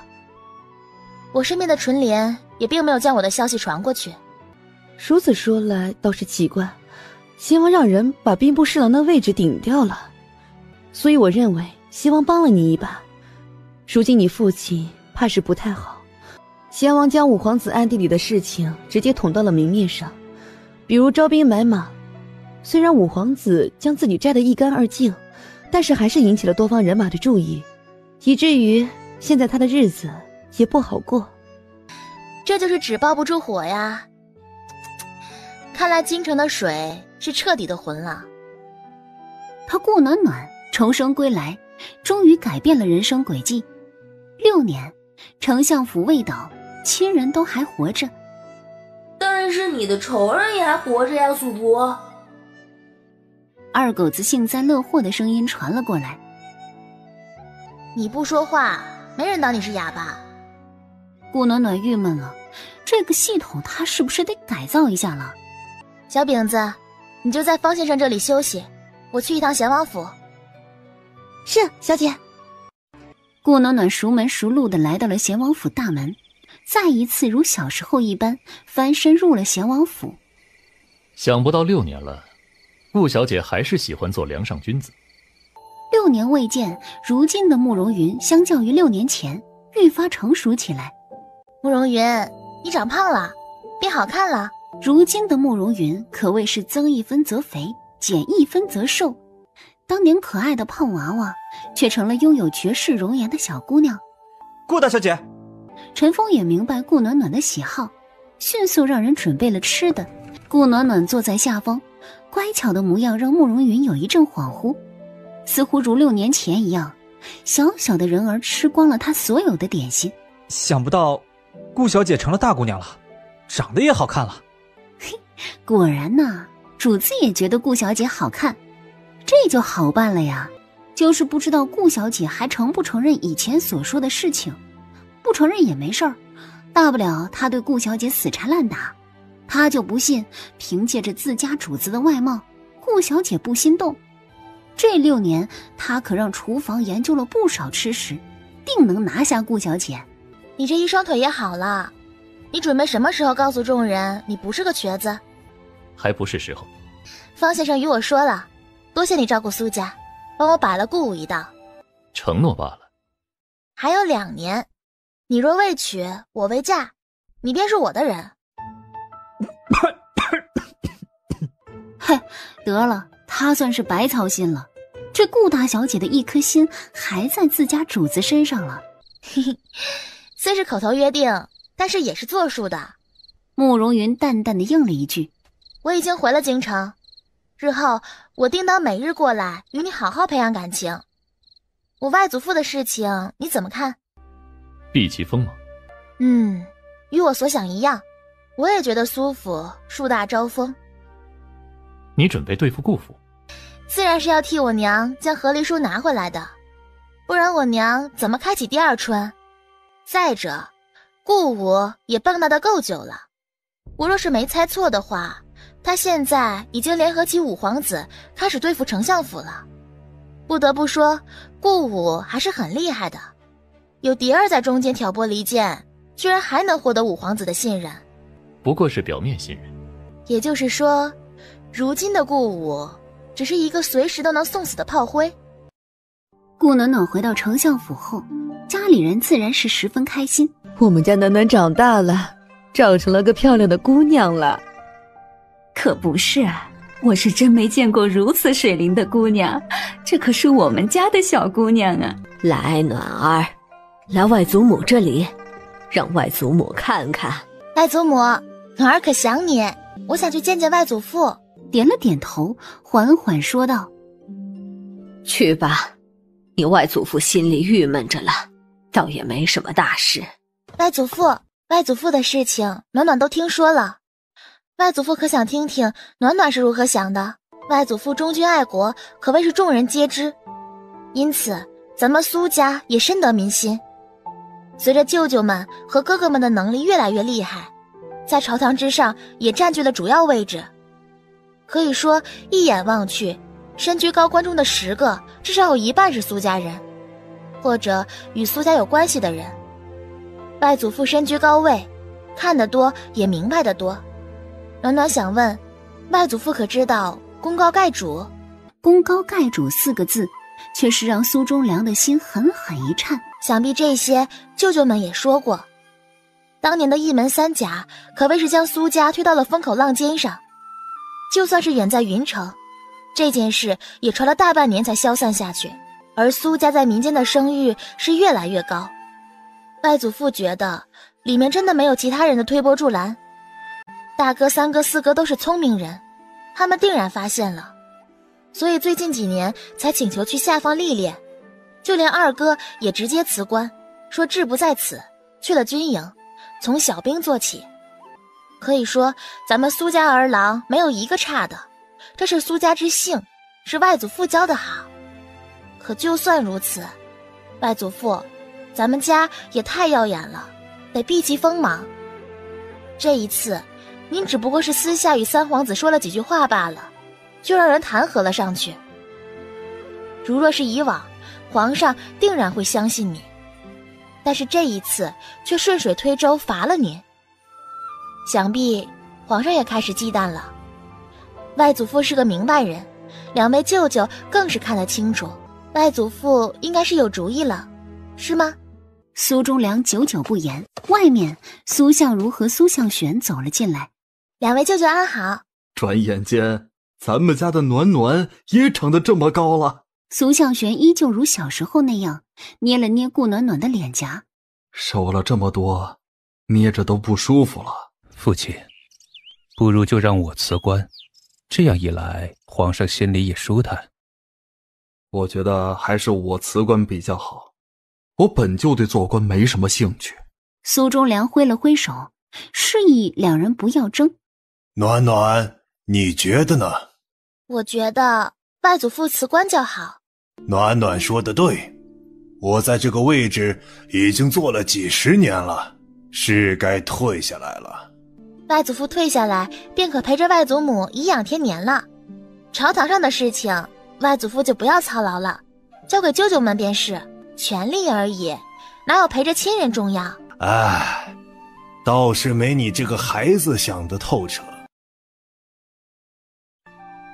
暖暖，你当初来信让我们不要再管和离之事，如今你娘也要回来了，你是如何想的？不过是猜透了父亲的心思罢了。父亲定然不会这么容易将和离书送过来。既然如此，那便让他什么都得不到。这几年我也查了一些证据，只是父亲行事倒是格外小心。我本想利用雏菊的事情将父亲拉下来，却没想到雏菊手中并没有父亲的把柄。唉，过不了几日，娘亲就会来京城。我想到时候父亲定然会去半路拦截娘亲。舅舅们什么都不要做，借我几个人就好。顾暖暖离开了书房，就叫来了小饼子，让他前去寻找雏菊。当年的救命之恩，如今也该还了。紧接着拜托陈峰给纯莲传消息，顾府来接，去便是。总归是得先让他们放松警惕，等他们销毁证据时，我才好有所行动。陈峰，让第8、第9、第10混入苏府护卫之中。慕容云，谢谢你啦。得到消息的苏敏兰被拦截后也不慌张，什么都没有说，直接跟着顾府的人离开了。看到门口的顾暖暖，阿暖，等下不管发生了什么，娘亲不用说话，一切交给我。好。葡萄、纯莲，将我娘的嫁妆都搬回苏府。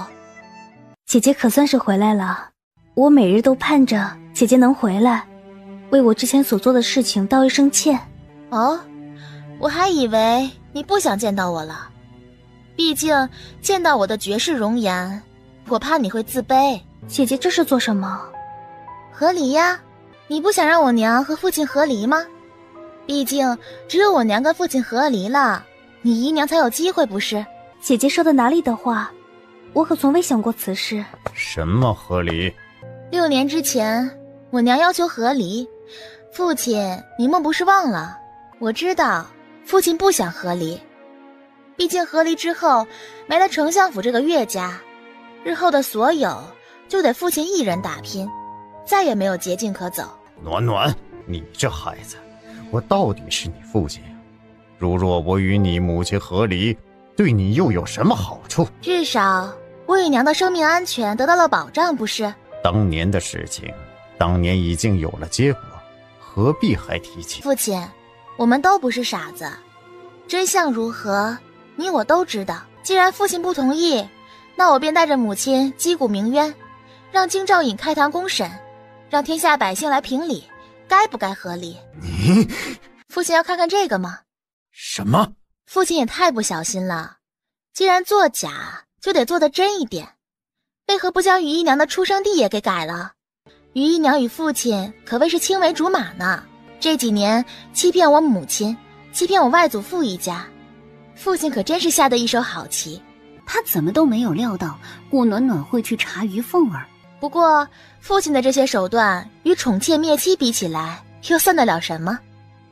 长家之权给了一个妾室，父亲也是厉害的紧。这件事只要一查一问，还怕天下人不知晓？一旦查出，便是欺君之罪。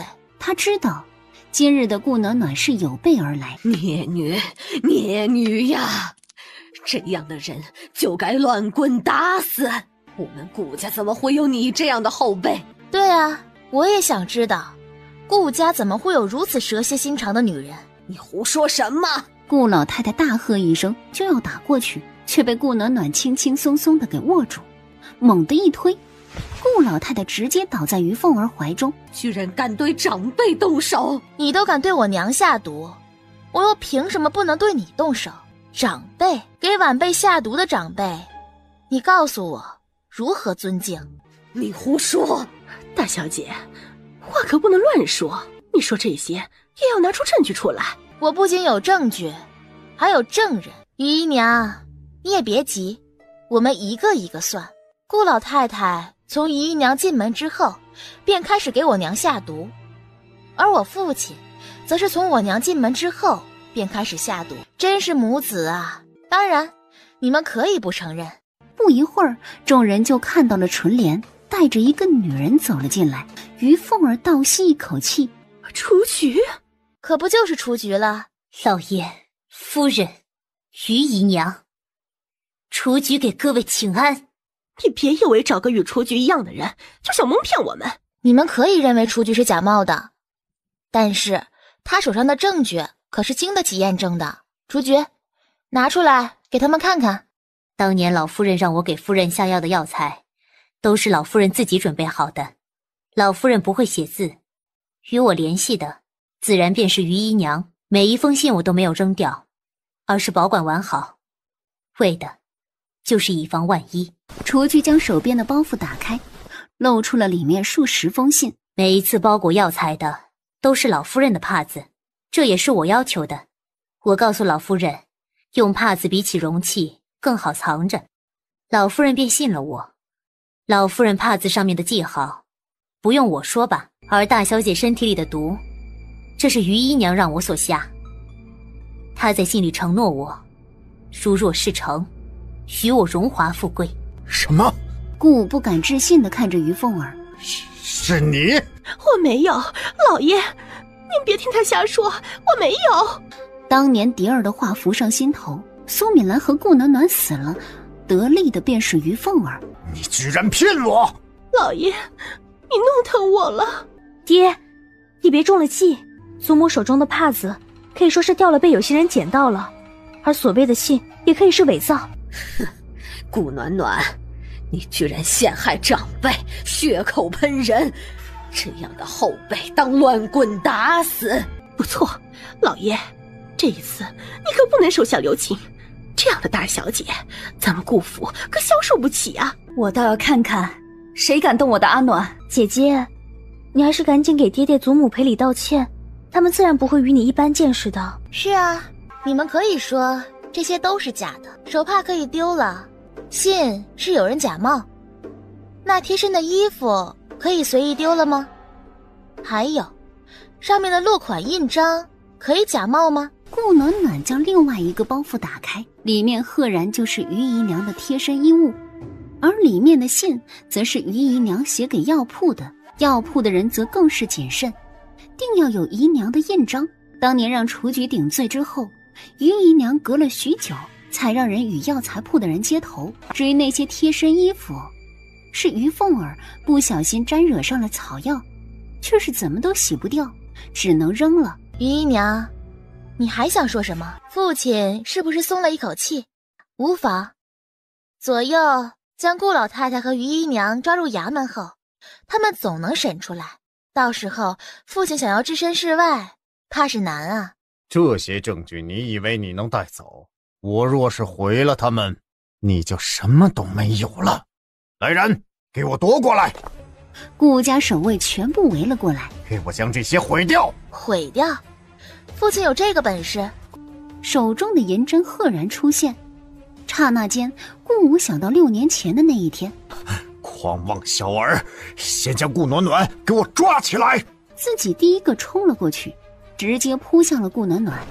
顾武一个踉跄摔倒在地时，众人倒吸了一口气。顾暖暖！小饼子！一声叫唤，小饼子直接冲了过来，将过来的护卫一脚踹翻在地。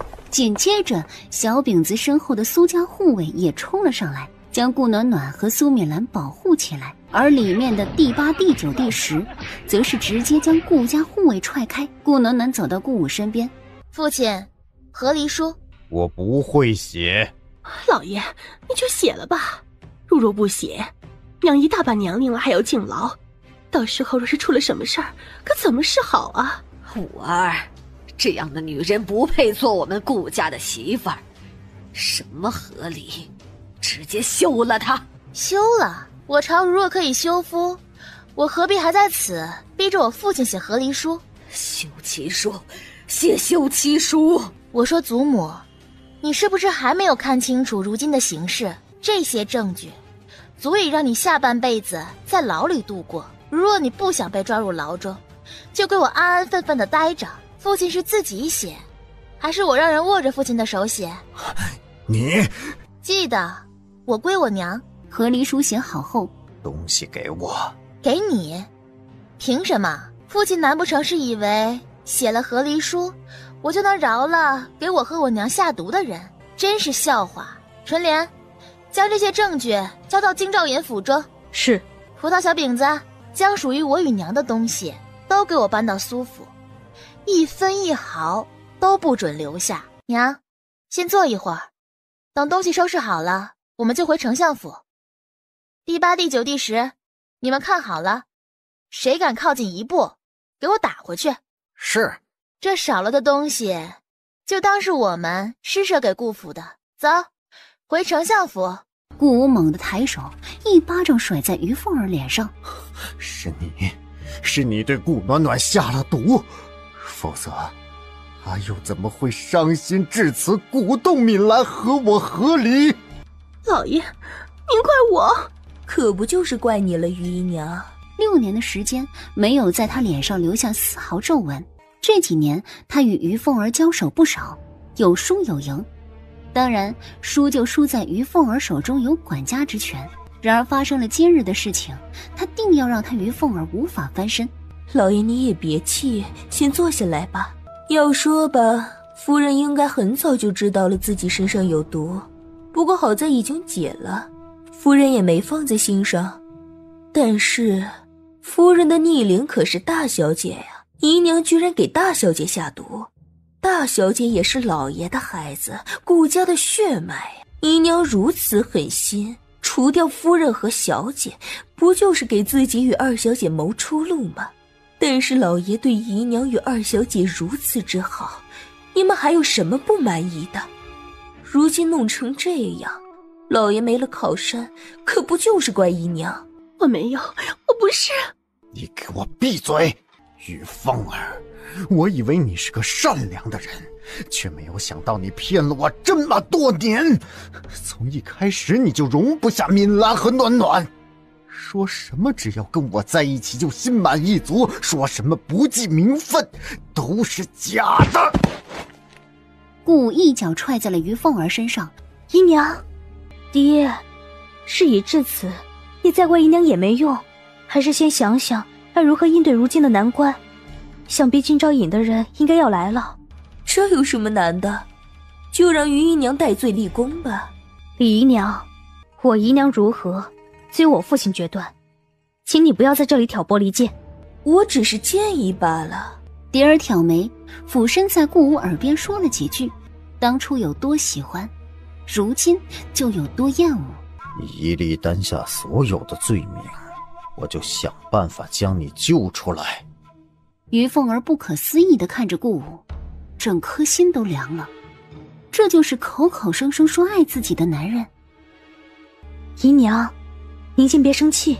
说着，快速地在于凤儿耳边说了几句话。我错了，我不该对大小姐动手。老爷，你就原谅我这一次吧。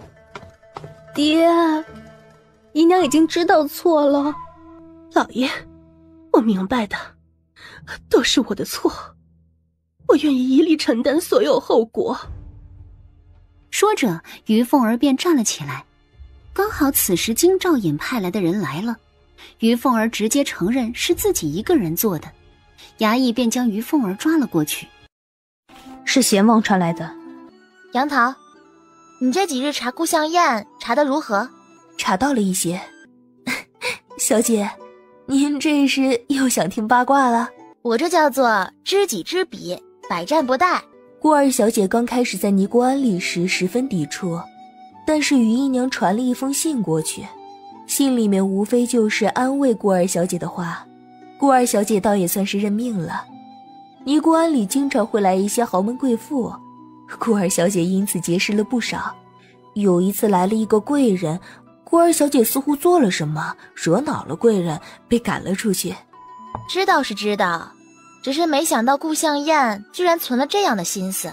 慕容云传来的信里提到了这件事，不过只是一笔带过。陈峰倒是详细的说了，陈峰带着慕容云在尼姑庵周围受到了埋伏，便入了尼姑庵疗伤，却是没想到这件事被顾相宴知道了，殷勤的给后院送药送补汤，看到慕容云后还未试好，便被扔了出来，刚好被回来的陈峰撞见。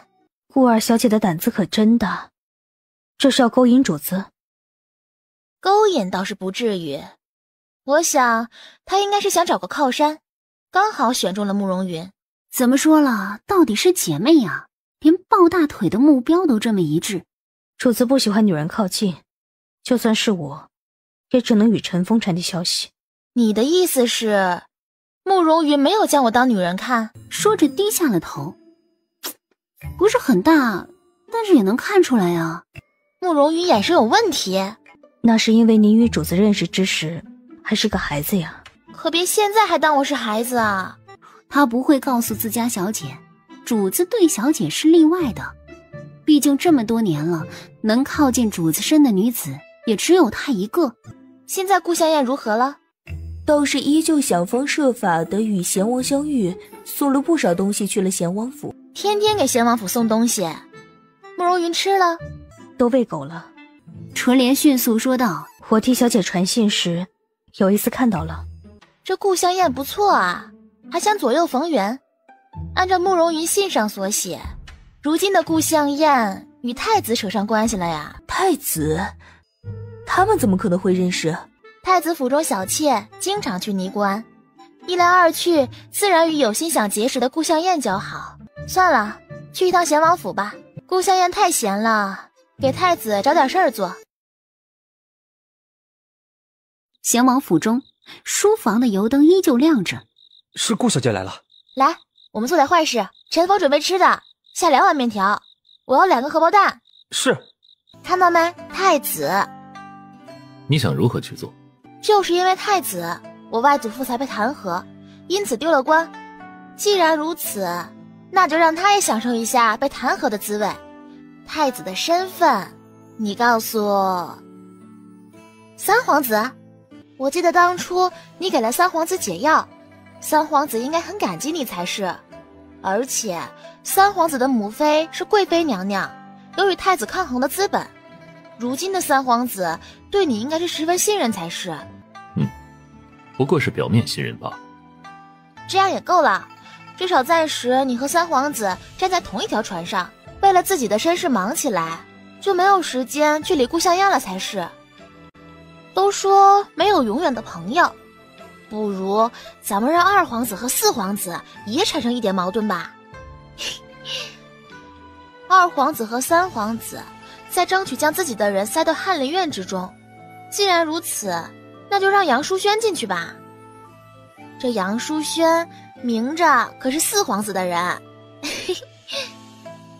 如此一来，鹬蚌相争，渔翁得利，2皇子心底自然是不舒服的。而杨淑轩的进入，自然会让5皇子柳暗花明又一村。顾武还没被5皇子厌弃，不过是看在陈子谦的面子上。毕竟如今的陈子谦也有状元头衔，虽然只不过是7品小官，但是实力不容小觑。那就让太子收了陈子谦吧。收了？啊，就是让陈子谦做幕僚啊。瞧瞧，我可是让这几位皇子都有事情做了，也免得他们再掺和到我的事情中去。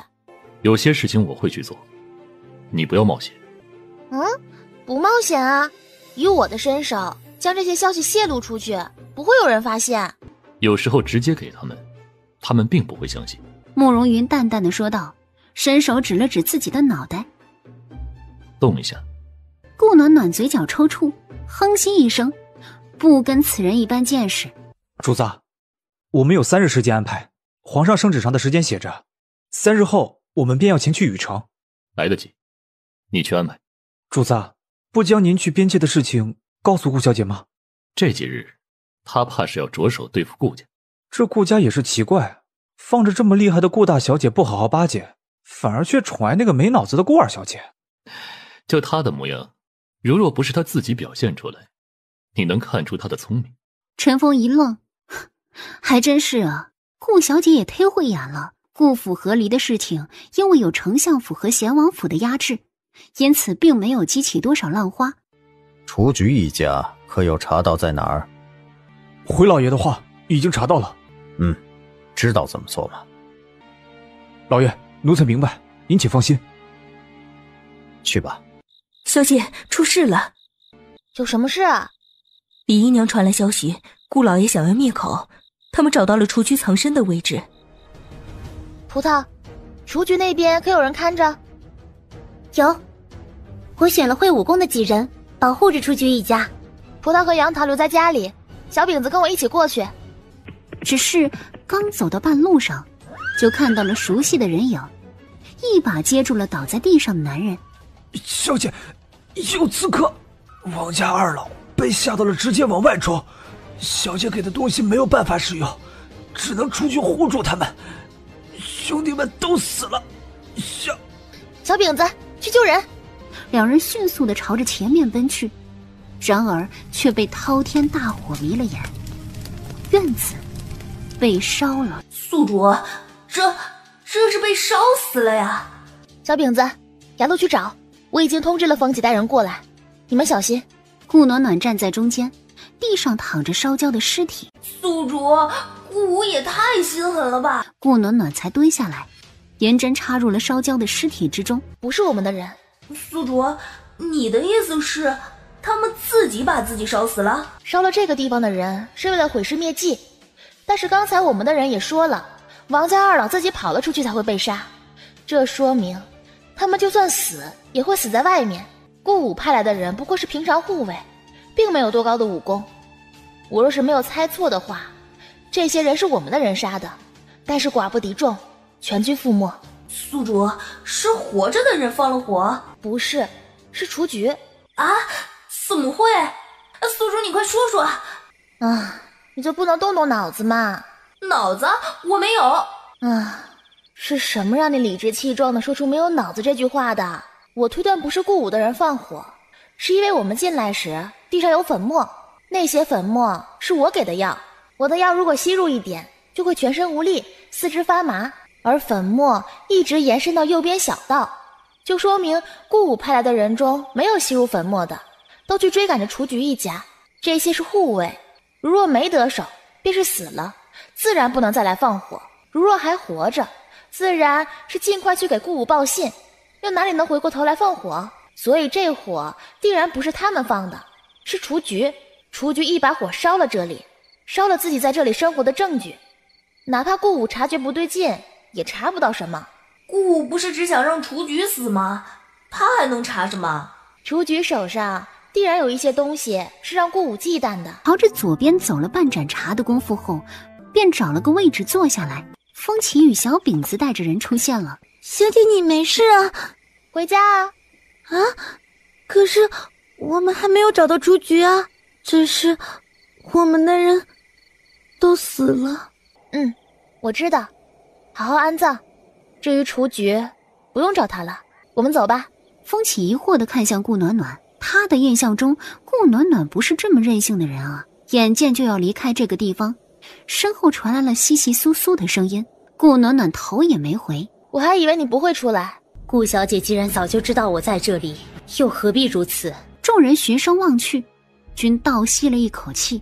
如今的雏菊毁容了。雏菊拖着疲惫的脚步走了过来，一双眸子里却满是恨意、怒意以及疯狂的杀意。小姐小心！没事。扑通一声，雏菊跪了下来。大小姐，求你帮帮我，我要报仇，我要替爹娘报仇。你是个聪明人。他将一卷账本拿了出来，这是顾武那个恶人行贿的证据。倒是没想到你连这个也有。当年顾武在外遇到刺客的时候，我救了顾武一命，刚好替顾武挡了一箭，所以他才会如此信任我。我可以帮你，但是你得听我的。去北大街。北大街便是顾暖暖给风起他们准备的院子。宿主，你想干什么？变个脸。你那边有没有什么能易容的药？宿主，你觉得我这里会有吗？如果不变个脸，怎么将他送到顾武身边？对了，风起，我写一封信，你送到贤王府去。这个时间段，你从侧门墙边翻进去会容易点，然后左手边一直往前走，第3个路口左转，将这封信送到不对，陈峰手里。你去了之后带陈峰来这里，然后陈峰会处理雏菊的事情。而陈峰收到消息后，将雏菊带了回来。什么事？顾小姐想让我将那个丫鬟治好，最好能换一张脸。换脸？是的，主子，只是顾小姐都做不到的，如今这些个大夫就更不用想了。拿我的令牌去迷幻谷。陈峰震惊，迷幻谷之所以被称为迷幻谷，是因为禁谷之路格外的崎岖，传言迷幻谷谷主无所不能，如若能得到迷幻谷谷主的一个承诺，可谓是天下震惊。没想到自家主子居然认识迷幻谷谷主，只是为了这么点事就用掉这个人情，好亏啊！天儿，去一趟钱府，告诉钱大人，准备任意你。是。秦老太太在院子里与苏忠良两人坐着，看到顾暖暖的身影，顾嬷嬷，快去准备吃的。是，老夫人。拜祖母，这是我在云城认识的朋友杜福宝。民女给老太爷、老夫人请安。扑通一声，杜福宝直接双腿跪了下来。外祖父、外祖母，福宝这是紧张了。好孩子，都是一家人，哪里需要这么多礼节？外祖母，当初我在云城的时候，杜伯一家可照顾我了，福宝也在学堂替我出头。如今他们一家来了京城，并没有认识的人，我便带着福宝一起玩。是该如此。福宝啊，你这孩子紧张个什么？你这孩子倒是长得像我当年在军营时认识的一个愣头青。外祖父说的可是当年郑国将军手下的梁家军中的一人。不错，当年郑国将军为国尽忠而死，他名下的梁家军也直接从世人眼中消失，也是令人唏嘘不已。外祖父可还记得名字？苏忠良思索了半晌。杜启昭。我爹？可能是同名同姓吧。不是，就是你爹。你这鬼丫头，怕是一早就知道了。苏忠良得知之后倒是十分激动，直接让人将杜父叫了过来。一会儿的功夫，刘兰慧和冯玉萍也走了过来，看到与顾暖暖头挨头的杜福宝，眼睛一亮。福宝，你觉得如何？我觉得好，这样一来，福宝跟我就更亲了。我爹爹，你爹那边自然已经告知了，你爹说全凭你的意愿。如若换成其他孩子，知道成为丞相府夫人的义女，指不定当场就磕头了，哪里还会顾及到亲生父母的想法呀？暖暖，你说呢？你喜欢我吗？喜欢。你喜欢我大舅母、二舅母和外祖母吗？杜福宝脸色微微一红，点了点头。那你想让我那几个哥哥成为你的兄弟吗？自然是好的。既然如此，那不就行了？还不是与现在一样，左右不过是换了一个称呼罢了。你在烦恼什么？这样便好，咱们3日后直接发帖子。好女儿，以后可常来丞相府啊。这一日，3位兄长被2位舅舅叫了过去。走，我们过去瞧瞧他们要做什么。大舅舅，我们只是也想了解一下朝堂变化嘛。唉，倒是从未想到我们暖暖是个能说会道的。那是，大舅舅你不知道的多着呢。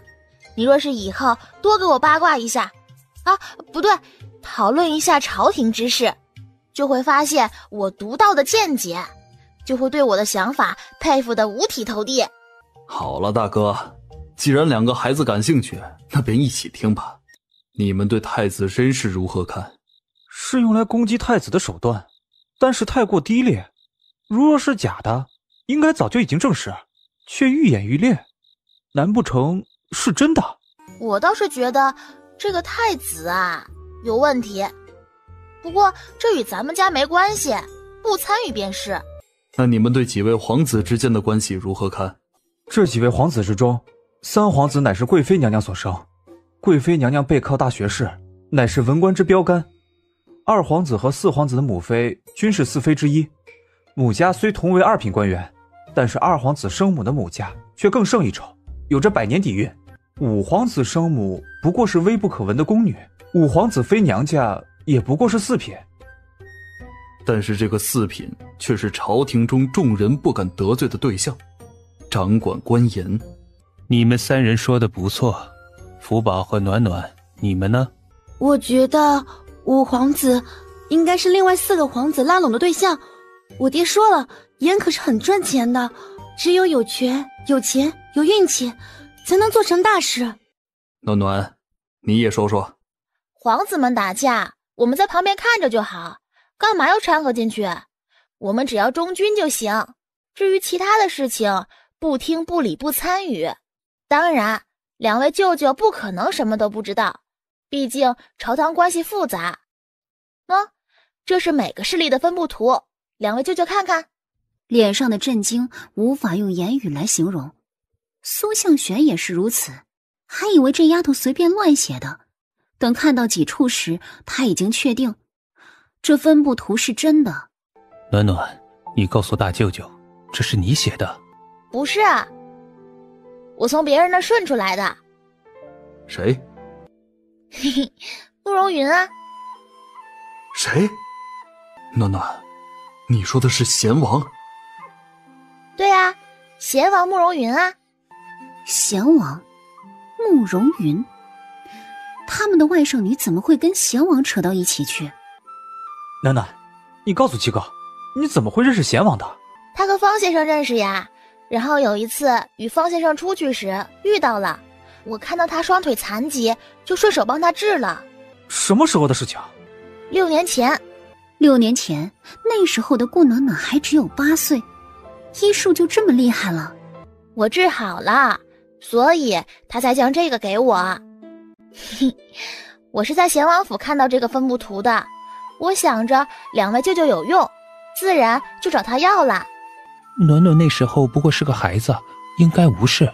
不过暖暖，贤王阴晴不定，你还是少与他联系，最好不要联系。那可是金大腿啊，怎么可以不联系？大舅舅，皇上若在，忠君自然能保丞相府平安。如若皇上不在，下面任何一个皇子继位，都将对丞相府不满。毕竟当初的拉拢，丞相府的拒绝，他们会记一辈子。所以大舅舅、二舅舅，如若站队，你们觉得贤王如何？暖暖，你真的觉得丞相府站队贤王好吗？若是可以，我自然希望苏家不站队，但是如此一来，只能保苏家几年的安稳日子。我之所以让2位舅舅考虑贤王，是因为贤王虽然看似心狠手辣、冷漠无情，其实是有底线的，他不会对付无辜之人。你对贤王很了解？不过是当初替他治疗双腿的时候接触了一下罢了。哪里能不了解啊？当初在系统空间站里，他可是将慕容云的所作所为看得一清二楚。虽然当年五皇子登基，但是连五皇子也不敢惹慕容云。可以说，慕容云若是想要那个位置，根本没五皇子什么事儿。爹他们已经开始犹豫了。暖暖，这件事太重要了，不是1天2天能做决定的。几位皇子多多少少有接触，私心太重，不堪大任。而贤王自然是有本事的，否则怎能让军中之人如此服气？六哥说的对，但是贤王的人品如何，还需要考察。可以让二哥在军营之中多加打探。顾暖暖已经坐在马车上，与杜启昭前往禹城。哎呦，暖丫头啊，福宝的事情，杜伯伯还没谢谢你呢。杜伯不用客气，福宝本就是我朋友，是应该的。如今我们更是一家人了，杜伯。是一家人了。杜伯眼底深处划过一丝不自然，将心里的某个念头压下去。这一次去禹城，杜伯您忙着自己的事情便是，不用管我。我身边的小饼子会功夫，没人欺负得了我。就算是如此，也得当心。如今禹城正在打仗呢。按我说呀，暖丫头，你不该此时过去。没事，我就去看看。不过是北联国罢了，打不进来的。不错，毕竟贤王也在，只是贤王对付北联国，贤王如若双腿安好啊，别说一个北联国，就是10个也不在话下呀。连杜伯都觉得是因为慕容云实力不如以往，才被派来北联国，其他人怕更会如此想了。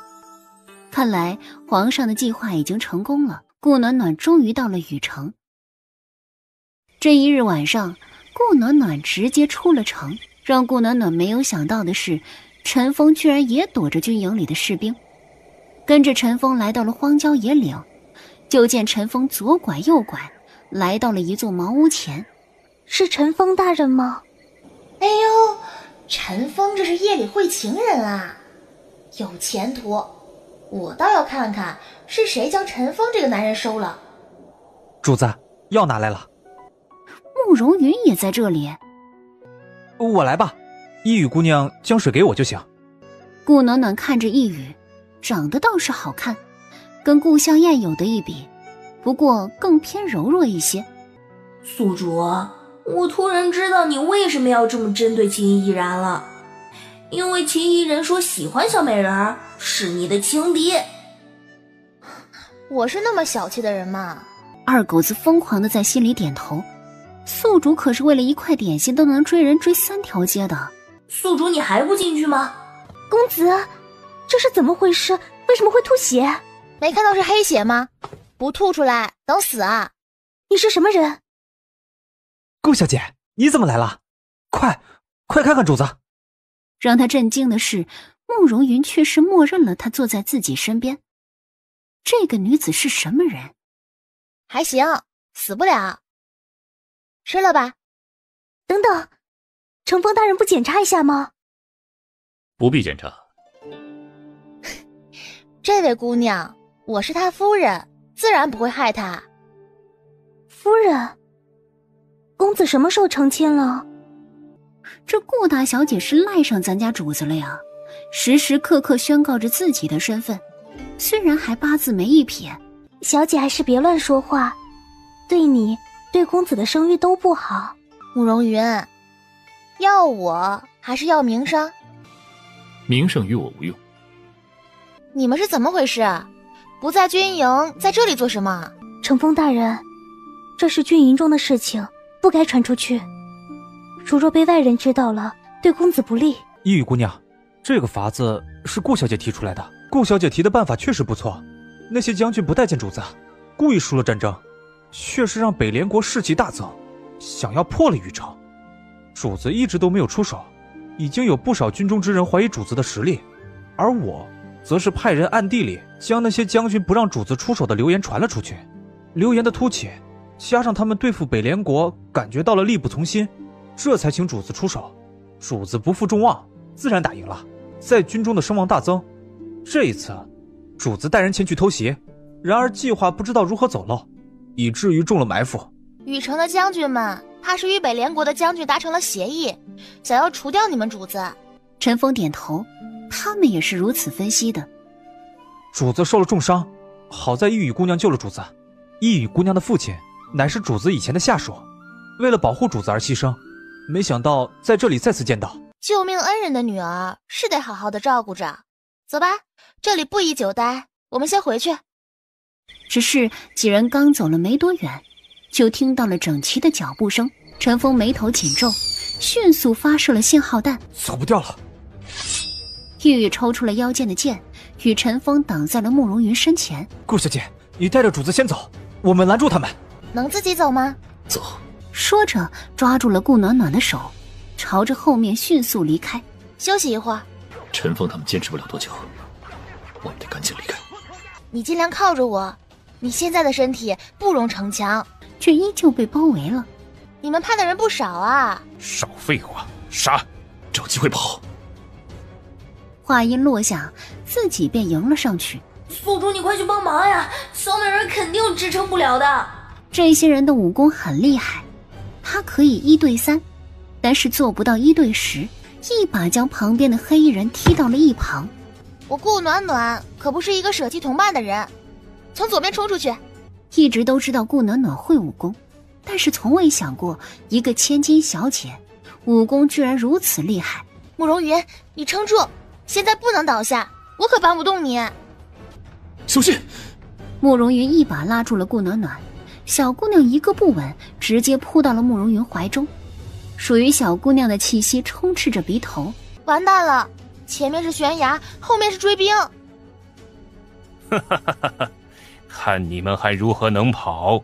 黑衣人追了上来，顾暖暖刚想说话，却感觉到腰身一紧，紧接着便被慕容云直接带着跳了下去。啊！慕容云，你跳的时候能不能说一声啊？慕容云薄唇抿成一条线，狠狠地拽住了藤蔓。下面是深渊，听天由命。没事，阎王爷不会收我。二狗子，去下面看看。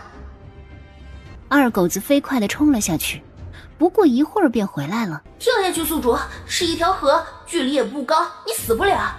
但是小美人就不知道了。这是最后一颗救命药丸了，你吃下去后便屏气，我们跳下去。自己吃，我无事。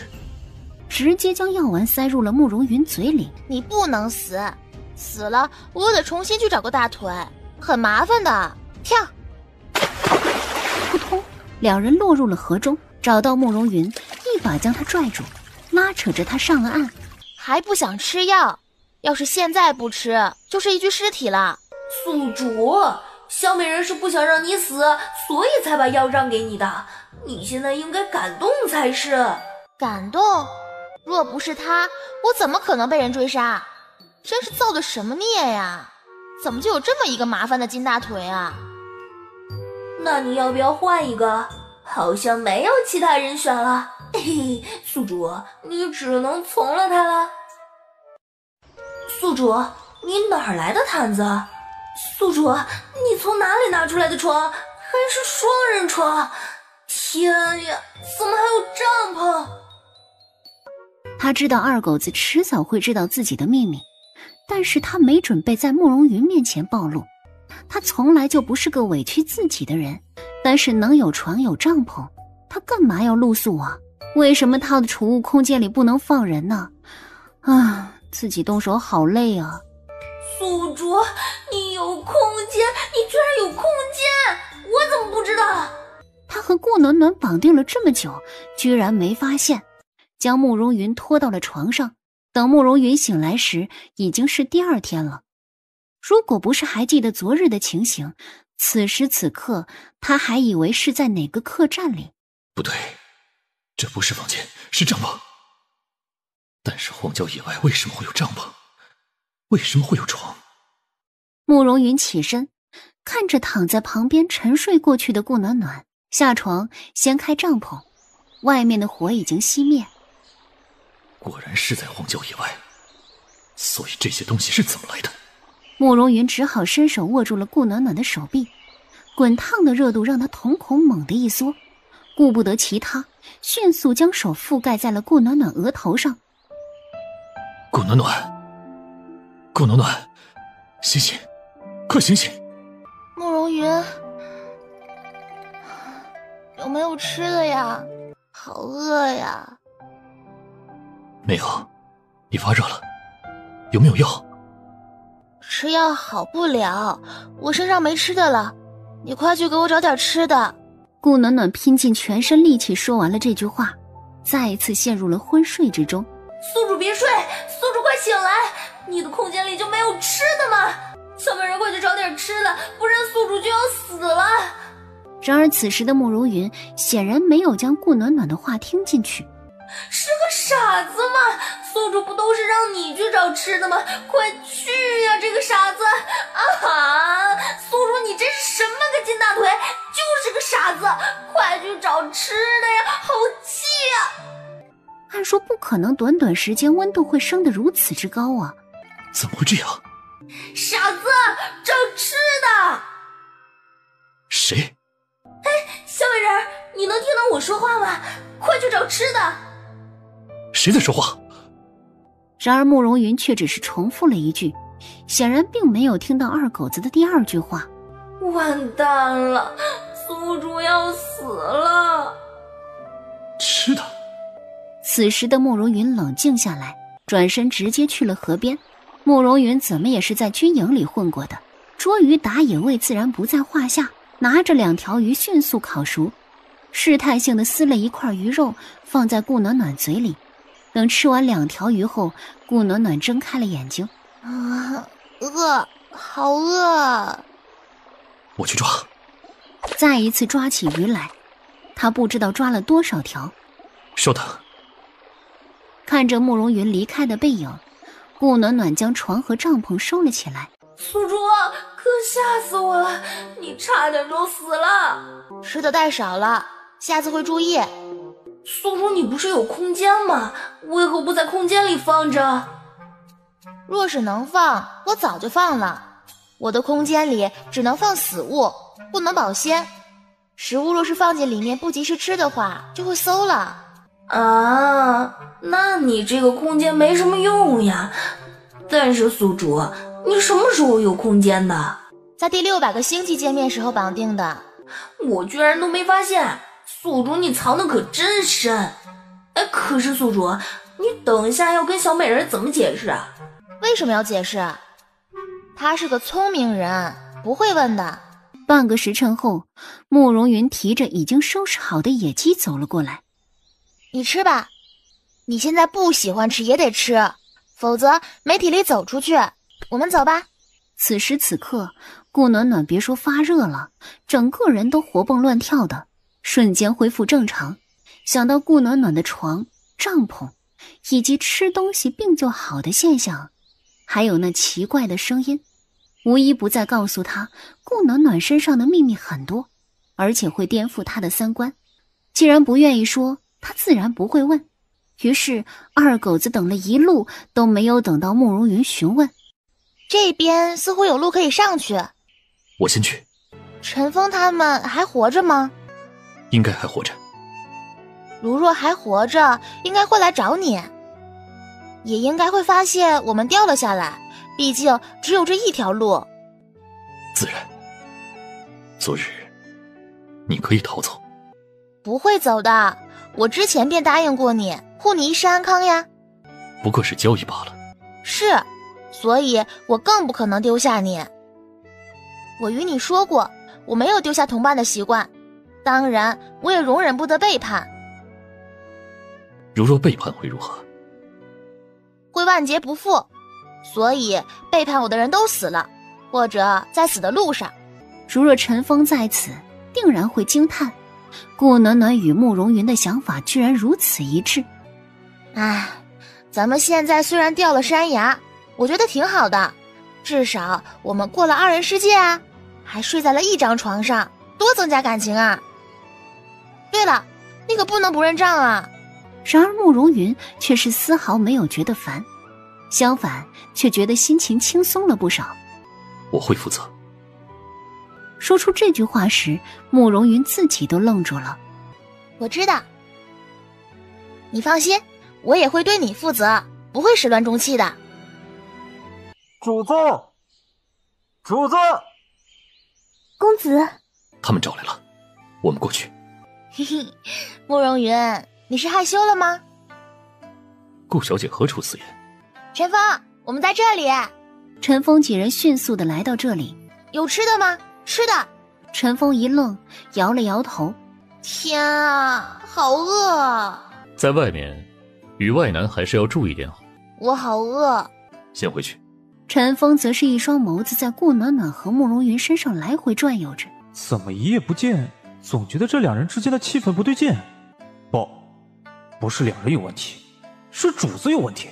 天意，送易姑娘回去。公子，一语想跟着您。军营重地，不宜有女子出入。走吧。陈峰立马让人驾着马车离开，而马车里，陈峰则是汇报着一夜所发生的事情。无非就是军营里的几位将军知道了慕容云没有回来，陈峰也没有隐瞒，直接将慕容云被人追杀的事情说了出来。如今他是以为慕容云已经死了。先不回军营。军营那边的事情，你只需要得到军心即可，其他的不用你动手，那些士兵自然会为你出头。当然，如果你们手中有这些将军与敌国合作的证据的话，不如抖露出来。毕竟，如若你们直接传给皇上，或许皇上并不会在意，指不定与敌国的合作是皇上受益也说不定。也该会会那些人了。看着慕容云回来时，几位将军心里已经是震惊的。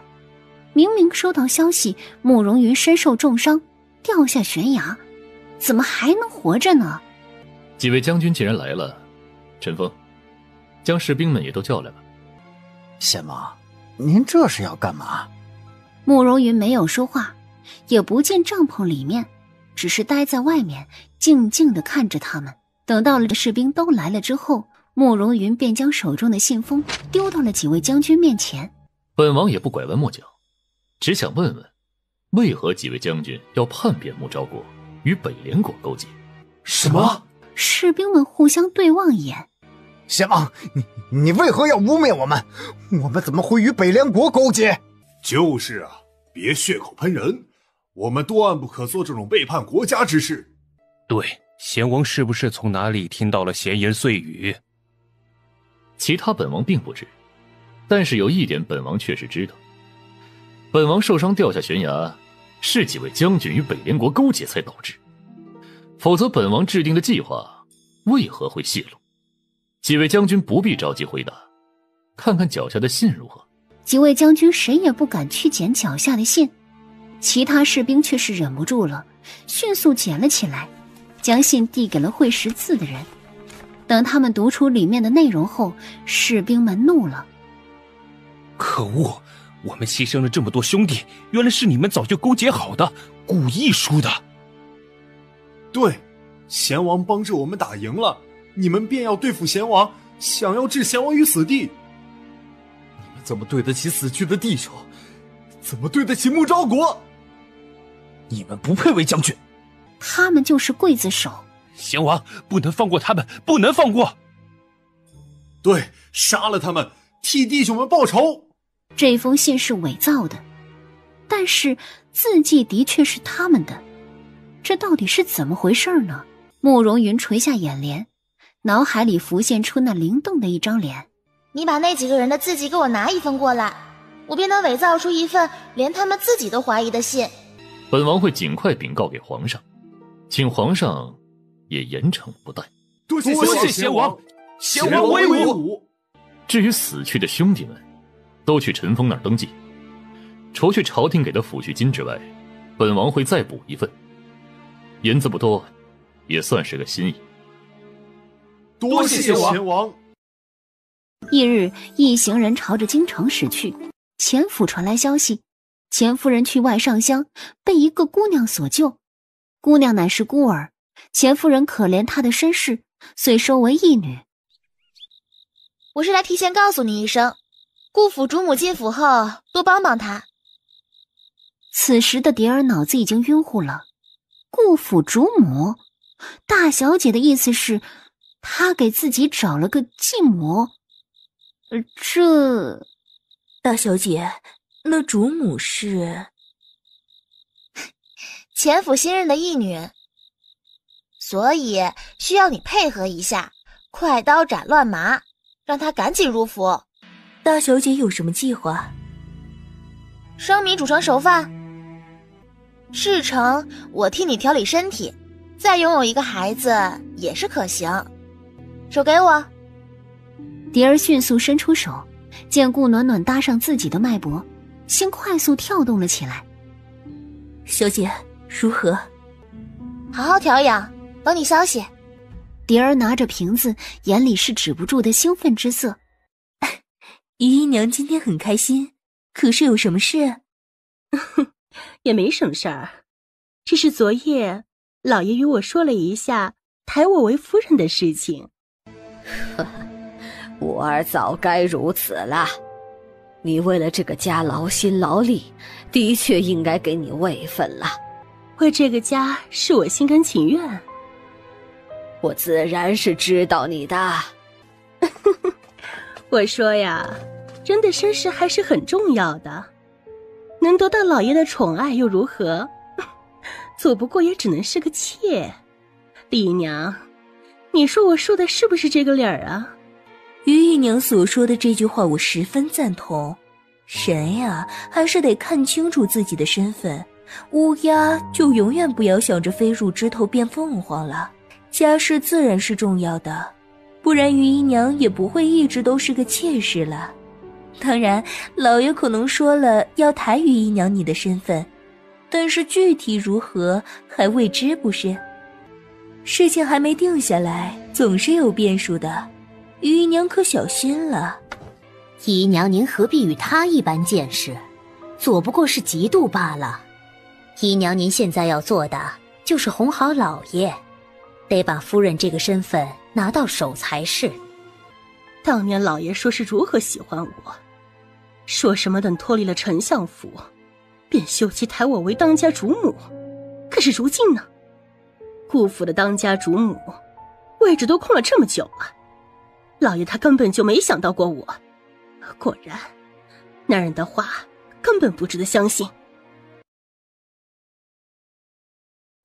到了前府，丫鬟看到了丞相府的标志，迅速迎了过来，刚走到一半就见到了另一个丫鬟，却见她低着头缓缓说道：小花，你先去外面守着，我带他们过去就好。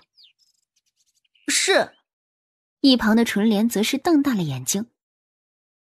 上弦，奴婢是领导小姐身边的侍女，是主子安排，现在便带2位小姐去见小姐。大小姐，略带嘶哑的声音传了过来。顾暖暖抬头，陌生的面容，不一样的声音，这一番易容倒是格外彻底。雏菊！扑通一声，雏菊跪在了地上。多谢大小姐。我还记得你想报仇，现在你可还是这样想呢？是，不敢忘了父母之仇。好，我让你去顾武身边，成为顾家的当家主母，拿到他所有的证据，拉他下马，如何？我明白小姐的意思，雏菊愿意。府中的蝶儿你可以用之，但是防人之心不可无。进入顾府，里面有我的人会跟你联系。多谢大小姐。暖暖，你跟贤王并不是因为方先生认识的，对不对？是，各取所需。你要对付顾家，有义父他们帮忙，为何还要去跟贤王扯到一块儿？我虽然不知道贤王是什么人，但是我曾经听义父提起过，心思之深，不是你能看透和掌控的。福宝，你可知道纸包不住火，就算我做的再隐秘，也总有一天会被发现。我选择贤王，让舅舅们也选择贤王，是因为贤王答应我能护住丞相府。我若是直接与2位舅舅对付顾家，到时候丞相府的敌人拿这件事做文章，该如何？舅舅他们终究只是臣子，但是贤王不同，他是先皇最疼爱的孩子，是皇亲国戚。福宝，你可懂？不好了，后院出事儿了！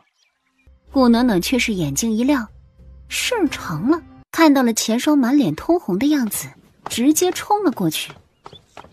钱小姐，发生了什么事了？这件事与你父亲有关。哦，让开让开，里面是我的父亲，发生什么事情了？顾小姐，你别喊啊！顾小姐，父亲，你怎么在铃铛小姐的房间啊？本来后面的人已经被钱夫人给拦住了，并不知道里面所发生了何事。如今听到顾暖暖的叫喊声，还有什么不明白的？床上，顾武呆呆愣愣地坐着，而床上的铃铛则是小声地哭着。义母，我也不知道为什么，顾大人突然之间闯入，就对我动手动脚。义母，是我给钱家抹黑了，我对不起您，义母。父亲，你醒过来了吗？爹，怎么会这样？爹，你说，你是不是被陷害的？陷害？顾二小姐的意思，堂堂黄花大闺女来陷害一个可以当她父亲的人？顾二小姐可别忘了，我们铃铛不过29年华，此时钱大人也匆忙而来。顾大人，旁边一叙如何？听到钱大人的话，迅速点了点头，踉跄着跟在钱大人身边去了另外一个房间。尚贤，你且说说刚刚是怎么回事？对，你说到底是怎么回事？我爹怎么会来后院？怎么会来钱大小姐的房间？奴婢也不知道，奴婢只知道顾老爷说掉了一块很重要的玉佩，便寻到这里来了。奴婢想着就帮顾老爷去找，等奴婢找到后回来，就发现了里面传来了小姐的尖叫声，然后奴婢就去叫了夫人。夫人，是奴婢的不是，奴婢当时慌了，忘记关上门，以至于被旁人看到。夫人，是奴婢的错。行了，就算你关上门，这件事儿也发生了。你胡说！我爹怎么会无缘无故的侵犯钱大小姐？这里面定然是发生了什么。那你倒是说说，发生了什么？我也想知道到底发生了什么。怎么其他人无事，就算计到了顾大人身上？还有，顾大人没事来后院做什么？他难道不知道后院是女眷的住处？此时的顾武和钱大人走了进来，顾武朝着钱夫人做了一个揖。是我的错，我多喝了几杯便醉了，以至于发生了这样的事情。钱夫人，既然是我顾武做错了，自当是要负责的。顾大人准备如何负责？如今铃铛小姐已经是我的人了，我自然……对，爹是个负责任的人，自然会纳铃铛小姐为妾。爹，对吧？顾二小姐真是好厉害，居然决定起自家长辈房中人的事情。我也只是着急罢了，哪里能插手父亲的事情？既然如此，那顾二小姐还是闭嘴的好。果然是树，上不得台面。顾二小姐还是跟顾大小姐好好学学，什么时候该说话，什么时候该闭嘴。这件事明日再谈。不管如何，今日的宴席还是要继续下去的。顾向燕顾不得参加宴会，直接朝着顾府奔去。二小姐这是怎么了？臣婢凤梨外面看着。姨娘，我们进去说。顾向燕将刚才在钱府发生的事情说了一遍。你说什么？你爹他居然做出了这样的事情！姨娘，你先别激动，这里面定然是有人陷害，但是我看爹爹的样子，似乎并不知道是谁，也只能自己认了。亏我往日如此信任他，嘴里说着只对我一个人好，却先是纳了青楼女子，后又有那钱家大小姐。还好我已经醒悟，你爹这是用刀在刺我的心呀。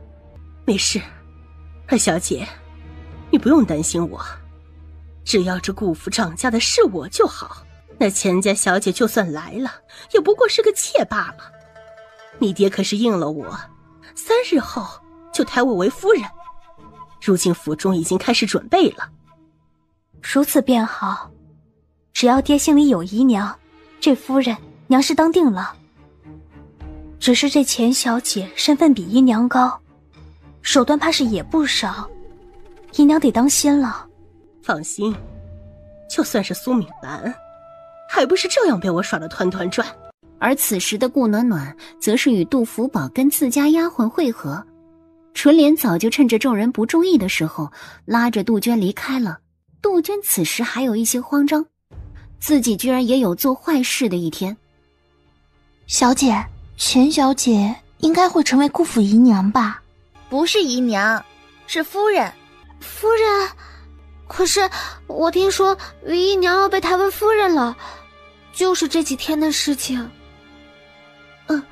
这件事我也听说了，茶楼里都在谈论，毕竟是姨娘成夫人，还是十分少见呢。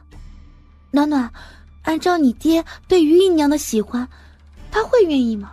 你不了解我爹，骨子里是自私自利的，女人对于他来说可有可无。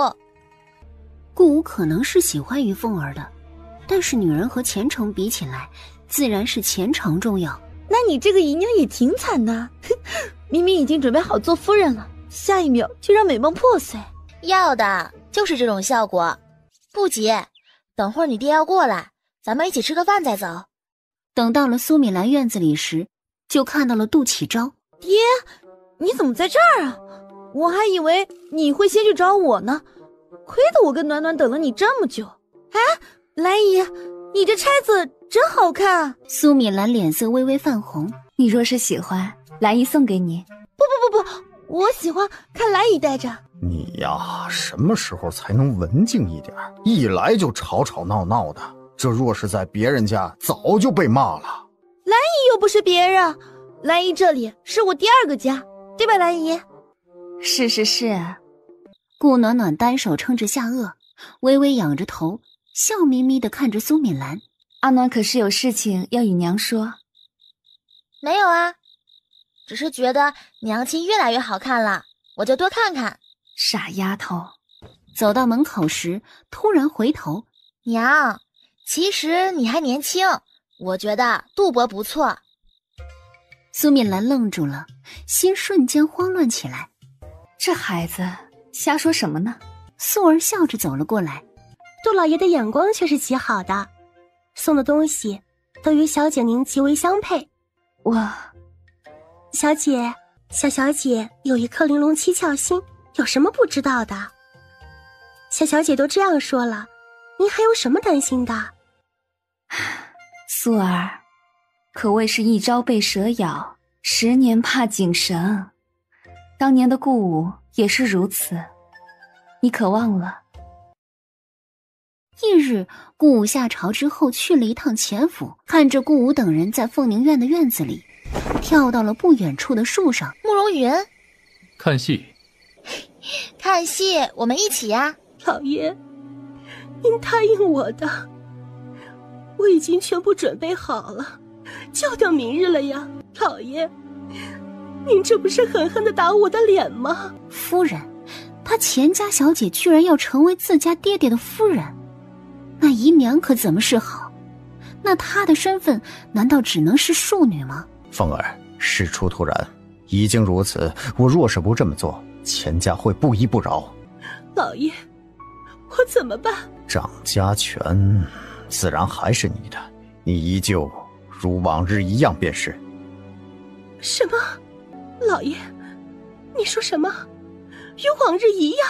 老爷，你可是答应过我抬我为夫人的，如今话已经传出去了，府里也开始准备了，你依旧如往常一样，让我如何做人？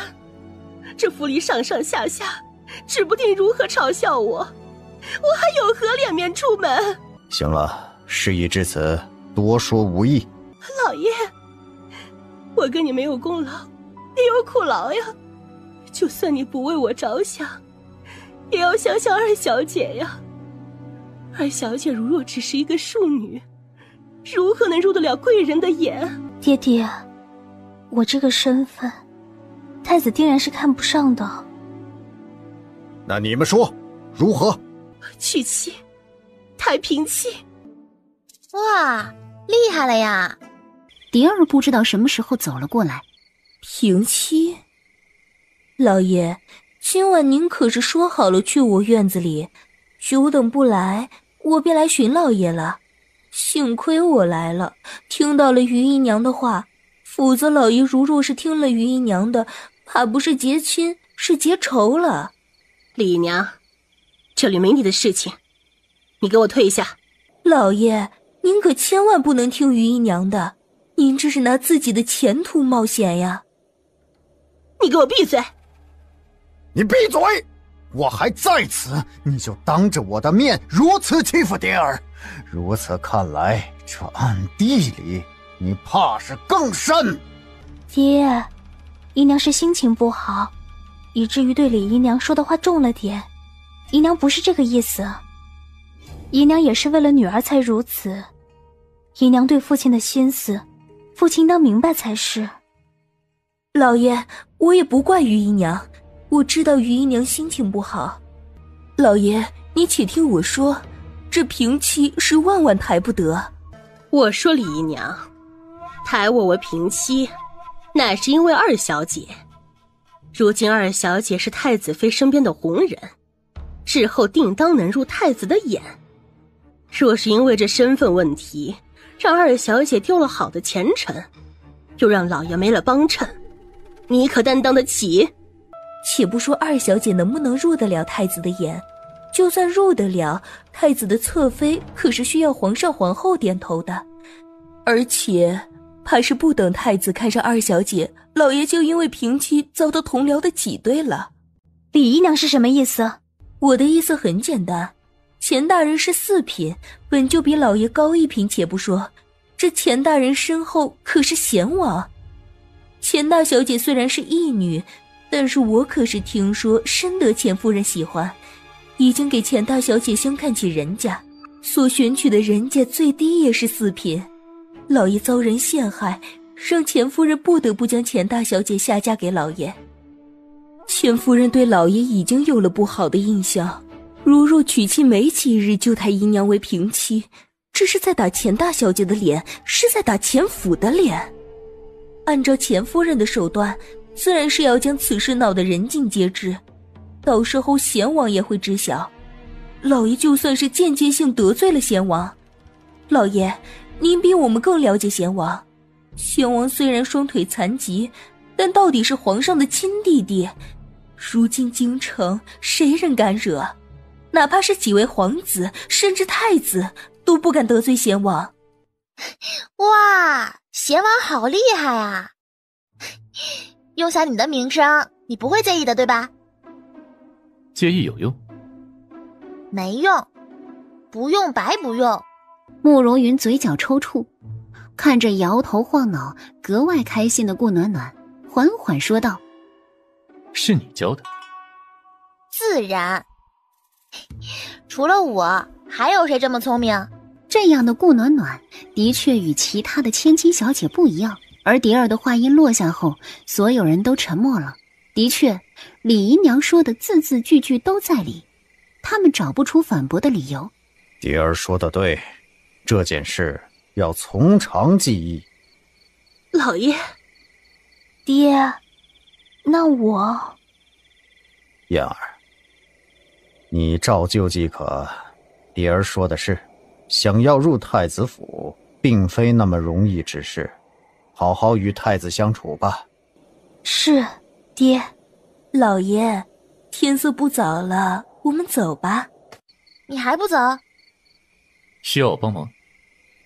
不用，我自己来。我先走啦。慕容云皱了皱眉头，悄然跟了上去。顾暖暖并没有回苏府，而是来到了风起他们所住的院子。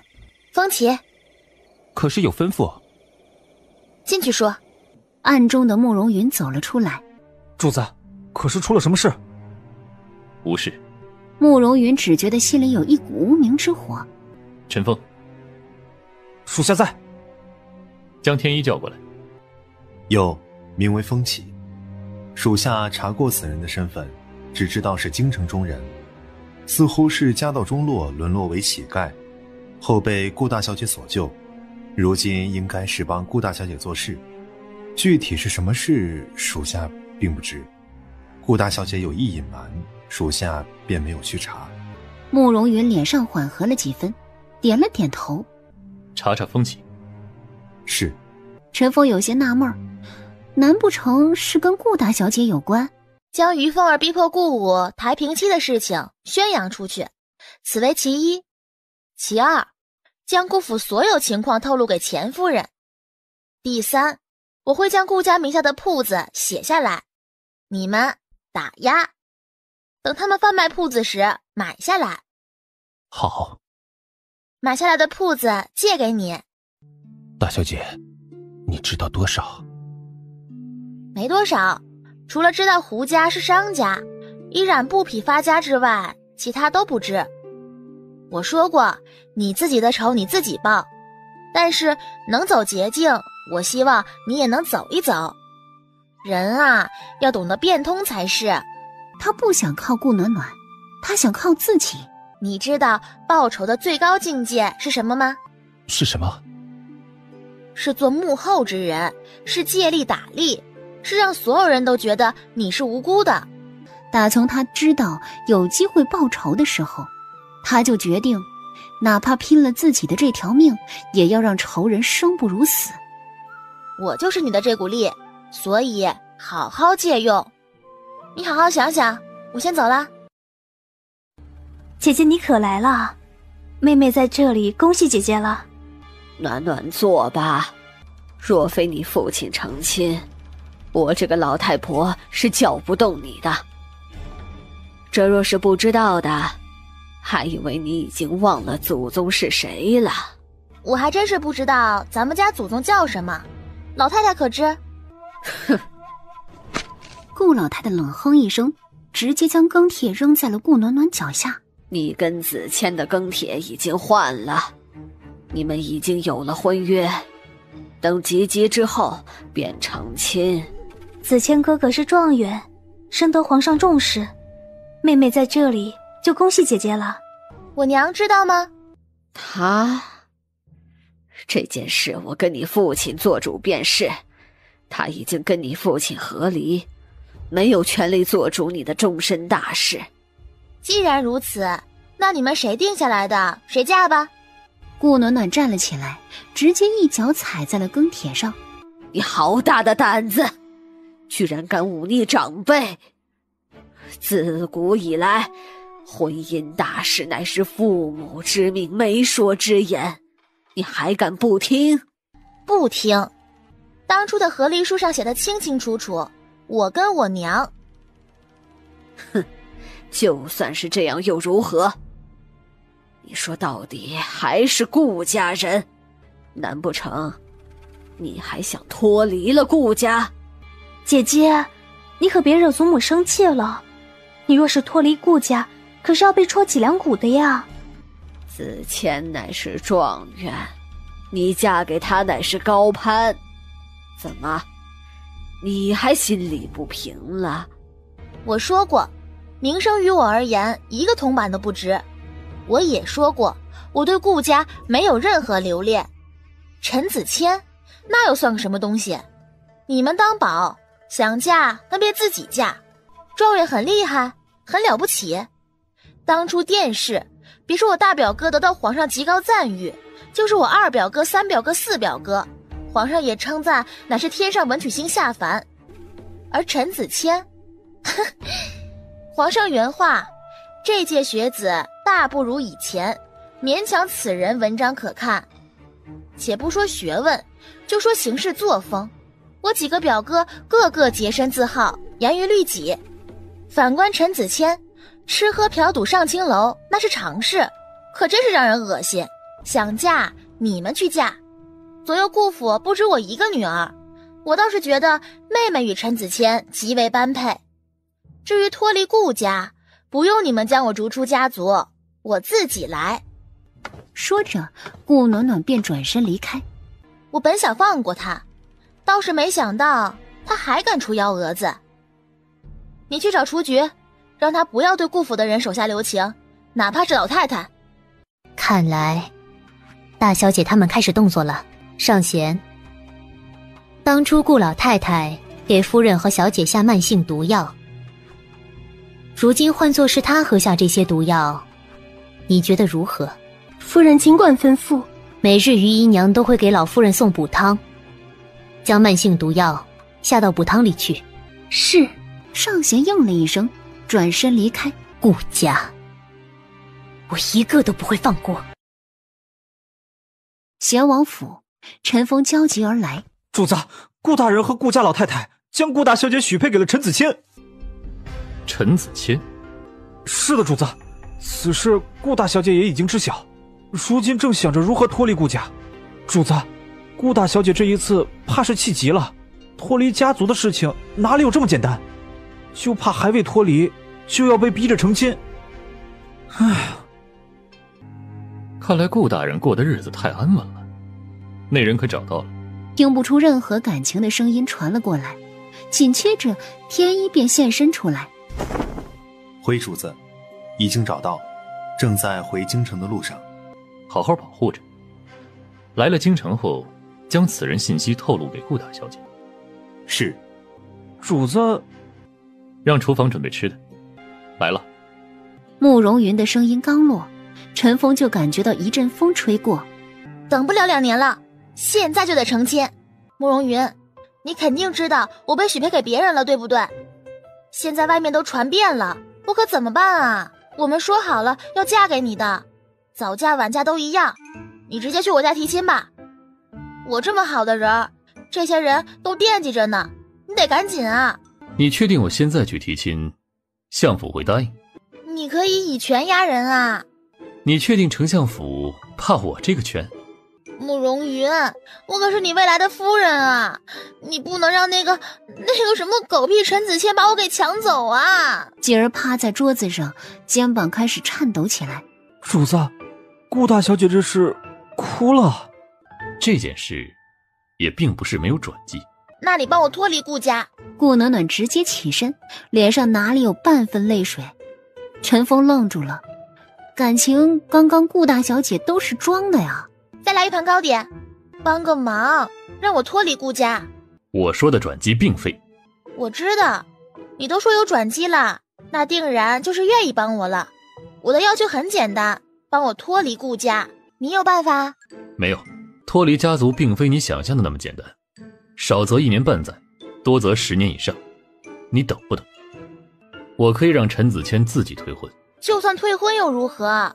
指不定我爹又整出什么幺蛾子。看着顾暖暖没了往日的活力，不知道为何，慕容云也觉得心情突然之间沉闷了许多，一股烦躁涌上心头。内外夹击，顾大人没有时间来管你。内有雏菊，外呢？我脸上的神色瞬间变换，那灿烂的笑容带着小狐狸般的精明。多谢贤王，就这么说定了，再见。看着顾暖暖欢快的背影，慕容云轻笑2声，语气里带着无奈。还真是个小狐狸，都算计到我头上来了。下官见过大人。陈大人，有人状告你背信弃义，贪图荣华富贵，以至于抛弃糟糠之妻，可有此事？绝无此事啊，大人。杨柳，原来陈公子还记得我这个未婚妻子，这是你与我定亲时交换的信物，我手中还有文书一封，你可还认？杨柳，我还想问问，当年你将我父亲抛弃在人生地不熟的云城，可有愧疚过？如此忘恩负义之人，引起了不少人的谩骂。杨柳，我也是迫不得已啊。陈大人，你倒是说说，你是如何迫不得已？当年的确如杨柳所说，我将徐先生安置在了客栈，但是我给了银子，让客栈老板代为照料。我离开徐先生，并非是不想照顾他，而是因为那时杨柳突然不见，我担心他的安全，到处寻找他。有人说看到他被2个歹人抓住，朝着京城走去，我这才寻了过去啊。待我到了京城后，立马派人去寻先生，没想到得到了先生已经入土的消息。我的确与你有婚约，但是我以为你不在人世，这才答应了表舅，与大表妹定亲。如若我知道你还在，又怎么会做出如此忘恩负义之事？他从未想过有人如此的不要脸。如若真的派人前去询问自己的父亲，又怎么会不知道自己还活着？如此说来，如今我还在，我们的婚约还生效，那陈公子是不是要与顾大小姐解除婚约？这件事是我的错，但是顾大小姐也是无辜，如若因为此退亲，对她也是不公平。陈公子是想2个都要？真是不要脸，顾小姐才不愿意与陈公子定亲。这位姑娘可不要乱说，我与大表妹青梅竹马，一同长大，自然是有感情的。与陈公子青梅竹马的是顾二小姐，可不是我顾暖暖。我倒要问问，我对你哪儿来的感情？顾暖暖见过杨大人，既然此事与我有关，还请大人原谅暖暖的冒昧出声。表妹，这里不是你能来的地方，你身为女子，怎可当众谈论自己婚事？还是赶紧离开吧。为何不能？我的事情，我自然有权利发表意见。我们已经定亲，大表妹，你该听我的才是。刚刚大表妹所说的话，我就当大表妹过于生气，就不与大表妹计较了。这里的事情，我定然会给大表妹一个答复。大表妹还是先离开吧。这人真是过分。小姐还没嫁过去了，就让小姐听她的，凭什么呀？定亲？不好意思，今日我的目的就是为了取消婚约。我们的婚约是表舅亲自定下的，怎么可以说取消就取消？今日杨大人作证，我要与陈子谦解除婚约。顾小姐，这婚姻大事乃是父母之命。是，我父亲并不知道陈子谦已经有了未婚妻子，所以才给我定下此婚约。如今知道了，是断不会再继续的。婚事乃是父母之命，媒妁之言。虽然我娘与我父亲和离，但是毕竟是10月怀胎生下我的娘亲。陈公子却是一次都没有上门拜访过我娘，如此不尊重我娘的人，我为何要与他定亲？自然是要拜访苏夫人，只是还在准备礼物。我娘住在何处？连地址都不知道，你却还要欺骗众人，你会去拜访我母亲？当初我与杨柳定亲，本就没有过名录，只我与他家人知晓。当年我们定亲，全村的人都知道，是村长给我们做的公证。杨柳，我们的确定亲，但是并没有交换庚帖，说到底都是假的。杨大人，如若陈公子忘恩负义，不遵守承诺，该如何？背信弃义之人，自然要根据事情大小进行判决，小则训斥几句，大则打板子。杨大人，我有证人，证明陈子谦陈大人满嘴谎言。等村长出现时，陈子谦脸上这才露出了慌乱之色。等村长将事情说出来后，众人满脸震惊。大人，求大人给我做主，民女和村长的话足以证明陈公子说谎。既然做不到，为何要承诺？哼，我看陈大人就是一个想要攀高枝的人，怕是知道这位姑娘被歹人害了，心里暗暗高兴，否则怎么会连官都不报？毕竟是自己的未婚妻子。顾府管家既然也来了，就请管家跑一趟，将我爹请来。我倒是想问问爹，为何要将我许配给这样一个品行低下之人？如若爹爹到现在还不取消我与陈子谦的婚事，我宁愿去死。我死了，就是我爹逼我的，我爹就是凶手。衙门里，陈子谦脸色微微泛白，管家匆忙而来，连忙说道：我们家老爷也是不知此事，确实没想到表少爷许下了如此诺言。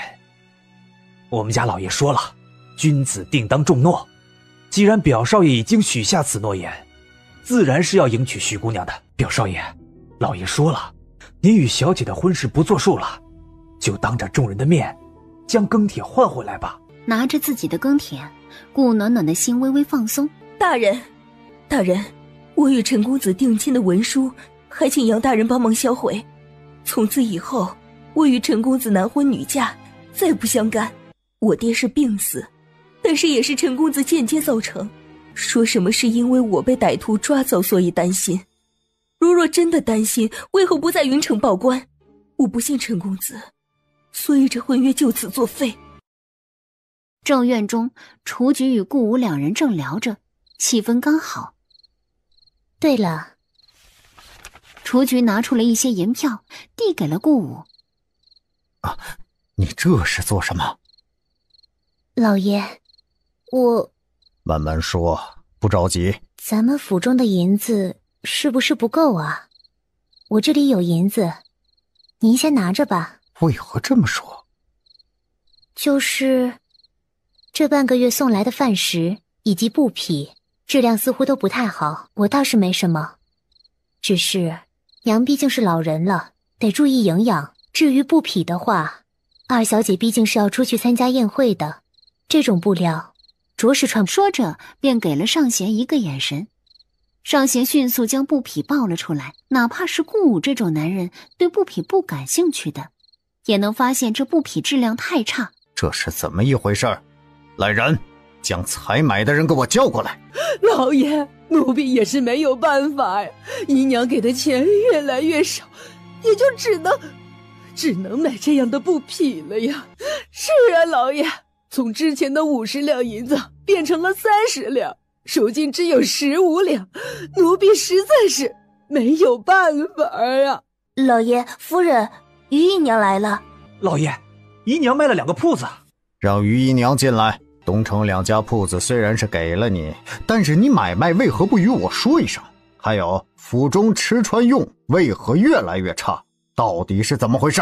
等反应过来时，顾武已经让人去拿账本了。于凤儿的心猛地提了起来，当家自然会有他没。自从他知道男人靠不住后，便开始存钱。这是怎么回事？铺子怎么亏损这么多？老爷怕是不知道，京城新开的香旺甜品铺子格外火热，吸引了不少百姓。切身看了一下，这2家铺子刚好在甜品铺子两边，亏损也是正常。顾武看了一眼自己的小厮，见小厮点头，神色这才缓和了几分，拿着账本继续看着。燕儿短短10日就买了5套首饰，6套衣服。老爷，看来咱们府中的花销都用来给燕儿提供衣服首饰了。只是这也不怪燕儿，老爷也知道这些日子的宴会有点多，马上就是太子妃设宴，所以燕儿要了这么多衣裳也是正常。是啊，老爷，我可是1分钱都没有多花呀。如今我虽然不管家，但是于姨娘如若差银子，便来与我说，我若是有，定当拿出来。于姨娘没有嫁妆，想补贴也没有办法，就让我来吧，终归我们是一家人。是我的错，老爷。而雏菊则是善解人意地安慰了顾武几句，顾武便离开了。铺子会越来越亏损，但是宴会可不会少。这掌家权我不去夺，我让于凤儿亲手送给我。怎么回事？小姐并没有看到大小姐的人不在，那能去哪里？没想到皇上会突然之间出现，而且大小姐也不在。我们回去。别啊，你们还没说到底想做什么呢？你怎么会在这里？你们不是找我吗？说吧，找我有什么事？你一直都在这里？对啊，我跟着你来的呀。放心，我什么都不知道。闻言，顾向燕松了一口气。但是你们说的话我都听到了，你们同时找我跟太子，到底要做什么？你们是想让别人看到我跟太子在一起，这样一来毁了我的名誉？没有，太子岂是我能叫来的？你听错了。行吧，你说听错了，那就听错了吧。那你叫我来做什么？姐姐，我让凤梨叫你过来，只是有些话想对姐姐说。我知道小时候我不懂事，做了很多对不起姐姐的事情。如今我长大了，也明白了许多。顾府只我们2姐妹，我们自然是要相互帮扶的。姐姐你说呢？如今我想与姐姐交好，姐姐愿意吗？原来妹妹是想跟我培养感情啊。是的，姐姐，你觉得如何？你确定这里不会有人来？的确没有人来。既然是培养感情，我觉得光说说是不行的。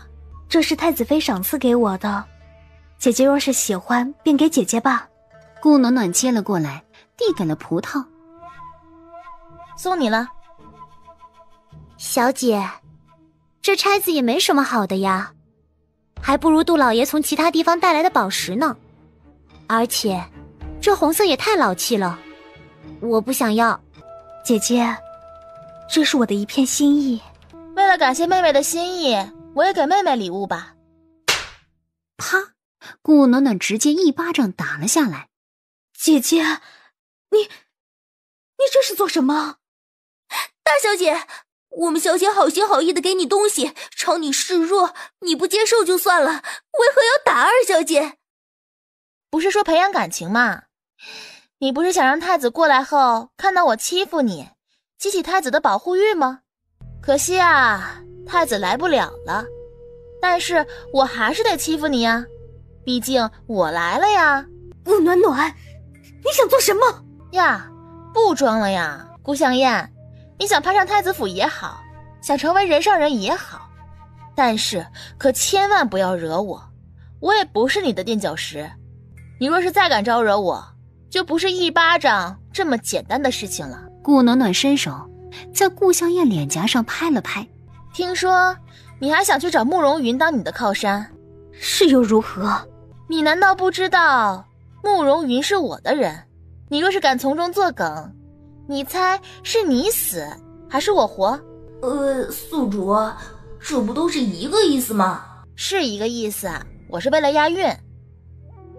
二狗子无语。蠢。顾暖暖笑了，朝着葡萄面前走了几步后停了下来，手中的银针突然朝着顾向燕射了过去。顾向燕只觉得脸颊一痛，迅速摸了过去，看着手指上的血迹，脸色陡然变得苍白。你放心，没毁容，只是想提醒你，说话做事的时候可千万别带上我，否则就是真正的毁容了。燕儿，你的脸是怎么回事？快叫大夫！祖母，我没事。太子妃已经赐下了药膏给我，不会留疤痕的。可是在太子府中发生了什么事情？没什么，只是自己不小心罢了。方姑姑，你去打听打听。是。方姑姑自然是询问凤梨。凤梨虽然也害怕顾暖暖，但是想到能借着老夫人的手惩罚顾暖暖，便将顾暖暖欺负顾向燕的事情说了出来。听此，顾老太太十分气愤。好一个顾暖暖，居然做出这样的事情！这若是伤口再深一点，岂不是要毁了燕儿的容貌？小年龄如此歹毒，果真跟他娘一样。你明日就去丞相府，就说我这个做祖母的病了，让他来市集。顾老太太院子里，顾暖暖被方姑姑带着来到了床边。祖母，这是怎么了？老夫人这是感染了风寒，一直发热。大小姐学了医术，定然能将老夫人治好，对吧？感染了风寒啊？那我来看看到底有多严重吧。伸手搭在顾老太太的脉搏上，本来以为顾老太太装病想要折磨自己，却没想到搭上脉搏的那一刻，顾暖暖眼里划过一丝异样。看来祖母是真的病了。暖暖来了，这几日就麻烦暖暖了。祖母，你这病我可什么都做不了。怎么，给祖母市集你还不愿意了？哼，你娘不好好教你，我这个做祖母的教你。方姑姑。是，老夫人。去，好好教教暖暖，这几日就让暖暖照顾我了。祖母，你感染了风寒，燕儿来看看你。姐姐从未做过这事儿，自然是不会的，还是让燕儿来吧。姐姐，你坐。说着，直接走到一旁坐了下来。还是燕儿懂事，你若是有燕儿半点懂事，如何让我一个老婆子操心？你看看你，我让你过来市集，不是让你来吃东西的。方姑姑，去，让她去把我昨日的公桶洗了吧。祖母，姐姐毕竟是大家千金，这样不好吧？有什么不好的？给祖母刷公桶，若是被其他人知晓了，只会说她孝顺，还不快去？不去。大胆！怎么，我还使唤不动你了？是，祖母可是想用名声来威胁我。祖母尽管说我不孝，我不介意。如若祖母只是想借着市集的事情为难我，大可不必，因为我不是个逆来顺受的人，我与祖母本就没有感情，祖母何必假惺惺的？你闭嘴！请家法！怎么，你还不服气？给我跪下！我是你祖母，打你是管教你。来人呀，将鞭子给我！看着快速走过来的雏菊和蝶儿，两人刚到没多久，于凤儿也走了过来。大小姐是怎么回事啊？这才刚回到顾府，怎么又惹得长辈生气了？娘，这是怎么了？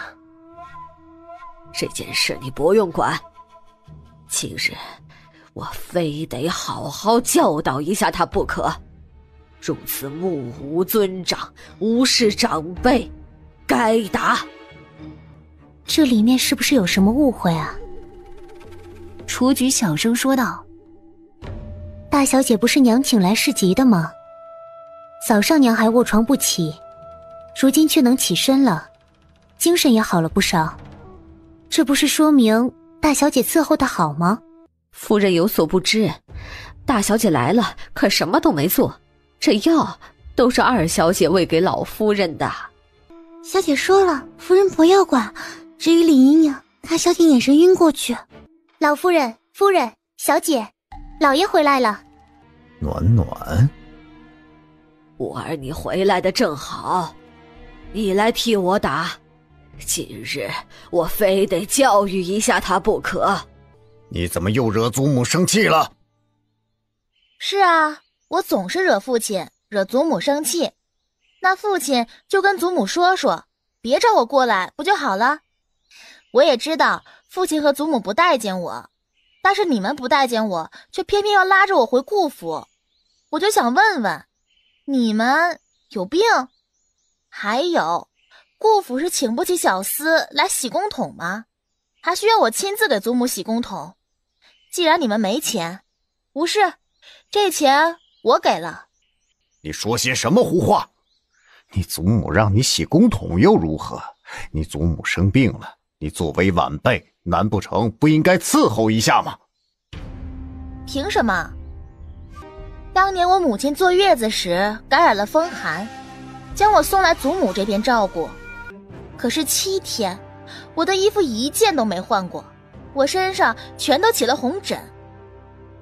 我2岁时身体不适，不想吃东西，因此没有吃完祖母赏赐下来的饭菜，祖母却让方姑姑逼着我吃下去，以至于我上吐下泻，差点要了我的性命。我5岁时，我无意中打碎了祖母的花瓶，祖母罚我3天不吃饭，且抄写100遍佛经。如若不是我小表哥发现我晕倒在佛堂，如今我已经死了。祖母这样对我，我为什么要事急？我还得等着呢，等祖母老了，我也想让祖母尝尝大冬天跪在雪地1个时辰之久，感染风寒，让她自生自灭。你怎么如此歹毒？上梁不正下梁歪啊，父亲！孽子！顾武扬起手就想打下去，顾暖暖的这句话可是将顾家的人骂了进去。然而小饼子却是挡住了顾武的手。哎呀，大小姐，你这是做什么呀？怎么还跟自己的父亲动起手来了？真是要不得呀！赶紧的去请大夫。于姨娘，你这是做什么？都说家丑不能外扬，你这样大喊大叫的，岂不是让所有人都看顾府的笑话？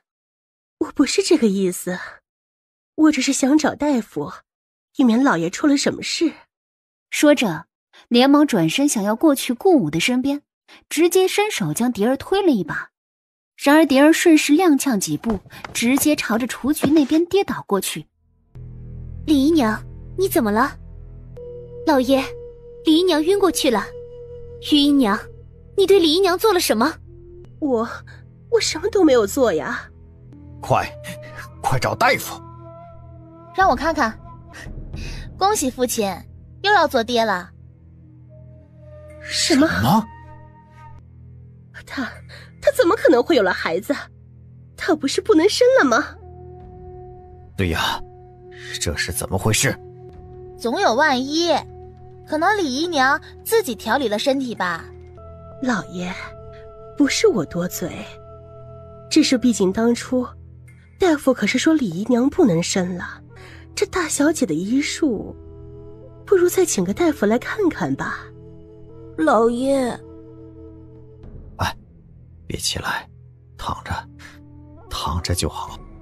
老爷，我这是怎么了？你有了。好啊，好！哎呀，咱们顾家好久没有喜事儿了。她又怀上了，果然大小姐没骗她。大夫啊，您快给看看。恭喜大人啊，喜脉呀！好好养胎，若是缺什么，尽管跟余娘说。哦，对了，今日开心就算了，但是你还是得给祖母试疾。我想说，这试疾嘛，怕是没用了。毕竟祖母身体里的毒已经深入骨血，无药可治。我怎么会中毒啊？是谁害我呀？五儿，你赶紧查，到底是谁呀？解药，一定有解药。五儿，娘不想死，娘不想死啊！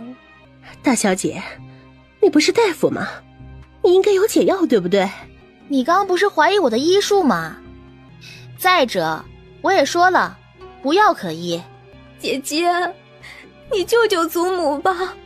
当初你和苏夫人不是也中了毒，不是找到解药了吗？为什么祖母的毒你就解不了？姐姐怎么忍心看着祖母死去？我忍心啊。姐姐，我忍不忍心不是重点，重点是没解药了。妹妹不是跟太子关系好吗？去让太子请太医来，就能证明我所说的到底对不对了。对，请太医。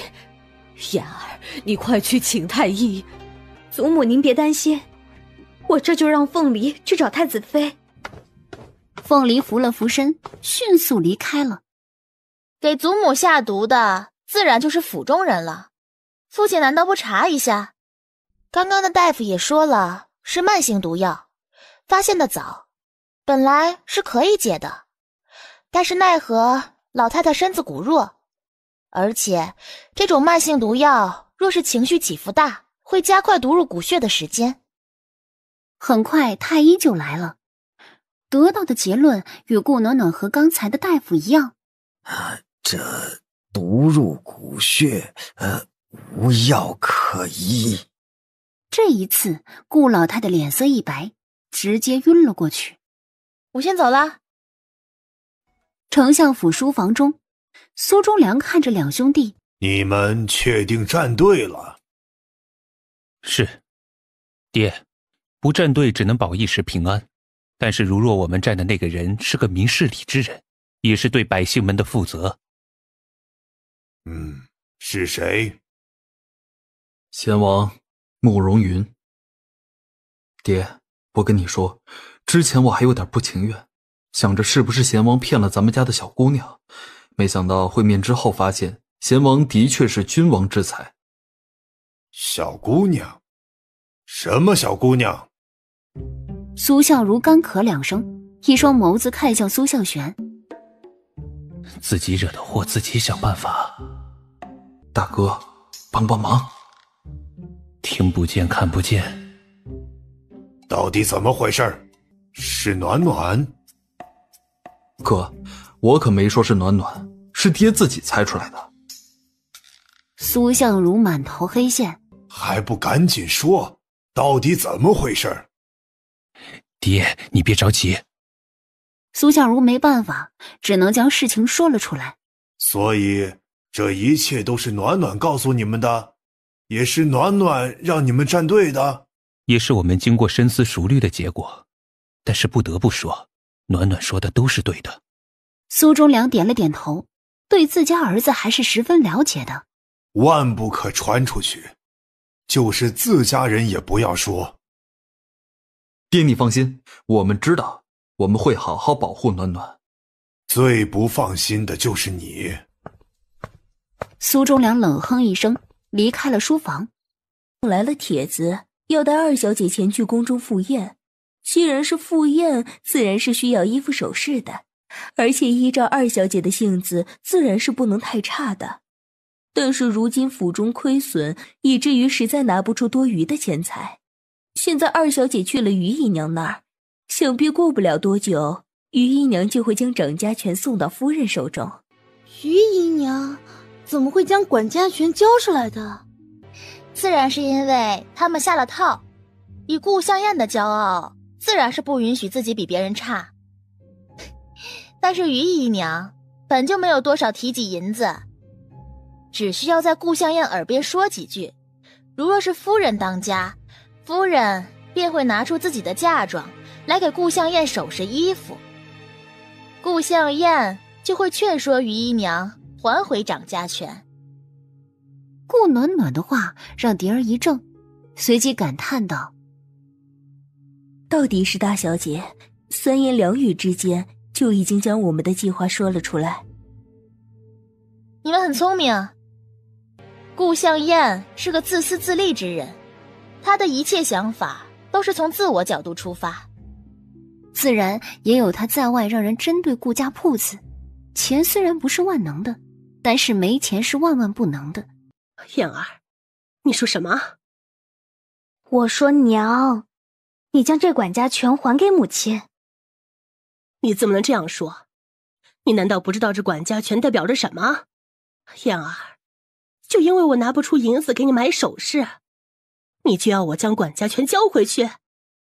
娘，我知道你不愿意，我也不想，但是我要参加宫中宴会，如若我的衣服首饰比别人差，我如何能脱颖而出？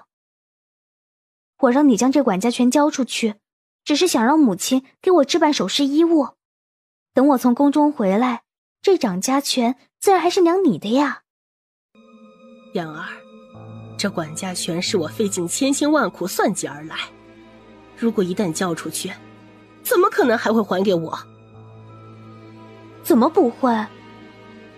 顾香艳迅速说道：你只要跟父亲说是让母亲暂代，等你查出给祖母下毒的凶手之后再来管家，这样一来父亲自然会同意。再者，这一次宴会上我一定要入太子府，到时候别说掌家权，就是平妻，我这个做女儿的也会跟你争取。说着便在于凤儿耳边说了几句，说着于凤儿便带着陈璧飞快地朝着书房走去。既然掌家权收回来了，就不要再被夺走了。不会，接下来于凤儿自己都会自顾不暇。好，我等着你的好消息。这是怎么了？老爷，查到凶手了，就在老夫人院子里。哦，走，我倒要看看谁这么大胆子，敢对老夫人动手。老爷回来了，一切都听老爷的吧。这人证物证都在了，就算是老爷回来了也改变不了什么。不过也是，这么大的事情必须是得老爷回来才能定罪的。老爷，娘有些不好，您要不先去看看？不是说抓到凶手了吗？怎么回事？这……到底怎么回事？老爷，夫人怕是不敢说了，毕竟刚刚可是被那个凶手打了一巴掌。我可是不怕的，毕竟这种人跟我生活在同一个屋檐下，指不定下一次毒死的就是我了。老爷，这凶手就是于姨娘于凤儿。什么？老爷，他们是血口喷人，我没有啊。老爷，我再怎么样也不会对娘下手啊，我跟娘之间的感情，老爷你应该知道啊。老爷，本来此事我们也不想相信是于姨娘所为。我虽然是孤女，但是好歹我义母教导了我许久，我也是知道如何管家的。待我接手后，我发现了一些不对劲，便让上贤去打听一番。没想到老爷要不先坐下来，于姨娘也不要着急，事情已经如此，自然是要查清楚的。还有什么好查的呀？证据都在这儿了。要我说呀，于姨娘还是坦白从宽吧。指不定老爷念在你们的情分上会放过你呢。谁敢？五儿，不管如何，这个凶手一定要处死他。是他害的我要让他给我陪葬。娘，您先别激动啊，您先去休息，这里有我呢，我一定查清楚。不，我就在这里坐着，我要看看这凶手到底是谁。夫人，你说。我接手管家权以来，便对各个院子里的补品查探了一番，特别是娘和李姨娘的院子。李姨娘怀有身孕，自然要注重营养，而娘如今身体不适，更是一丁点差错都不能有。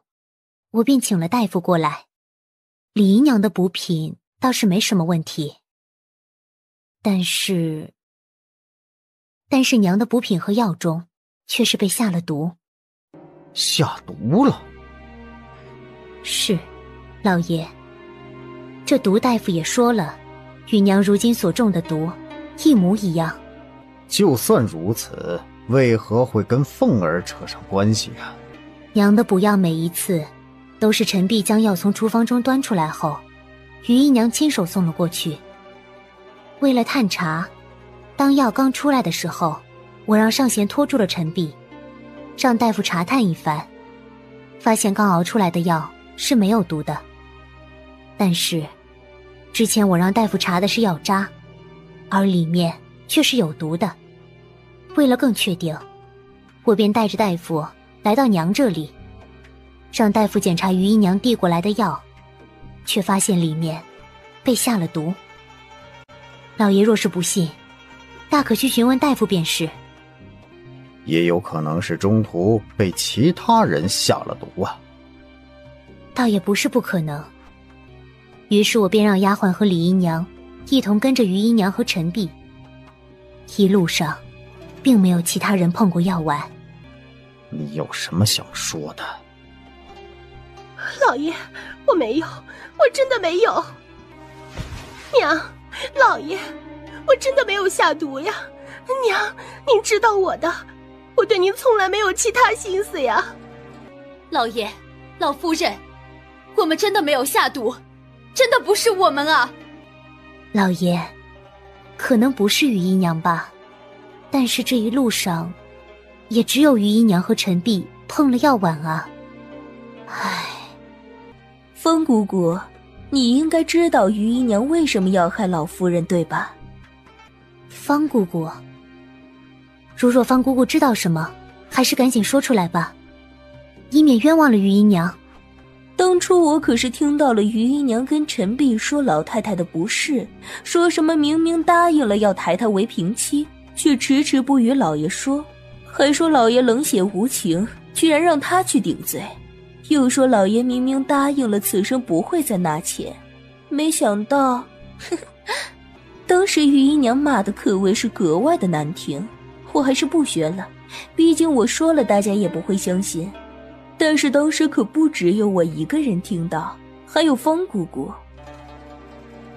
不，我没有，你别血口喷人，你再乱说，看我不撕烂你的嘴。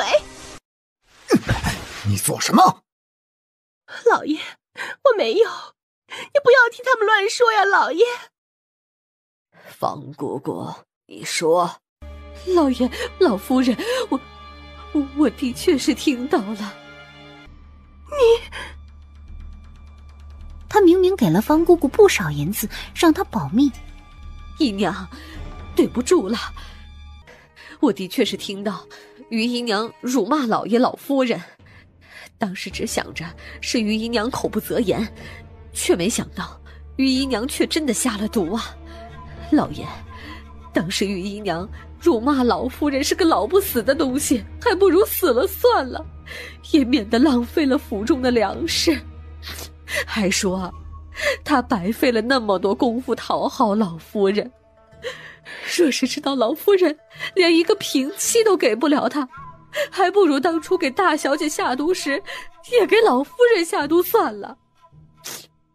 于姨娘还说，老爷也是个负心人，明明答应了姨娘，让她成为当家主母，却没想到又哪理姨娘呀？于凤儿，你居然敢给母亲下毒！我没有，老爷，我没有，不是我。顾一巴掌狠狠地打在了于凤儿的脸上。我对你如何，你难道心里不清楚吗？为了你，我宁愿得罪丞相府，哪怕你是个妾室，该给你的体面一点儿都不少啊！更何况是母亲，母亲在我面前说尽了你的好话，你却下毒毒害母亲。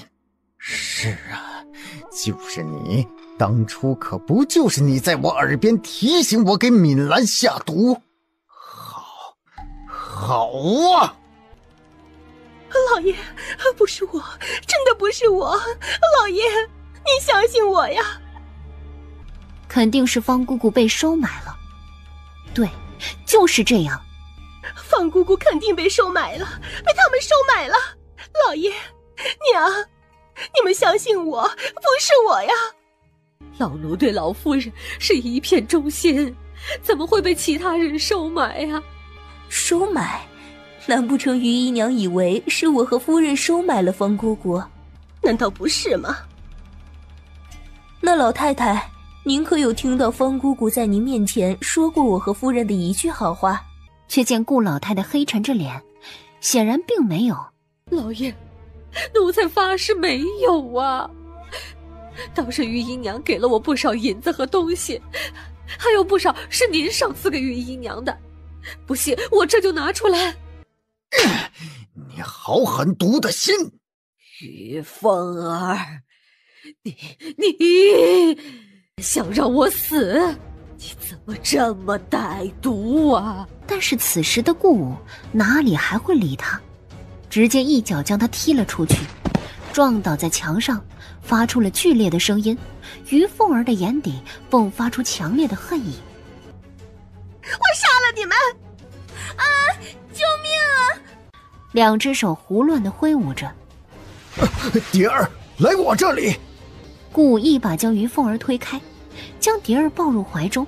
于凤儿从地上爬了起来，却是朝着顾老太太冲了过去。快，将于凤儿抓住！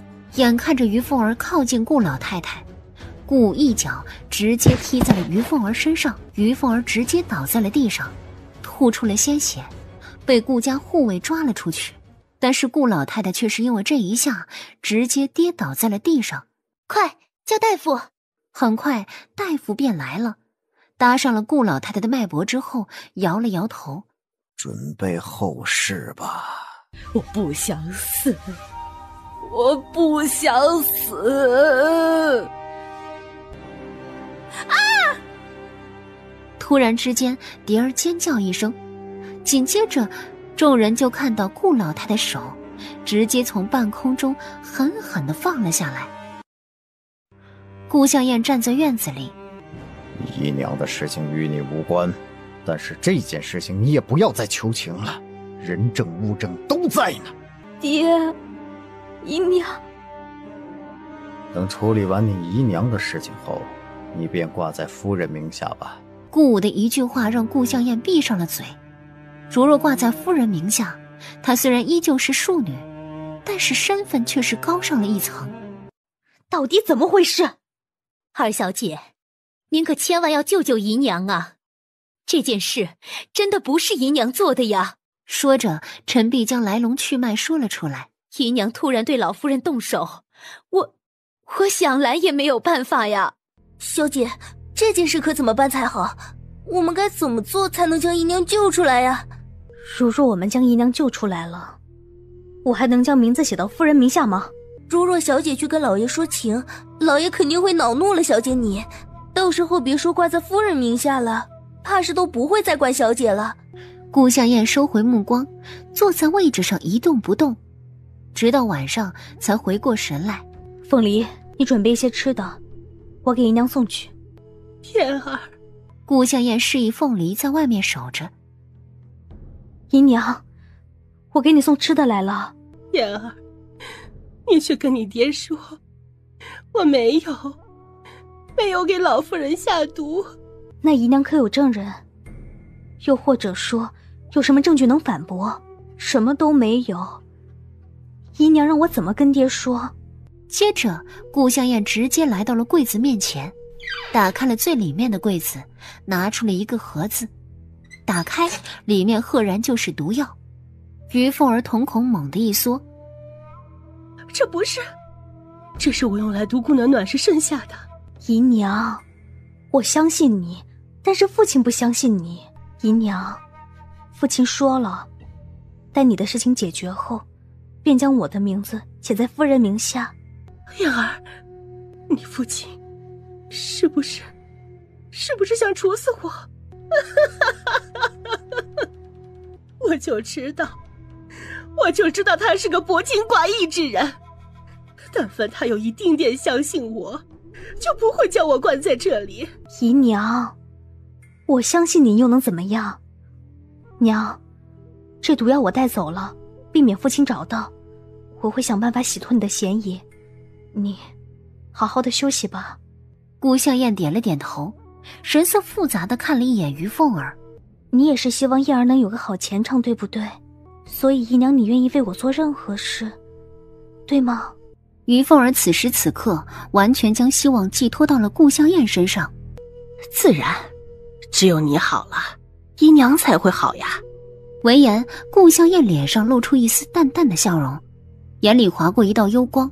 好。走到院子外时，顾向燕停下脚步，回头看了一眼关押着于凤儿的房间，随即转头看向一旁的护卫，将手中的毒药拿了出来。这是从姨娘的院子里找出来的，交给父亲吧。姨娘给祖母下毒，虽然是我生母，但我也不会包庇。护卫见此，大吃一惊，立马接了过来，朝着书房奔去。小姐，姨娘左右是要死的，而我这样做，在父亲看来，便是大义灭亲，会让父亲更加怜惜我。只有姨娘死了，众人才会忘记姨娘。过不了多久，他们便会相信，我从小是养在夫人膝下的。凤梨，我好了，你才能好，你懂吗？娘，你放心，我会替你报仇的。凤宁院的护卫已经调走了，还真是出人意料啊。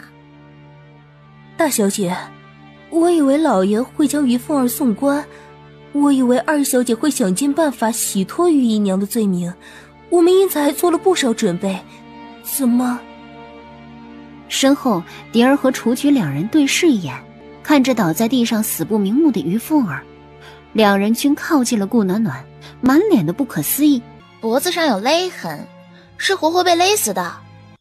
于姨娘虽然为达目的不择手段，但是对顾向燕却是极好。但是顾向燕的所作所为也太令人心寒了。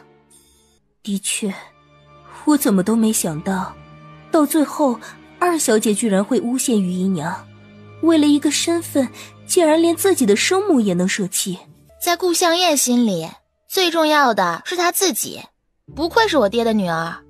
顾老太太和于凤儿都已经死了，现在就只剩下顾武了。顾武的事情，小姐已经有了计划。你是个聪明人，不错，你不用动手，看着便是。我需要你帮忙。一直以来，兵部尚书这个位置都有争议，不少人都在抢这个位置，但是皇上一直没有松口，直到前几日才有意我父亲。其实皇上之前也有意我父亲，只不过是因为你也举荐了我父亲，才让皇上迟迟拿不定主意。现在我想让你举荐其他人。你知道了我的计划？无非就是先捧后衰。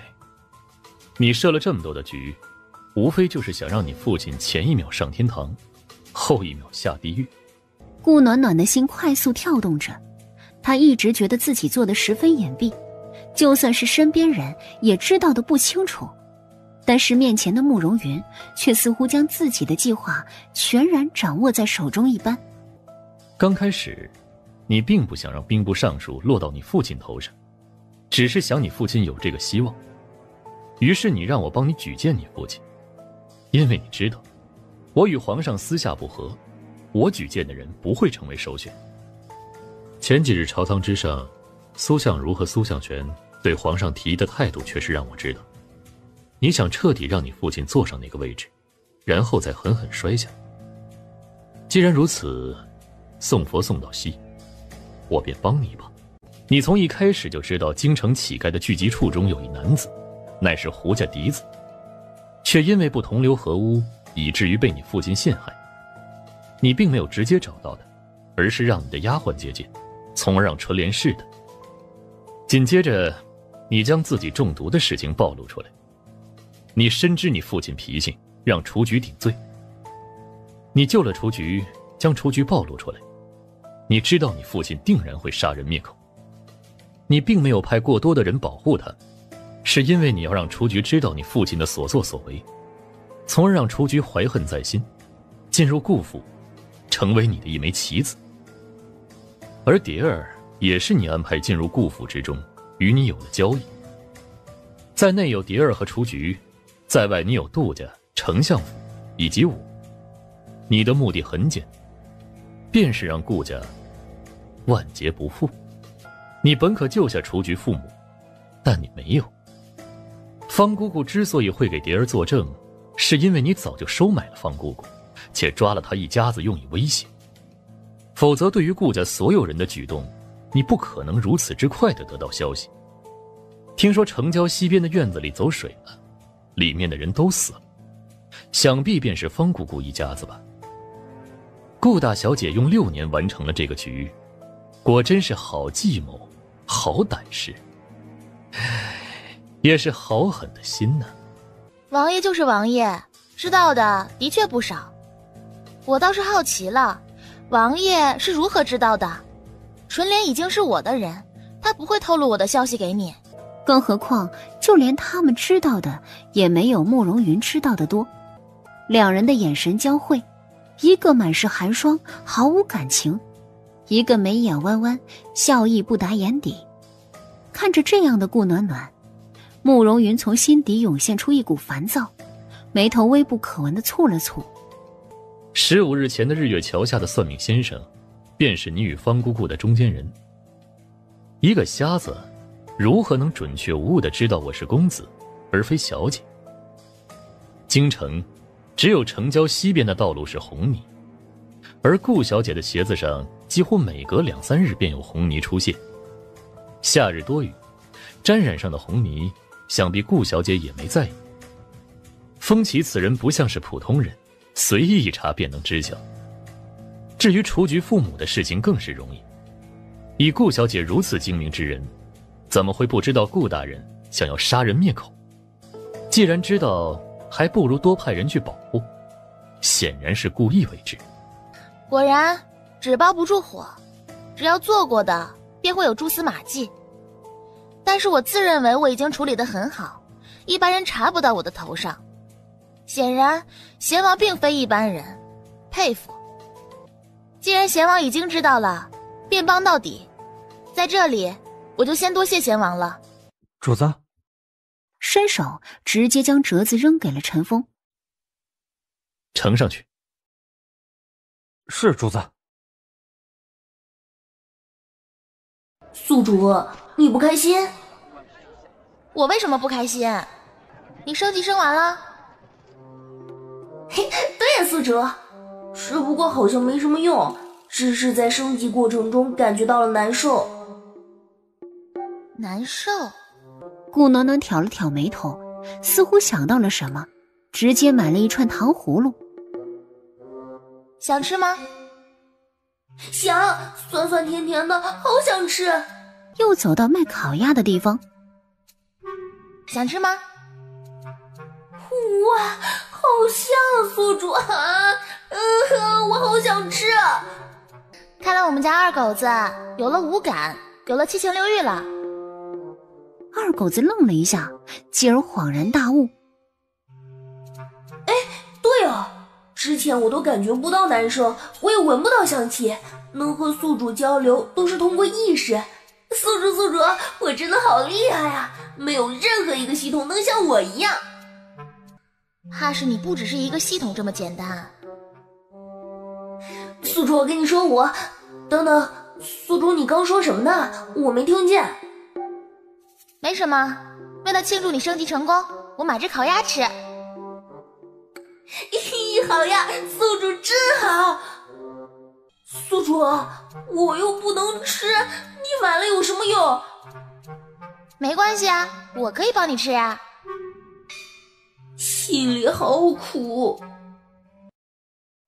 顾暖暖直接进入贤王府，来到了厨房的房顶上。宿主，你怎么不直接去找小美人？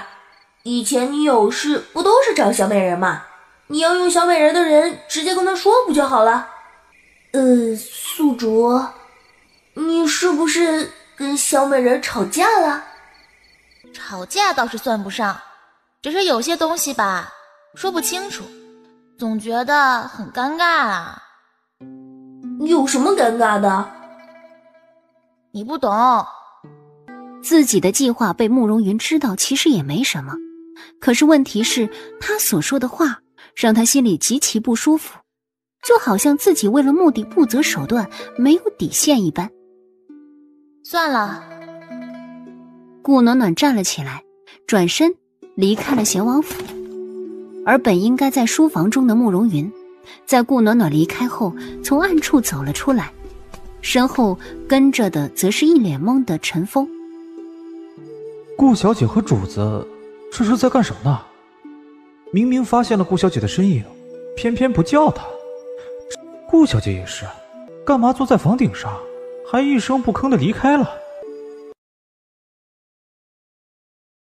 今日啊，咱们就来说说这顾大人。顾大人刚升为2品兵部尚书，然而这样的人做朝廷重臣，却是我们老百姓的大不幸啊。是啊，我只知道顾大人为了自己那个小妾，连丞相大人的亲妹子都不要，还以为是个专情的，没想到转头就睡了人家钱家义女。你们且听我说，这第一件事便是顾大人的好运气得到了老丞相的提携。当初大家应该都知道，是因为在战场上顾大人救了老丞相。老丞相昏迷没看清人，等醒来时见到顾大人，便以为是顾大人救了他。难道不是吗？自然不是，这顾武冒充了他同乡好友，顶替为上，最后为了让这件事不被发现，杀了人家上下100余口人。什么？顾大人没想到的是，他的同乡好友有一小女儿，因为去外婆家躲避了杀身之祸，如今找到了证据，怕是要告御状了。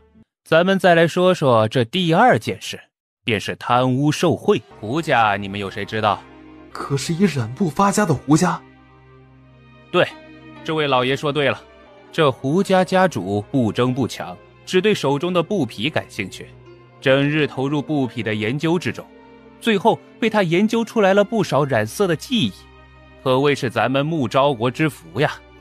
而顾武，咱们的顾老爷却是收了林家的行贿，这林家与胡家乃是死对头，胡家不行贿，自然没人帮他，而商人又是地位最为低下的，如此一来，林家在顾家的帮忙下打压胡家，陷害胡家，以至于胡家被抄家不说了，还株连9族。好在胡家老爷早有察觉，前一日晚上直接开族谱，将嫡子的名字写在了自己2弟名下，而胡家2老爷生来桀骜不驯，一早就脱离了胡家，这才保护了自己唯一的血脉。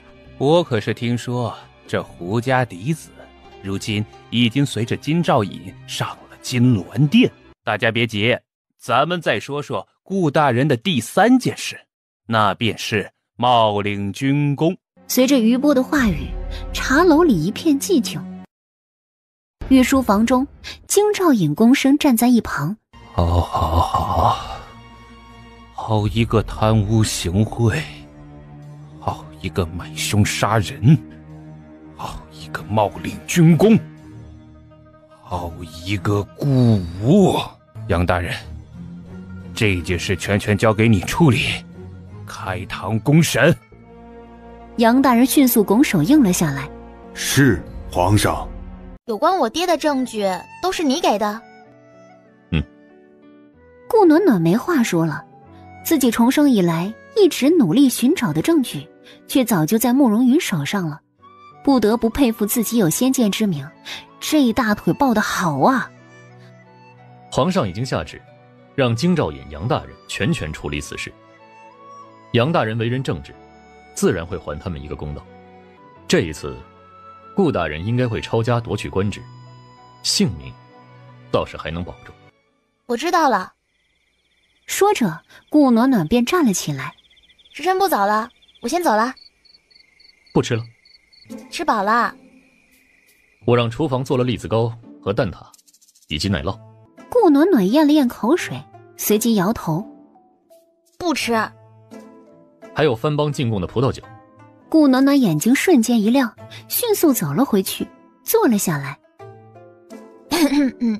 既然如此，那我就尝尝吧。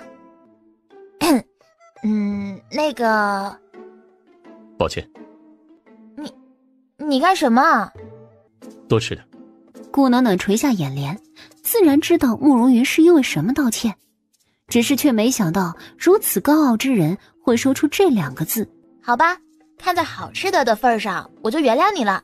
慕容云转头看向顾暖暖，那小狐狸般的表情让他心神一动，忍不住伸手揉了揉顾暖暖的脑袋。将手放在发丝上的那一刻，2个人都愣住了，心跳陡然加快，却是让顾暖暖慌了。二狗子，快扫描我是不是中毒了？对啊，宿主，你中了情毒。我头发摸着舒服吗？宿主的情伤为0，鉴定完毕。慕容云眼里划过一丝笑意，语气里带着无奈。比你家看后院的大黄的毛摸着舒服，对吧？话音刚落，整个人都呆住了。宿主，你在说什么？你要笑死本系统吗？为什么要将自己和狗相比啊？慕容云轻笑2声，转移了话题。吃东西吧。肯定是没吃饱才这样的。月光的照耀下，俊朗的五官更添几分朦胧。这男人犯规。我与苏丞相约好这个时辰相见。这若是被其他人看到你能走了，怕是要震惊啊。总是要在众人面前暴露的，只不过是时间问题。顾暖暖。怎么？明日百年酒楼弟子1号包厢。慕容云，你这是找我约会吗？你说是，那便是吧。早点休息。慕容云耳尖一红，伸手揉了揉顾暖暖的脑袋。哎呀，我的天哪，我的小心脏啊！宿主别叫了，我能听的。宿主，你快告诉我，你是不是喜欢小美人了？前世我只知道与陈子谦有了婚约，便将陈子谦化为所有物，我以为那就是喜欢。等穿越了5000个世界，我才发现那不是。当然不是，那时候宿主你才多大呀，都没开窍呢。这5000个世界里，什么样的爱恨情仇我都见过。但是宿主，爱情是很美好的，你值得拥有。况且那些世界里面的人的爱恨情仇又不是你的。世上男人千千万，每个人的性子都不一样，一个不行去找另外一个，总有适合你的。失败是成功之母吗？二狗子，你当是买萝卜白菜呢？难不成认识一个我就喜欢呢？我这不是安慰宿主吗？以免宿主不敢谈恋爱。笑话，我顾暖暖会怕？我跟你说，这世上就没有我害怕的东西。所以，宿主，你大胆的追吧。宿主，需要我给你传授秘诀吗？我这里有追夫7749式，霸道总裁爱上我攻略，如何去撩冷漠冰山男，各种壁咚方式你值得拥有。干嘛要追？他本来就是我预定的夫君。很有道理的样子。但是宿主，小美人要是不喜欢你，会被别人挑跑的。你说的对，总有苍蝇想叮我嘴边的肉。所以宿主，你得想办法让小美人倾心于你，这样一来唉，不用，找个时间睡了她就好了。宿主，你是不是把角色弄反了？此时的顾武跪在地上，看着杨大人，听着杨大人一条加一条念着自己的罪状，加上证人、证据。完蛋了，完蛋了！顾武，你还有什么话要说？一旁站着的便是风起和顾武同乡之女。求大人饶命啊！你说什么？我爹怎么会被收押？落雨神色沉重，将事情说了出来。顾向燕整个人都慌乱起来。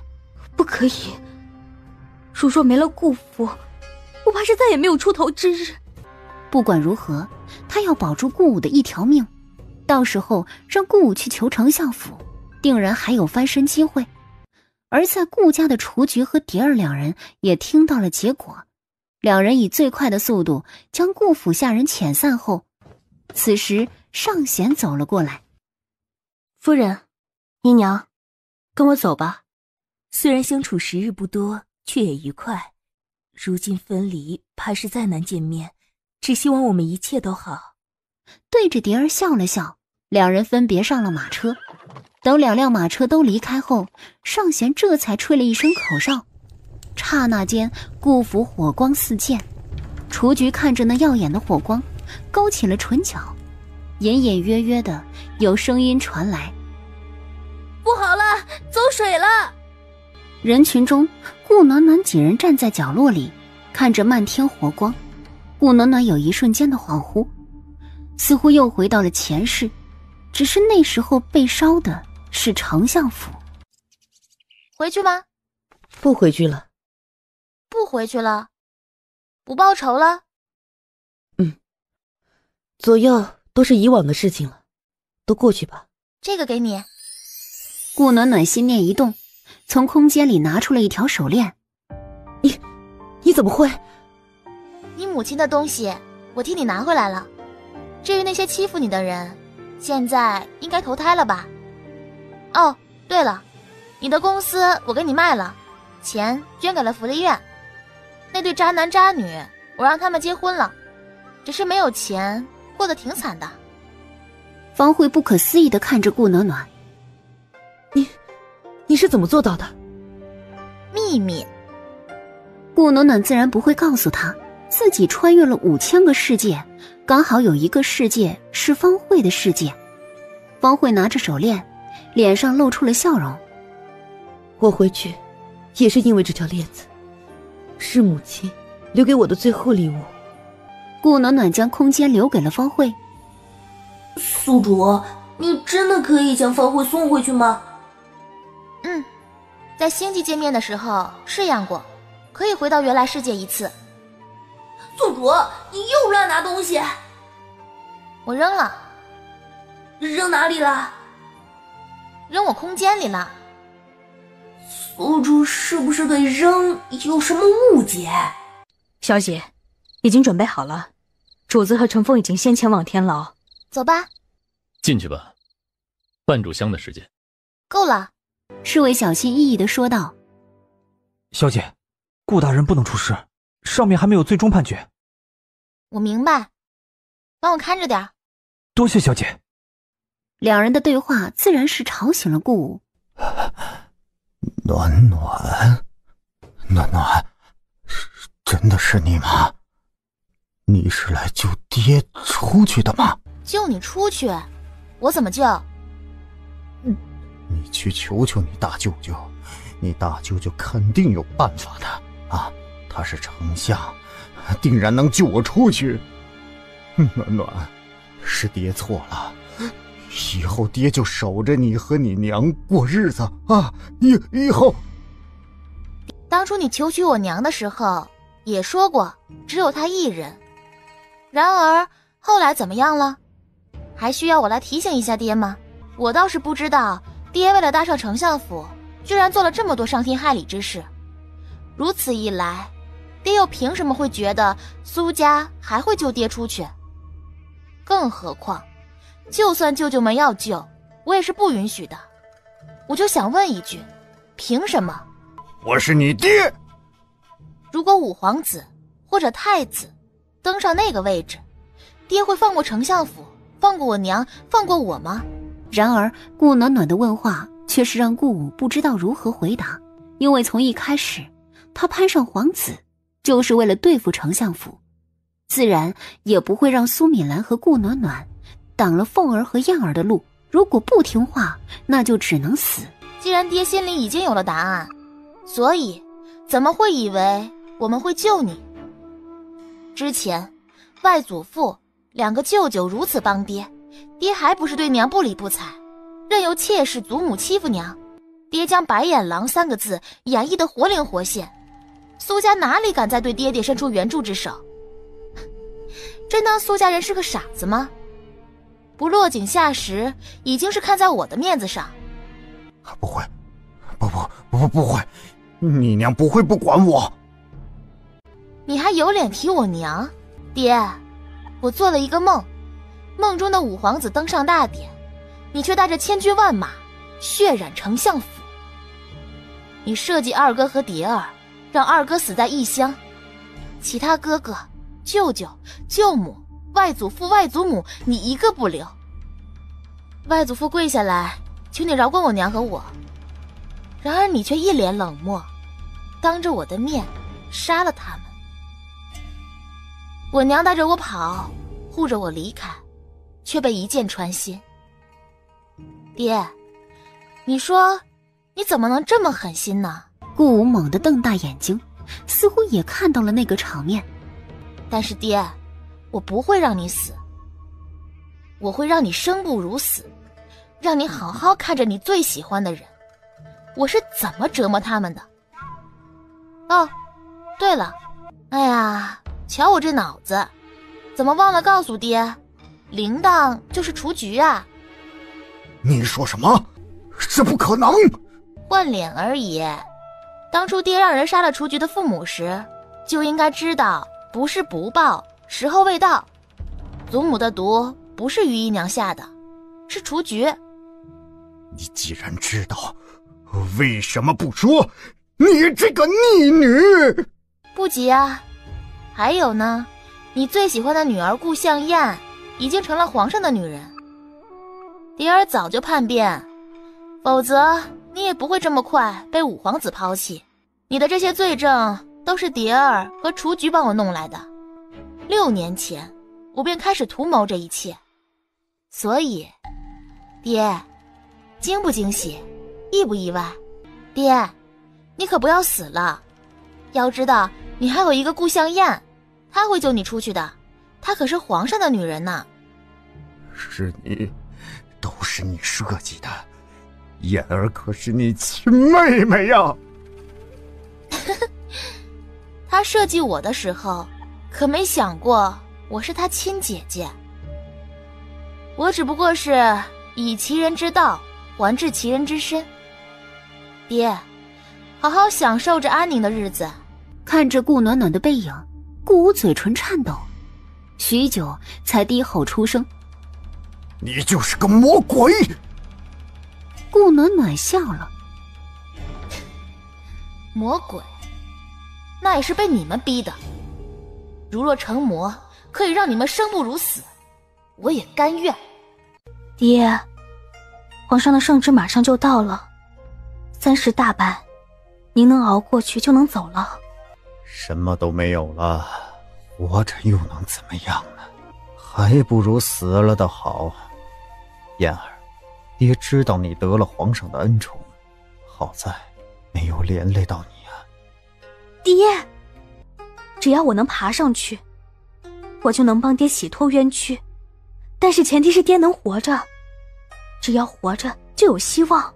你听我说，你去找母亲，找苏敏兰，母亲深爱你，只要你亲自去找母亲道歉，母亲就会原谅你。记住，一定要找母亲，不能让姐姐知道。对，你说的对，我去求敏兰，敏兰定然能帮我。有了丞相府相助，我在后宫也有了保障，到时候我定然求皇上替爹洗刷冤屈。好孩子，无愧是爹的好孩子，不像顾暖暖那个逆女。爹，我知道你生姐姐的气，但是母亲十分疼爱姐姐，你不能当着母亲的面说这些。你放心，燕儿，爹心里有数。3世大办，您一定要撑住。女儿如今只是个才女的身份，没有办法替爹说话。好孩子，有你这份心就够了。爹明白，不过就是3世大板，爹能撑住。随着顾武的声音落下，宣旨的公公便走了进来。等顾向燕离开时，顾武已经被带走了。主子去苏府。黑夜，周围一片寂静。主子竟然做起了梁上君子，还是去小姑娘的房间。站在顾暖暖的闺房顶上，听着里面的欢声笑语。暖暖，你到底要跟我说什么？福宝，你知道何为喜欢吗？应该就跟我喜欢吃一样，时时刻刻都想着吃好吃的，如果吃不到就会很难过。我就是这样，我就是想看着他，如果看不到我就会很难过。暖暖，你有喜欢的人了？是谁？房顶上，陈峰默默地后退几步，感受着自家主子身上传来的冷气。陈峰打了一个寒颤，心里却是十分焦急。怎么顾小姐有喜欢的人了？我不知道。还有纯莲也是，居然彻底叛变。主子不让透露顾小姐的消息，就真的不透露了？只是也没见顾小姐跟其他男子在一起啊。其实吧，宿主，别闹，闭嘴！这个二狗子总是在关键的时候打断他。是宿主打断我的，不是我故意不告诉宿主，小美人在房顶呢。暖暖，你倒是说呀，到底是谁？说，到底是谁？你认识？房顶的慕容云则是向前一步，眉头紧锁，一双眸子里满是寒光，垂在两旁的手紧紧地握成拳头。顾暖暖，到底是谁？是慕容云。哎呀，还好，王妃没跑。慕容云却是微微一怔，随即脸上浮现出笑容。顾暖暖，你再说一遍。没事，小声点。杜福宝点了点头。那邪王喜欢你吗？不知道，但是没关系。我决定了，我要倒追慕容云。你再说一遍。我说的不对吗？顾暖暖，你脑子被驴踢了吗？你是不是傻呀？你连人家的心思都不知道，你还倒追？而且贤王啊，你忘了传言了吗？还有，来仪和丞相府都不会同意的。我喜欢，我倒追有什么不对？娘和丞相府的事情到时候再说，只要我喜欢的，我娘他们不会拒绝。至于慕容云的话，我那么可爱，他会不喜欢我？闻言，杜福宝一句话都说不出来，总觉得哪里不对劲儿，但好像顾暖暖说的也对。房顶上，慕容云脸上的笑容愈发灿烂，身后的陈峰一个劲儿地瞄着自家主子，实在是太傻了，不忍直视啊。走。暖暖，你喜欢贤王什么？贤王心狠手辣，冷漠无情，你确定吗？他的心狠手辣，只是针对敌人罢了。那你喜欢他什么？可能是能护着我吧。悬崖底下，皇宫之中，敌人陷害追杀，只要他在，似乎所有事情都不用他操心，这种感觉很好。重活一世，他考虑的太多，会很累，也不敢相信任何人。第一个得到他信任的是慕容云，不知道从何时开始，他自然地将解决不了的事情交给了他。在外，他可爱漂亮善良，但是只有他自己知道，他是冷漠的，是狠心的。只有在慕容云面前，他才不用隐藏自己。杜福宝有些不解，顾暖暖笑了笑，只觉得全身心都放松下来。可能这个世界上能与我容貌相配的只有慕容云，毕竟我太好看了。你，真是。也罢，你就试试吧。可说好了，若是失败了，不能哭鼻子。自然不会。回到邪王府的慕容云，笑容微微收敛了几分。江天胜的回信。天一走了出来，拱了拱手，快马加鞭而来，靖王已经在回京城的路上。慕容云挑了挑眉头，将手中的信拆开，看着里面的内容，嘴角微微抽搐。你有喜欢的人了，哪家千金小姐？快，别放过，等我回来。不行，你先去告知你的心意，不然指不定就跑了。告知心意。主子，你不是也喜欢顾小姐吗？不如就去丞相府提亲。不急，我倒是想要看看他要如何倒追。这一日，苏敏兰和素儿去外面继续买东西，听说一个巷子里的东西格外好，自然便去了那里。只是出来的时候，顾武突然之间冲了过来。敏兰！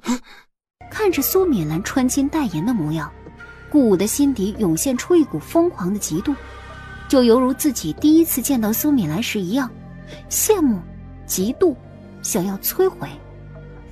站住！素儿直接将苏敏兰挡在了身后。顾大人，不，顾老爷，我们家小姐已经跟您没关系了。敏兰，我知道错了，以前都是我不对，你相信我，我还是喜欢你的，我们到底是一家人呐。顾老爷，您到底想干什么？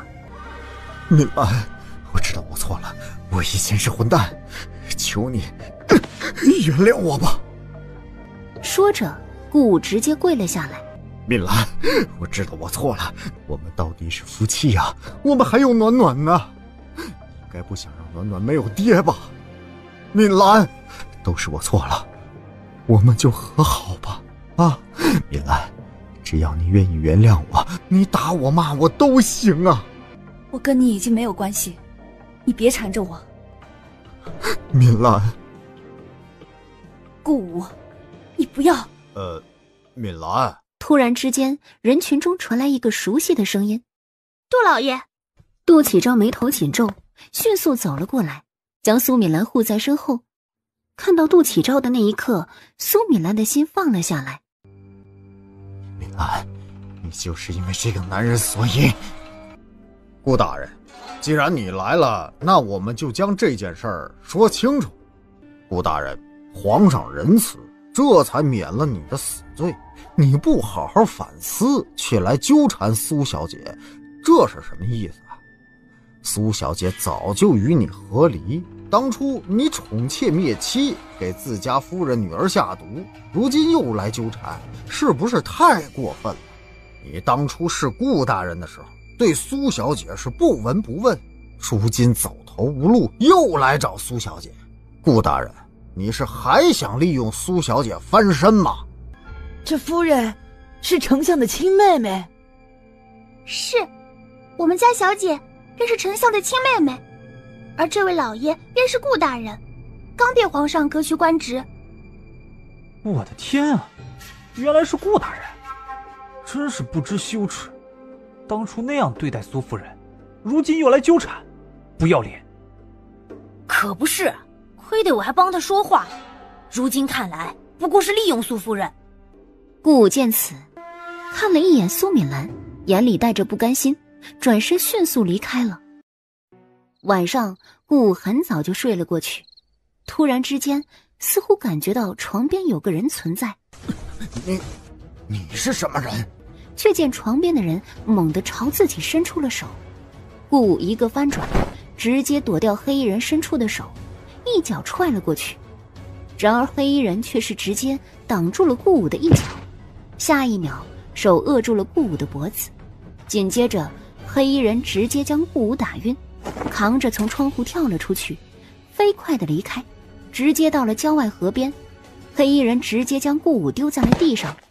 顾武环顾着四周，看着黑衣人恭敬地对一名白衣男子说着什么，便知道白衣男子才是主使。阁下，我可是哪里得罪了阁下？白衣男子转身，月光下那俊美无双的面庞，不是慕容云又是谁啊？贤王，不会，你的腿没事？怎么可能会是这样？贤王不是双腿残疾了吗？看来顾大人还认识本王。不知道贤王将草民带到此地，所谓何事啊？顾大人既然已经与苏夫人和离，为何还要缠着苏夫人？贤王说的什么？草民听不懂，而且草民已经没有了官职，贤王称呼草民名字便是。顾老爷不说也不是问题，本王如若没有证据，自然不会来与顾老爷对峙。天一看着自己与太子的信件内容，顾武脸上闪过一丝震惊。王爷，这都是诬陷，我没有这样做过。顾老爷心里清楚，自己不会作假。当然，顾老爷承认也好，不承认也罢，结果都是一样。说着，慕容云直接拔出了天一腰间的剑，顾武迅速后退2步，看向慕容云，心里计较着逃跑的可能性有多大。然而下一秒，顾武就发现根本没有可能。慕容云的速度太快了，他都没有看清楚慕容云是何时出剑的，脖子上一凉，就发现自己已经无法动弹。为什么？贤王，我们无冤无仇，你为什么要杀我？难道是因为苏敏兰？贤王，你喜欢敏兰？本王这双腿，说到底要感谢顾老爷。若非顾老爷生了一个好女儿，本王这双腿根本不可能站起来。是燕儿？顾香燕？顾老爷可真是把榆木错当成珍珠啊！顾暖暖。随着慕容云声音响起，剑刺入顾武的胸口。贤王，既然我的女儿救了你，你为什么要杀了我？那就要问问顾老爷，对暖暖做了什么？你喜欢暖暖？本想留你，可惜你不该去打扰他们的生活。暖暖到底是你的女儿，这鲜血还是由我沾染上。慕容云挑了挑眉头，看着已经断气的顾武，处理干净。是。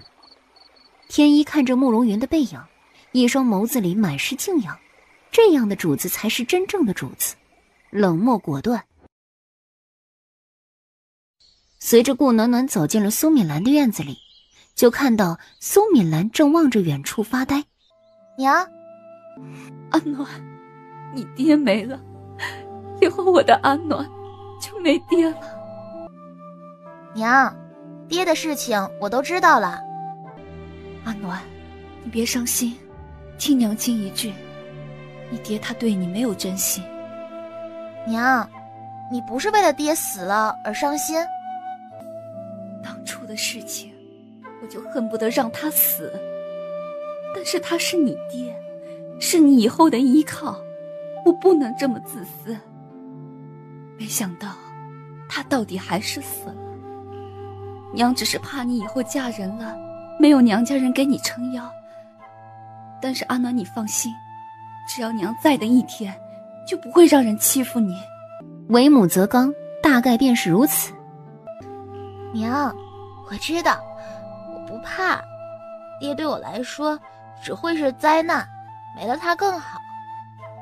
娘，你以后也要好好的，无论谁都不能欺负你。娘，你准备什么时候嫁给杜伯啊？顾暖暖的话打破了悲伤的气氛。阿暖，你瞎说什么呢？暖暖没有乱说啊，我正有此意呢。我只是拿不准你的心意，不知道你是怎么想的。哎，你若是还没有准备好也没关系啊，我可以等。杜伯，你跟娘先聊，我先走了。如果提亲，直接去丞相府就好。敏兰，我虽然在京城的时间不多，但是一直来苏府，哪怕很小心，也有不少人看到了，说了不少闲话。我知道你不在乎，但是我不能让你们娘俩受委屈啊。所以敏兰，你给我个机会，让我好好照顾你们娘俩，行不行啊？杜启昭的语气可谓是十分真诚，他知道苏敏兰害怕什么，因此他一直在用自己的真心打动她。我会对暖暖好，福宝也喜欢你啊。哎，你怎么看呢？你与我说这些做什么？你跟我娘说去。说着迅速离开，杜启昭则是愣住了，有些不解。见此，素儿不禁笑了起来。杜老爷，咱们小姐的意思是答应了，你赶紧准备好东西，跟老爷夫人提亲吧。杜启昭眼睛一亮，迅速应了下来，转身就走，看得素儿松了一口气，脸上欣慰不已。自家小姐终于找到了好归宿。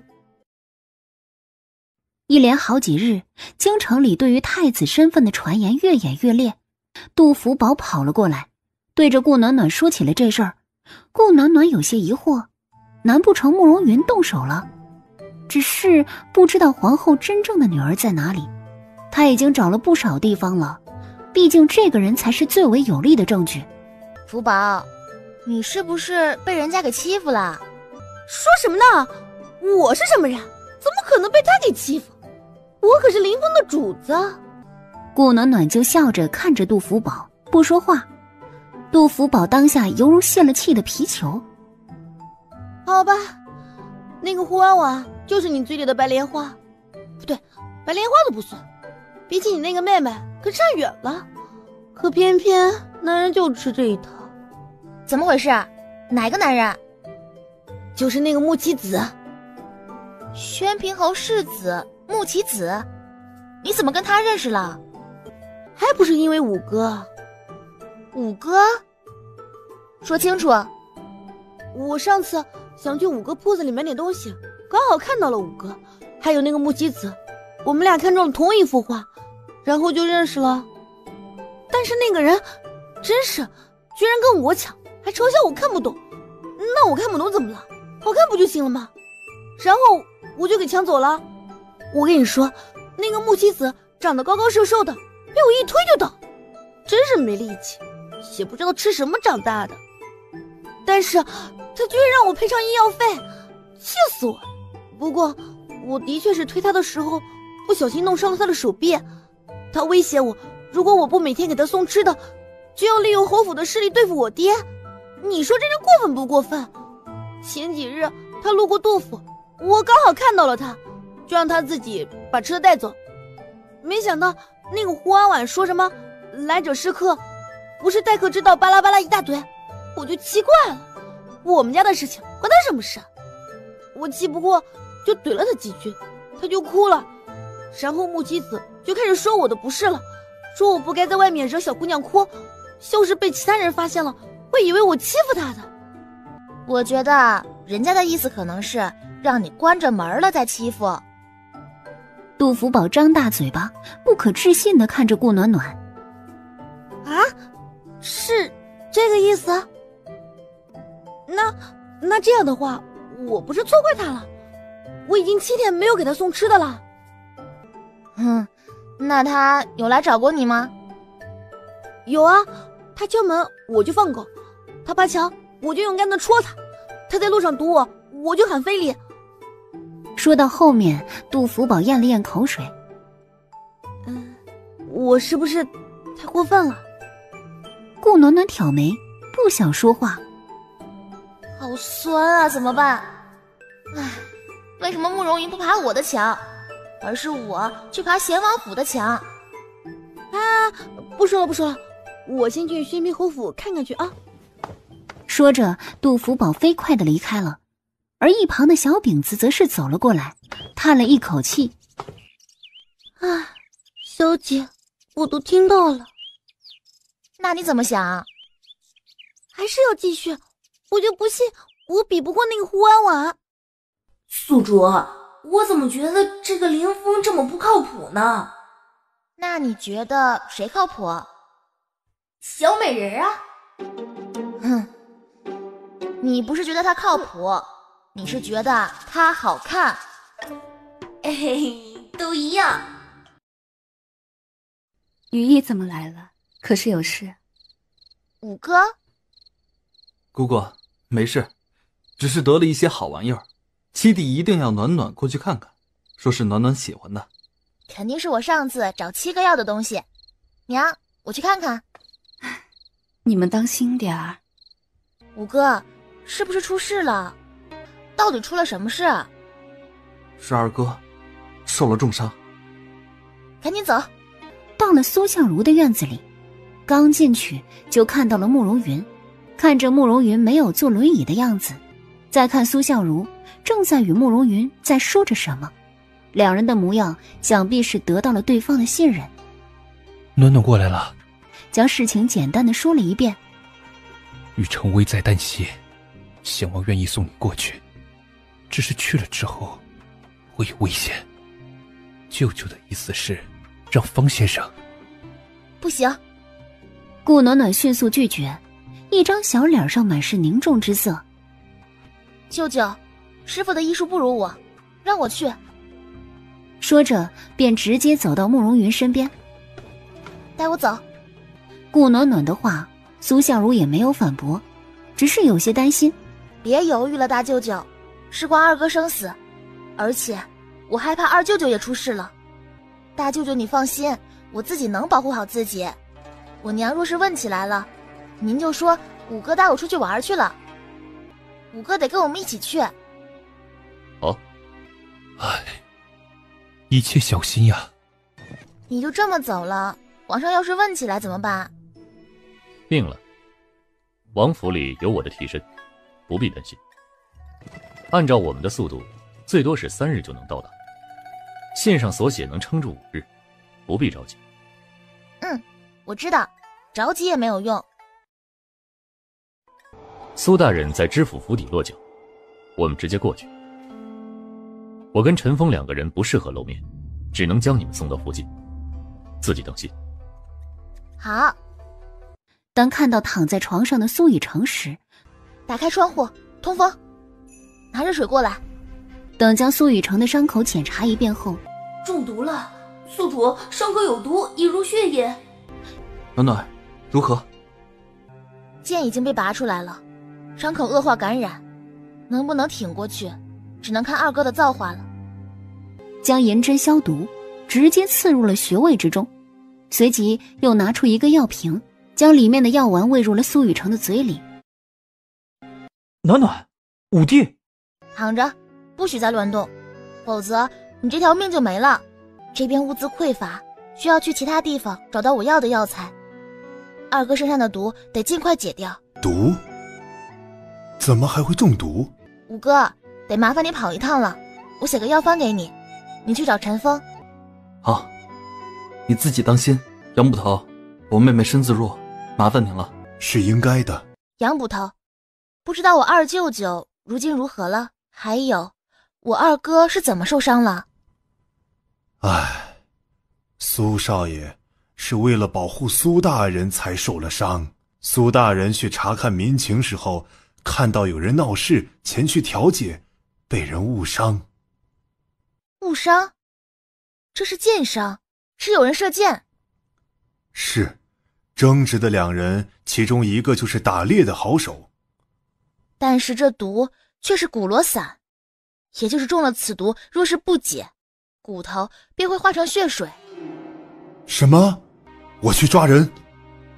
没用了，都这么久了，要不被灭口，要不就已经逃了。那我二舅舅可还好？苏大人无事。那过来拔剑的是大夫。既然是大夫，为何看不出我二哥中了毒？这大夫是谁带来的？是知府大人。那剑在哪里？我收着呢，毕竟是证据。很快剑就拿来了。杨捕头，这剑上没毒。没毒？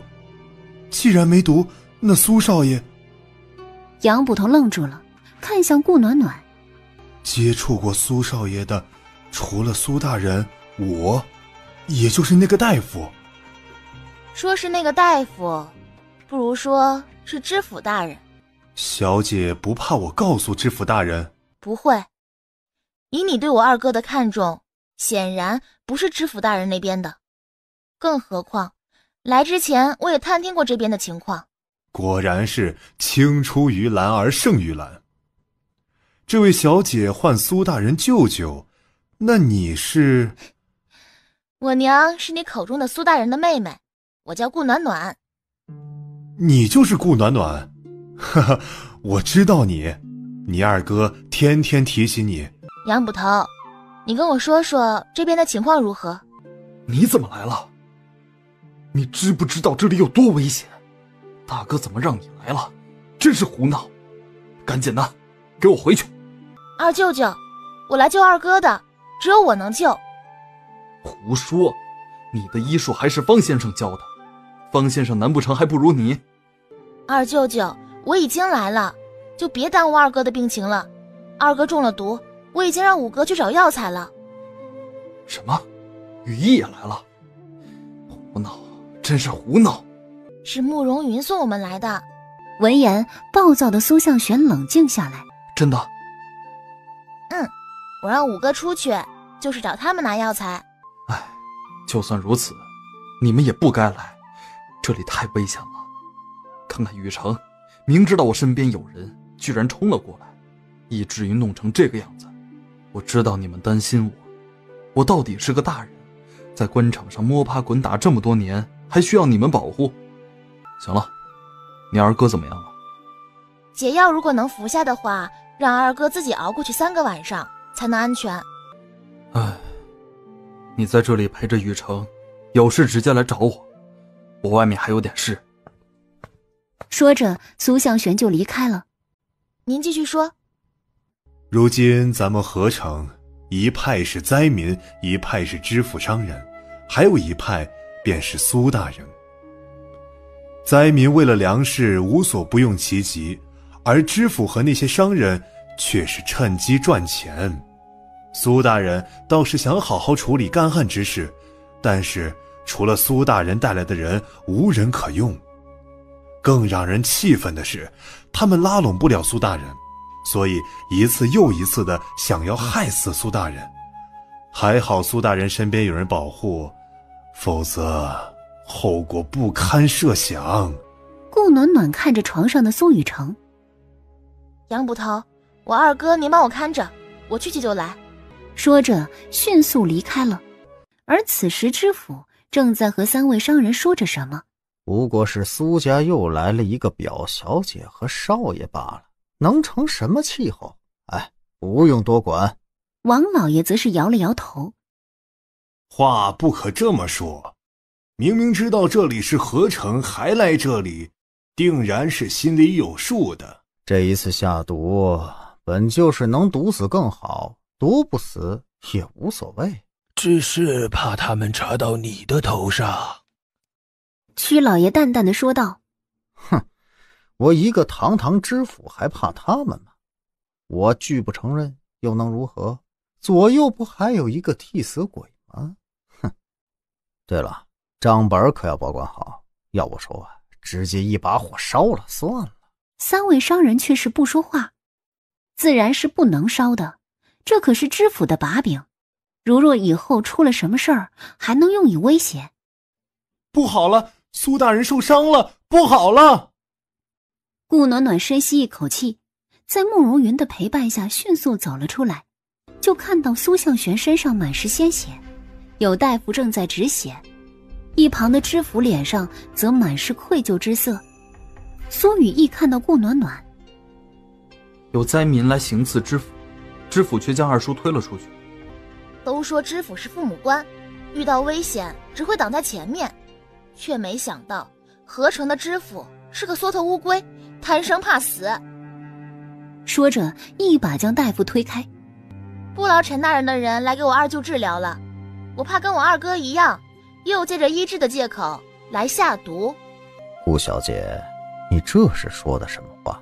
苏大人成这样也不是我想，还有什么下毒？我知道你是因为担心而口不择言，我念你年龄小，就不责怪你了。帮我拦着点儿。顾暖暖看向慕容云，微微一笑，然后手中的树枝迅速打在了陈大人身上。你周围10几个人保护，我舅舅身边就2个人，你居然还将我舅舅推出去，你不是贪生怕死，难不成是我舅舅？朝廷救济粮你们贪污了，还不配合我舅舅想办法解决干旱，你们就是蛀虫。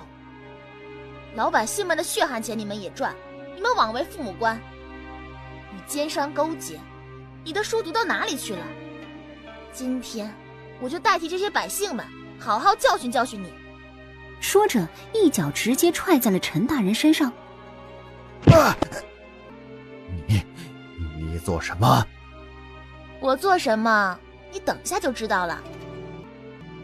说着顾暖暖手中的树枝再一次打在了陈大人身上。周围的衙役终于反应过来，迅速冲了过来，然而慕容云却是挡住了他们。没人看到慕容云是怎么出手的，但是衙役却是倒在了地上。哼，让你害我二哥，让你害我二舅，让你害河城百姓，看我不打死你！周围的百姓不可思议地看着这一幕。住手！都给我住手！屈老爷和赵老爷带着家丁过来，顾暖暖见好就收。大逆不道！你居然袭击父母官！我没有。你还敢狡辩？你当我们眼瞎吗？哦，那是棍子自己在打陈大人，我只是拿着它而已。苏大人，您这是什么意思？陈大人在慌乱之中能将苏大人推出去挡危险，暖暖不过是看到至亲受伤而慌不择言罢。厉害呀，慕容云！这样一来，别人就会有了对比。你伤了人家舅舅，人家说你几句怎么了？就算如此，也不该编排大人什么盗取了百姓们的救济粮食，这是不可能的。是不是真的？陈大人心里有数。半个月前的一批救济粮，我想问各位可有吃到？什么粮食？什么救济粮？我们已经啃树皮啃了1个月了。对啊，野菜没了，树皮也没了，水也没了，我们快活不下去了。你们官府贪污了我们的救济粮，是想要我们死啊？谁说没给你们？之前不还是有人在外面发粥给你们了吗？那就是朝廷的救济粮。大人，我发现你脸皮挺厚的。陈大人，我的人运来的粮食什么时候成了朝廷发来的粮食了？你说什么？那些人是我的人，是我知道河城这边有干旱，所以让他们过来送粮食。而至于朝廷发下来的粮食，你们最好还是问问陈大人，到底是怎么回事。朝廷的救济粮，如若陈大人说自己没收到，刚好我二舅那儿有圣旨，圣旨上写得一清二楚。陈大人，你年龄小，也不要口出狂言。那些粮食是你的，你有什么证据？哼，把那些人叫出来就知道了。灾民们也不笨，很快就明白过来，看着陈大人的眼神里满是怒意。你们，就是你们，害死了我们的亲人！胡闹！陈大人大吼一声，倒是将百姓们镇住了。一派胡言！小姐，外面风起等人走了过来。对，就是他们送的招。小姐，如何，陈大人？说，我们的粮食在哪里？快把我们的粮食还给我们！把刀拿出来，谁敢冲上来，伤了可别怪本大人！陈大人怒吼一声，衙役们听此，迅速将刀拔了出来。陈大人见此，冷哼一声，转身带着屈老爷和赵老爷离开了。顾暖暖朝着慕容云眨了眨眼睛。为了感谢你，给你送一个礼物。什么？等着吧。小半个时辰后，马蹄的声音传了过来。我知道你们生气，且听我说一说。这位小姐，我们感谢你给我们带来了粮食。当初是我们不对，受人挑拨，以为你们是奸商，所以才……对不起。我要说的不是这个。河城干旱已久，当今贤王与商人杜启昭、杜老爷买了粮食运送过来。大家看，那边便是粮食车。是粮食，是粮食啊！天啊，还有水！我看到了水，我们有救了！我们去找水源。好。感动吗？知道你是好心，只是没有必要。得民心者得天下，你不要天下，但是这样一来，也能让皇上不敢对你下手。我继续去查账本的事情，有事直接放信号弹。唉，暖暖，你大意了，这么快将贪污的事情说出来，陈大人他们肯定有警觉了，到时候我们就更难查了。二舅舅，半个多月了都没查到东西，说明他们十分警惕。如今我将此事说出来，就是告诉他们我们已经知道了。这样一来，他们自然会胆颤心惊，会忍不住去看看东西还在不在。刚好咱们就能趁着他们动作的时候找到账本所在。说的有道理，如今看来便是水源的事情了。这件事急不得，只能慢慢来。而杜福宝准备回杜府收拾东西时，就碰到了迎面走来的穆棋子。哟，杜福宝，你是不是又胖了？哎，走得这么快，要不是小爷我眼神好，还以为是一头小猪在大街上滚来滚去呢。本小姐今天不跟你一般见识，你等我回来收拾你。我说杜福宝，你要离开京城？你要去哪里？何城啊！穆棋子叫了出来。何城？你不要命了？那边干旱死人的。那是不是没零嘴吃了？哎呦，你想什么呢？人家那边吃饭都成问题。没有零嘴，暖暖在那边可怎么过？不行，我带点吃的过去。穆棋子跟在杜福宝后面，不管说什么，杜福宝都不理不睬。杜福宝收拾好东西，雇了一辆马车，朝着河城走去。刚离开城门不久，一匹马也出了京城大门。马上的人不是穆棋子又是谁啊？真是个傻子，没有小爷看着，若是被那些灾民欺负了，又得哭鼻子。女人啊，真是烦。通往河城的小道上，杜福宝坐在地上放声大哭，一旁的穆棋子则是满头黑线。我说杜福宝，你能不能别像个娘们一样哭哭啼啼的？你是不是忘了，我本来就是个娘们儿。太可怕了，我们还是赶紧赶路吧。说着就钻进了马车。木棋子认命地坐在车夫的位置上。哎，对了，我还没问你，你是怎么出现的？刚刚那些人是强盗吗？木棋子垂下眼帘，随意地应了一声。那些人是冲着他来的，是他连累了他。你要去哪里？我车夫被杀了，我得去河城投奔暖暖，他能保护我。要不你先将我送到河城，然后我让暖暖派人将你送到你要去的地方。喏，把眼泪擦干。哦，洗干净了还给你。哼，不用了，小爷我送给你了。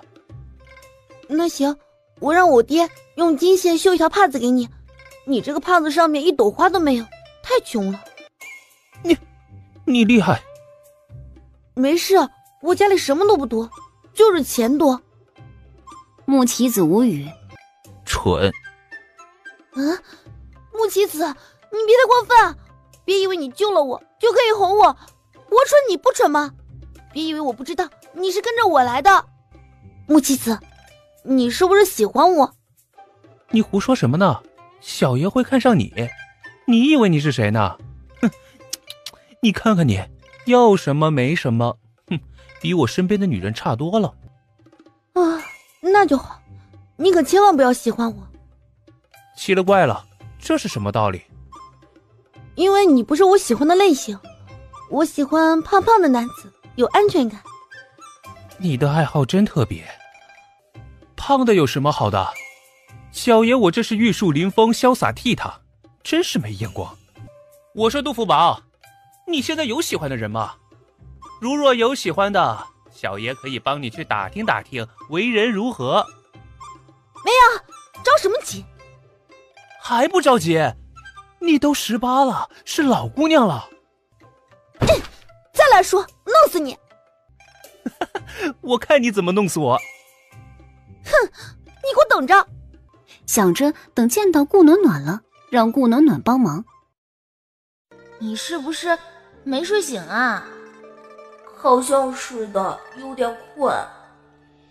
啊，那啥，宿主你继续说，我听着呢。二狗子，你是越来越拟人化了呀。宿主，我是不是出问题了呀？你是不是没睡醒啊？好像是的，有点困。啊，那啥，宿主你继续说，我听着呢。二狗子，你是越来越拟人化了呀。宿主，我是不是出问题了呀？我一个系统为什么会跟人一样，居然还能睡觉？不急，等我回去了研究一下，反正你死不了。宿主好讨厌。顾暖暖随着苏向玄一行人朝着森林里面走去。宿主，你等一下，你朝右边走。顺着二狗子的话走了过去。对，左边3步，前面右转弯，就是这里。宿主，你挖一下这里，我感觉到了水流声。水流声？也就是说可以挖水井？是，宿主，你相信我没错。二舅舅，你来这边看看。二舅舅，这里挖下去有水源。当真？你是如何判断的？我感觉到的。你看这里的草还没有死，肯定是因为里面有水。舅舅，挖一下试试看。苏向玄点了点头，迅速让侍卫去找人。好奇怪啊，我怎么感觉我来过这里啊，宿主？不对，这里我一定来过，但是不可能啊，我不是跟着你第一次来到这里吗？宿主，我肯定是出问题了，系统怎么可能有记忆？宿主，你快帮我看看。顾暖暖趁着众人没有注意到，直接将平板拿了出来，在上面点了点，然而却显示一切正常。二狗子，我觉得你需要问问主脑具体情况。啊，要是联系主脑，那不是就会被发现我偷偷摸摸的跟着你了？背叛主脑的结果很可怕的，会被销毁的。你跟我走是主脑同意的。行了，晚上我送你过去见主脑，但是平板能量只能支撑这一次了，而且只有5分钟，所以有什么事情快点问。半个时辰后，是水，水啊！天哪，真的是水！大家快来看呀！我们有水了。顾小姐，我们主子发现了蛛丝马迹，问您要不要一同过去？好。就看到了站在黑夜中的慕容云。慕容云伸手握住了顾暖暖的小手，直接跃了起来。慕容云，我跟你说个事儿。说吧。我跟你说，我是一个十分传统的女孩子。我的意思是，那个，你牵了我的手，就要对我负责。那啥，其实也没事，我对你负责也行。喏，你不能放开我了。顾小姐莫不是忘了我们的诺言？没有诺言，你就不跟我在一起了？我跟你说，慕容云，你是不是想娶别的女孩子？你想都不要想！你要是敢对别的女孩子动心，我……慕容云一个旋转，带着顾暖暖落在地上。你便如何？啊，这是什么情况？他抱我了？不对，是我强暴了他？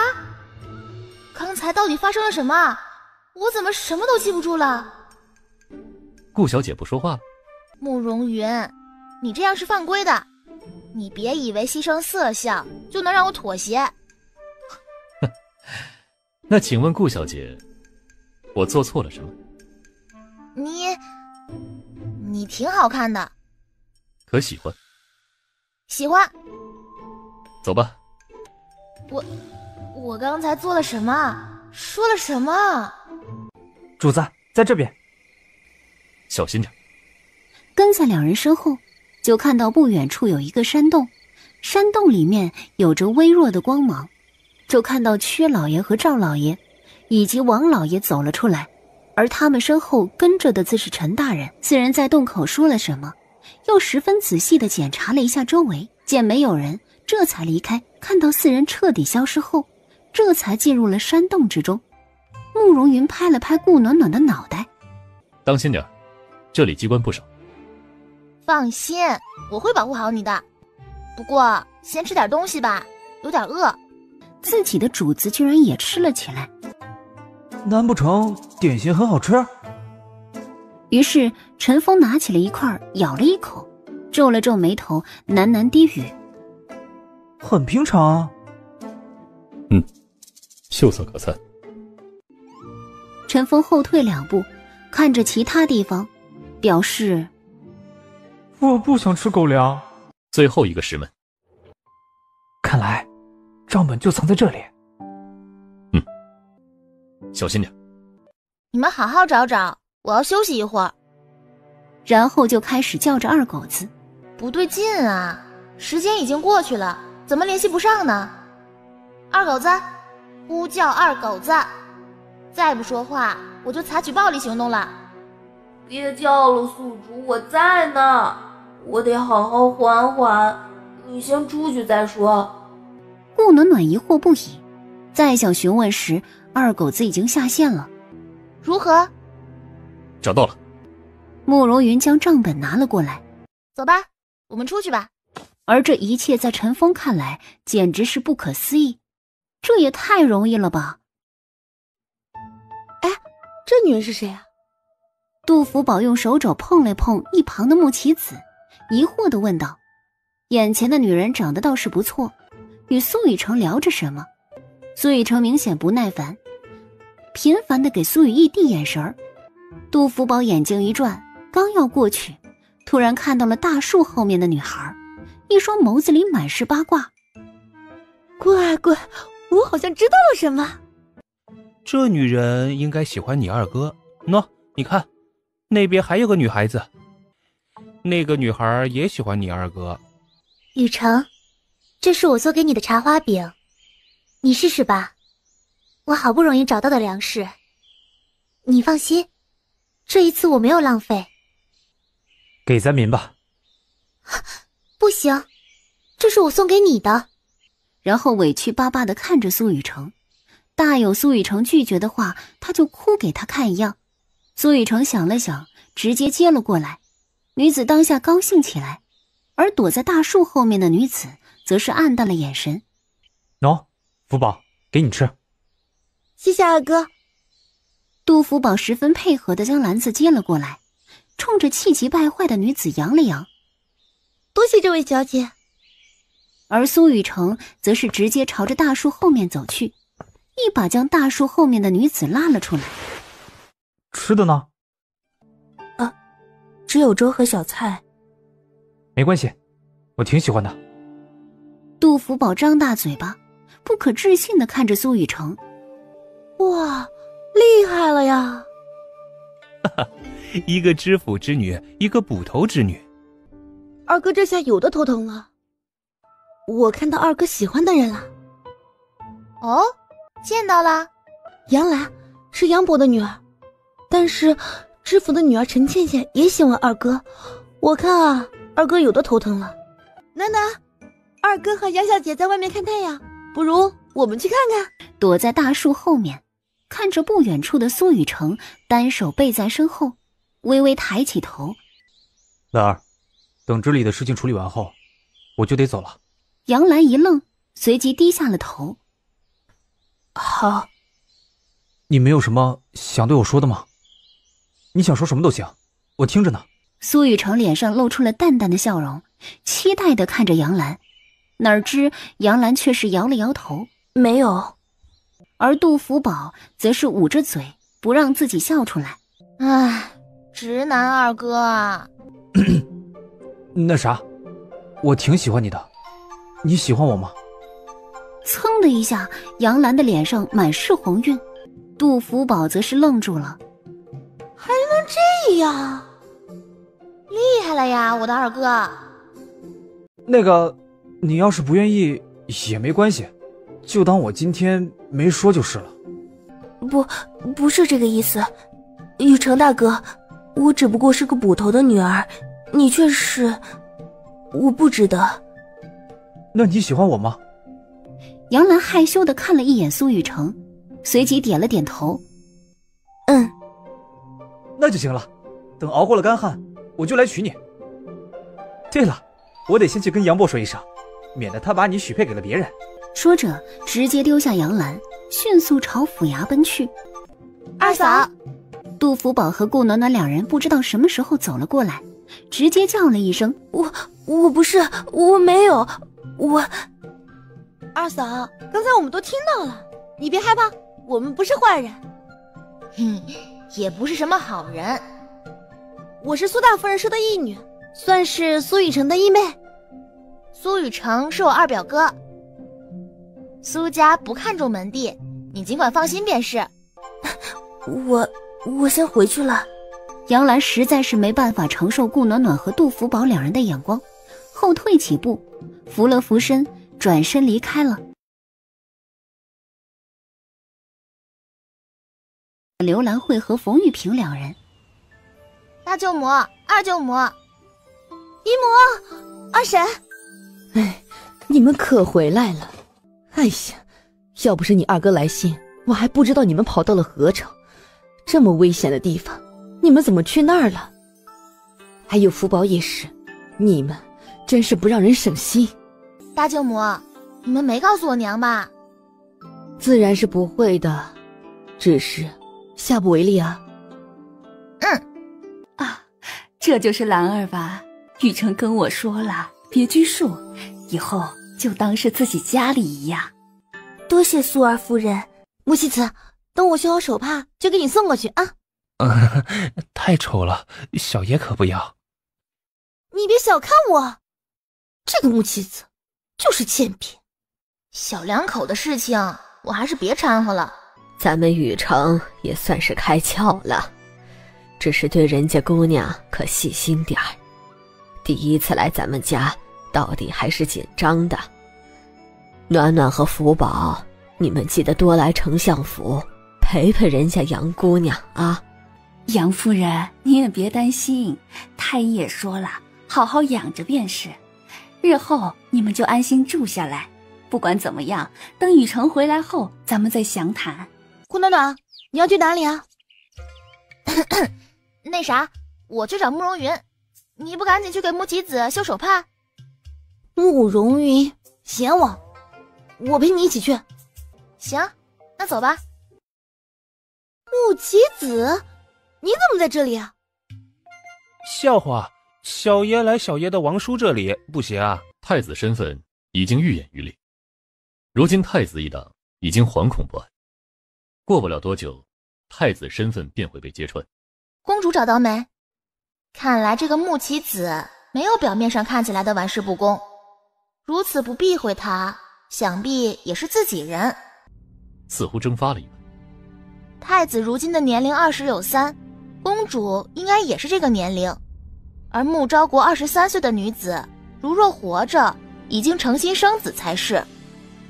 以你的势力，居然没有找到公主，可能公主已经死了。宿主，二狗子的声音悠悠传来。公主没有死。你怎么知道？顾暖暖条件反射地问道，因为吃惊，以至于直接说了出来。什么？没什么。然后便坐在一旁，低着头，似乎在思索着什么，其实是在跟二狗子沟通。二狗子，你说你怎么知道公主的事情的？宿主，我不知道啊，我就是感觉。再说找不到公主也没事，你们手中的证据已经够多了。你跟主脑聊了什么？也没什么，就是主脑说我的魂魄碎片不全。你一个系统怎么会有魂魄？还是说你本来就是个人？我应该是个人吧，但是具体怎么回事我不知道。二狗子，你没有说实话，你有事情瞒着我。宿主，我是真的不知道，我一直以为我是个系统，跟其他系统一样，但是主脑说我其实是个意外，说你能让我恢复原样。我？怪不得主脑同意我将你带出来，原来是因为此。宿主，其实我可以变成人，对吧？以你现在的表现，很大程度上可以成人。主脑有说过具体的吗？主脑说只有我的魂魄碎片全都找回来了，我才能变成人。但是宿主，我有点害怕，所以我之前才没跟你说。但是我真的感觉到公主没有死，就像我感觉到那里有水源一般。没事，你先别着急，好好想想。宿主，我困了，我先睡一会儿。他一直都知道二狗子的不同，对于二狗子生出神智后是特别欣喜的，因此才不顾一切地将二狗子带到自己身边。随着二狗子的一次一次升级，他发现二狗子越来越拟人化，这种感觉就像是将自己的孩子养大一般。暖暖，你在想什么呢？然而顾暖暖却是毫无反应。怎么了这是？顾暖暖抬头，我没事。陈峰，让厨房准备果汁。是。还是第一次看到王叔这么关注一个女孩子呀。杜福宝，小爷带你去个地方，去不去？哪里啊？自然是逛逛这谁都想要进来的贤王府，如何？小爷告诉你啊，贤王府里有个地方连我王叔都不知道，想不想去？杜福宝眼睛一亮，迅速看向顾暖暖。不想动，我要吃东西，你自己去吧。行，王爷，可以吗？放心吧，王叔不会介意的。王叔非但不会介意，还得感谢我给他们俩提供单独相处的机会。木妻子直接拽住了杜福宝脖子后面的衣服，提着他朝前走去。木妻子，你给我放手，我自己会走。木妻子回头看了一眼慕容云，给了慕容云一个眼神。慕容云眼神深邃，勾唇一笑。我去，真是不可思议。木妻子，你是不是有病啊？走这么快做什么？后面有豺狼虎豹吗？更可怕。木妻子将杜福宝拉到角落里，后面有我王叔的笑容。贤王了，怎么了？穆棋子看了一眼杜福宝，唉，真是不知者胆大呀！我什么时候见过王叔笑过？算了算了，这个傻孩子也不会懂的。行了，走，小爷带你去玩去。穆棋子则是盯着慕容云看了半晌，随即调侃道：我还以为王叔会打一辈子光棍呢，没想到呀。哎，王叔，你是不是喜欢顾暖暖？然而就在这时，外面响起了咋咋呼呼的声音。老木头，老木头，你快说，你祸害了哪家小姑娘？慕容云和穆棋子抬头，就看见一抹紫色的人影飞快地冲了进来，不是靖王又是谁啊？老木头，哎，小木头也在，说说到底是怎么回事？是哪家的女娃娃？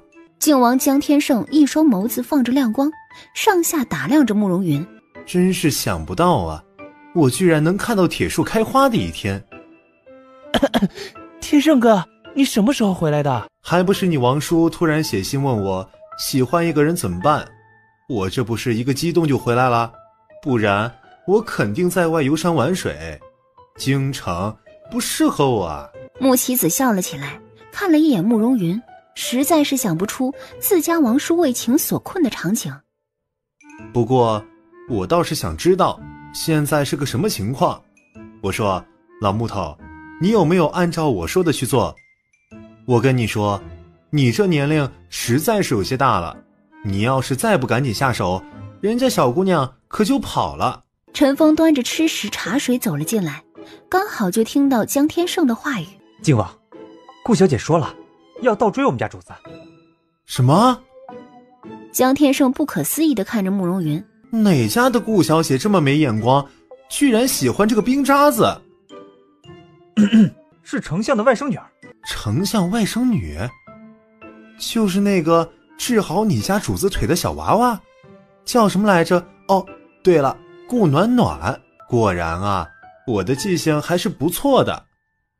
只是人家那么小，你可真是老牛吃嫩草喽。哎，对了，那女娃娃长得怎么样？该不是很丑吧？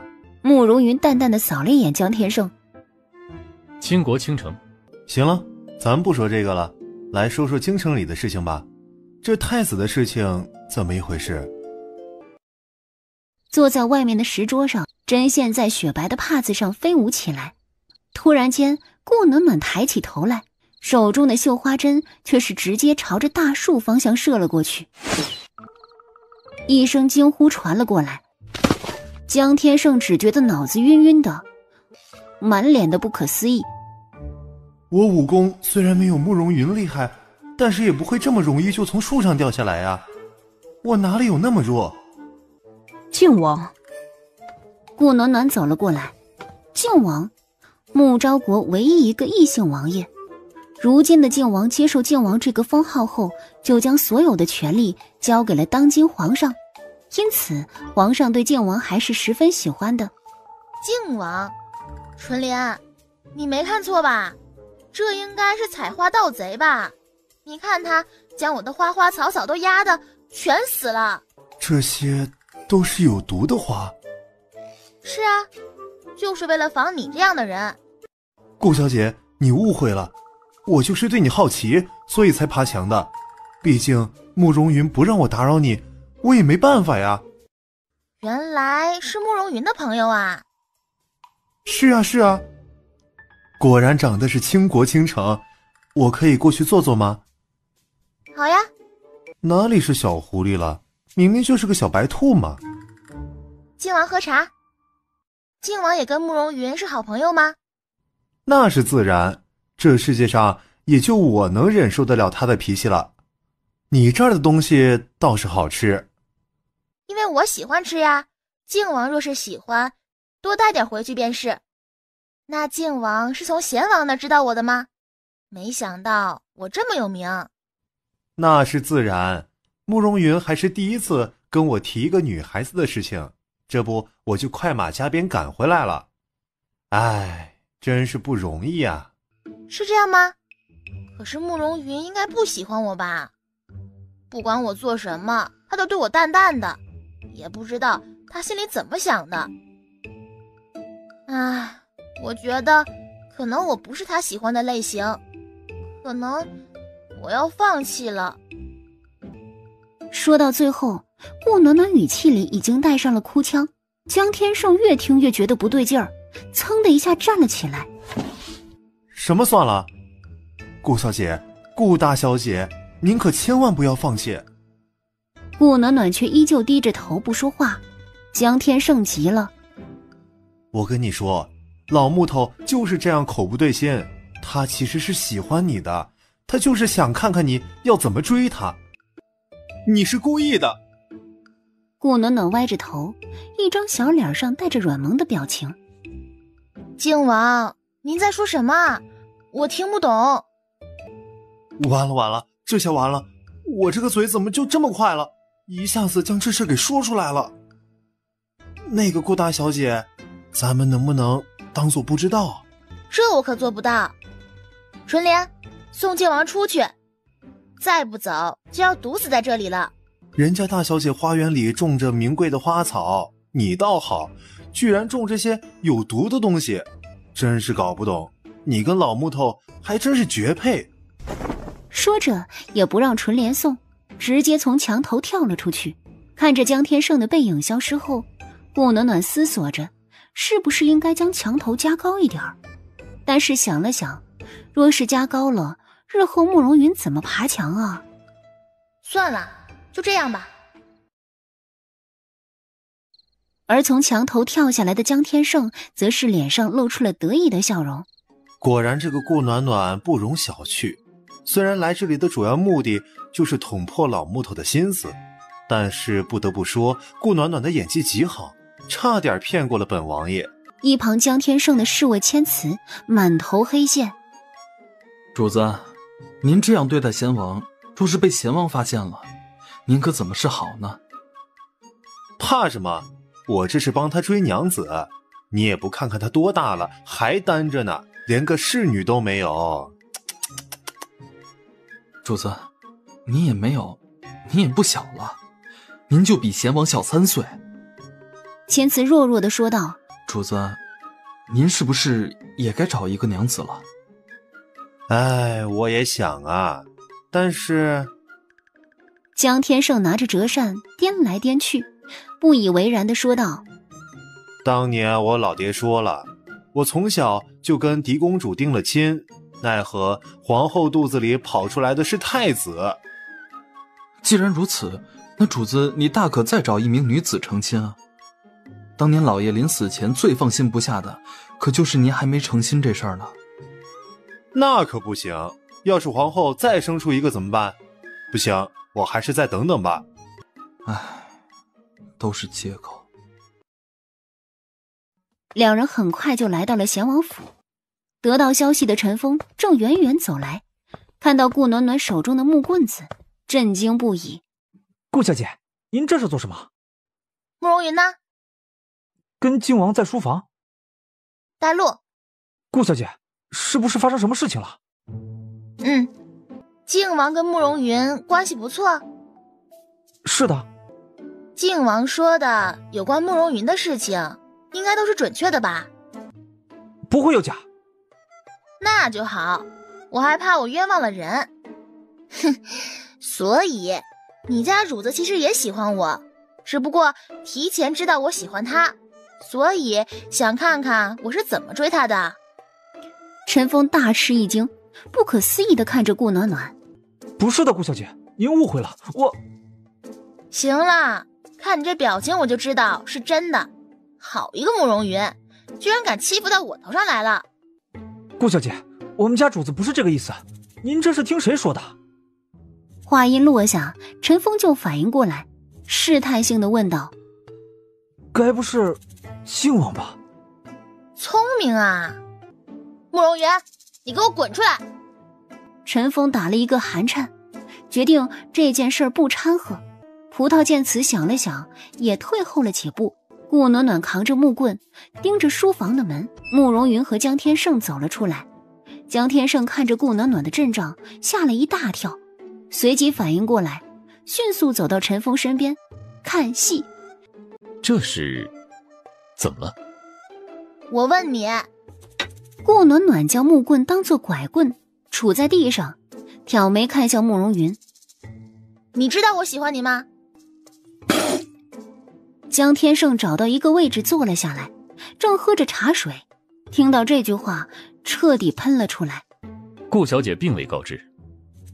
哦，那我现在告诉你，我喜欢你。好。那你喜欢我吗？哪里有这样主动的千金小姐啊，没眼睛看了。靖王昨天说了，你就是想看我怎么追你，所以不跟我表明心意。今天我给你个机会，你要不要说？刚要说话，哪知顾暖暖直接拿起棍子就冲了上来，砰！直接将慕容云逼到了墙角，靠在了墙上。顾暖暖一手撑墙，努力地将脑袋扬着，踮起脚尖。我告诉你，慕容云，你被我看上了，你要是敢拒绝我，我跟你没完。说着，直接一口咬在了慕容云的嘴唇上。盖章完毕，你是我的了。所有人都惊呆了，顾暖暖脸上发热，看了一眼慕容云，却见他脸色如常，一时间也摸不准他的心思。刚想后退时，只觉得自己腰身一紧，却发现自己被慕容云直接抱在了怀里。顾暖暖手中的棍子掉在了地上。你做什么？暖暖，我心悦你。而此时的二狗子则是欢脱起来。哇！宿主，你被小美人表白了！好激动！宿主，你快醒醒，小美人帅毙了！那就这样说好了。葡萄，我们走。继而匆忙离开。你来这里做什么？自然是说白日没有说完的话。你想说什么？如今并非太平盛世，京城之中暗涌不断。之所以早先没有表明心意，并非有意为之，而是想有能力护住你的时候上门提亲。然后呢？只是顾小姐生得好看，恐别人抢走。既然顾小姐如此直爽，我自然不会退却。只是顾小姐可有想好，在我身边危险重重。你身边危险的确多，但是我身边危险也不少，所以互帮互助。正合我意。劳烦顾小姐多等几日，待一切安定下来，定然上门提亲。顾暖暖单手撑着下颚，看着慕容云。行啊，我反正不急，毕竟我还小呢。抬头对上顾暖暖的眼神，许久才说道：我急。暖暖既然白日在我身上盖了章，我是不是也该留个记号？于是未等顾暖暖反应过来，就见慕容云站了起来，直接将顾暖暖拉入怀中，在她的额头上留下一吻，随即伸手揉了揉顾暖暖的脑袋。今晚不管有什么动静，别出来。深夜，顾暖暖在床上打着滚儿，脑海里浮现出慕容云的一颦一笑。宿主，你都傻笑半天了，怎么谈个恋爱你智商都变低了？等我变成人了，一定要找一个比小美人还要好看的。你觉得这个世界上会存在？顾暖暖笑眯眯地反问。哼，行吧，我不跟你计较。只是宿主，今天小美人说的晚上有事，到底是什么事情啊？当然是太子的事情。小姐，乱了。葡萄去我娘那儿，告诉她不要出去。纯莲，我们出去看看。小姐，贤王不是说不让您出去吗？要是遇到危险怎么办？不会。顾暖暖笑了笑，与纯莲迅速离开。小姐，听说是从太子府中搜出了龙袍。去皇宫。顾暖暖摸了摸自己的包，眉头一皱。哎，出来得及，忘了带吃的。小姐，这都什么时候了？先不急，我们去酒楼里拿点吃的，说着，顾暖暖带着纯莲来到了百年酒楼，直接进入了厨房里，看着里面的点心，毫不犹豫的都收到了自己的包包里。谁在里面？来人啊！抓小偷了！纯莲看着顾暖暖的背影，在自家店里被当作小偷的，世间少有。没事，你多跟我在一起，就会发现一切皆有可能。纯莲脸颊一抽，望天。我不想再经历这些。我明明是个暗卫，最后变成一个丫鬟，又学着做生意看账本，然后现在又成了个小偷，还是偷自家的东西。行了，赶紧跟上，我们去皇宫。靖王。哟，顾大小姐，好巧呀！怎么也来夜探皇宫？我来看戏的。刚好一起。宿主，你离这个江天胜远点，他就不是什么好人，他就是来你这里蹭吃蹭喝的。对，就是这样。二狗子，你怎么了？二狗子一愣。宿主，我总觉得他不是好人，每次看到他我就难受。难受？怎么难受？不知道，就是很想打他。顾暖暖嘴角一抽。哼，你不是挺喜欢长得好看的人吗？江天胜长得也挺帅的呀。你看他那双眼睛多情，肯定祸害了不少小姐姐。你说的对。二狗子当下高兴起来，然而就听到顾暖暖说道：行，那就一起吧。老木头被皇上召见进宫了，走吧。来到了御书房房顶上。小姐，周围太多暗卫。没事儿，倒是没想到顾小姐的轻功如此厉害。你不知道的多着呢，不必惊讶。你惊讶多了，会显得你是井底之蛙，没见识。我说，你们暗卫这么厉害，杀个皇上挺简单的吧？不过杀了皇上太突然了，会影响根基。你们挺难的。我记得慕容云是不想当皇上的。你们准备扶持谁坐那个位置？我想想，难不成是六皇子？早就听说顾小姐聪明，如今看来果然如此。宫中突然传来了消息，顾香艳找我。顾暖暖疑惑地看着面前的宫女，跟在宫女后面，很快就来到了皇宫之中。顾小姐，这边请。很快就来到了顾香艳宫殿门口，看到了顾香艳。太阳打西边出来了吗？姐姐，你可来了。我知道你不待见我，我知道爹已经死了。如今顾府已经不复存在，只有我跟你了。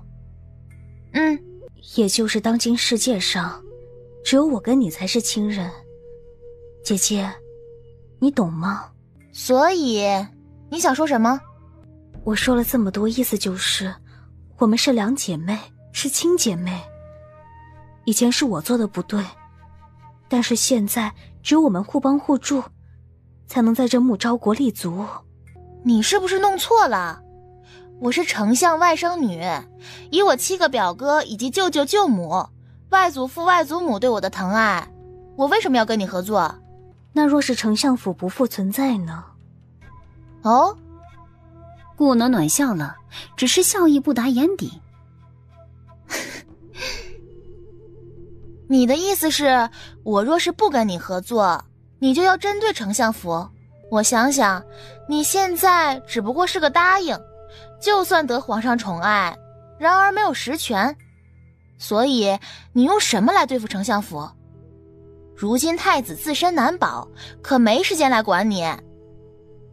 对了，太子身份有问题，你知道吗？那如果是皇上要对丞相府出手呢？那也不是现在，如今皇上还用得上我舅舅，所以他断不会对丞相府动手。姐姐，你还是这么天真。皇上想对付一个人再简单不过，你没听说过欲加之罪，何患无辞？不得不说，顾香艳变聪明了。你倒是说说如何合作？我要丞相府做我的后盾，我会生下孩子，到时候扶持我的孩子爬上那个位置。顾香艳，我发现我还是小看你了，倒是没想到你居然打的这个主意。不错，如何？我能保丞相府万年不倒，一人之下，万人之上。你画的饼挺大的。你可以选择不跟我合作，但是不管你跟哪个皇子合作，他们都会忌惮丞相府。事成那天，就是丞相府灭绝之日。我发誓，我不会这样对丞相府。你能保证你儿子也不会？更何况丞相府不做造反之事。说句不好听的，谁知道你生出来的孩子是好是歹？算了吧，我可不想成为祸害穆昭国的罪魁祸首。顾暖暖，你太过分了！别把我当傻子。你说什么？我来猜猜，你其实是因为自己在皇宫之中没有后盾，所以才想到了我。你也听说了太子之事，宁可信其有，不可信其无，以防万一，你得给自己找好退路。而所谓的孩子，你的确想让他登上那个位置，但是你也知道，你孩子就算现在出生，年龄也太小，而皇上说实在的，熬不了几年了。你最终目的是想利用丞相府跟其他皇子谈判，从而保你一生荣华富贵，对吗？至于丞相府的死活，你根本没放在心上，毕竟在你的设计里，丞相府必须灭。这样一来，你才好慢慢折磨我。毕竟你在心里可是恨极了我。顾香艳瞪大眼睛，不可置信地看着顾暖暖。顾香艳，你知道为什么你斗不过我吗？因为你只想依靠别人，而我顾暖暖只依靠自己。别作死，不然我不介意送你上西天。你既然也恨我，为什么不杀了我？顾香艳看着顾暖暖的背影，大声叫了起来。顾暖暖回头，杀了你不是太便宜你了？没关系，你不是还有你的子谦哥哥吗？他快回来了。说着，顾暖暖直接离开了。顾暖暖刚走出皇宫，就看到陈峰推着慕容云走了出来。回去吧。慕容云，我一个人能对付，你不必担心。贤王府的大皇经常将骨头放在眼前，谁都知道无人能动得了他的骨头，但是只要有人经过，大皇就会乱叫，从而警示过路的人。我的人自然我护着。你为什么要将自己比作狗？不好意思，他真的忍不住了。你的意思是你是狗骨头？顾暖暖本来笑得灿烂的脸庞刹那间凝固住了。你们不用担心，只是一个顾香艳而已。皇宫之中并非你所想的那么简单，那些女人不好惹。你是不是小时候在皇宫中受到了迫害？顾小姐，没事，都过去了。看着顾暖暖紧张的样子，慕容云神色缓和了几分。不是什么大事，不过是女人之间的斗争罢了。等陈峰将他送出去的时候，还是忍不住地说道：顾小姐，我们家主子小时候很苦，受到了不少人的迫害，好几次都差点死掉，能活到现在可以说是老天保佑了。我知道了。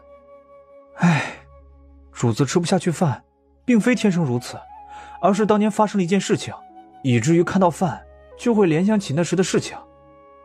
好在顾小姐的饭菜让主子有了好的回忆，否则主子怕是要被自己饿死了。什么回忆？陈峰看了一眼四周，小声说道：这是主子心中的坎儿，还是主子亲自说吧。你们家主子会跟我说这些？陈峰联想到慕容云的性子，随即摇了摇头：应该不会。那不就得了。行了，我也不为难你，你给我写个东西。什么？将你家主子的仇人给我列个单子出来。顾暖暖看着不远处的月光，突然间，顾暖暖只觉得脑子里有刺耳的声音响了起来，只让她的脑袋嗡嗡作响，快要炸开一般。看着顾暖暖突然露出了痛苦之色，纯莲慌了。小姐，你怎么了？顾暖暖捂住自己的脑袋，脸色煞白不已，忍不住娇喝出声。里面传来的疼痛让她忍不住叫出了声，好不容易适应了一些，微微抬头，脸色煞白，抓住了纯莲的手臂，带我回去。而纯莲抱着顾暖暖直接冲向了苏府。发生什么事情了？葡萄，你去找大夫。小饼子，你去找贤王。小姐突然之间头疼，也不知道是为什么。纯莲将顾暖暖放在床上。这是怎么了？小姐是突然之间头疼的，我已经让葡萄去找大夫了。大夫来了，快进来。说着就看到了大夫走了出来，探了探顾暖暖的脉搏，一番诊治之后，按照小姐的脉象来看，并无大碍。不可能，小姐头疼的特别厉害。大夫，你看我家小姐的脸色，明明就十分痛苦。我还是没有看出来小姐哪里有问题，要不你们再请其他的大夫看看吧。这到底是怎么回事啊？此时的小饼子已经找到了陈峰，说明了来意后，陈峰当下大惊。主子，顾小姐突然晕倒，如今昏迷不醒，我已经去通知于大夫了，您别着急。我说云小子，这大半夜的，你这样对待一个老人，可不厚道啊。于老不是一直想要知道是谁治好了我的双腿吗？闻言，于老眼睛一亮。怎么，你现在愿意告诉我了？到底是谁？就在这里，你带着于老进去，就说是外面找的大夫。是，于老您这边请。是，于老您这边请。小小年龄如此高超的医术，这位夫人不用担心，让老朽来看看。也不知道是怎么回事，突然之间就这样了。这按照脉象来看，的确是无大碍呀。可是为何会昏迷不醒？而且阿暖看起来痛苦不已。这倒是奇怪了，这孩子以前体内的毒不少啊，如今还有残留，不过应该是在自己调理啊。是的，不知道对日后会不会有影响？不会，等体内的毒清理干净就好了。只是有点奇怪，这么多种毒素是如何配药的呀？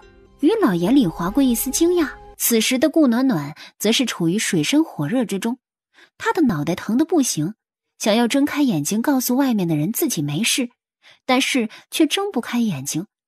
二狗子微弱的声音传了过来：宿主。二狗子，怎么回事？我不知道，突然之间就这样了。宿主，你怎么样了？你先别管这些，你自己怎么样了？什么感觉都没有，只是好像有乱七八糟的东西在我脑子里闪来闪去的。紧接着，顾暖暖突然发现疼痛已经消失，再叫二狗子时，只传来二狗子均匀的呼吸声。大夫，有办法吗？苏敏兰的声音传了过来。顾暖暖想着二狗子熟睡过去，应该没有问题，便睁开了眼睛。阿暖，你怎么样？既然没事了，那便好。只是顾小姐，你的体内的毒，倒是有意思呀。明日我将药方给于老送去。好。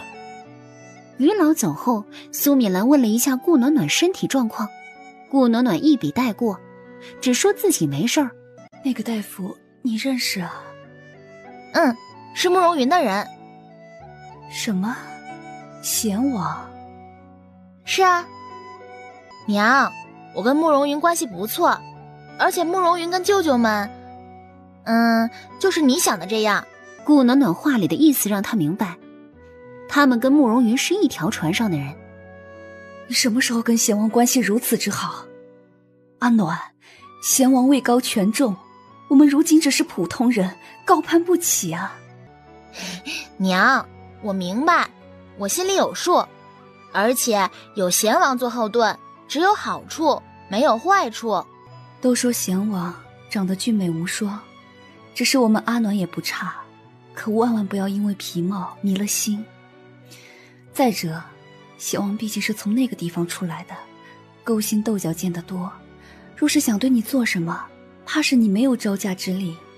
阿暖，听娘一句，少跟贤王来往。不过说到底，贤王也是个可怜的孩子。苏米兰看着顾暖暖懵懂的眸子，想着自家女儿应该还没开窍，这才与素儿一同离开。慕容云，你怎么来了？如何？看着顾暖暖脸色正常，慕容云微微放下了心。发生了什么事？不清楚，突然之间头疼，可能是以前中毒留下的后遗症。今日晚上，江天胜去了皇后寝殿之中，本想去寻找你所说的牌位。然后呢？已经被烧了。可是子时被烧的？差不多就是这个时辰。那就对了，牌位被烧了，魂魄归位，怪不得他突然头疼，二狗子突然出现问题。原来一切都是因为二狗子的魂魄集齐了。看着突然高兴的顾暖暖，慕容云眼里划过一丝疑惑。多谢。好好休息。再次叫了几声二狗子，发现他依旧在睡觉。顾暖暖就算着急也毫无办法。哎，福宝，娘让你明日回丞相府，带你出去。带我出去做什么？继母没跟我说。带你去见个人，不知道是哪家的儿郎，听说还不错。什么？啊？我怎么不知道？是你家的公子，长得怎么样？胖吗？具体不知。没事，我等一下去问问义母。哼，可别遇到个跟魏子瑜一样的，到时候你哭都没地方哭。遇到了又怎么样？遇到了不嫁不就行了？说的倒是轻巧。你难道不知道现在想巴结丞相府的人不少吗？他们定然会想尽办法娶你回去，到时候你只能嫁给他们，否则就会给丞相府带来灾难。这样一来，你会不嫁？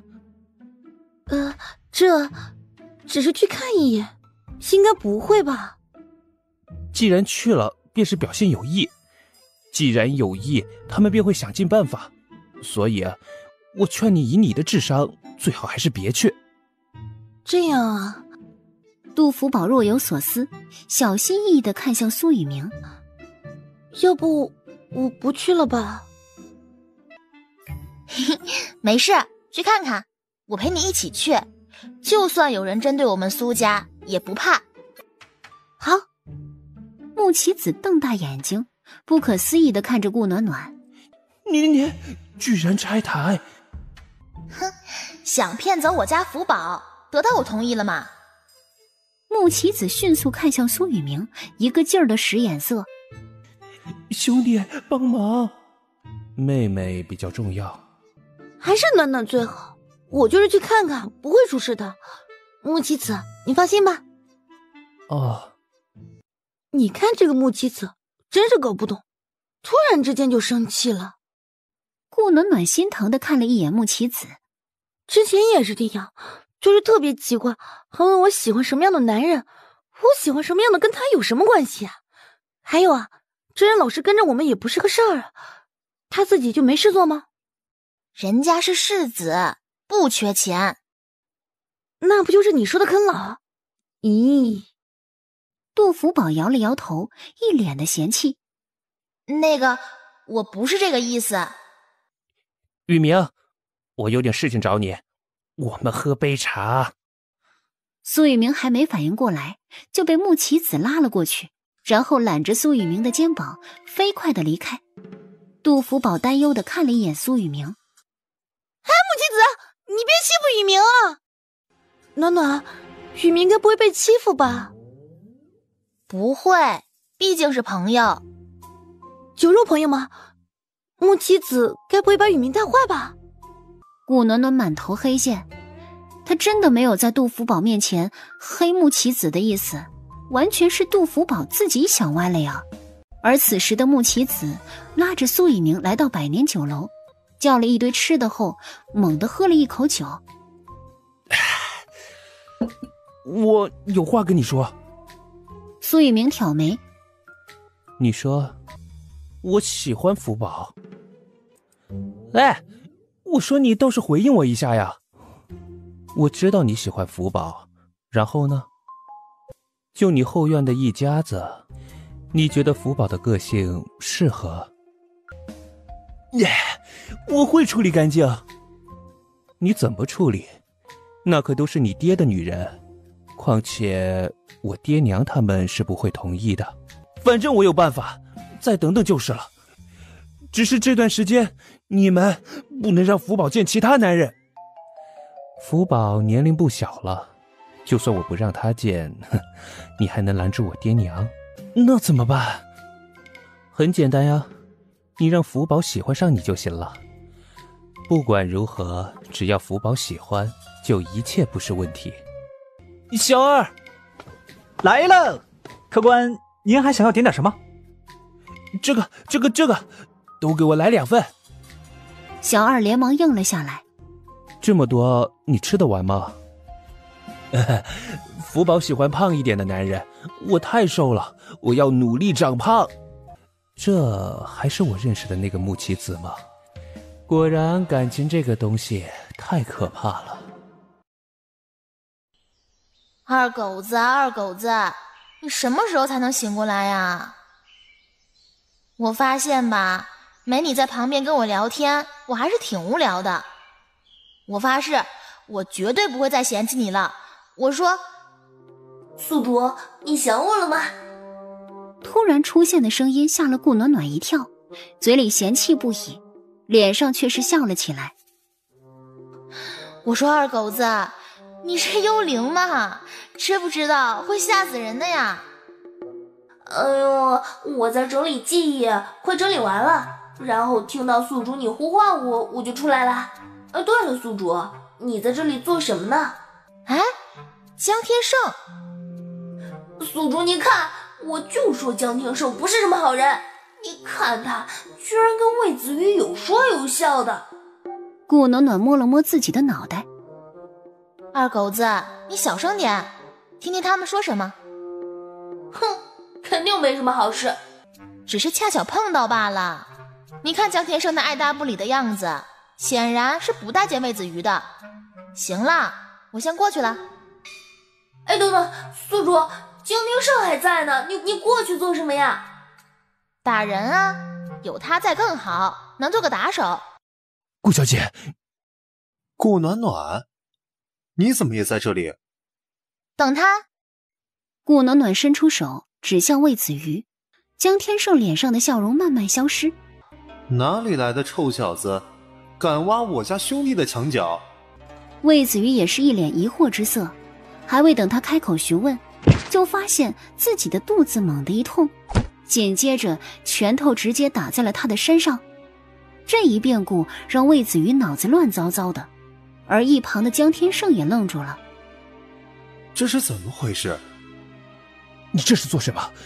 你再这样，我就不客气了。不客气？你要怎么不客气？你还还手啊？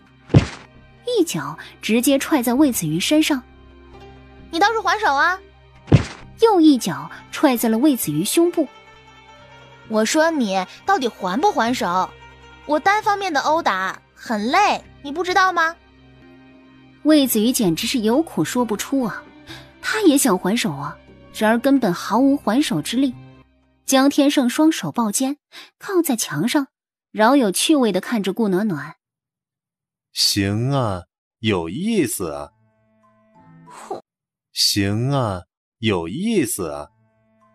哼，肯定比你有意思，看看你都不知道来帮忙。二狗子嘀嘀咕咕地说道。江天胜挑了挑眉头，朝着四周望了望。哟，哪个小姑娘在说话？江天胜的声音让顾暖暖眼里划过一丝疑惑。二狗子不可思议地说道：啊，宿主，他好像能听到我说话。你再试试。是你姑奶奶我在说话。哈哈，我的姑奶奶可死了很久了。江天胜看向顾暖暖，总觉得这另外的声音跟他有关系。而此时的二狗子则是大声叫了起来：天啊，宿主，只要我接他的话，他就能听见。靖王，靖王，你救救我！靖王！顾暖暖看着魏子瑜想要爬起来，直接一脚踩在了他的背上。我还没让你走呢，你跑这么快做什么？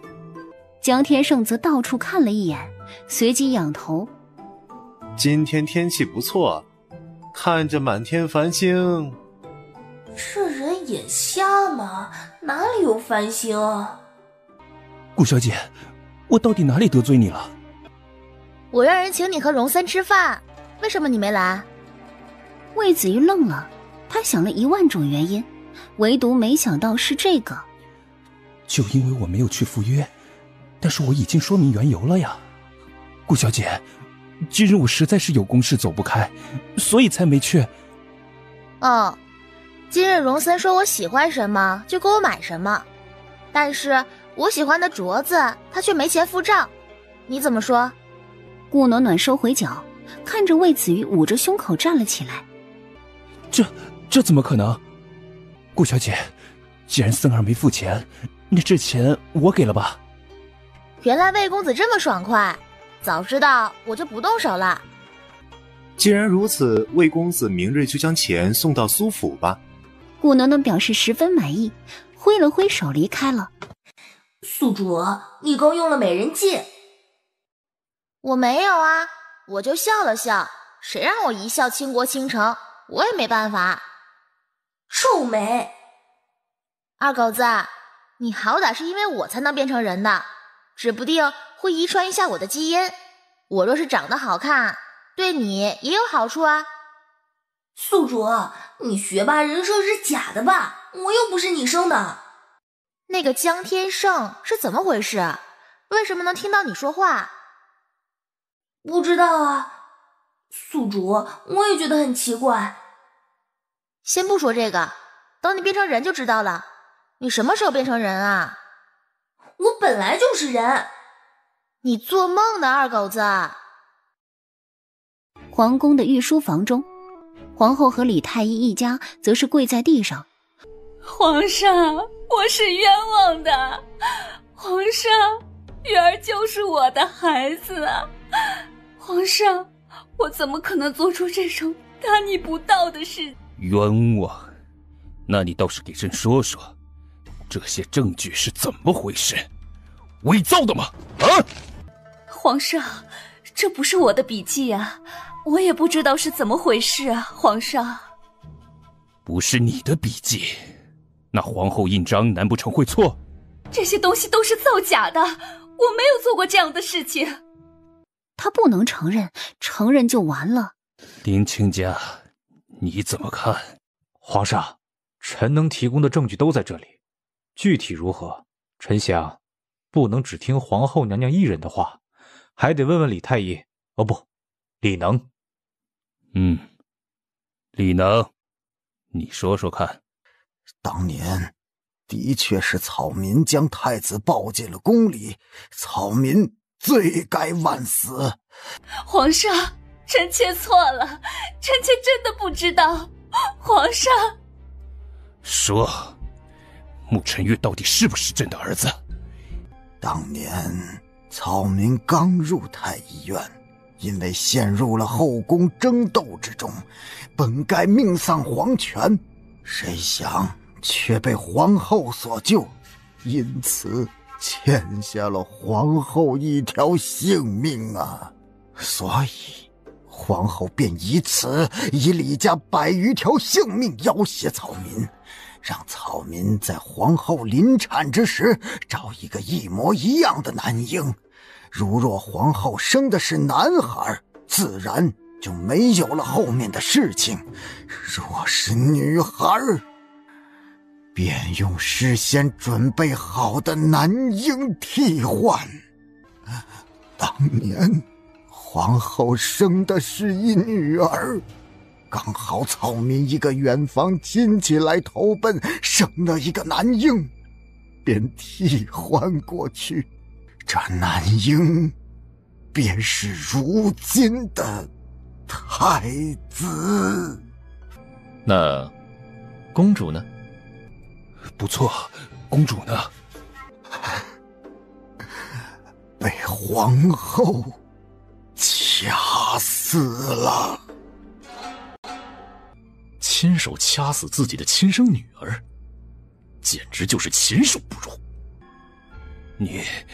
你这个毒妇！来人呐，给这拉下去，关入死牢！皇上，我没有，你不要听李能乱说，不是我，我没有，那个孩子生下来就死了，不是我，真的不是我。生下来就死了？李能摇了摇头。尚有气息在，草民亲眼看到皇后掐死了小公主，不会有错。你这个毒妇，给这拉下去！这件事还有待商议，具体如何还得拿出更多的证据才是。这些信件什么的都可以伪造，当不得真。既然太后不相信草民，那这个玉佩太后应该认识。这是林家祖传玉佩，只传给林家后代。当初太子出生，皇后说你的玉佩丢了，如今作何解释？皇后将玉佩留给了小公主，草民那时候太过慌张，以至于将小公主放到了护城河后，才想起来这块玉佩的事情。所以皇上、太后、王爷，草民愿意以死证明清白。话音刚落，李能直接朝着一旁的柱子上撞了过去。突然的状况让众人愣住了。你还有什么想说的？皇上，都是臣妾一人所为，与袁家、与太后没有关系。贤王，他怎么处置？父皇，不，皇上，我什么都不知道。皇兄，先让沐晨玉回府中休息，这件事还有待商议。将沐晨玉带回去，看管起来，没事就别出来了。至于李家众人，先关入大牢。太子，你有什么打算？我想，皇上应该是不会公布此事的，所以……沐晨玉猛地抬头，看向秦芳玉。太子，如今我们是一条船上的人，定然不会骗你。您的身份如果一旦被其他几位皇子知道了，到时候你别说如今的荣华富贵了，就是怕连小命都不保啊。但是您现在还是太子，是继承大统之人，所以一不做二不休。太子，你能明白吗？只要你一声令下，我们一切都能安排好。对了，我父皇怎么样了？中了毒。什么时候动手？3日后。太子，这3日不能出现任何差错，否则我们将功亏一篑。我明白。只要我能登上那个位置，母后还是我母后，秦家将会是穆昭国第一家族。多谢太子。葡萄和杨桃看着陷阱，春莲和小饼子四处看看，不要让任何人进来。小姐，为什么会有人想对我们下手？不是对我们出手，是对丞相府出手。他们只是想监视我们，若是太子失败，他们便会将我们钳制住，用来威胁。不只是太子的人，有其他皇子的人。唉，树大招风啊！苏府的钟丽成了他们的眼中刺、肉中钉。雨呀，福宝他们那边如何呢？要不让杜老爷和福宝也来丞相府吧？已经去接了。如此便好。雨城啊，兰儿那边你可上点心。祖母放心，我明白的。苏家妻子知道自家女眷担忧，也没有出去。外面传来消息，皇上危在旦夕。本该在冷宫的皇后，名义上是守着皇上，其实是挟持住了皇上，让皇上写下让位书。太子已经带兵将皇宫围起来，杀了不少人来震慑大臣。如今已经死了几名大臣，但是2位老爷都还活着。众人长吁一口气。纯莲传来信号，小姐，外面已经集齐300人，兵分3路，需要大哥们前去做这件事。7位表哥其中2人前去6皇子府，其中3人去城门口与风起接头，其中2人混入皇宫，保护好2位舅舅。7位哥哥直接去吧。时间不等人，我们先走。暖暖，我来了。外面响起了杜福宝的声音，很快就看到杜启昭和杜福宝走了进来。秦老太太便让人准备饭食。顾暖暖看向葡萄，葡萄跟顾暖暖点了点头。等吃完饭后，众人只觉得困顿不已。不过半盏茶时间，全部睡熟过去。丞相府中，顾暖暖站在宽阔的花园里，听着来自4面8方的声音，唇角的笑容愈发深了起来。宿主，值得吗？什么值得不值得？宿主，你手上有不少的人，但是你让他们去保护丞相府的人，你呢？你身边只有小饼子和纯莲，他们的功夫如何能比得上特地训练的杀手？宿主，你知不知道你现在很危险？你的武功是很厉害，但是他们人多呀，你就不怕再死一次吗？二狗子，在其他见面的时候，我明明有机会留下来，放弃仇恨，我就是那个见面最为厉害的存在。但是我没有，我还是选择了离开，回到了这个世界。你知道为什么吗？我知道，因为你要报仇。是，我要报仇，但是最终目的，我是要护住那些爱我的人。我重活一世，如若只能眼睁睁的看着他们死在我面前，那我报仇有什么意义？活着又有什么意义？我放不下的从来就不是什么仇恨，是他们。二狗子，别瞧不起我，我哪里有那么容易死？话音落下，顾暖暖拔出了剑，娇喝出声：想动丞相府的人，你们从我尸体上踏过去。刹那间，二狗子犹如看到了死神，紧接着就看到不少黑衣人落在了花园之中。既然来了，那就都留下吧。不会的，暖暖不会有事。对，小姐不会出事。让我们过去。杜启昭深吸一口气，一字一句地说道：我们是暖暖的长辈，怎么能让一个孩子来保护我们呢？更何况我们是一家人，就算死也要死在一起。对，就算是死也要死在一起，我才不要一个人活着。怪不得暖暖是故意将他7个表哥支出去的，对吗？你就让我们出去吧，拦了我们这么久也够了。与此同时，苏家妻子也解决掉了最后一批人，朝着丞相府冲了过去。而顾暖暖则是脸色泛白，她已经完全没力气了。若非那些毒开始发挥作用，自己怕是早就成了一具尸体。宿主，你别睡，你醒醒，我给你吃的，我这就给你吃的。二狗子哭着叫着，然而顾暖暖根本听不见他的声音。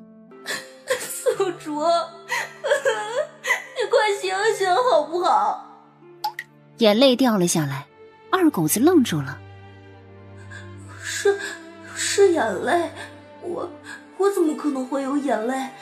然而下一秒，二狗子只觉得整个人都处于白云之中，有一双温暖的手开始分离着他，可是就算很温柔，却依旧疼痛。宿主，我好像要在你前面死了。皇宫之中，江天胜带着一队暗卫潜入皇后宫殿中，在暗室里找到了婴儿的东西，里面有毛发，有小指甲，想必应该就是小公主身上的东西。到底是10月怀胎生下来的孩子，皇后想必也是愧疚的。唉，烧了吧。在火光燃烧的那一刻，所有的一切都化为灰烬。而丞相府中，顾暖暖只觉得脑子一阵剧痛，下一秒就感觉到身后有人拿着剑砍向了他，费力的一个翻滚躲过了一招，脑子也瞬间一空。再抬头时，那站在阳光下的人儿让他眯了眯眼睛。暖暖，快让开！而从大门进入的苏家妻子更是拼尽了全身力气。暖暖，躲开！宿主！在剑就要刺入顾暖暖身体时，二狗子直接冲了过来，一把将顾暖暖抱在怀中。宿主，你别死，我刚变成人。快睁开眼睛看看，哥哥们来了。阿暖，阿暖，是娘，你快看看娘，你别睡，快找大夫。大哥，暖暖很厉害，他们伤不了你们，有我在。是，暖暖很厉害，大哥的暖暖很厉害。暖暖，你傻不傻？你傻不傻啊？你当我们这些哥哥是吃素的吗？有哥哥在，还能护不住你？为什么要一个人面对？你看看你现在。顾暖暖看向这些亲人的脸庞，那担忧之色让他脸上露出了一丝笑容。真好，我护住了他们。傻孩子。整个屋子里充斥着悲伤的气息，二狗子端着喝的飞快地冲了进来。都让开，都让开！宿主不会死的，你会别哭了。颤抖着将手中的喝的喂了进去。他现在根本不能吃东西。不吃东西你就等着收尸吧！二狗子怒了，狠狠瞪向苏玉峰。杜福宝眉头紧皱，看着二狗子，许久才说道：“你是什么人？”我自然是是暖暖最亲密的人了。阎王，暖暖呢？里面。看着慕容云的身影，所有人都愣住了。贤王。等慕容云走到床边，看着躺在床上毫无血色的人时，眉头紧紧皱在了一起。我怕暖暖吃不下去，所以只喂了喝的。喂，王爷，我们已经去找大夫了，定然能治好暖暖。如若随便喂吃的，会……大夫无用，必须吃东西。啊，你知道什么？慕容云将眼神落到二狗子身上。当年在悬崖底下，是你在说话。小美人儿，他居然还记得。那我的身份他知道吗？应该是不知道的，宿主都还不知道呢。他的身体情况，你应该了解。是，暖暖要吃东西，有吃的病才会好，越多越好。王爷，希望您不要拿暖暖的性命开玩笑。二狗子将东西喂入了顾暖暖嘴里。会好了，暖暖会好。对于慕容云的到来，二狗子是十分欣慰的。小美人还是很上道的，我家宿主就是要宠上天。暖暖，饿了。好，来吃东西。等喝完一碗粥后，顾暖暖看向四周，看着那身着粉色衣衫的小人儿坐在外间，双手撑着下颚的模样，思绪一下子全回来了。二狗子疑惑地看向顾暖暖。我家小姑娘看到了什么这么兴奋？见到我可没这样的表情。而听到呼唤的二狗子则是3步并作2步地跑了过来。宿主，二狗子，宿主。顾暖暖张开双手将二狗子抱了起来。二狗子，还真是你。宿主。是啊，宿主，我终于能抱着你了，可吓死我了，我差点以为你就要离开我了。这么开心，比见到我还开心。慕容云只觉得心里涌出了一股酸酸的味道。她就是公主，当今皇后的亲生女儿。但是现在，她是我的朋友，我的义姐。改日再谈。说着，慕容云就离开了。宿主，我知道你想问什么，其实我也很晕的。说吧，怎么回事啊？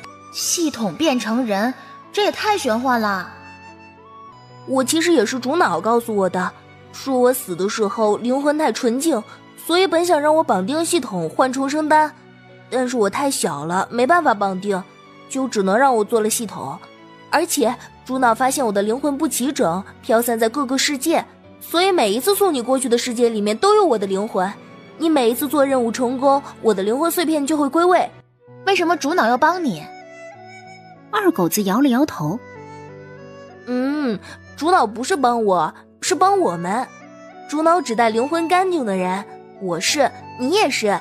我的身体其实一直都在系统里面。上次你的身体消耗的太厉害了，我害怕你出事，而那个时候灵魂碎片全部归位，与身体融为一体，再然后我就出来了，变成了人。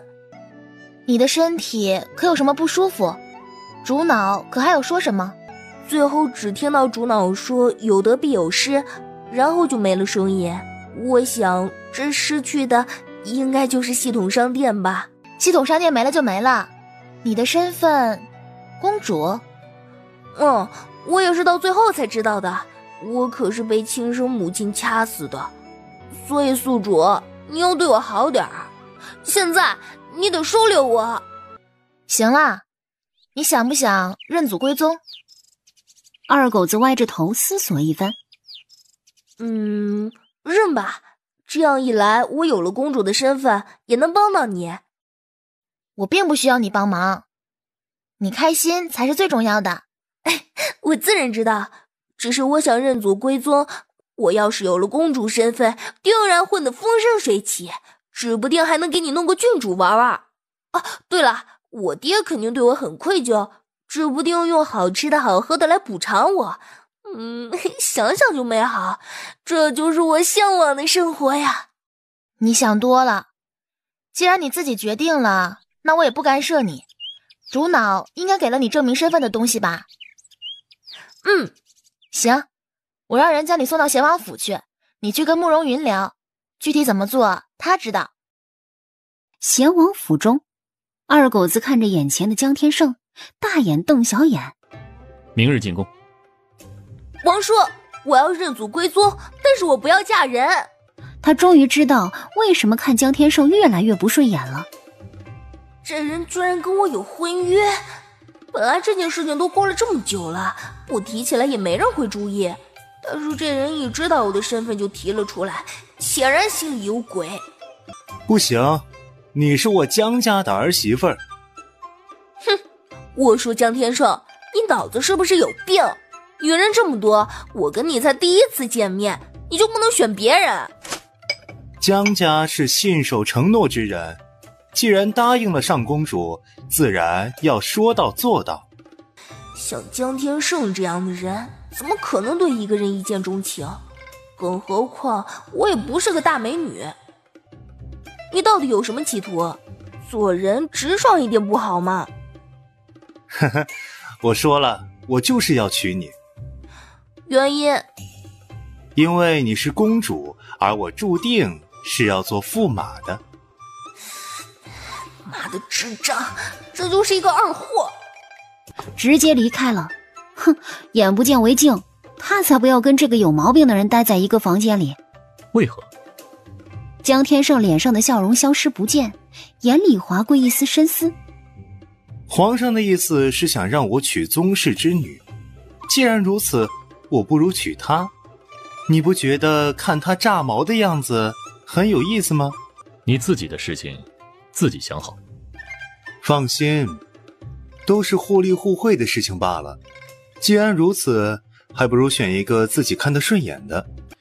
你与他不过第一次见，可能这就是缘分。其实他的声音很熟悉，我总觉得听过。我带那个小丫头进宫。说着，江天胜转身离开。老太爷、老夫人，杜老爷来提亲了。顾暖暖猛地抬头，迅速看向杜福宝。什么情况？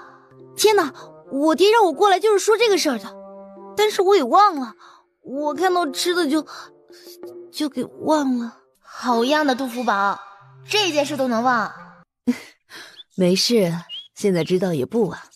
玉萍，我们出去看看。两人来到贤王府时，穆棋子与慕容云正在说着什么。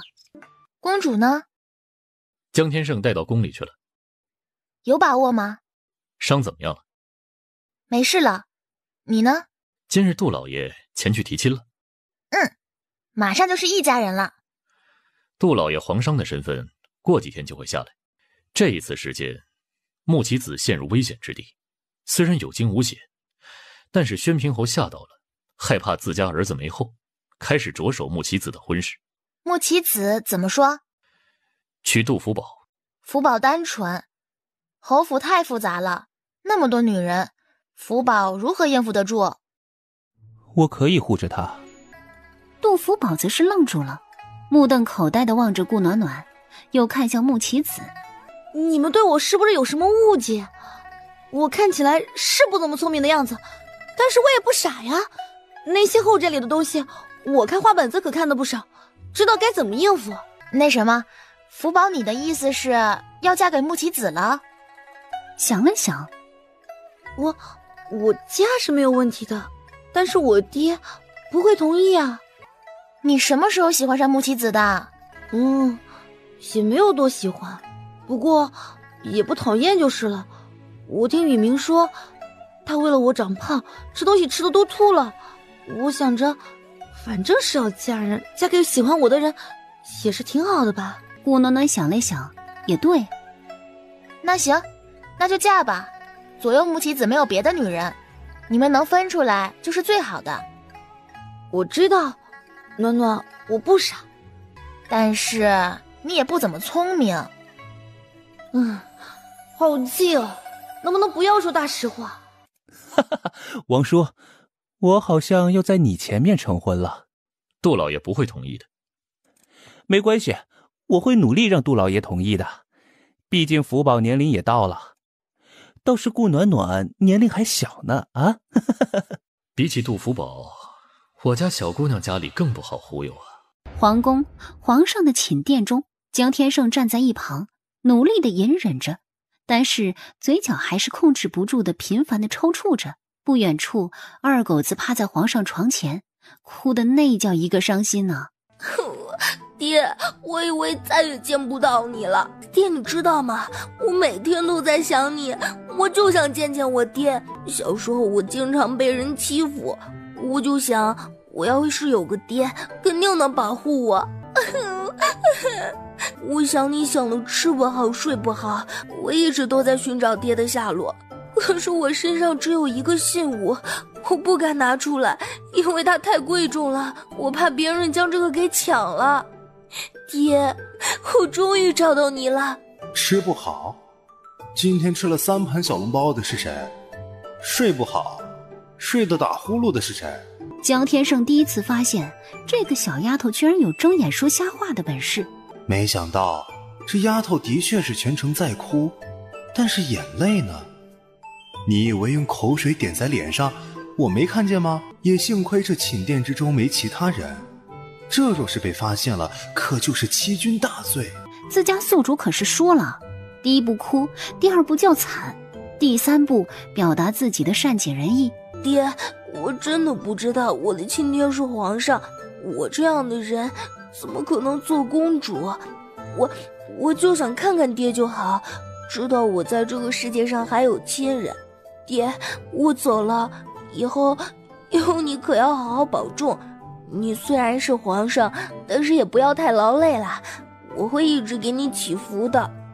你是公主，你要去哪里？二狗子连忙摇头。爹，我这样的人什么都不懂，怎么能当公主？会丢了爹的脸。我还是回民间吧。爹，你保重。一口一个爹，数不尽的关心。对这个时候的皇上来说是最为重要的，什么都比不上真心实意的关心。胡说，你是朕的女儿，谁敢嫌弃你？你叫什么？听此，江天胜也将耳朵竖了起来。都这么久了，他也不知道这丫头叫什么呢。爹，我叫二狗子，以后我就是爹的二狗子，一定好好孝顺爹。皇上愣住了，江天胜瞪大眼睛。二狗子？爹，你放心，以后谁敢欺负你，我二狗子就跟他们拼了。二狗子？皇上瞪大眼睛，嘴唇蠕动一下，却是一个字儿都说不出来。公主的名字格外别致啊！都说贱名好养活，我就想活着，所以……皇上见此，眼里浮现出了怜惜之色。江天胜就看着二狗子将皇上忽悠得团团转。为什么拒绝皇上的提议？你不是想认祖归宗吗？皇上也承认了你，越早宣布你的身份，不是对你更好？不，暖暖说了，太容易得到的东西不会珍惜。我得表现出我对身份的不在意，只是想认一个爹这样的想法，才能激起皇上的愧疚感。更何况我的身份虽然没有公布，但是皇上允许我随意进入皇宫，还给了我免死金牌，也算是赚到了。更重要的是，我的身份不公布，我才能扮猪吃老虎。只有欺负我的人越多，皇上才会对我更好。那要是皇上并不认你，你不是竹篮打水一场空？不认就不认，我乐得清静。你挺笨的。江天胜嘴角一抽，我笨，只是有些意外。本以为是个贪慕虚荣的人，没想到人家根本就不在乎。那你为何要入宫？与你无关。江天胜瞬间被噎住了。一是茶楼包厢里，杜老爷，棋子只是表面上如此，您大可以放心。虽然慕容云是他欣赏的人，有他做担保，他也知道穆棋子是个有本事的人。但是这个穆棋子想拐走的是我女儿。以前有人跟他说，若是他继续维持着这样的形象，总有一天会后悔。早知道我就不这样迷惑众人了，凭借着我的本事对付那些人绰绰有余。只是千金难买后悔药呀，我真的好后悔啊。杜伯，您放心，我对福宝是真心的，我自然会对福宝好。我说错了什么吗？如若今日提亲的是我，怕是暖暖的家人会直接将我轰出去。看来穆棋子跟杜福宝成亲也有好处，至少到时候穆棋子还能替我说几句好话。杜老爷可是有什么顾忌？我还不知道福宝的心思。那若是福宝同意了？杜启昭直接拍了一下桌子。穆棋子可谓是天不怕地不怕了，连宣平侯他都能对着干，没想到对未来岳丈却是怕得厉害，这也算是一物降一物了。我太不容易了，还要被王叔嘲笑。等着吧，等着我去了福宝，等着你提亲的时候，我肯定也要嘲笑你。福宝同意？福宝同意，我也不同意。我们福宝只是个商人的女儿，配不上世子这样高门大户。更何况宣平侯府后宅的事情谁不知道啊？我女儿单纯，如若真的嫁了，怕是连骨头都吃得不剩了。杜伯您放心，我一定护着福宝。更何况我想好了，只要成婚就分家，我跟福宝单独过。单独过？哼，你是宣平侯嫡子，宣平侯能同意啊？我爹自然是不同意的，但是王叔，救命啊！杜老爷，为了能让您感觉到棋子的诚心，便让他先解决宣平侯府后宅的事情，可好？好吧。杜启昭挑了挑眉头，十分不情愿地应了下来，下一秒便拱手告辞。王叔，我爹那群后宅的女人，我怎么插手？这是你自己的事情。放弃世子之位。放弃世子之位？放弃世子之位，以便可以分出去。只要一日你是世子，你就别想离开宣平侯府。怎么，是不相信自己没了世子之位就无法出人头地了？怎么可能？小爷我可是厉害得很。杜福宝此人不是攀龙附凤之人。我自然知道，只是如此一来就得让福宝再等等我了。我可不想身无功名就娶了她，让她受苦。不过半年时间罢了。王叔，我明白了。顾暖暖与二狗子和杜福宝一同回了苏家，只是在得知二狗子的名字时，苏敏兰一脸的错愕。你这名字的确要重新取一个了。不急，我等着皇上赐名呢。杜老爷，杜福宝，你给我滚出来！爹，你咋了？你给我说，木棋子那人用了什么把你骗走了？杜福宝愣住了。什么骗走了？他什么都没用啊！什么？哎呦，你个不成器的呀！他什么都没用，你就跟他走了？他连盘桂花糕都没有。杜福宝呆呆愣愣的。哦，贤王用桂花糕把暖暖骗走了。给我清醒点！嘿，反正要捅破，不如我们一起。这样的，闭嘴！不可能！就凭着自家几个表哥的态度，都不能这个时候说出来。好在杜福宝声音小，杜启昭又在气头上，也没听见。说什么？杜伯，我们进去说。现在能管住杜启昭的，也只有自家娘亲了。木棋子此人，可有问过我哥哥？是，自然是问了。那只是说此人掩藏极深，并非表面上看起来如此玩世不恭。如此便好。好了，你看你把福宝吓的。按我说，先观察观察。福宝虽然年龄不小了，但是也不急于一时。对，毕竟爹，你还是先娶了兰姨才是。还好有兰姨在，不然今天我就死定了。皇宫宣旨，任杜启昭为皇商，封顾暖暖为五品将军。因为得了皇商的头衔，迅速与秦老太太和苏老太爷定下了日子。很快，杜家要娶丞相府和离在家的小女儿的消息便传遍了整个京城。今日是长宁郡主的生辰。双面绣，不是普通的双面绣，这样的绣技，天下难寻第二人。月姨喜欢就好。月姨很喜欢，多谢我的暖暖。湘君果然厉害。金依然，我知道你的意思，你不过就是觉得你比我厉害，行吧？你说你要比什么？我说，我怎么觉得这个秦小姐是为了引起你的注意啊？不，小木头，不是你觉得，就是这样。咱们的老木头可真是到处吸引人呀，也不知道顾暖暖会不会吃醋。话不要太多。既然湘君如此直接，我也就不拐弯抹角了。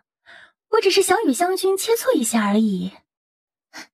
切磋啊？不想。你要跟我比试，我就接了。好，我若是赢了，那就请湘君日后见到我避让。秦小姐这是何意？愿赌服输。湘君若是赢了，也可以提个要求，不是？没想到秦小姐打的是这种主意，看来秦小姐看我不顺眼已经很久了。这个齐依然不简单啊，而周围人的眼神让他十分不舒服。外人眼里的他可是善良大方，是所有千金小姐的楷模，而顾暖暖这一句话却是让他的形象彻底的颠覆。刚好我也看你不顺眼，这样吧，你若是输了，以后你就离慕容云远点。湘君，这是贤王的事情。是啊，贤王的事情不就是我的事情？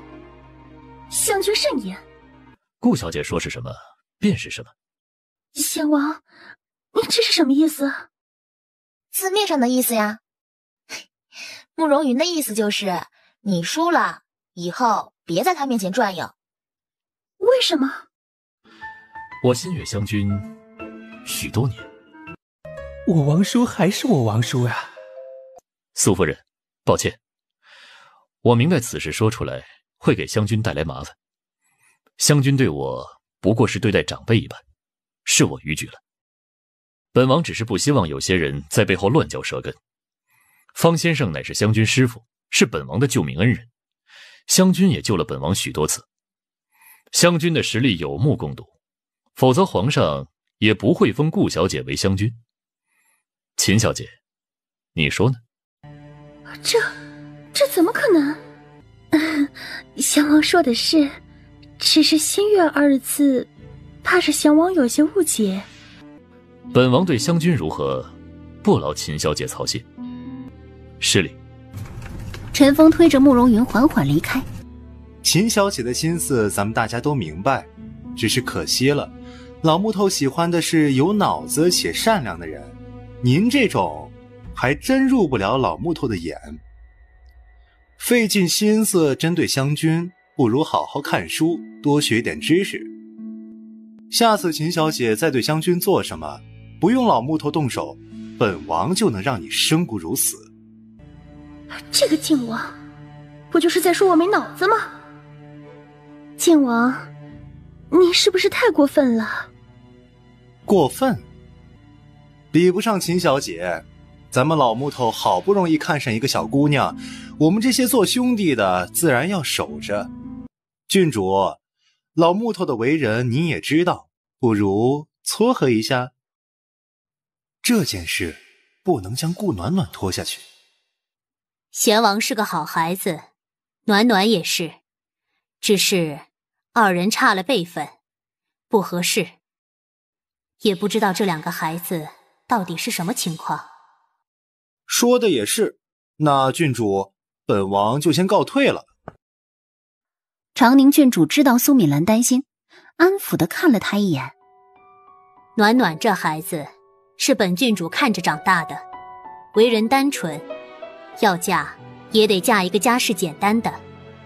敏兰，你说呢？的确，我不求阿暖荣华富贵一生，只希望她平平安安的。是这个理儿，虽然说贤王表明了心意，但是阿暖到底还是个孩子，还没开窍呢。对了，刚才世子说与杜小姐的婚事是真的？也就这几日的事情了，不过具体如何还得看世子了。我可是听说这苏夫人对福宝十分喜爱，这挑女婿可十分苛刻，更不用说福宝的父亲杜老爷了。穆棋子一听，当下说道：小爷是谁？小爷可是宣平侯世子，娶个媳妇儿不带怕的。长宁郡主，听说太后送了您一批番邦进贡的布，可不可以送给我，让我讨好一下未来的岳母？你呀，行了，东西我会送到你府上的，只是这讨好得用真心。我明白。苏夫人，以后咱们就是一家人了，您看在郡主的面子上也得替我说说好话。想不到慕容云居然会当众说出来，我的男人果然厉害。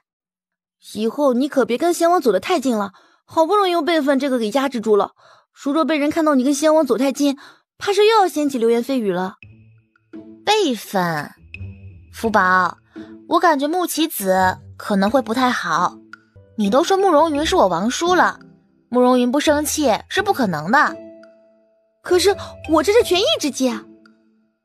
对啊，如若不是权宜之计，怕是现在的穆棋子已经要死不活了。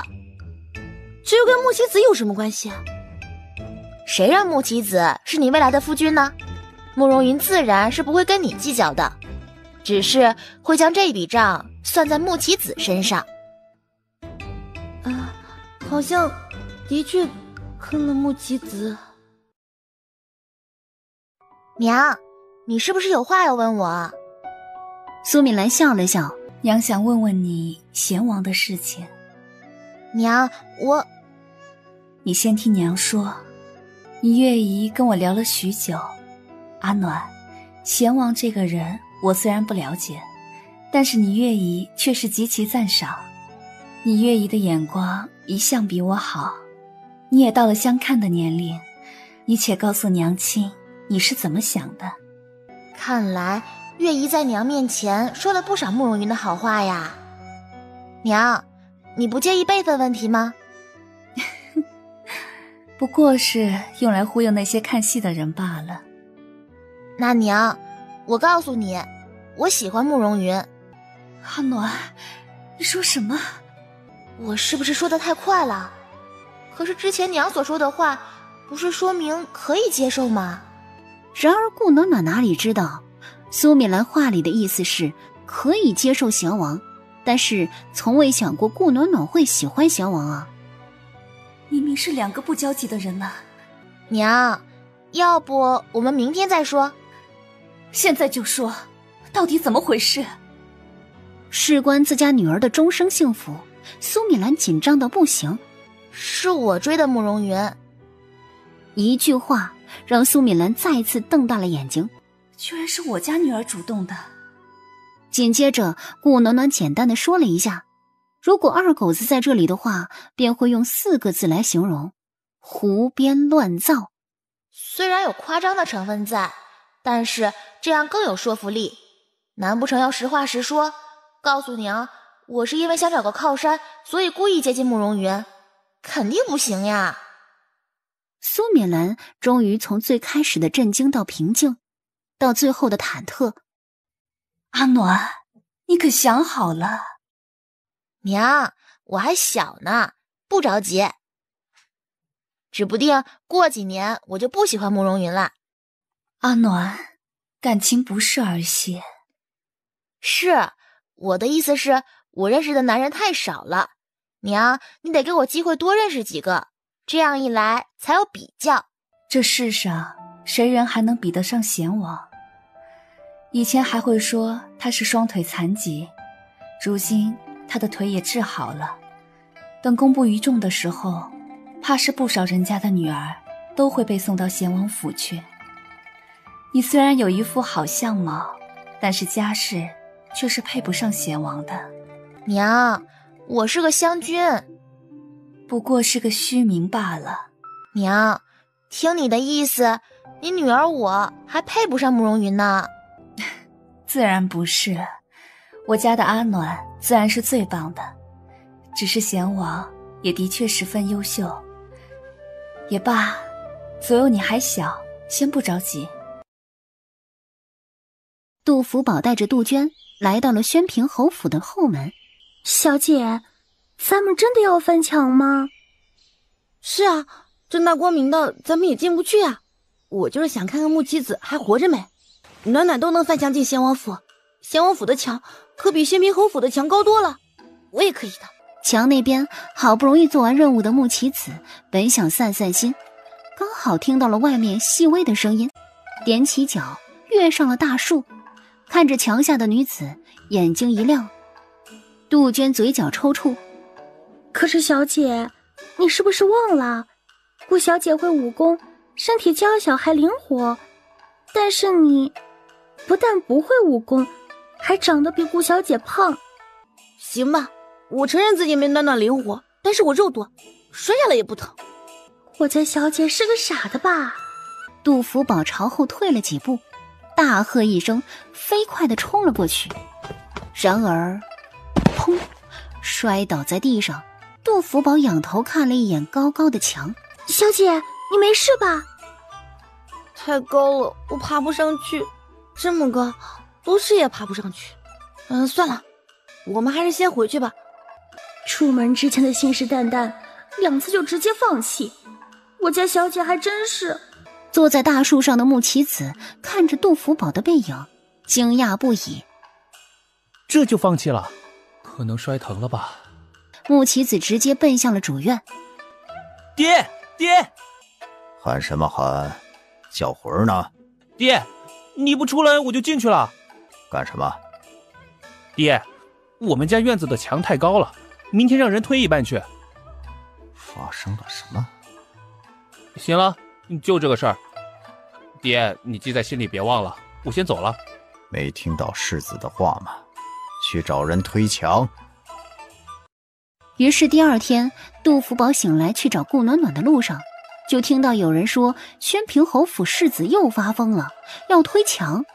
小姐，我怎么觉得跟你有关呢？难不成世子看到了我家小姐没有爬过去，所以特地推了？这也太匪夷所思了吧！想太多了，肯定是木妻子觉得他们家墙有问题，所以推了。杜福宝，只见木棋子走了过来，一张俊俏的脸上带着灿烂的笑容。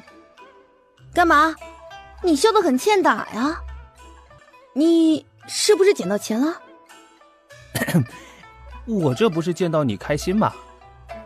哦，那啥，你要是没事就去找王爷玩去，我得去找暖暖了。你们整天黏在一起不烦吗？我带你去玩点好玩的。木棋子迅速拉住了杜福宝。哎，说你呢，小子，放手！爹，你做什么呢？你这是做什么呀？啊，拉拉扯扯的，我还没同意呢。杜伯，我就是想带福宝出去玩玩，没别的意思。你去哪儿啊？玩什么？什么时候回来？就在护城河去走走而已。哼，那地方有什么好玩的？福宝啊，那个你去找暖暖去。爹，你可别欺负木妻子。这还没嫁出去呢。哎呀，福宝这是关心我呢。毕竟人家是世子，而且他很小心眼的，指不定会给你使绊子的。媳妇儿，你这是坑人啊！杜伯，我肯定不会给你使绊子，我就不是这种人，您尽管欺负我。福宝那是误会我了，我绝对不是这样的人。杜伯，你得相信我。哎，行了，你赶紧给我下来吧。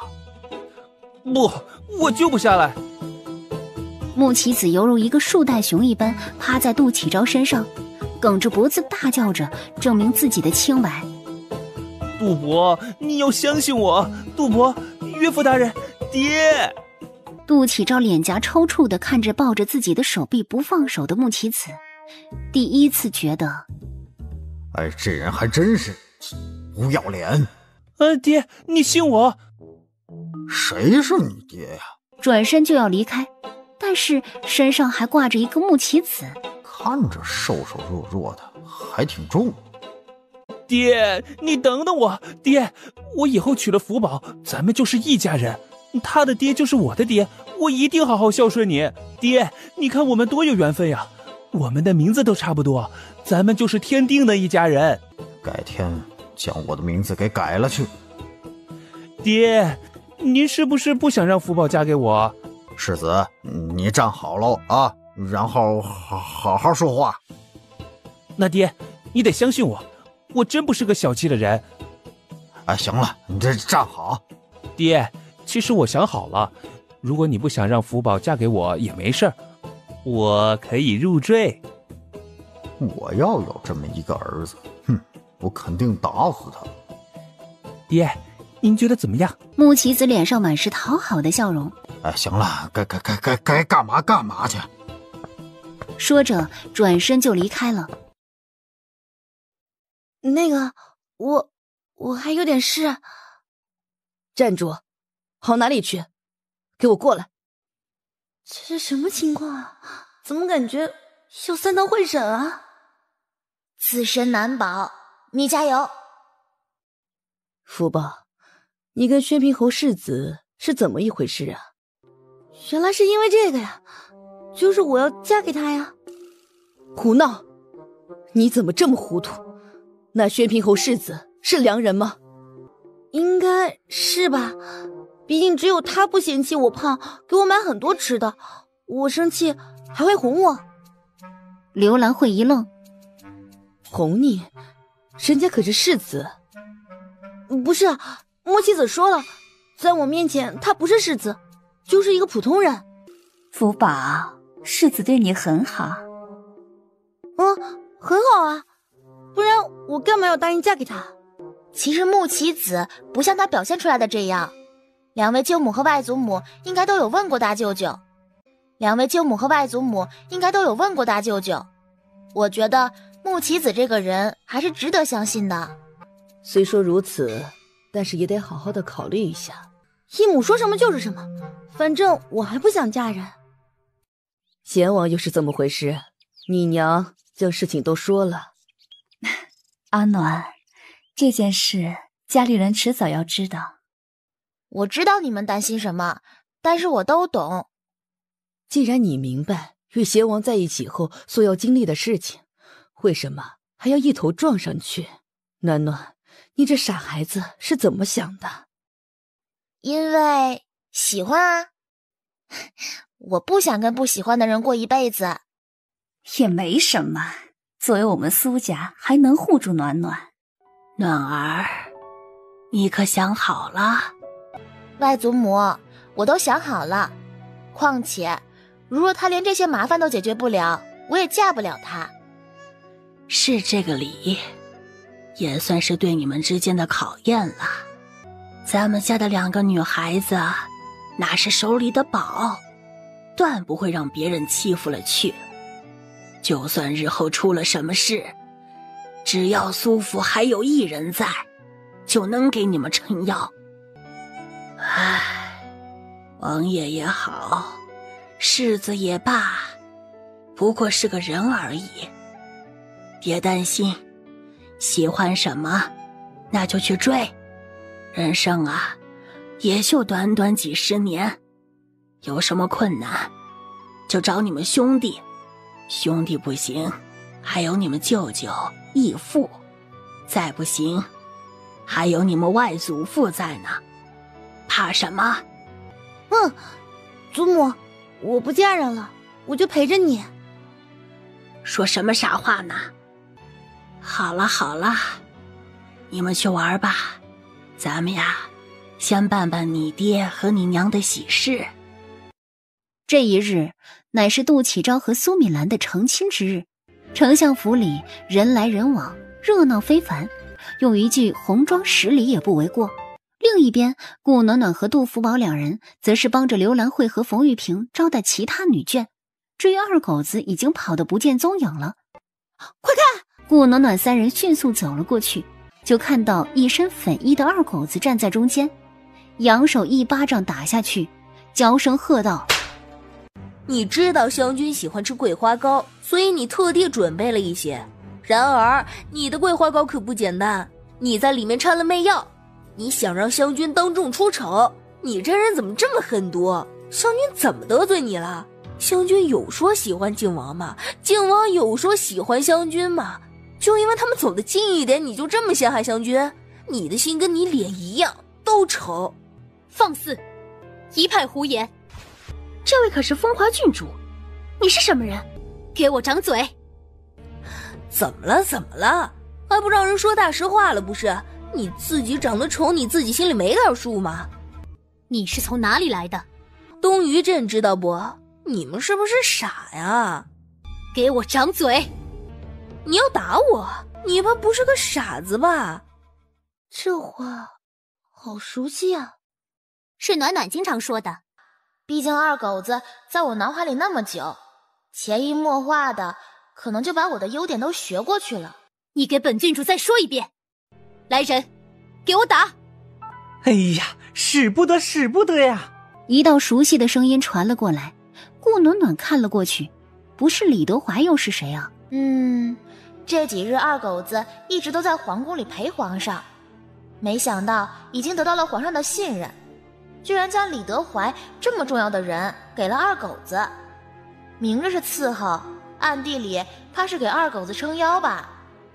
看来二狗子的身份怕是今日就要宣布了。李公公怎么来了？郡主安好，只是这位小姐可伤不得。这位可是皇上身边的红人，风华郡主，可得掂量掂量了。李公公见此也没有多说，只是在二狗子耳边小声地说了几句。李公公这才行礼离开了。原来有皇上做靠山，你长得也不过如此，靠着皇上的宠爱，你以为你能活多久？你的意思是我是皇上的女人？哼，你就别装了，也不知道你用什么手段。哼，湘君想做什么？我听说你想害我。顾暖暖拿起桌子上的点心，放好后递给一旁的丫鬟，拿去给大夫检查一下。风华郡主脸色一白，站住！湘君这是不相信我，我堂堂郡主，难不成还不如一个野？不如他？你哪位？怎么，在自己家还能被欺负？不喜欢赶出去便是了。湘君，这位可是风华郡主。圣旨到！奉天承运，皇帝诏曰：湘君之义姐，经朕之核实，乃为朕遗落民间之女。其女柔佳居志，婉意有仪，淑慎性成，性行温良，特赐名为佳婉，尊其为和乐公主，以享荣华。和乐公主，接旨吧。和乐叩谢父皇。怎么回事？不是皇上的女人吗？怎么变成了皇上的女儿？各位快起来吧。三皇子与秦依然本就是表兄妹，不如亲上加亲吧。王叔，您这是想方设法的解决自己身边的桃花呀？啊！不比某人已进家门。王叔，你坑人啊！什么意思？意思就是穆妻子有其他女人了，还进了他们的家。你不生气？有点生气，但是无所谓。男人三妻四妾很正常，我理解。所以暖暖，我也可以有很多的夫君，对不对？那个，我先去安排。江天胜直接溜了，我推你出去散心。很快，房间里就只剩下杜福宝和穆妻子。你刚说什么？你还想找几个夫君？你不是已经将一个女人带回家了吗？以后你带几个女人回家，我就带几个男人回来，公平。你敢？杜福宝伸手拍了拍穆妻子的脸。小伙子，我有什么不敢的？我只有你一个女人，现在是，以后也是。哦，那你府里的另外一个女人呢？那是些不长眼的女人做的好事儿，不用多管。福宝，我心里可只有你一个人，你得相信我。暖暖说了，相信男人的话，不如相信母猪会上树。今天天气很好，我们去赏月亮。然而一抬头，只有几颗星星，月亮的影子都没有。那啥，星星也挺好看的。哼，星星也不错。不知道顾小姐对陈大人上书求娶你的事情如何看？你刚刚说什么？陈大人，陈子谦。当初陈大人与顾小姐可是有婚约在身。慕容云，你是不是吃醋了？你吃醋的样子真好看。陈子谦不会就这样放弃你。我也不会理他呀。况且不是还有你吗？给他找点事情做。好。唉，男人的心思呀，就是别扭。这样想着，顾暖暖微微抬起身体，凑到慕容云面前，在慕容云的嘴边留下了一个吻。等出了贤王府，望着上方的星星，总觉得少了点什么。身后看着那小小的身影，脸上浮现出深深的笑容，快走几步，直接来到了顾暖暖身边，牵住了她的小手。你怎么出来了？福宝还在贤王府。啊！顾暖暖瞬间想了起来。是啊，我就说好像丢了什么，原来是杜福宝。那我现在去接他。就不能陪陪我吗？慕容云轻笑两声，揉了揉顾暖暖的发丝，俯下身来。所以重来一次如何？不等顾暖暖说话，便在顾暖暖唇边留下了一吻。远古时期有一种肉，吃了之后会让人的身体变化，从而只能通过不断进食维持生命。跟我很像。是跟你一样，放心，我养得起你。你虽然不知道你经历了什么，但是我不会过问。自己身体情况他也不知道怎么解释，太匪夷所思。那日山崖底下，我听到了和乐的声音。若非听到和乐的声音，我也不知道原来你需要吃东西才能恢复。还好我听到了。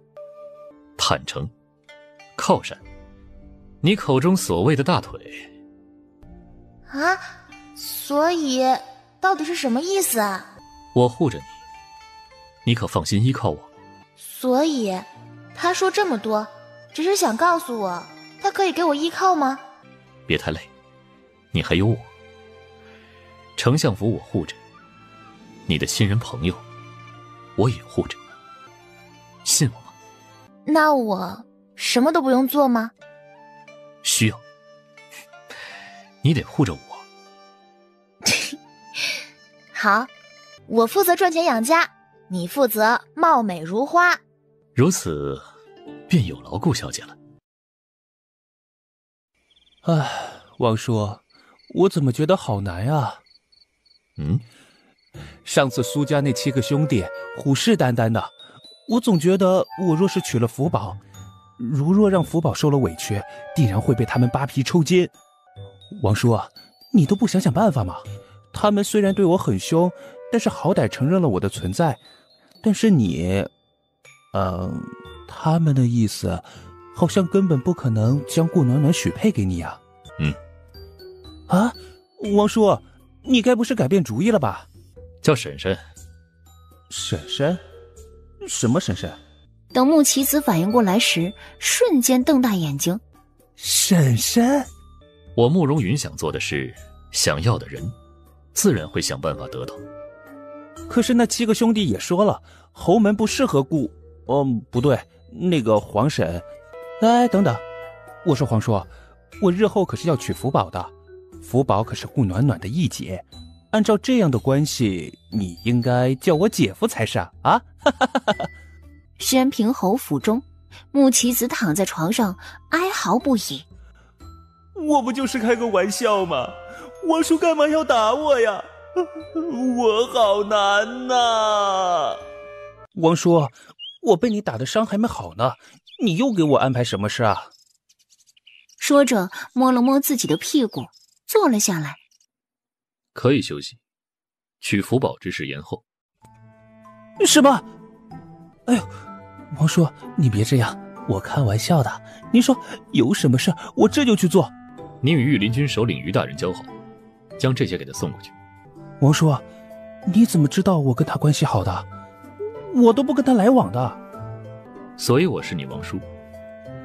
不是，不可能啊！难道是哪里出了纰漏？我们俩明明就是2个极端，他受皇上信任，而我只会被皇上嫌弃来着。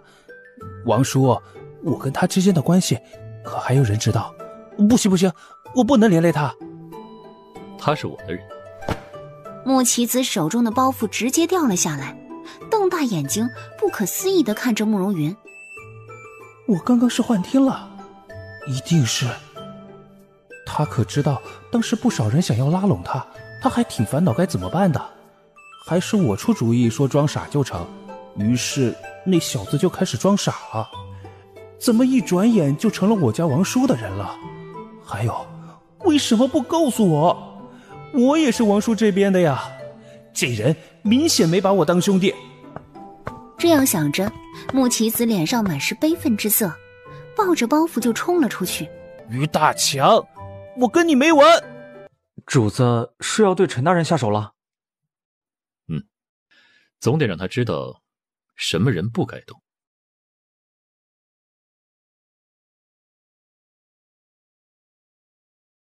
咱们穆昭国的女子可不比男子差，可有人愿意参加？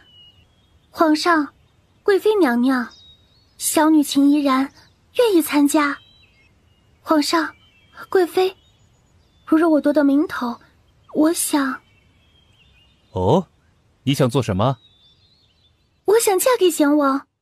我说给你介绍青年才俊，你一个都看不上，原来心里一直有人呢。荣云，秦家大小姐都说话了，你怎么说？按说你的年龄着实不小了，与秦大小姐也是十分相配。皇兄，我的确不小了。怎么想成家了？终于不逃避了啊？有劳皇兄费心，不如就按照秦小姐所说，谁得女子第一，便为贤王妃。皇兄觉得如何？皇上点了点头。朕倒是觉得不错，毕竟当年你也是勇猛无敌嘛。这贤王妃自然也要能文能武。暖暖，你别生气。生气？不存在的。这人倒是会给我找事做，就这么自信我能拿第一？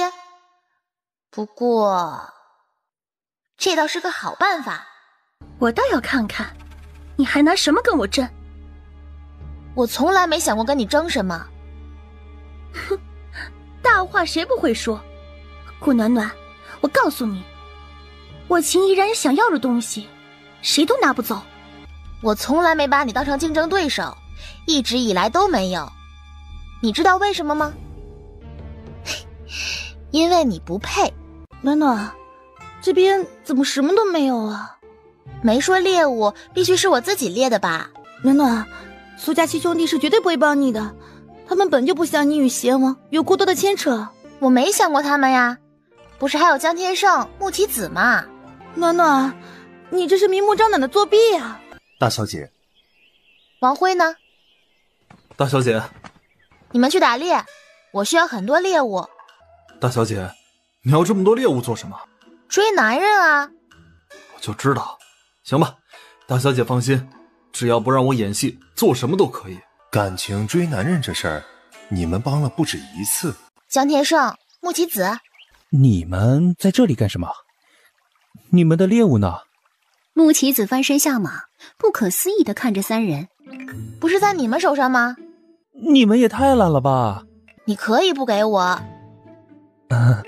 我可没这个胆子。王叔说了，你要是不能得第一，我们俩就完了。可能还是不够。你就不怕秦依然超过你吗？不会。篓子有吗？越大越好。很快就有人拿来了半人高的篓子。顾暖暖将篓子放在地上，捡起了一片叶子，然后顾暖暖将叶子擦干净，放在嘴边。明明没有声音，但是顾暖暖却吹得起劲儿，各式各样的蛇全都朝着这边涌了过来。顾暖暖依旧吹着听不到的乐声，而这些蛇则是自己进入了篓子里。哈哈，时间快到了，可还有人没来？皇上，看来应该是赶不回来了，咱们不如开始清算吧。对了，何乐呢？何乐没回来？我们回来啦！父皇，我没事，你看，这都是我们打的。父皇，开始清算吧。怎么，顾家丫头也想？父皇，我觉得暖暖跟我皇叔就挺配的，但是暖暖十分不愿意。不过还好我有后招，看到猎物的时候，我都让他打。他们相配？对啊，你看王叔长得多好看，也只有暖暖的容貌能够相配了。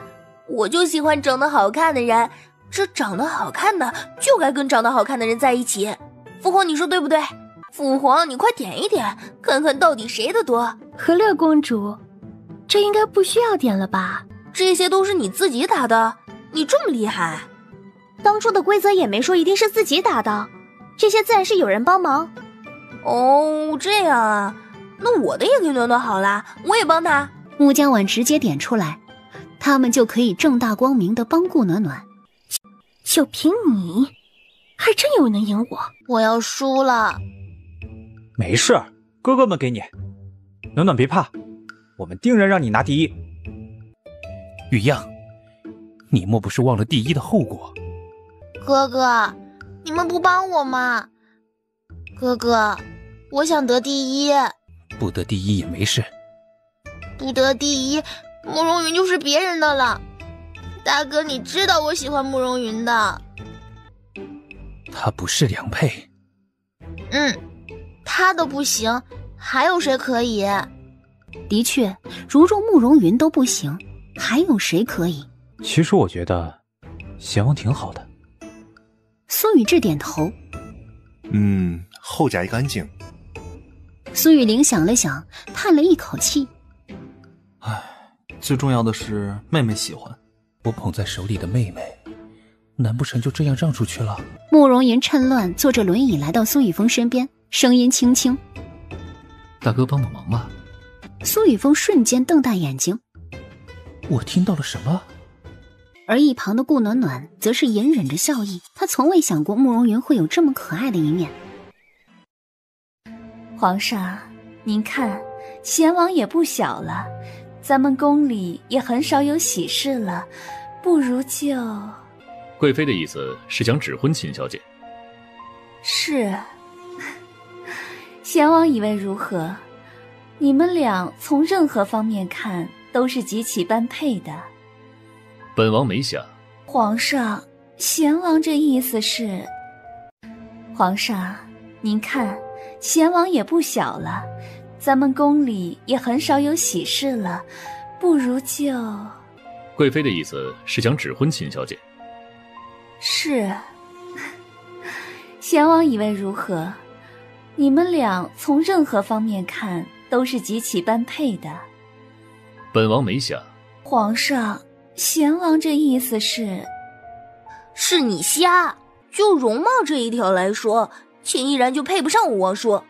贤王的确俊美无双，如若依然配不上，怕也没人了吧？贵妃娘娘，您可真是眼瞎，你没看到暖暖吗？湘君虽然容貌出色，但这年龄也相差太多了。能有多少？再者我王叔看起来年轻得很，满打满算也不过10岁而已。我就觉得这两人格外般配。如若父皇你要指婚，就将暖暖指给王叔吧。皇上，如果秦小姐要求再比赛，也是可以的。你也想嫁给贤王？嫁人？皇上，那我认输，我只是想赢秦小姐罢了。其实他很着急，但是现在实话实说肯定是不行的。哈哈哈！荣云，看来这小丫头嫌弃你啊。苏家妻子不知道何时站在了顾暖暖身后。皇上，暖暖还小，成亲一事不急。那荣云，你觉得秦小姐如何？不可。哦，这是为什么？太丑。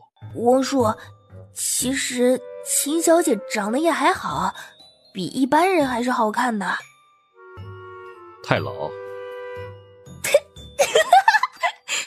父皇，王叔说的是，秦小姐都20多岁了，的确老了。公主莫不是忘了，您比我还要大。皇上的脸沉了下来。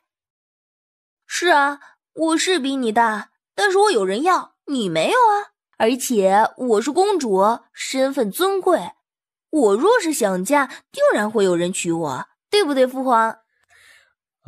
自然。至于和乐嘛，早已经许配给了靖王。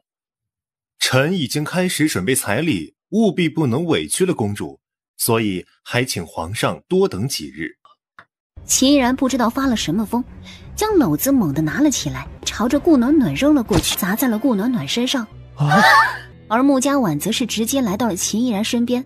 王八蛋！好，很好，欺负暖暖，我他妈让你欺负暖暖！拔出剑的声音让众人一愣。公主这是想做什么？杀你！一直以来，和乐公主给人的感觉都是十分友好，笑眯眯的，谁见过和乐公主发怒呢？这些蛇，刚刚湘君也说了，没毒。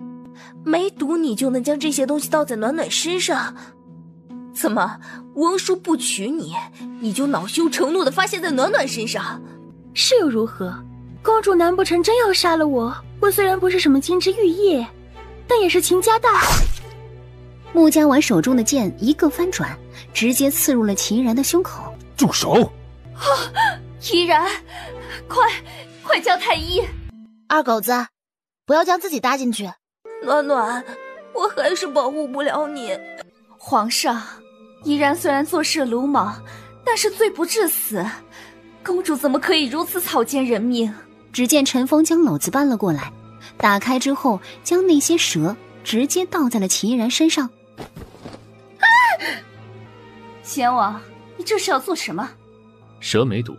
贵妃当下一口气下不去也上不来。是啊，气不过就能将别人当成出气筒。她不过是个秦家的大小姐，而暖暖是湘君，她这样做就是以下犯上。和乐公主，如果这蛇有毒，依然定然不会做出这种举动。她只是气不过，一时之间没了理智，才会如此。贵妃娘娘，你们秦家的女儿可真是好样的。父皇，我这个公主本来就是半路得来的，我知道很多人都不服气，嫉妒我。我身为公主，连我的朋友都护不住，这个公主我也不当了。胡闹！你在胡言乱语什么？我有说错吗？我这个公主在丞相府，若非暖暖护着我，我爸早就被沐风华欺负得抬不起头来。如今秦依然明知道暖暖是我朋友，还如此欺负她，可有半点将我放在眼里。朕倒要看看谁敢欺负你。父皇能护住我一时，能护我一辈子吗？皇上，臣女不敢，只是当初臣女不知道和乐是公主，所以这才是风华的错，求皇上开恩。哼，不敢，不知道。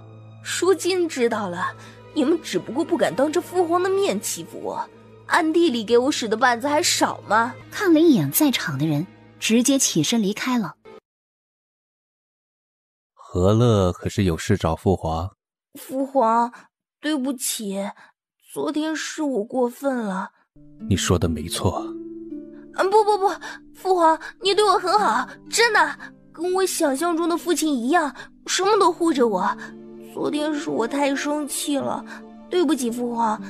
父皇，你打我骂我都行，但是你不要不理我，我好不容易找到我的爹。皇上哭笑不得。做这个公主啊，会有很多人欺负你，就算朕是皇上，也不能时时刻刻护着你。我能护住我自己，暖暖给了我好多药粉，他说了，打不过就跑，跑不过就下药，反正不能让自己受委屈。做这个公主，你没了自由，连自己朋友都护不住。可是我有了爹。爹很重要吗？很重要。当初我看到暖暖的娘就很羡慕我想我要是有爹娘，一定也是这样护着我。爹爹的确跟我想象的一样，不嫌弃我没学过规矩，也不嫌弃我闯祸。只是我的爹跟别人的爹不一样，有太多的事情要忙了。但是没事，只要我能天天看到爹就好。他是高高在上的皇上，之前的孩子没有一个人像穆家婉一样和自己撒娇耍脾气，这样才是一对父女啊。皇宫里缺的就是亲情，而如今他好不容易得到，自然是不会放手。傻孩子，日后受了委屈，尽管跟朕说，朕是你爹，自然会护着你。这就好了，父女之间哪里有什么嫌隙，说开了就好了。还有公主啊，日后可千万不要说不想当公主的话了，会让皇上伤心的。我也不说了。好了，皇上，奴才去传膳。和乐，你与你王叔的关系很好。父皇，我也不瞒你，我与王叔虽然认识的时间不长，但是我也知道王叔是个靠谱的人，而暖暖是我的好朋友，我自然希望他有一个好归宿。刚好王叔喜欢暖暖，我就想将他们凑在一起。你倒是格外替你的好姐妹着想。那是，毕竟暖暖之前帮了我许多，若非是她，我也找不到父皇你啊。只是你王叔……父皇是不是担忧王叔想要您这个位置啊？王叔没这个心思，王叔的实力父皇你也知道，但若是真有这个心思的话，怎么可能等到今天？虽然我说的话可能会让父皇你心里不舒服，但是事实就是这样。哪怕现在王叔双腿残疾了，但是神医说了有好的可能，所以父皇你真是想多了。王叔对咱们穆昭国那肯定是忠心的，你放心吧。这是荣云跟你说的？自然不是，是我自己想的啊。还有暖暖分析的，他觉得吧，小心王叔还不如小心我那几个弟兄。哈哈哈！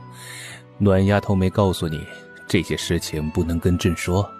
啊，没有啊。哈哈哈哈！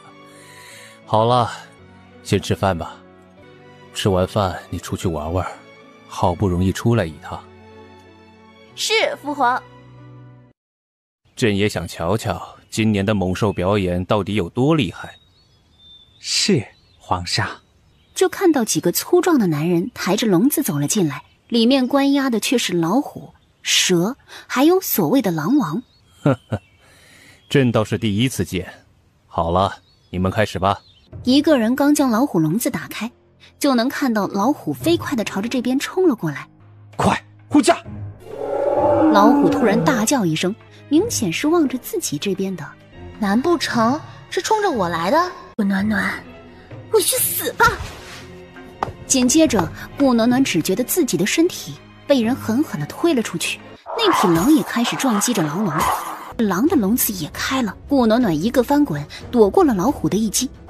狼张开大嘴，朝着顾暖暖的手臂咬了下去，而慕容云却是直接运起轻功，千钧一发之际，挥手狠狠地打在狼肚子上。重物撞击的声音传了过来，另一只手臂揽住顾暖暖的腰肢，脚踩住了老虎的脑袋，迅速跃到了一旁。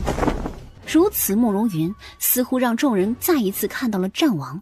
广场恢复平静，缓缓转身，只是一双眸子里却是带着戾气，冰冷的光芒犹如坠入寒冰之中，手握住剑柄。就在众人疑惑的眼神中，手中的剑直接朝着左边刺了过去。一声闷哼传了过来，众人纷纷退后，就看到齐依然倒在了地上。王爷，你……齐依然口吐鲜血，望着慕容云的眼神受伤不已。你在他身上下了诱使猛兽发狂的药，你推他进去的。我站在上面看得一清二楚，齐依然是你将暖暖推出去的。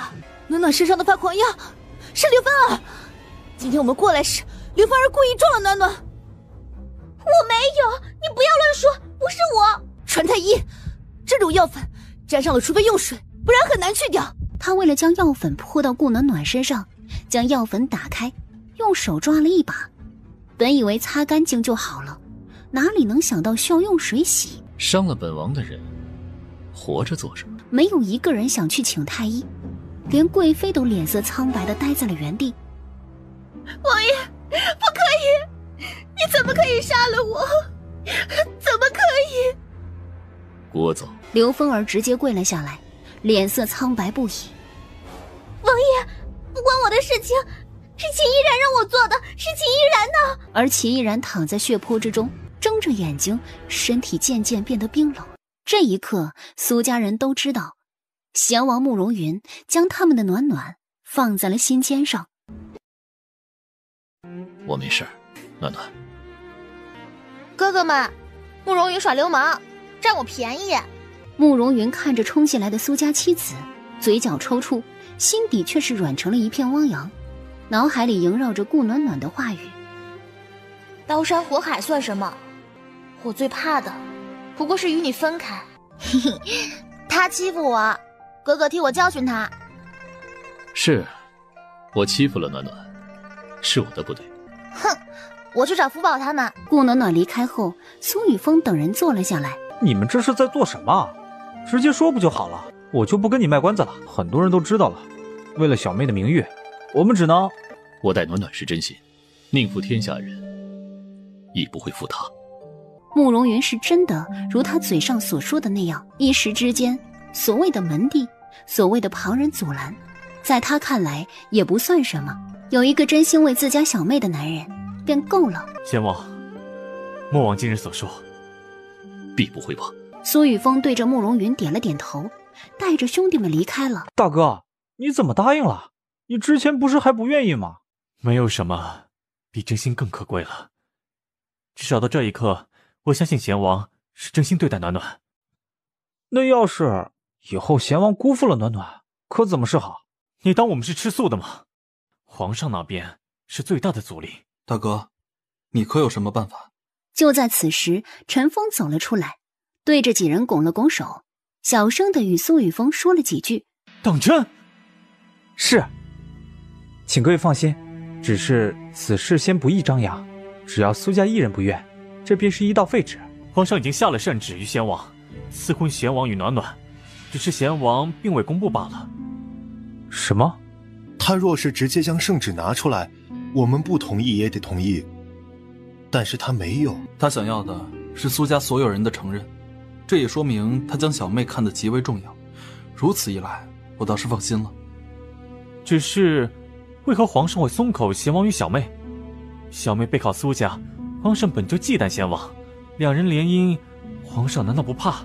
皇上颁布圣旨之时，贤王双腿并没有好，此为其一。其二，也就是最重要的一点，皇上与贤王达成协议，日后不管发生什么事情，定当护和乐公主一生荣华富贵。皇上果然极其喜欢和乐公主。来到了贤王府，今日的慕容云坐在院子里，微微靠在榻上，真好看。哎，这是什么？是梅子酒，只是于老在里面加了点药材，倒是养生。说着给顾暖暖和慕容云一人倒了一杯。顾暖暖闻了闻，轻抿一口，酸酸甜甜的，倒是格外对她的胃口。左右梅子酒度数不高，也就随了他。只是让慕容云没想到的是，不过是简单的梅子酒，就让顾暖暖红了脸，醉了心。我一直以为小姐没什么弱点，如今倒是发现了，小姐是一杯就倒。陈峰却是望了望天，我总觉得事情没那么简单。别碰我，不准碰我！暖暖，我可是有哪里做错了什么？你且直说便是。这到底发生了什么？慕容云走了过去，握住了顾暖暖的小手。你且说说，我如何欺负你了？一双大眼睛盯着慕容云，不知道为何，只觉得慕容云一下子变成了2个，又一下子变成了4个。你别动！我有动过吗？慕容云，你别动！暖暖，你是不是喝醉了？闭嘴！你为什么要欺负我？你说！慕容云连忙将摇摇欲坠的顾暖暖抱在怀里。我哪里欺负你了？你说我喝醉了，我明明没有醉。慕容云眼里划过一丝笑意。是，你没醉。你欺负我了，你从来没有对我说过你喜欢我。自然是喜欢的。我也好喜欢你。你醉了，好好歇息可好？我没有醉。慕容云，你为什么喜欢我？你那么好，那么厉害。你为何喜欢我？因为你护着我呀，在你身边安心。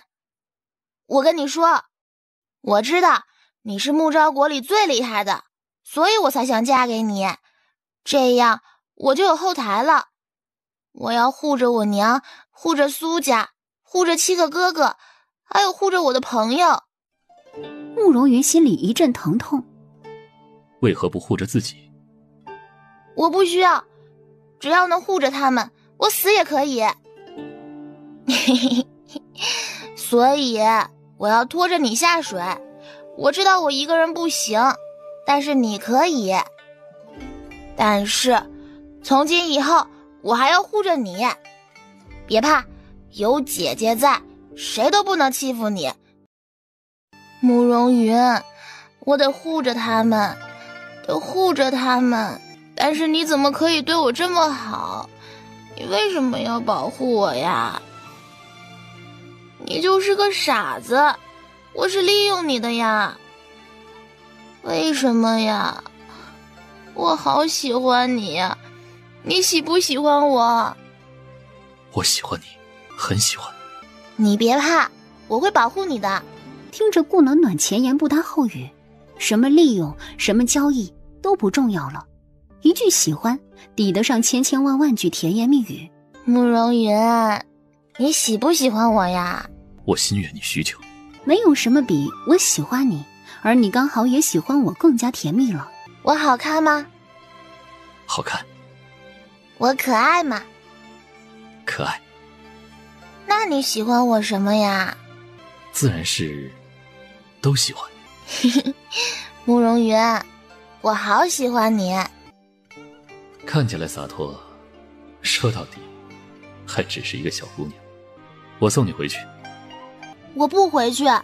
我去哪里呀？我要跟你在一起。你赶我回去，是不是不喜欢我了？你说。怎会不喜欢你？不回去便不回去，留在这里便是。以后我跟你一起过生辰。好。我现在没罪，不会对你做什么的。你想对我做什么？就算我对你做了什么，我也会对你负责的。抱抱。迅速走了2步，将顾暖暖抱在怀中。好。亲亲。顾暖暖歪着脑袋，一双眸子弯成了月牙。慕容云脸色一红。暖暖，你醉了。嘿嘿，慕容云，我醒了，你亲不亲嘛？亲不亲嘛？慕容云心里2个小人正在天人交战，然而顾暖暖送上自己的红唇。嘿嘿嘿，留个印记，你就是我的了。慕容云，我喜欢你。这一瞬间，慕容云想到了当年母妃抱着自己时告诉自己不要恨父皇时的幸福表情。云儿，等你有了喜欢的人，你便知道，不管他想做什么，想要什么，你都会无条件支持。你们之间有着别人不懂的信任，有着其他人分不开的感情。慕容云，你跟我在一起，还在想其他的小姐姐，我可不管你有几个青梅竹马，与你白头的便只能我一个。顾暖暖，此事已过，你若再想离开，除非我死。放心，有我在，阎王爷也不会收你。日后谁欺负你，我就帮你欺负回去。好，我便指望娘子能护我。睡觉。你在这里睡着，我去外间守着你。终归还没有成亲，对你名声不好。你是想自己睡在我旁边，还是我现在睡了你？看着顾暖暖略带威胁的眼神，不禁莞尔一笑，翻身上床，低沉的声音在顾暖暖耳边响了起来。你可别后悔。饿吗？饿了。你请我吃饭吧，我忘记带钱了。你放心，明天我就把钱还给你。百年酒楼需要预定，你直接进去不会有位置。那是你们，我不需要。暖暖常年包了一个房间，所以我们过来了可以直接上去。抱大腿的感觉真好呀。这些来吃饭的人都不睡觉吗？还是说趁着大晚上好密谋事情？会不会是跟我一样，觉得放弃大好的时间睡觉有点浪费？大晚上不睡觉做什么？睡觉太浪费了，人生短短几十年，你死了之后会一直睡着，所以为什么要浪费活着的时间睡觉？歪理。是啊，就是歪理啊，我又没说我说的就是对的。何乐公主都不讲究形象二字。在你面前讲什么形象？你又不是我喜欢的人，只有我喜欢的人，我才会注意形象，把最美好的一面展现给他。对了，江天胜，你长这么大就没有喜欢的女子吗？没有。没有就没有，这么凶做什么？江天胜看着穆娇婉那将什么情绪都写在脸上的模样，只觉得心累。谨记皇室婚约，不敢与其他女子有所接触。信你了，我就是个傻子。江天胜，你是不是喜欢男人啊？你开个玩笑。如若公主不讨厌我，我们试着在一起如何？当然，公主可以拒绝，只是这手我便不会放了。你是征求我的同意，还是在逼着我答应你啊？江天胜就这样看着穆家婉，穆家婉抿了抿嘴。你认真的？自然。看在你长得好看的份上，也行。如此便好，明天见。那个，你说话就说话，干嘛要动手？我走了，你路上小心。看着落荒而逃的穆家婉，江天胜忍不住勾起了唇角，眼里闪烁着亮光。江天胜他那么优秀，为什么要喜欢我？因为你也足够优秀，否则怎么会吸引到他？家婉，你有很多优点，你不可以这样妄自菲薄。福宝说的是，家婉，你在害怕什么？我不知道。你讨厌江天胜吗？以前很讨厌，觉得他自以为是，但是接触之后发现他并不是这样的人。所以你并不讨厌，你们毕竟是有婚约的，为何不能试着接触一下？如果真的不合适，便解除婚约吧。我知道了。家婉，你是不是在害怕江天胜发现你没有他想象的那么好后会抛弃你？顾暖暖露出恍然大悟之色。哦，家婉，你跟我说实话，如此患得患失，你是不是早就喜欢上了江天胜？顾暖暖明白过来，这丫头明显就喜欢上了江天胜啊。于是在顾暖暖和杜福宝用自身经验与穆家婉交谈了1个时辰之后，穆家婉终于承认自己好像真的喜欢上江天胜了。所以现在怎么办？什么怎么办？喜欢就上呀。家婉，你不要听暖暖胡说，你之前不是说了吗？今晚也想与你试着接触一下，不着急，慢慢来。也行，我想着江天胜肯定对你有意思，一定会主动出击。行啦，看你这样子，昨天肯定没有睡好，赶紧睡一觉吧。这手册便是你当初给老木头的？是啊，如果不是我这手册，贤王怎么可能抱得美人归？所以靖王，你这是要对哪个美人下手啊？不该问的就别问。行，话说你们现在一颗心都扑在女人身上了，当初你们还嫌我女人多呢。我们跟你不一样，顾墨送客。啊，我说你还真是过河拆桥，跟老木头学的。田福州瞬间语塞，笑骂了一句便离开了。田福州刚走没多久，顾暖暖和杜福宝便来了。你们怎么来了？然后看了眼身后，并没有看到自己想见的人，心里有些失望。家婉近日来找我，跟我说了一些事。江天胜挑眉，露出恍然大悟之色。原来如此。他的意思是，你们之间的感情，我跟福宝都不会插手。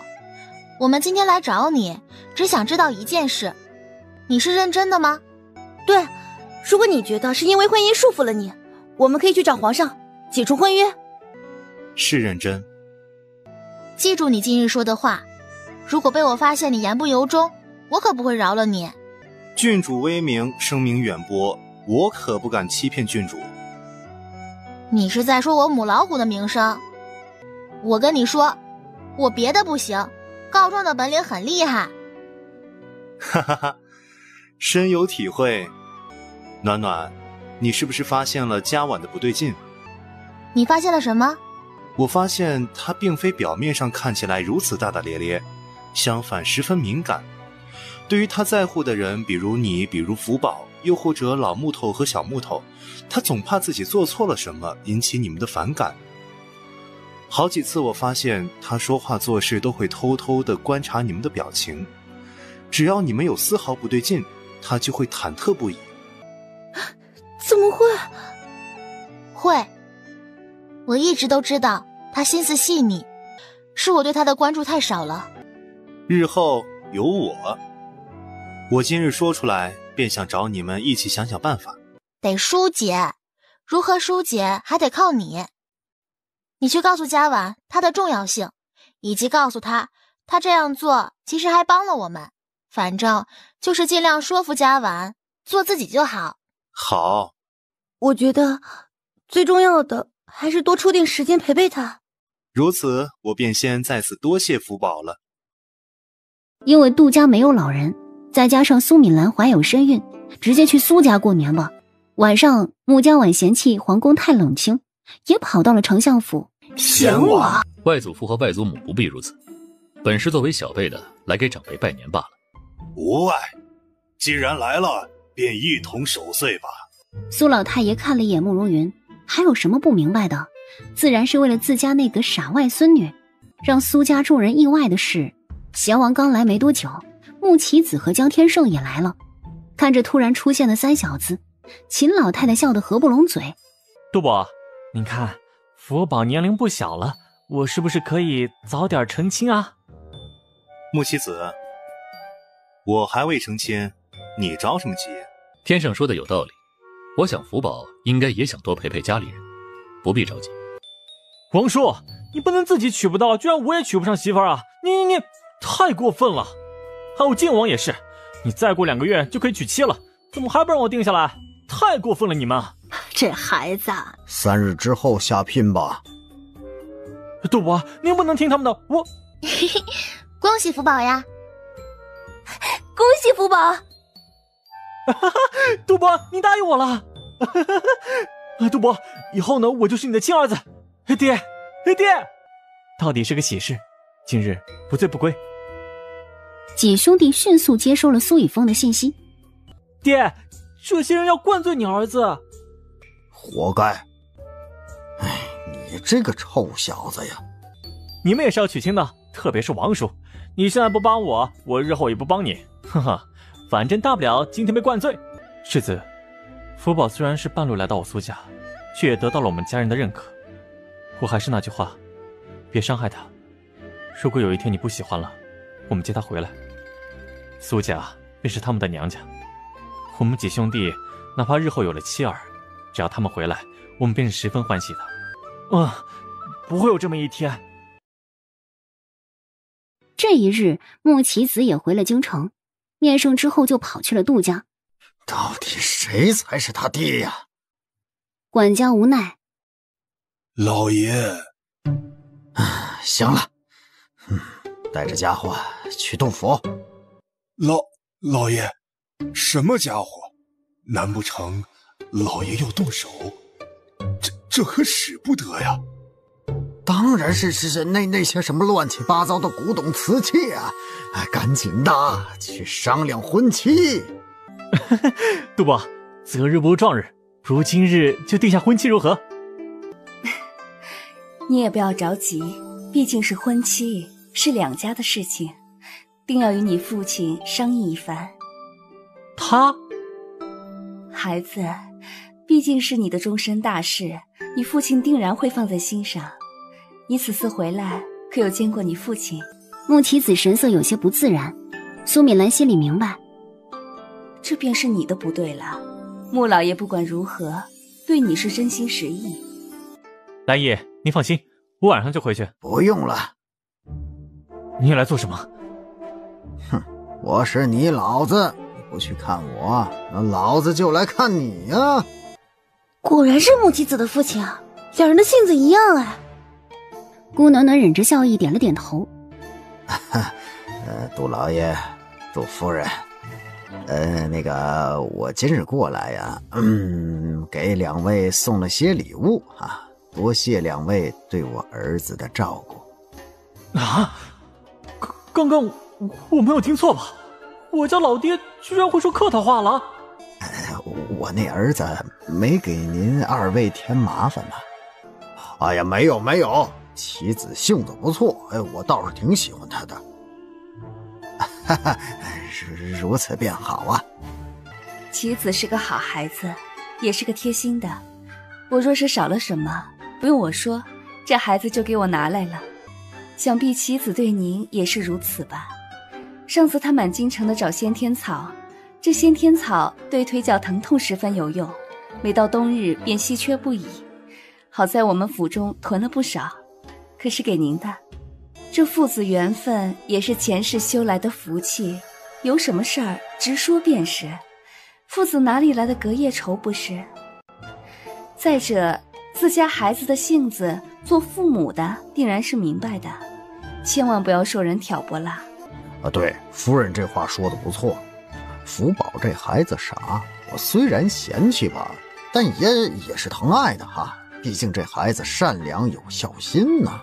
一旁的管家松了一口气，他以为自己到死了都没办法见到这对父子和好如初，却没想到因为杜家，两人的隔阂少了许多，是好事儿啊。你们说的是，如此便好。今日棋子过来，还说晚上要与穆老爷一起吃饭。我看呀，不如今日我们就一起吃个饭。穆老爷，您感觉如何呀？是，这是必须的，得将他们的婚期定下来呀。爹，你终于做了一件让我满意的事情。爹？哎呀，这臭小子多久没叫我爹了？每次看到我不是横眉毛就是他妈瞪眼睛的。杜兄弟啊，我也不跟你客气了，你且说吧，你想要什么我们都给你拿来，只要你将福宝嫁给我儿子就行啊。你且放心，等他们成了亲就出去自立门户，没事儿就一起吃个饭就成。咱们家没婆婆，也用不着晨昏定省啊，自由的很。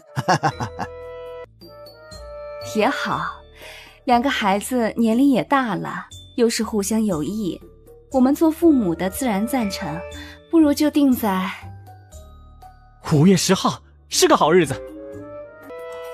如此就5月10号啊，还有3个月不到的时间，也好准备准备，是不是？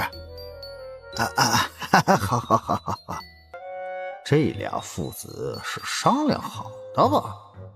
哎呦，这也算是给他娘有个交代了呀。江天胜4月成亲，穆棋子5月成亲。是啊，怎么了？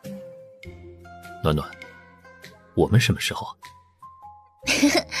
我都可以呀，只要你能搞定我家里人。那个，我明日问问我娘。终究还是太小了。我没嫌弃你老，你还嫌弃我小。怎么，一大早过来，可是有什么事？没事，就不能来看看娘吗？你呀，你与贤王的事情，你杜伯也说了。等你及笄的后一日便成亲吧，是个好日子。好。三人来到了成一阁，再然后呢，慕容云、穆棋子以及江天胜三人也走了进来。没看到过你穿其他颜色，不是黑色就是白色。如何？去试试可好？你看我今天穿的宝蓝色的衣裙，你跟我穿一样的颜色，我们就是情侣装。行啊，暖暖。将就一下嘛。福宝，我也给你穿一样颜色的可好？杜福宝脸色微微泛红，随即点了点头。江天胜则是看着穆家婉，穆家婉露出了恍然大悟之色。你看我穿的粉色的，你也要跟我一样穿粉色的衣服吗？一个大男人穿粉色的，他很想看。穆棋子穿着绿色衣服出来了，嘿，好看。江天胜穿着粉色衣服也走了出来，没有娘气，相反有一种说不出来的滋味。公主可还满意？穆家婉回过神来，一个劲儿的点头。很快慕容云也走了出来。好看，特别好看，真是个迷人的小妖精。随着时间的流逝，转眼就到了11月。百年酒楼里，慕容云看着顾暖暖，脸上带着笑容。你这些日子是怎么了？是有什么事情吗？这么开心？一旁的穆棋子能不高兴吗？暖暖，你要及笄了。是哦，暖暖的及笄礼一定要好好办。暖暖及笄了，是不是就要成亲了？我觉得不可能。要知道，杜博还没开口承认啦。闻言，江天胜和穆棋子偷笑起来。唉，风水轮流转啊。还有10天我及笄，争取在我及笄前将我爹搞定。那个，要不我将爹的喜好告诉你，你投其所好。不用。那模样似乎并不觉得这是一个难题一般，只是不过转眼之间再次开口。既然你想给我，那就给我吧。他怎么没发现慕容云如此傲娇呢？福宝，你告诉我，杜博是怎么想的？杜福宝摇了摇头，说实话，他也不知道啊。你说贤王到底要什么呀？如果是为了婚事，为何现在还不说呀？贤王对我们阿暖是真心，你呀，为何不同意？哎，容易得到的不珍惜，我是暖暖的爹，那自然要好好为难一下这小子了。苏敏兰脸上露出了温柔的笑容，一双眸子里满是情意。杜启昭是真的将顾暖暖当成了自己的孩子，只是接下来的日子，杜启昭发现不管自己做什么都被慕容云提前安排好了，轻松不已。而慕容云却一直不提顾暖暖的事情，这让杜启昭自己忍不住了。贤王啊，你是不是想定下与暖暖的婚事啊？慕容云眼睛一亮，拱手行了一个大礼，还请杜博成全。抬头刚想为难几句，却看到慕容云脸上带着忐忑之色，一双眸子里满是期待之色，就好像看到了当初自己求娶苏敏兰时，一时之间杜启昭一阵恍惚。等暖暖及笄礼过后就定下来吧。多谢杜博，杜博放心，我定然会好好对待暖暖。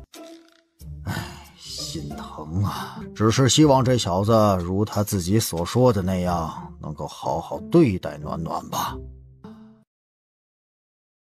转眼间便到了2月，到了慕容云与顾暖暖大婚的日子。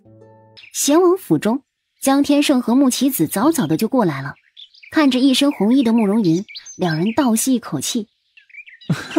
果然王叔一打扮起来就没我们什么事了。果然啊，有老木头在的地方，女子的眼神都不会落在我的身上。那边处理好了？放心吧，一切都安排好了，时辰快到了。暖暖，外祖母这一辈子过得开心幸福，外祖母也希望你日后也幸福快乐。外祖母，我们家暖暖是个有福气的孩子，之后定然能平平安安。来了来了！紧接着便传来了苏雨样的声音：暖暖你放心，今日我可不会让贤王这么容易就进门。贤王今日可有得受了，那7个臭小子可是卯足了劲儿要折腾贤王。各位兄长，时辰不早了，还请各位兄长手下留情。还早着呢，不急，我们慢慢来。王叔，你可要加油啊！老木头，我们可都等着呢。这两人是我兄弟吗？那就请各位兄长出题吧。我们家暖暖那是琴棋书画样样精通，作为他的夫婿，自然也要会这些。都说琴瑟和鸣，不如贤王来与我拼拼琴技。手指覆盖在琴弦上，随着第一个音节的发出，接下来行云流水，欢快的语调格外的喜庆。慕容云也盘腿坐了下来，手指飞快的在弦上弹动着，很快摆的琴声便被慕容云带跑了。众人一阵欢呼声。我可是尽力了啊！慕容云站起来后拱手说道：承让。那我便来考棋。贤王请。慕容云点头，一时间众人都安静下来，你来我往，不过10个回合，慕容云便以一子胜出。万中取一，还请贤王谨记今日之心，莫要辜负暖暖。自然。我们7兄弟也就不一一给你出题了，我们直接出3个题目，你若是全能答对，我们就放你进去，如何？好。这第一题嘛，简单的很。都说夫妻之间应该坦诚相见，你且说说，你可有什么秘密瞒着暖暖？众人倒吸一口气，一直以来都是以夫为纲，作为妻子是没有权利过问丈夫的事情的。就当他们以为慕容云会恼羞成怒时，无，我的事情暖暖都知晓，现在以及日后我都不会瞒着暖暖。苏雨漾看了自家几个哥哥，见他们脸上带着笑容，便知道是过关了。那第二题，贤王可知道暖暖的喜好口味？男人都是在外拼搏的，别说知晓自家夫人的喜好，就是知道自己母亲的喜好的都没有几个人。暖暖重情重义，容不得背叛。暖暖喜欢吃精致点心中的桂花糕最为喜爱，而岳母大人则是与暖暖口味一致，喜欢桂花糕。岳父大人却是爱辣，暖暖长姐穆夫人却是喜甜。外祖父爱酒，外祖母喜清淡，不爱苦瓜味道。大舅爱凉菜，二舅好肉。这是对自家夫人有多喜欢，才能记住自家夫人娘家所有人的口味喜好。到底是慕容云啊，厉害了！王叔可算是过关了。能不过关吗？在场的人谁能昧着良心说不过关啊？这第三题，秦老太太点了点头，对着一旁的苏敏兰说道：暖暖找了个好人家呀。如此便好，这第三题便由我来吧。杨澜走了出来，看着她手中的杜小宝，众人都愣住了。女子怀胎10月，本就辛苦至极，虽然有下人帮衬，然而夫君的陪伴才能让她心安。这照顾子女，不可只有女子一人出力，作为丈夫的也要帮忙。贤王以为如何？这也太……这不是乱来吗？哪里有男人照顾孩子的？可不是，都说男主外女主内，这是强人所难啊！还没面子，孩子。他刚刚只是幻想着自己与暖暖的孩子，没想到一时之间被误会了。如此便好，那贤王不如就学学如何抱一下孩子。慕容云将眼神落到杜小宝的身上，抿了抿嘴唇，脸上满是认真严肃之色。紧接着就看到慕容云将杜小宝抱了起来，虽然十分不规范，但是在杨澜的指导下，倒也看得过去。杜小宝与顾暖暖有几分相似，特别是那一双大眼睛。慕容云看着杜小宝，唇角微微向上翘起。小宝。杜小宝叫了2声，随即发出了咯咯的笑声。没想到王叔还挺有孩子缘的。倒是没想到抱着孩子的慕容云居然是如此模样。好了好了，时辰不早了，咱们赶紧进去给暖暖梳妆打扮一番。好了好了，算你过关了。贤王请进，只是催妆师不可停，老木头的本事可。小姐真好看，比平时更好看。葡萄点了点头。小姐一打扮比天仙都漂亮，若是受了委屈，可别学你娘，尽管来告诉月姨，月姨替你做主。好。外面熟悉的声音传来，在最后一首催妆诗结束之后，顾暖暖也带上了喜冠，两人朝着前厅走去。在葡萄的提示下，两人跪了下来，拜别父母。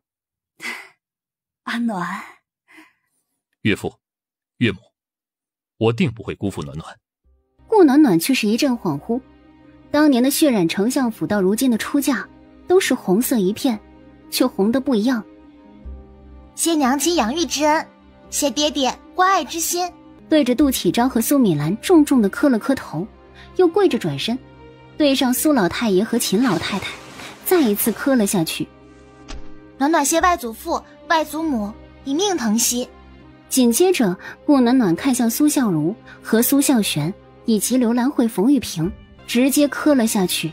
多谢大舅舅、二舅舅、大舅母、二舅母以命相护。众人沉默了，有些不解，然而穆家婉却是明白里面的所有。顾暖暖转身看向苏家妻子，暖暖，我们是同辈，不必行如此大礼。然而顾暖暖却是不依不饶，依旧磕了个头。暖暖感谢7位哥哥，不顾性命，相互之恩。当年的事情已经模糊，却依稀记得所有人都要他跑，为了他能活着，个个以命相搏。慕容云一双眸子里满是复杂之色。丫头，说些什么胡话呢？暖暖，今是新娘子，不可再哭了。苏雨峰上前一步，暖暖，大哥哥背你出门。一步一步朝着外面走去。暖暖，不管发生了什么，有哥哥们在。我知道，不管发生什么，哥哥们总会护着我。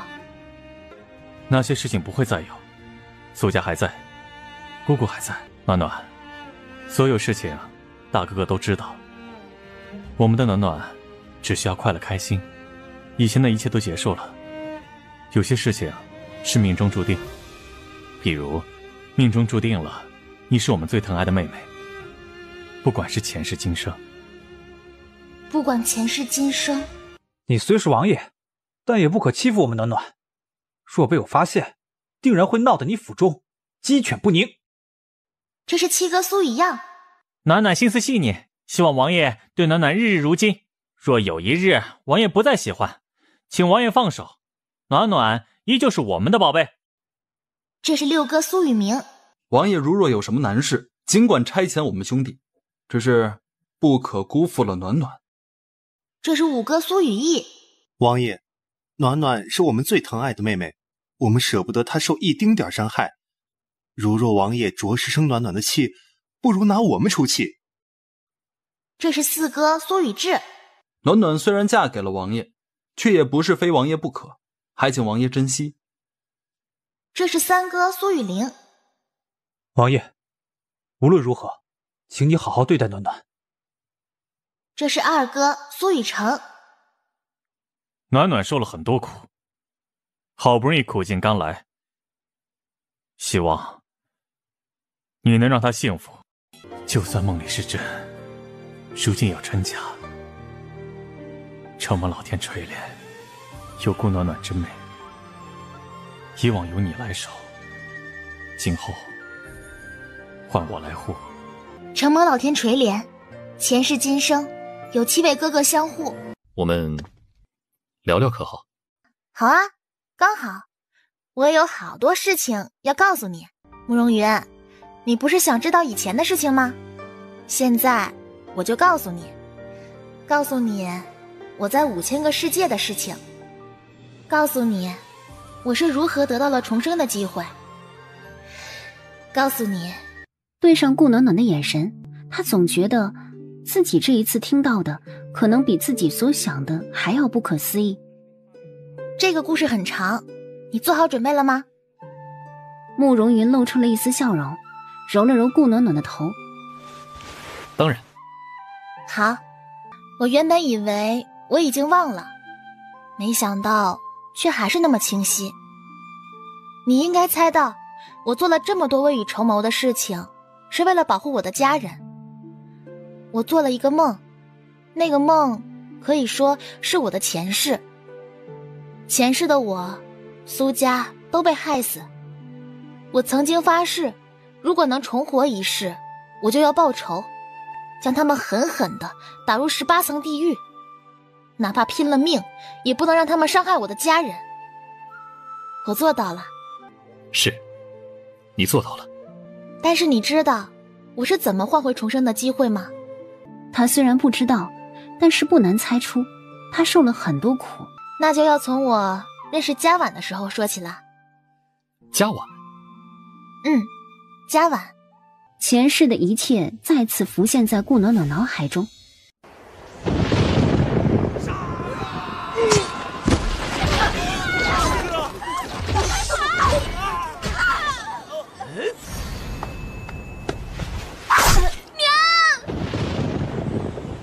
很爱我的人已死，我顾暖暖自然不会独活。我只愿用自己鲜血为祭，下一世再不愿成他人之靶，再不愿让亲人离世。如若真有来生，我愿手刃仇人，再不被他们蒙蔽。他恨，在恨意到达一个顶点的时候，突然之间眼前一黑，他陷入了沉睡之中。他不知道是什么时候醒过来的，他只知道耳边有一个机械的声音一直在叫着他：你死了。机械的声音传了过来：你看不见我，但是你死了。顾暖暖沉默了一会儿，朝着前面走了2步，想要寻找出口。你出不去的，你死了。我死了？对，你死了。你想回去吗？我可以回去吗？当然，只要你完成我的任务，你就能回去。什么任务？很简单，攒够积分可以换取重生丹，你就可以回去报仇了。好，我可以让你看一下你那个世界接下来的事情。好。紧接着顾暖暖就发现墙壁上出现了一个画面，画面上仇人踩着他们的尸体，成为了人上人，他们生活幸福安康，得到老百姓们的喜爱，而丞相府却成为了老百姓们厌恶的存在。你现在是灵魂状态，我会将你送到替你找好的身体里面，而你只需要帮助这个身体原有的主人完成他的遗愿就好。你准备好了吗？顾暖暖知道这些任务没有那么简单，但是只要能活着回去，不管有多困难，他都会闯过去。你放心，我会一直陪着你。好，开始吧。宿主，考虑你的情况，第一个世界的任务会让你体验一下，因此会比较简单。属于这具身体的记忆传送给你。顾暖暖应了一声，脑子里就有了不属于他的记忆。你是个什么东西啊？我没有骂你的意思，我就想知道你是什么东西。我是帮助你的系统，你可以给我取个名字。哦，就当系统以为顾暖暖想出什么好听的名字时，以后你叫二狗子吧。二狗子，这是个什么名字？饶是系统没有感情也懵了，这么想，他也这么问出来了。为什么是二狗子？我曾经遇到一个小孩子，他叫二狗子。我问他的奶奶为什么要取这个名字，奶奶说借名好养活，刚好他是家里的第2个孙子，所以叫做二狗子。我希望你能健健康康活下去，所以就把这个名字给你吧。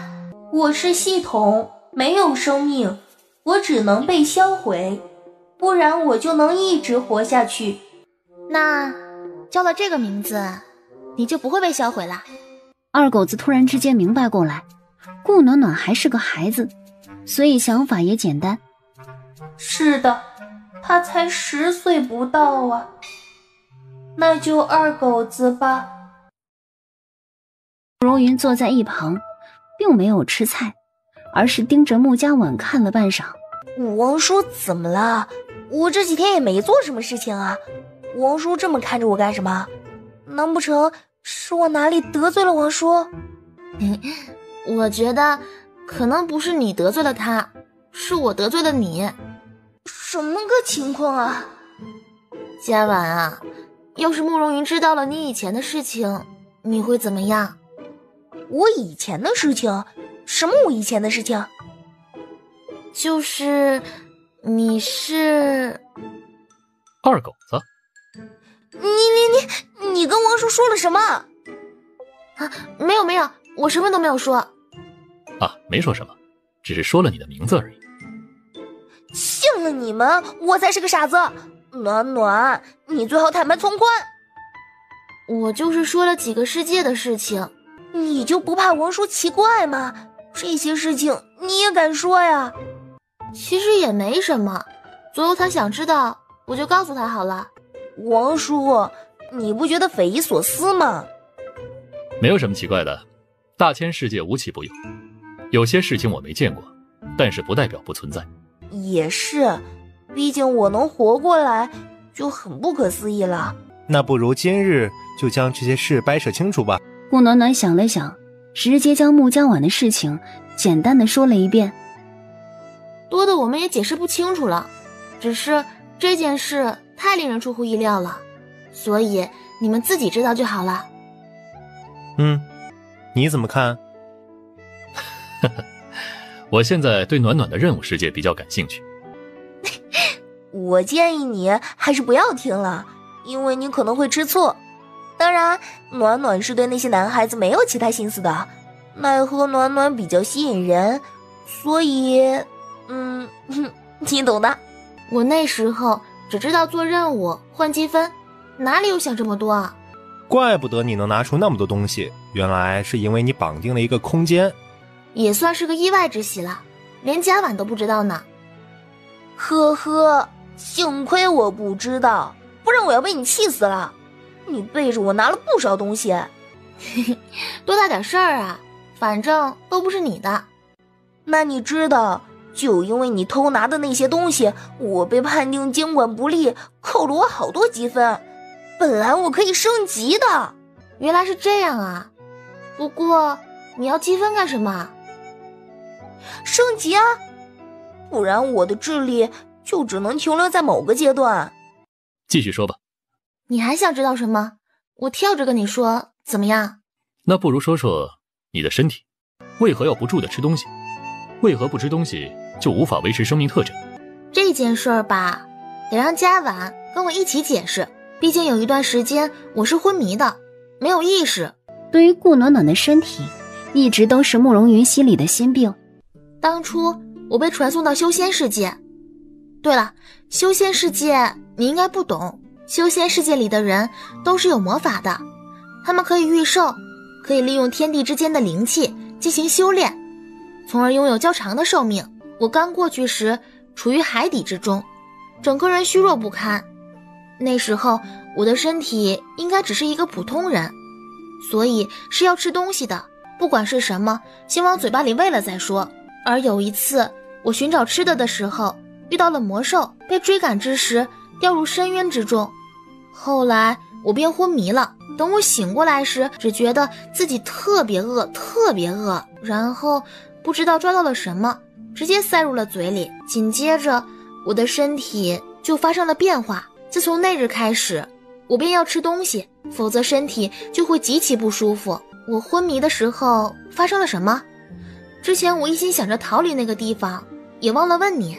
其实也没什么，就是你昏迷的时候，那些肉在你头上，有一次刮大风，肉末掉入了你嘴里，然后就这样了。确定没有其他的问题？我发誓没有，我特地检查了暖暖的身体，那个世界的大夫也检查了，一点事都没有。辛苦了。不辛苦，每个世界都有人帮我，有人爱我，我很幸福。我也很幸运能够遇到你，慕容云，我也要谢谢你。回去吧。等太阳彻底落下后，顾暖暖和慕容云这才朝着府中走去。慕容云直接将顾暖暖背了起来。慕容云，背我一辈子吗？不，是生生世世。